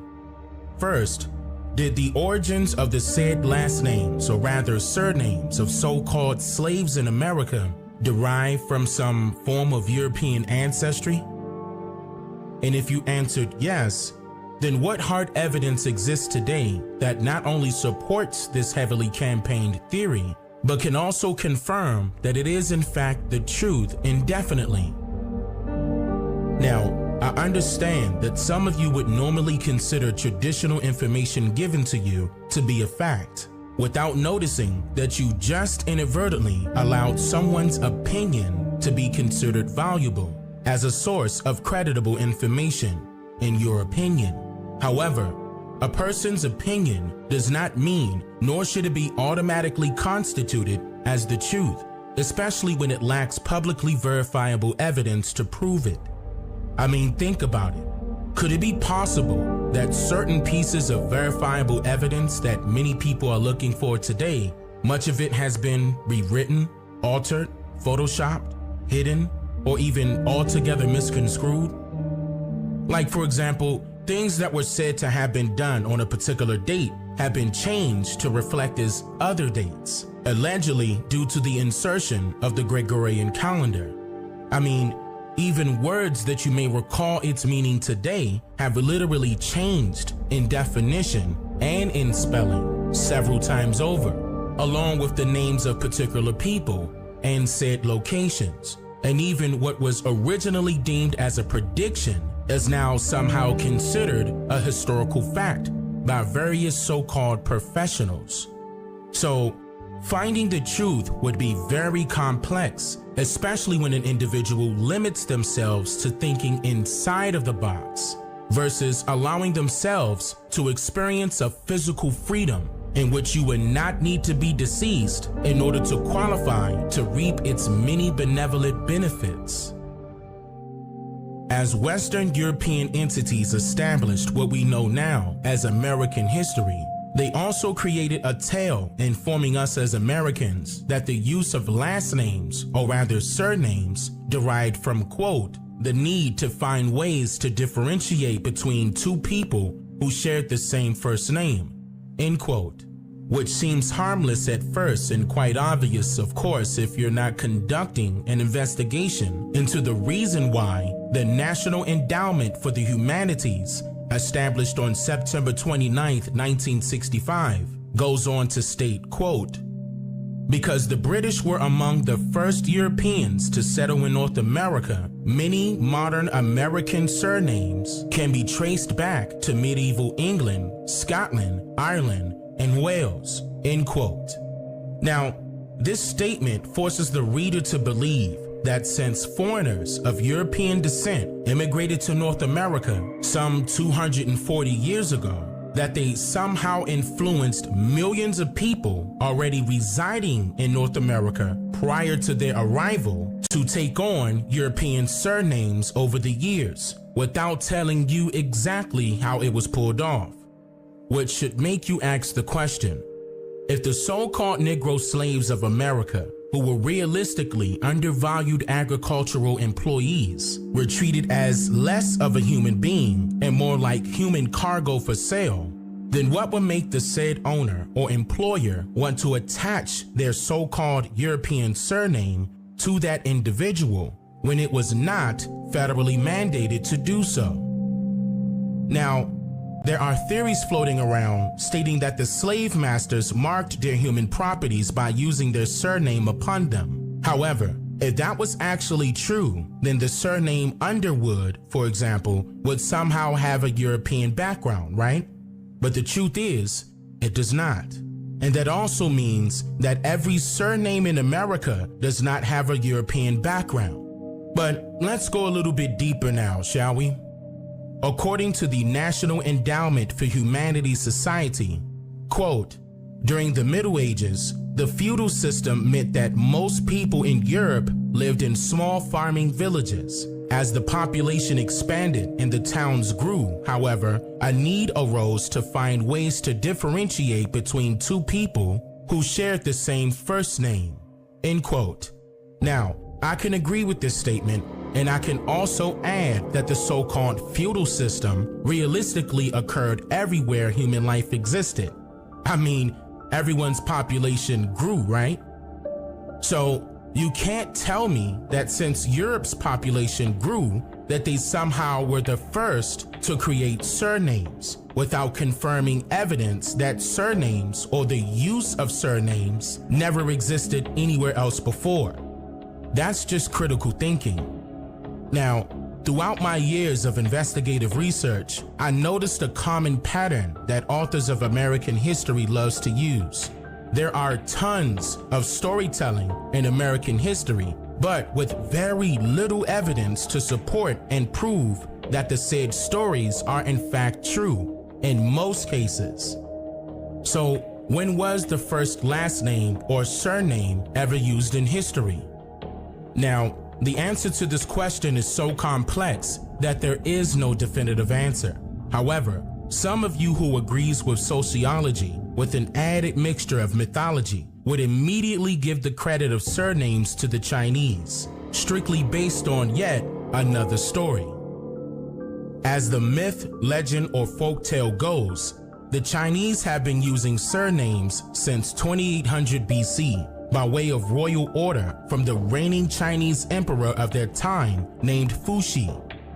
It was said that Fuxi created and mandated a naming system in order to control census taking and census information. But since this story, along with the Emperor Fuxi story, is a myth, there is no hard evidence to support this claim or theory in this sense.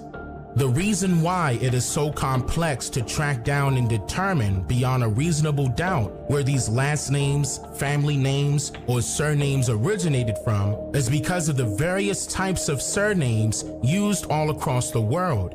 It would strictly depend on the individual and where they come from, due to multiple practices of the use of surnames varies from culture to culture. This means that it will be impossible to determine that you bear a quote European surname, because the practice of having a first name and a middle name and a last name as a mandatory rule realistically has no significant evidence to support where and when exactly it originated. Even the Indians of all of the Americas, for example, bear 2 to 5 names as an individual's full name, without orchestrating it in a commonly known first name, middle name, and last name format, or so we think. Mind you, there are 4 common categories of surnames that were used throughout the history of North America and many other parts of the world as well. There are locative surnames, patronymic surnames, occupational surnames, and nickname surnames. To break each of them down, a locative surname identifies an individual based upon where he or she was born, raised, lived, worked, or the land they own, which makes this surname not qualified for consideration of being of European origin. For example, Charles Darwin was probably a descendant of a family that previously lived in the market town called Darwin, which is located in Lancashire, England. Or let's take the actor Lawrence Fishburne, for example, in which the surname Fishburne could indicate that Lawrence's ancestors worked as cooks that specializes in seafood cuisine, or just simply frying fish. Another example of a locative surname could also be referring to a particular geographical identifier, in which most cases is self-explanatory, like for example, the actor Blair Underwood, in which the surname Underwood could be an indicator that refers to a family who resides near or throughout the woods. Or it could also mean that his ancestors owned acres of lands, particularly within the woods. No European origin yet. Now, a patronymic surname identifies an individual as their father's child or their father's children. However, it is very important to note that this surname does not translate to a fixed family surname, in which this also means that it does not qualify to be considered as a surname of any European origin. Like for example, take pro NFL running back Adrian Peterson. The surname Peterson could indicate that Adrian is the son of Peter, which would equate to being Adrian, Peter's son. Or in some cases it will read as Peter's son Adrian, or in modern times, Adrian Peterson, by dropping one letter S. Other examples of patronymic surnames would be Jackson, Williamson, Richardson, Robinson, Wilson, Jefferson, Johnson, Woodson, or any other said surname ending with the suffix son. Now, in most cases, you would discover that the vowels of the said letters would change as well, like the surname Steelman would later be spelled as Steelman, with 2-letter E's in the word steel, and the letter A replaces the letter E in the word man, but it keeps its original pronunciation. Still not finding any European origin yet.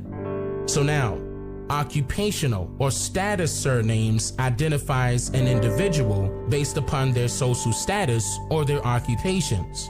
Some of you can recall noticing many occupational surnames throughout multiple different languages, almost as if it was a common practice for many countries across the world over the years. This also means that these types of surnames do not originate from just one large landmass to another. However, it does indicate that some cultures of particular countries shared some similarities, but that does not mean that one copied the other or one started that tradition before the other. No. Haven't you ever heard the saying, great minds think alike? Now, don't get me wrong here. There are tons of traditional methods of particular people's cultures, languages, identities, and more that were either copied, adopted, erased, or even stolen for that matter, but that's not the point here. The point is, when you are researching your family's genealogy by records, that does in fact exist. In most cases, you will discover that you do not have any form of European ancestry, as long as you are referring to actual physical historical genealogy records of your family and not some mysterious genealogy DNA ancestry test that disclaims that it is just for entertainment purposes only. Let's take the name James Farmer, for example, as an occupational surname. This would indicate that he is the James of the farmers, or he could just simply be a farmer named James. Other examples would be Smith, Butler, Wheeler, Booker, Turner, Cooker, Taylor, or Baker, just to name a few. And logically speaking, you cannot determine that their origins are from some random place in Europe without first determining what common language was used in order for foreigners to communicate with our ancestors here in the Americas upon their arrival. Which should make you ask the question, was there ever a common language to begin with? How did foreigners communicate with other foreigners without a translator? How did ship owners in America allegedly sail all the way to West Africa in hopes of purchasing human cargo without some form of common language to use to communicate with? Now, a nickname surname identifies an individual based upon commonly known attributes or adjectives that will best describe that person in some way. It could be based upon personal characteristics, shape, size, color of hair, skin complexion, or even for some derogatory motives an individual may have for another individual or group of people for that matter.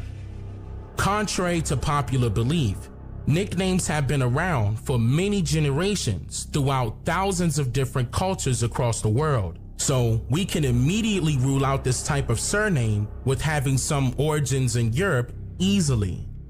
There are various types of nicknames used throughout history, like for example, nearly all religious institutions calls for its members to bear a formal nickname traditionally. Like a traditional Christian nickname can be identified often by 2 given nicknames, or rather 4 names, instead of 1 at the time of baptism, like Mary Ann or Anne Mary, for example. The actor Morgan Freeman also bears a religious nickname surname as well, due to the many so-called black people who refused to change their surnames before and even after the Emancipation Proclamation was established.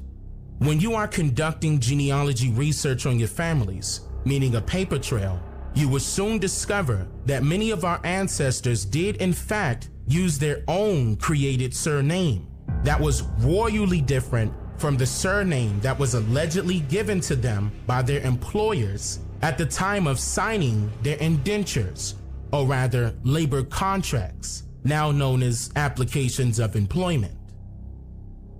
Our ancestors manifested independence and freedom by rejecting foreign surnames to be a part of their family's lineage, especially at the time of the Emancipation Proclamation. Keep in mind that many of the surnames of our ancestors had to be written into a record. This changes everything that you were ever told of when it comes to so-called American descendants of slavery. This is why it is very essential to check the records of your family's genealogy before you go out and state to the public that your family bears a European surname, when you have absolutely no idea that you could be inadvertently disrespecting your very own people that fought for your freedom and to build this country. Osio, my brothers and sisters, relatives, spiritual warriors, and free thinkers. Today, I want to begin this segment with you imagining yourself traveling to a different location that you may want to go. But this particular location will be very distant from your current home, meaning that it will be located in a totally different country where the people of that country would speak their native language, which of course will be different from yours. The people of this particular country would look different, think different, and even eat different foods from what you would normally intake back home.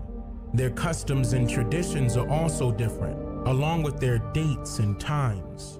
And even the weather of this place is under different atmospheric conditions from what you would normally experience back home. Imagine that you have never traveled to this place previously, nor even seen or heard of this place before, but you travel to this distant location still in hopes of providing a better present for yourself and maybe a better future for your family. And let me add that in order for you to live there, you will have to learn from scratch a totally new culture and a new way of life, and most importantly, possibly a new trade. In fact, the only way for you to survive in this new location is to learn how to communicate efficiently and effectively enough to conduct trade, so that you can now have a job or run a business and begin to somehow make an income in this foreign land. Sounds difficult, doesn't it? I mean, think about it. Even right now, with the availability of the internet and possibly having assistance from foreign interpreters at your expense, realistically, this would in fact be a difficult task for anyone to succeed in without the proper connections. Now, with you cognizant of how difficult it will be for you to do this sort of thing today, think about how complex this sort of thing would be if a person attempted this same exact thing at least 100 or more years ago without having the luxury of advanced technology, which should make you ask some questions. Like, was there ever one universal language? And if so, what was it? What was used for our ancestors to communicate with incoming foreigners that were arriving upon these lands? And how did the English language become the primary language spoken, opposed to the many indigenous languages that already existed here in America? Well, before I reveal the answers to those questions, let's take a look at the so-called history of language and how it became what it is today.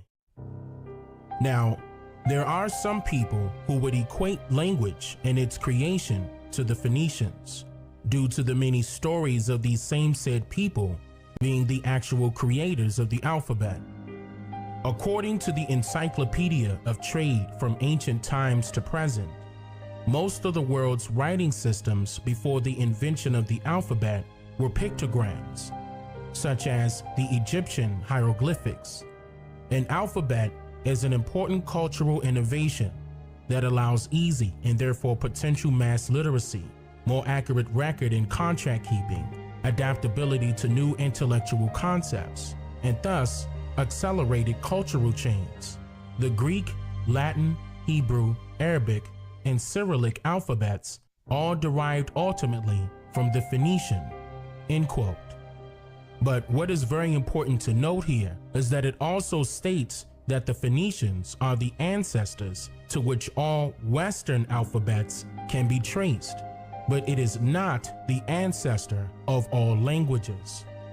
And that is because an alphabet does not produce the language. It only provides a symbol for the oral sound that a person makes when speaking a particular language. The word language is derived from the Latin word lingua, which means the tongue and speech. It is defined in the 1828 Webster's English Language Dictionary as, quote, human speech, the expression of ideas by words or significant articulate sounds for the communication of thoughts, end quote. So, who are the Phoenicians? And why were they so important to the history of language? The Phoenicians knew that language was a very important part of trade. And before they allegedly created the alphabet, people wrote in cuneiform or pictograms, which could transcribe an entire idea versus just one word. This means that someone would have to be very educated, or rather indoctrinated, in order to produce these types of writings.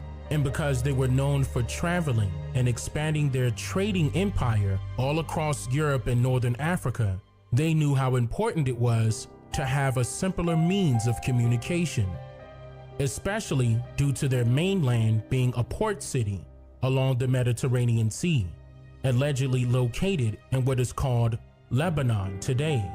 And so the Phoenician city of Byblos became an epicenter for trade. According to the Ancient History Encyclopedia, Byblos was the religious capital of Phoenicia, and papyrus was one of its principal articles of trade. For this reason, quote, the Greeks took the name of the city as their word for book, Byblos, and from their word for books named our word for Bible, ta Biblia, which means the books. Byblos was an important shipping port known for its timbers. The cedars of Lebanon was said to be prized by other countries because it was the first city to allegedly perfect shipbuilding. The Phoenicians carried a trade route and created colonies in what is now known as Spain, France, Italy, and Northern Africa. And while traveling to different locations meant learning different languages and written scripts, which in fact took time to study and understand, the Phoenicians allegedly decided to come up with the 22 symbols that we recognize today as an alphabet. It was understood that every word that can be spoken is comprised of different sounds placed together. The Phoenicians realized that 22 sounds make up the majority of words, so they created easy to write and easy to recall symbols that anyone could learn to match with these sounds. It was also said that every one of these sounds were consonants, but many of these sounds were in fact vowel sounds disguised as a consonant symbol or letter. And many of these letters have since expanded into what is now known as the English alphabet. This is why you will find a few letters of the English alphabet having the same exact sounds and symbols, and in some cases having the same sound with different symbols. For some mysterious reason, the English alphabet has a few repeating sounds, in which a new symbol was created for each one, bringing the total amount of letters used in the English alphabet to 26. And the French and Spanish alphabet includes one additional letter, bringing their totals to 27. Now, why is this important, you ask? Well, just as the Phoenicians were traders that traveled and created colonies, so were the English, Spanish, and the French. So in other words, All of these languages are in fact trade languages, in which each of these trade languages were eventually passed down from generation to generation over time. But in a more historical sense, these trade languages were better known as pidgin languages. A pidgin language is described today as a language with no native speakers, which is used for business, trade, or commerce. It is the reduced form of a language. But if there were no native speakers, then what language is it reduced from? A lingua franca. A lingua franca, from Italian meaning Frankish tongue, is a language systematically used as a common language to bridge the communication of those people that speak different native languages. English is a dramatic bridge language or a trade language with an added mixture of Spanish words, French words, Greek, Arabic, Latin, and it also heavily incorporates words from the many American Indian indigenous languages that were once spoken upon these lands, now known as the Americas. A lingua franca takes many words and their meanings or ideas and reduces them into a simplified version that could be understood by many. Lingua franca literally means Frankish tongue, a language spoken in Germany that eventually evolved into the language now known as Dutch.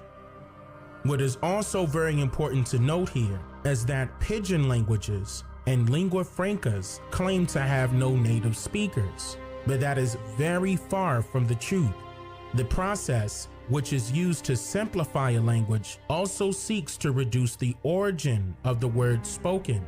But if you simply follow the word trail based on the sound of a word, the origin of that word usually shows up with a different spelling attached or a very closely related meaning that is often stated with "not to be confused with," etc. Or the origin of that word could be closely related in meaning and just misunderstood.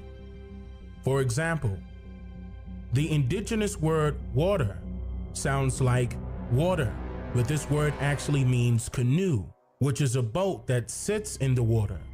So pointing at the canoe in the water and saying water could have been mistaken by a foreigner as the liquid that was surrounding the canoe, and yet it is now our English word for water.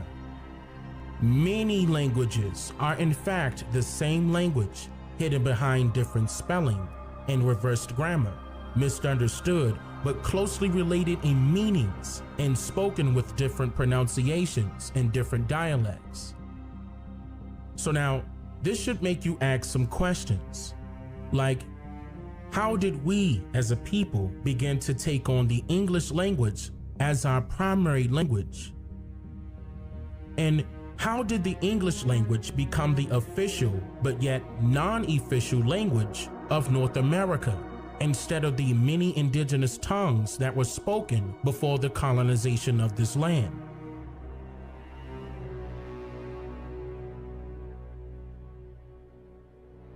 It was implemented through a process called polysynthesis. Polysynthesis is comprised of two terms, poly and synthesis. Poly meaning many or much, and synthesis meaning deductive reasoning, to put together or to combine. The linguistic definition of this word was coined by a French-American linguist by the name of Peter Stephen Duponcheau in the year of 1816. And according to the 9th volume of the North American Review and Miscellaneous Journal that was published in the year 1819, Duponcheau defines polysynthesis as, quote, the act of taking the greatest number of ideas and comprising them into the least number of words. Peter Duponcheau immigrated to North America during the year of 1777 and became well known for his linguistics analysis of the indigenous languages of America spoken by the Indians. Peter Duponcheau even wrote a book on the grammatical systems of the Indian languages. This book prized by the Institutes of France, was called Mémoire sur le système grammatical de langue de quelqu'unes sous un jet de l'imagination, or rather translated in English as the memory of the grammatical system of the languages of some Indian nations of North America, which was published in the year of 1838. It was known since the earliest days of colonization that Indians had a very rich vocabulary. It was stated in the North American Review that, quote, Indians have an innumerable quantity of words. To the testimony of Mr. Dupancho and of Colden, we can add that of Roger Williams, who says in the most emphatic terms that the language of the Indians is exceedingly copious, and they have 5 or 6 words, sometimes for one thing. This was obviously a major issue in terms of trade, and so prominent anthropologists like Franz Boas, Melville Herskovits, and even Margaret Mead eagerly studied some of the indigenous languages of America in hopes of using the process of polysynthesis in order to royally change these indigenous languages indefinitely. Listen closely. Polysynthesis not only simplifies a language, but it also carries a hidden agenda to systematically alter and even remove a language completely. It was done so in a matter of familiarity. Even nowadays, we as a people do not create new words to convey a slang word or a new word. It's just usually a commonly known word that is used, that somehow finds its way into having an alternate meaning or definition. According to the American Anthropologist, Volume 6, that was published in October of 1893, when talking about polysynthesis in English languages, the writer stated, quote, I know by experience how difficult it is for a missionary to convey to the minds of his hearers certain religious ideas. Again and again did I try, when missionary to the Ponca Indians, to find the proper Indian word for kingdom in order to make an even approximate translation of the petition, Thy kingdom come. Anyone who has lived amongst Indians know the worthlessness of adducing modern names, i.e., names of objects introduced among the Indians since the arrival of the white race on this continent, for the purpose of illustrating the construct of an Indian language, end quote.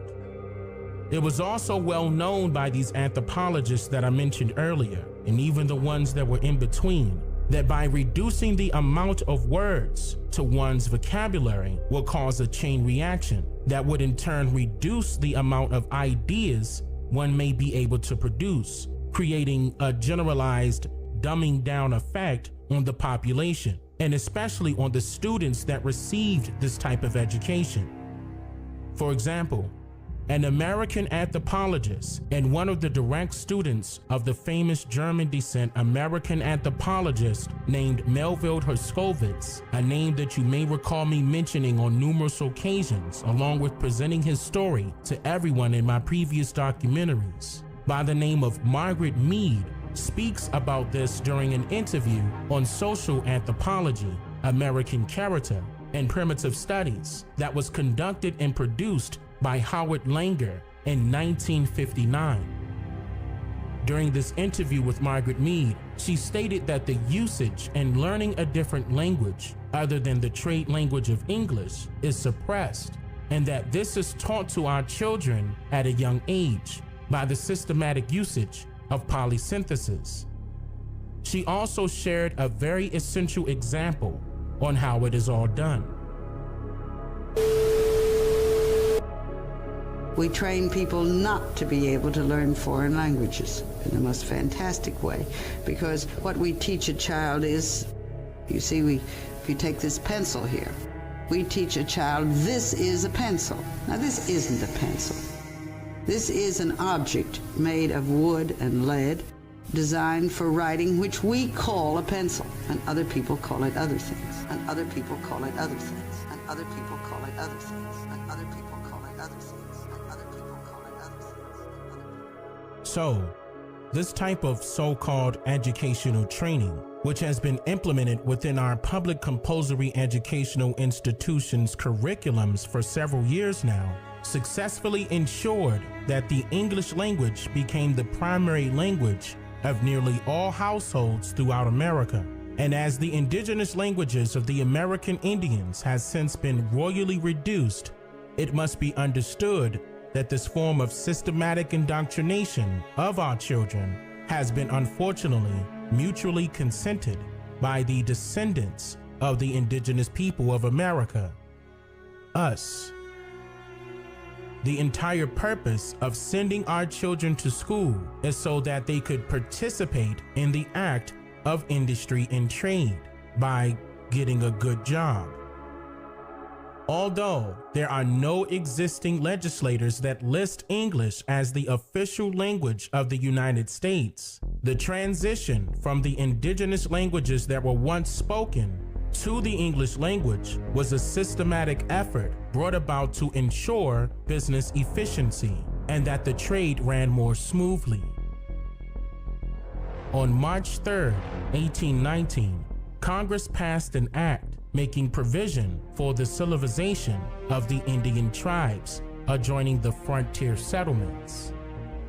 It is very important to note that the word frontier is, quote, the border or confine of a country that is furthest advanced with a part that fronts an enemy or which an invading enemy meets at front, end quote. This act of 1819 states, quote, that for the purpose of providing against the further decline and final extinction of the Indian tribes adjoining the frontier settlements of the United States, and for introducing among them the habits and arts of civilization, the President of the United States shall be, and he is hereby authorized in every case where he shall judge improvement in the inhabitants and condition of such Indians practicable, and that the means of instruction can be introduced with their own consent, to employ capable persons of good moral character, to instruct them in the mode of agriculture suited to their situation, and for teaching their children in reading, writing, and arithmetic, and performing such other duties as may be enjoined, according to such instructions and rules as the President may give and prescribe for the regulation of their conduct in the discharge of their duties. End quote. Those indigenous families that accepted education and employment did so under the guise of civilization. So, where did this idea come from? Well, it could have came in response to the pleas of President Jefferson to the American Indian chiefs upon this land. According to the address made to Indian chiefs by Thomas Jefferson during the early 1800s, pleas were made for the tribes to go into business of trade and industry with the incoming foreigners, stating that those who accepted employment as, quote, cultivators of the earth for the maintenance of their families, those people would be supporting their families better and with less labor. They were assured that by raising stock and bread and by spinning and weaving clothes than by hunting, that more provisions will be provided, and that a woman will clothe more by spinning and weaving than a man by hunting, end quote. Thomas Jefferson also stated that, quote, compared with you, we are but as of yesterday in this land. Yet see how much more we have multiplied by industry and the exercise of that reason which you possess in common with us. Follow then our example, brethren, and we will aid you with great pleasure, end quote. So, by sending our children to school and preparing them for the workforce and capitalism and industry, it was thought that we would somehow be excelling to a greater level in life. But this was actually the beginning of slavery here in America for those who were not yet prisoners of war. And we cannot get to this point without adopting a common language that was familiar and foreign at the same time, or so we thought. because there was in fact a universal language of trade already in use. Before interpreters and before foreigners could fully understand the indigenous language upon this land, and before the mixture of German and Indian languages that created English, what was used amongst our ancestors to communicate with incoming foreigners that were arriving upon these lands? The universal language available that was used to conduct trade in America amongst the Indians and foreigners during that time is the same language that is used with babies and young children before they could speak the language of adults. It's the same language used in sports amongst referees and umpires. It is the same language used between a baseball pitcher and a baseball catcher. It's the same language used in secret organizations and amongst law enforcement officials. It is the very same language that you would use if you were somewhere that you could not speak, the language that was commonly understood. This language is known universally as sign language. And according to the handbook of the church's missions to the Indians, and to that the post office of Harvard, Connecticut in 1854, but published in March of 1913, quote, sign language was of extensive development and existed all over the world and bore a resemblance to the sign language now used in some of our deaf-mute schools. Picture writing the world over probably grew out of sign language, the first stage in development. The second was pictographs, and the third, alphabet. These merge into each other by a slow and gradual process. End quote. It is unfortunate that the sign language is the common language of mainly the deaf and the mute today, and that is no longer widely understood as it was before, when it was used widely amongst those who conducted trade upon these lands. It too is one of the Indian languages that is now in danger of becoming extinct.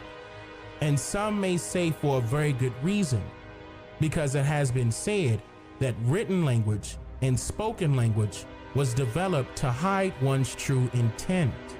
And when we are focused so much on what is being said or what was written, we just might miss the signs. OCO, my brothers and sisters, relatives, spiritual warriors, and free thinkers. In this segment, I will be covering some essential information concerning the term Moor and what it actually meant historically and now modernly. This was a highly favored request from our viewers, and apparently there is a lot of confusion that needed to be sorted out here.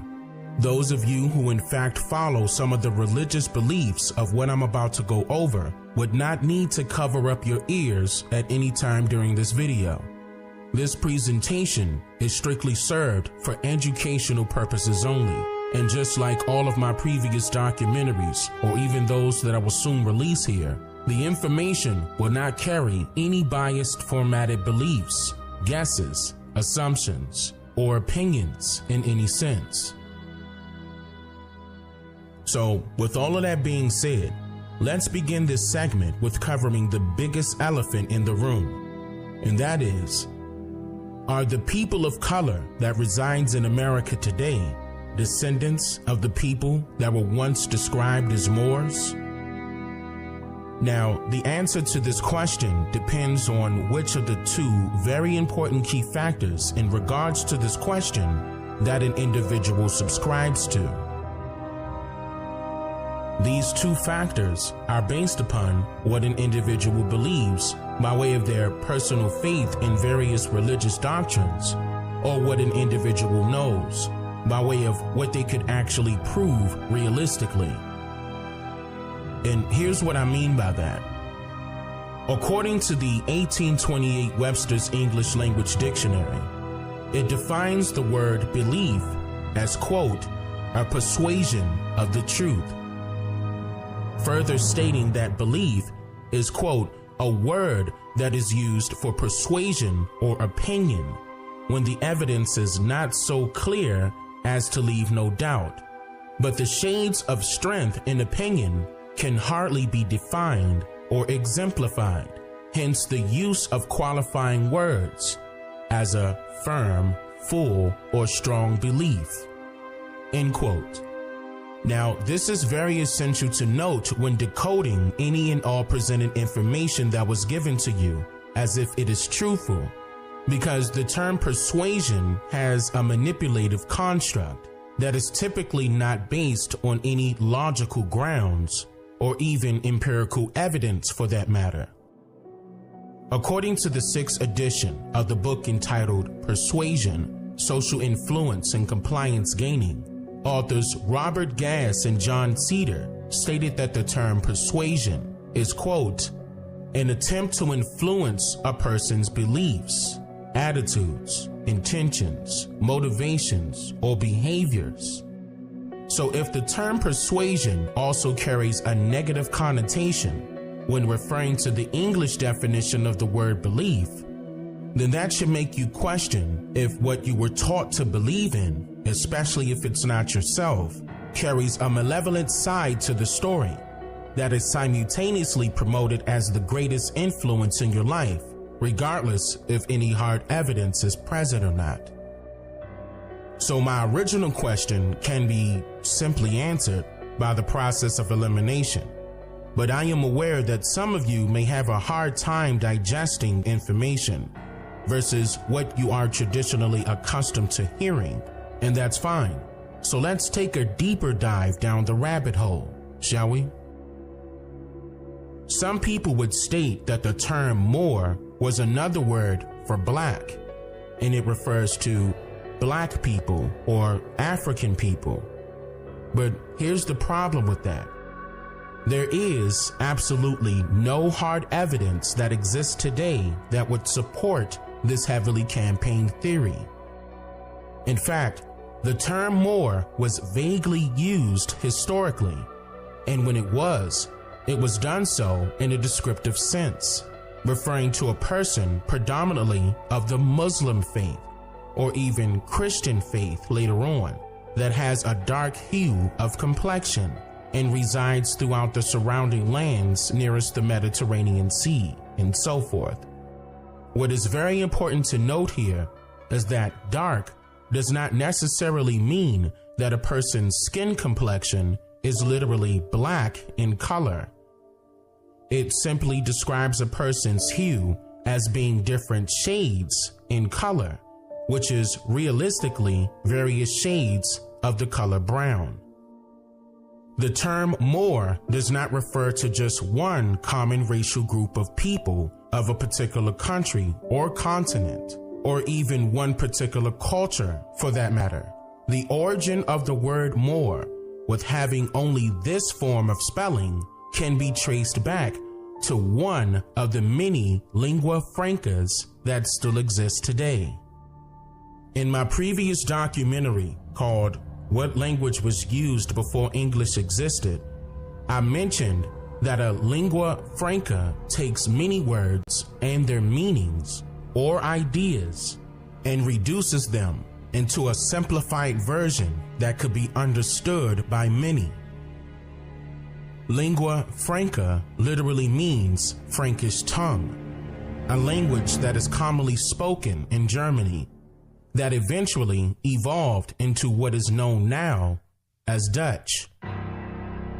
For example, this is why you would normally discover that many of the Amsterdam artists, in which the people of Amsterdam of the Netherlands speak Dutch, depicting various historic paintings of Muslims and or Muslims of various skin complexions, and even the indigenous people of the Americas, and labeling them with included descriptions that read the Moor, or American Moor, or even Blackamoor, due to their Frankish tongue or lingua franca that literally reduced many other native languages used throughout the surrounding areas during the trade era into their now more simplified primary language.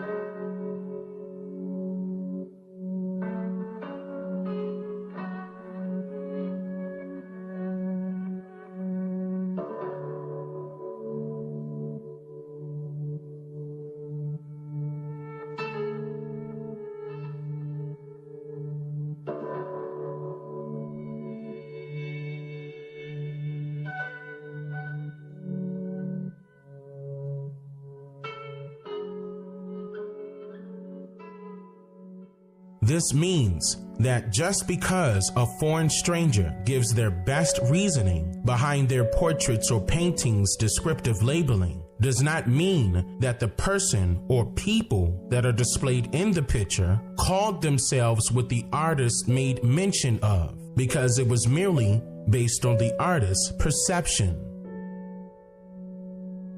It is very difficult to verify what the term Moor was historically meant to describe.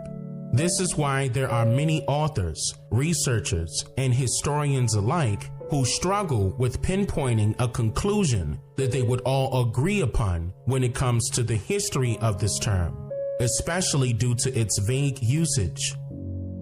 For example, according to the 1828 Webster's English Language Dictionary, a Moor is, quote, a native of the northern coast of Africa, called by the Romans from the color of the people, Mauritania, the country of dark-complexioned people.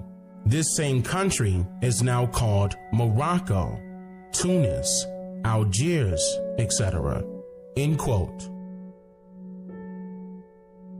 Then what's even more vague is the etymology of the term Moor, which is, quote, North African, Berber, one of the race dwelling in Barbary, inhabitant of Mauritania, Roman Northwest Africa, a region now corresponding to northern Algeria and Morocco, also applied to the Arabic conquerors of Spain, being a dark people in relation to Europeans. Their name in the Middle Ages was a synonym for Negro. Being the nearest Muslims to Western Europe, it was used indiscriminately of Muslims, Persians, Arabs, etc., but especially those in India. End quote. Now keep in mind that these people who reside in the areas that I just mentioned do not call themselves Moors. Also, they do not all speak one particular language, nor do they have the same cultures, history, or even dialects, nor do they refer to their continent as Africa, unless they are not speaking their native languages, in which this should all ring a bell here. A Lebanese college professor who was born and raised in Shimlin, Lebanon in 1886, and then migrated to America during the year of 1913 by the name of Philip Curry Hitti, wrote a book entitled History of the Arabs that was initially published in 1937, stating, quote, the Romans called Western Africa Mauritania and its inhabitants Mori, presumably of Phoenician origin, meaning Western, whence the Spanish Moro and the English Moor. The Berbers, therefore, were the Moors proper, but the term was conventionally applied to all Muslims of the Spain and northwestern Africa. The 500,000 Muslims of the Philippines are still known by the name of Moros, given them by the Spaniards on the discovery of the islands by Magellan in 1521. End quote. So, if a person chose to subscribe to this author's narrative and extensive research as being truthful, then that means that the Romans referred to the so-called Moors as Mori, which has a historic Phoenician origin that means Western, which does not describe a people by their skin complexion nor their religious choice, but merely by their geographical location. Interesting enough. Which should make you ask some questions. Like, with this author, Philip Hitti, being born in the ancient Phoenician city of what is now known as Lebanon, would he really know the truth? And if so, does that mean that the Phoenicians are in fact the people that will be called Moors by some of you today? And if you didn't already notice, there is no pre-existing records or documentation that indicates some form of a great migrational period of any of these people inhabiting the areas that I just mentioned, immigrating to anywhere throughout the lands now commonly known as America. And with all due respect to the people that still resides in those places today that I mentioned previously, forgive my people, for they did not know how deceitful the indoctrination process of their true identities stretches far beyond their assumptions and misinterpretations that their minds could even imagine, especially throughout today's society in America.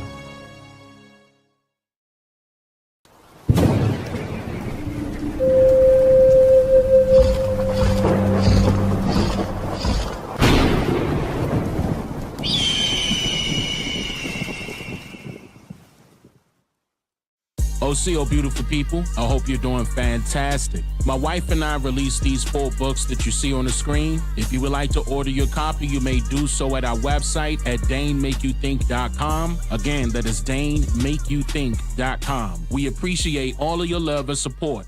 Wado. Produced by Dane Calloway and Tanisha Calloway. Watch this brand new documentary, Mother Rosa, right now at DaneMakeYouThink.com.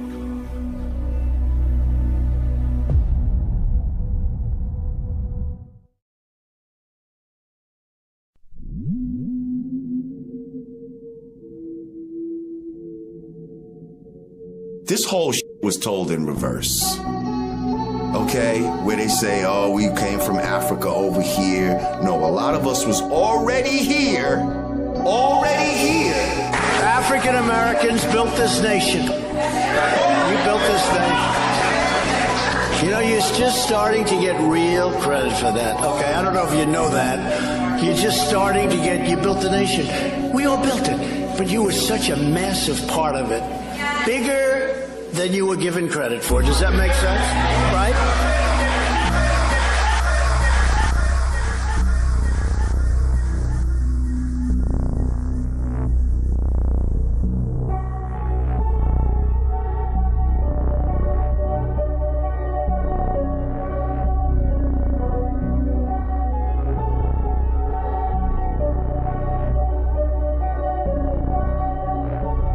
Well, we was already here in America's proof. A lot of people say, well, we are African. Don't make a mistake about that. Only way you're going to find out, everybody that's black ain't no African, everybody that's black ain't no Native American neither.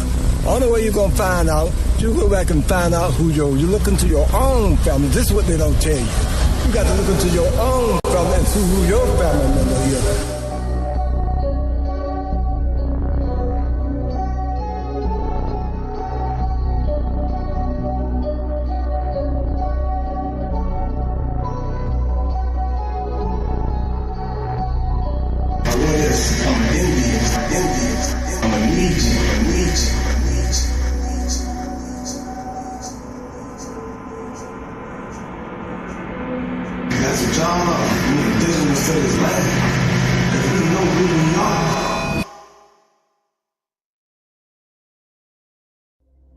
Throughout today's society of America, the process of education is based solely on the credence to that which is most popular by public opinion, rather than which would be truthful by way of logical and critical thinking. Compulsory school curriculums in history, for example, derives from fabricated folk tales that were authorized by manipulative social engineers of the 19th century, and their opinions alone are somehow credible and are unmolestedly deemed as historical facts without being constructively criticized or even publicly challenged for validation and accuracy. It's as if people now concluded that if something can be believed by the masses, then they should just tag along and follow the crowd and believe it too. But how did we, as a people, allow our history to be written solely on the basis of a stranger's opinion or by popular belief? Why would these strangers have a right, or even the knowledge for that matter, to tell the stories of our actual history here in America when the truth is, those strangers were not living here with our indigenous ancestors to bear witness to any account to begin with.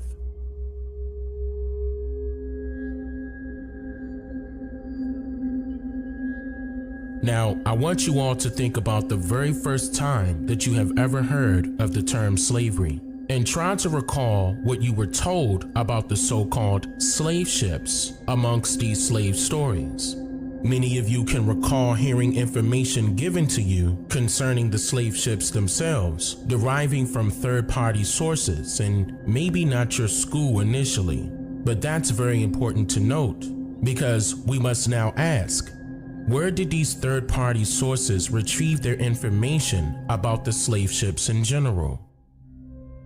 These third parties are things like books and movies and even the media that tends to give their cultivated possible descriptions of these so-called slave ships based merely on their perception of what they consider to be a fact, based on information taught by a stranger, or rather by someone else's opinion.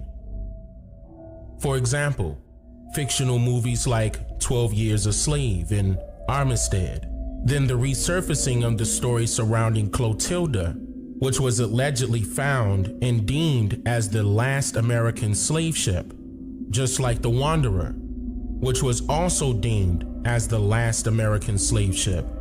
But yet, there are no viable remains of either ship or boat, just a story, in order to keep the idealism of slavery afloat. What all of these third-party sources have in common is that their stories tends to lead to a dead end when researching any publicly verifiable evidence to validate their claims made, along with validating their depictions of what a slave ship actually is. So, what's a depiction? A depiction is an old French word that is defined as a portrayal in picture or a representation in words, a portrait. What is also very important to note here is that by creating a portrait or a portrayal of a depiction, it does not have to be accurate. It is just meant to show a generalized likeness or an idea of something by way of imagination that is agreed upon. According to an 18th century painter and the founder of the Society of Arts, Sir Joshua Reynolds stated that, quote, "In portraits, the grace, and we may add, the likeness consists more in the general air than in the exact similitude of every feature." So, what does all of this have to do with the existence of slave ships? Well, that's the point. There were no official slave ships, nor were there any ships created for the intended purpose to carry only slaves. These depictions that were mysteriously given to us about these ships manipulated the mind into believing that there were actual slave ships that existed, when in reality, there is no hard evidence to support this heavily campaigned theory. In fact, you will not find any colonial documentation that would use the term slave ship to describe their passenger ships, cargo ships, merchant vessels, or warships. This means that these stories of slave ships are contradicting themselves, because these ships were actually wooden sailboats that did not include utilitarian motors as a convenience. These motorless sailboats were originally known as rowboats that were called skiffs, dories, and wherries that were chiefly propelled by the use of sails and oars for navigating the boat even through tumultuous seas, violent winds, and unexpected climate changes. Between the 1500s and the 1800s, these rowboats were used for many things, like trading goods, or for the transportation of goods, exploration, pirateering, and of course, immigration. But just not those stories of immigration that most of you are accustomed to hearing about. And here's what I mean by that.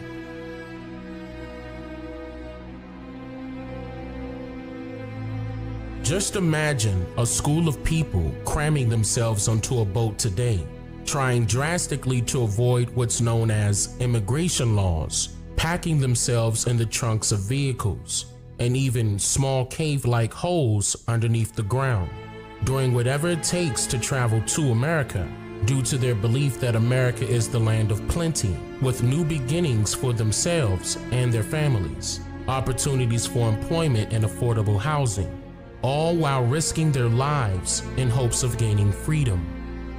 This should all ring a bell here and make you wonder if people were willing or unwilling to aboard these rowboats or cargo passenger ships in the first place. Or maybe the question should be, were people forced into slavery, or was slavery simply done by choice?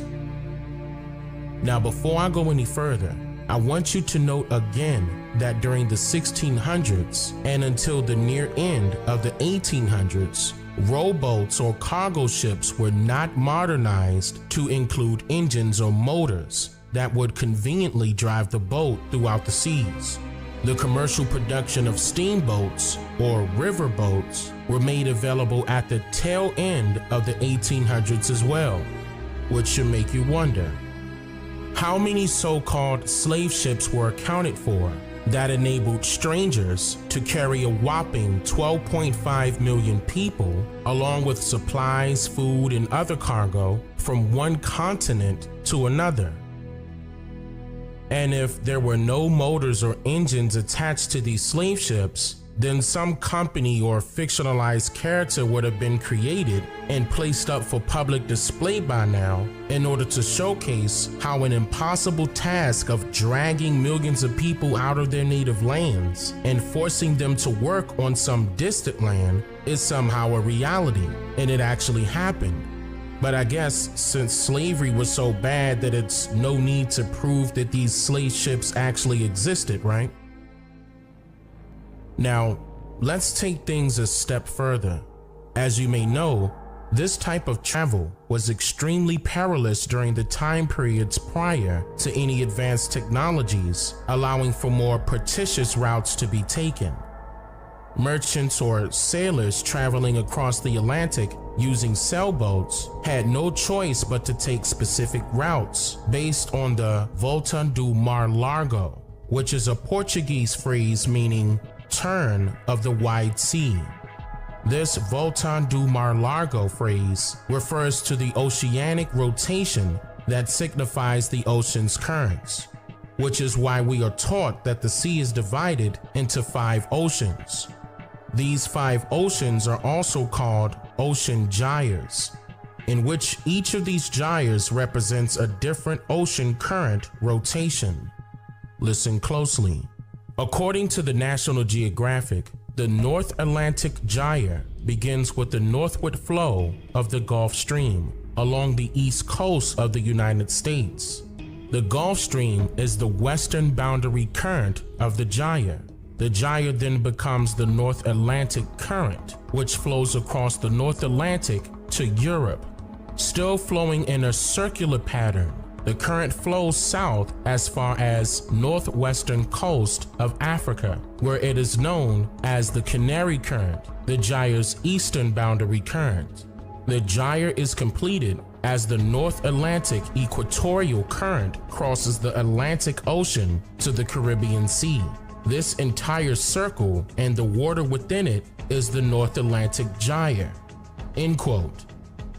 As I've stated numerous times before, this means that only the winds and the currents of the ocean could determine how a boat or a ship was able to travel across the Atlantic, revealing the true reason why explorers initially sailed to South America instead of North America first. Also, the winds and the climate made trading and traveling across the ocean very time-consuming, resulting in slowly paced travels that would require several weeks and even months to reach a single destination, yet alone a round trip, all while hoping that the captain sailor has the ability to stay on course.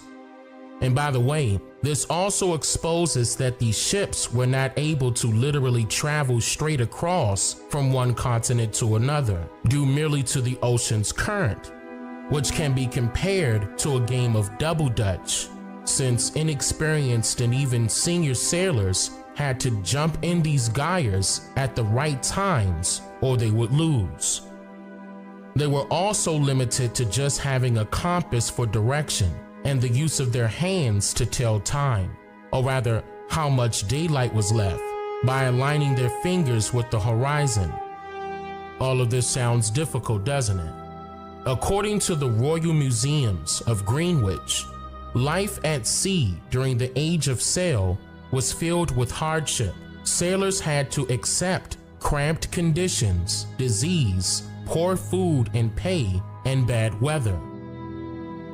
So, if the sailors had to endure famine for weeks and even months, no pay and no work, sicknesses and diseases, treacherous weather climates, and even cramped living conditions, then how would anyone be able to control, feed, and successfully keep alive hundreds to thousands of so-called slaves that were allegedly captured from Africa and packed like sardines below the deck of their sailboats? Many people died for attempting this voyage, making it extremely difficult to even keep the same crew for more than one seafaring trip across the Atlantic. So in hopes of immediately providing a safer passage by learning the hard way, capacity stipulations were forced on the sizes of cargo and the passengers aboard. But these treacherous conditions continued to plague the foreigners for centuries, making it unrealistic to transport millions of so-called slaves from one continent to another between the early 1600s to the late 1800s across the Atlantic. This is why you would not find any historical evidence nor colonial documentation of a transatlantic slave trade during this time period. That task would be simply impossible for anyone to accomplish, especially the way that we were taught how the story goes.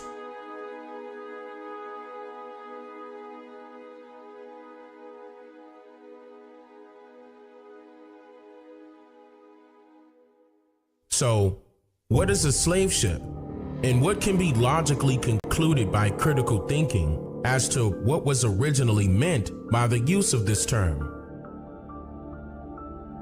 First, the origin of the term slave ship allegedly traces back to the English noun slaver, which made a public appearance in the dictionary entitled Walker and Webster Combined in a Dictionary of the English Language, which was published in the year of 1877. However, what's important to note is that the term slaver was defined during this time period as saliva running from the mouth, and the closest word that had derogatory meaning of this kind in regards to the word slaver was the term slaverer, which was defined as an idiot during this time period, interesting enough.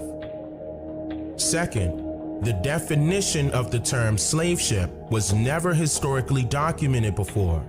In fact, the word was just recently created and made its way into school curriculums and books well over 100 years later, around the mid-1980s.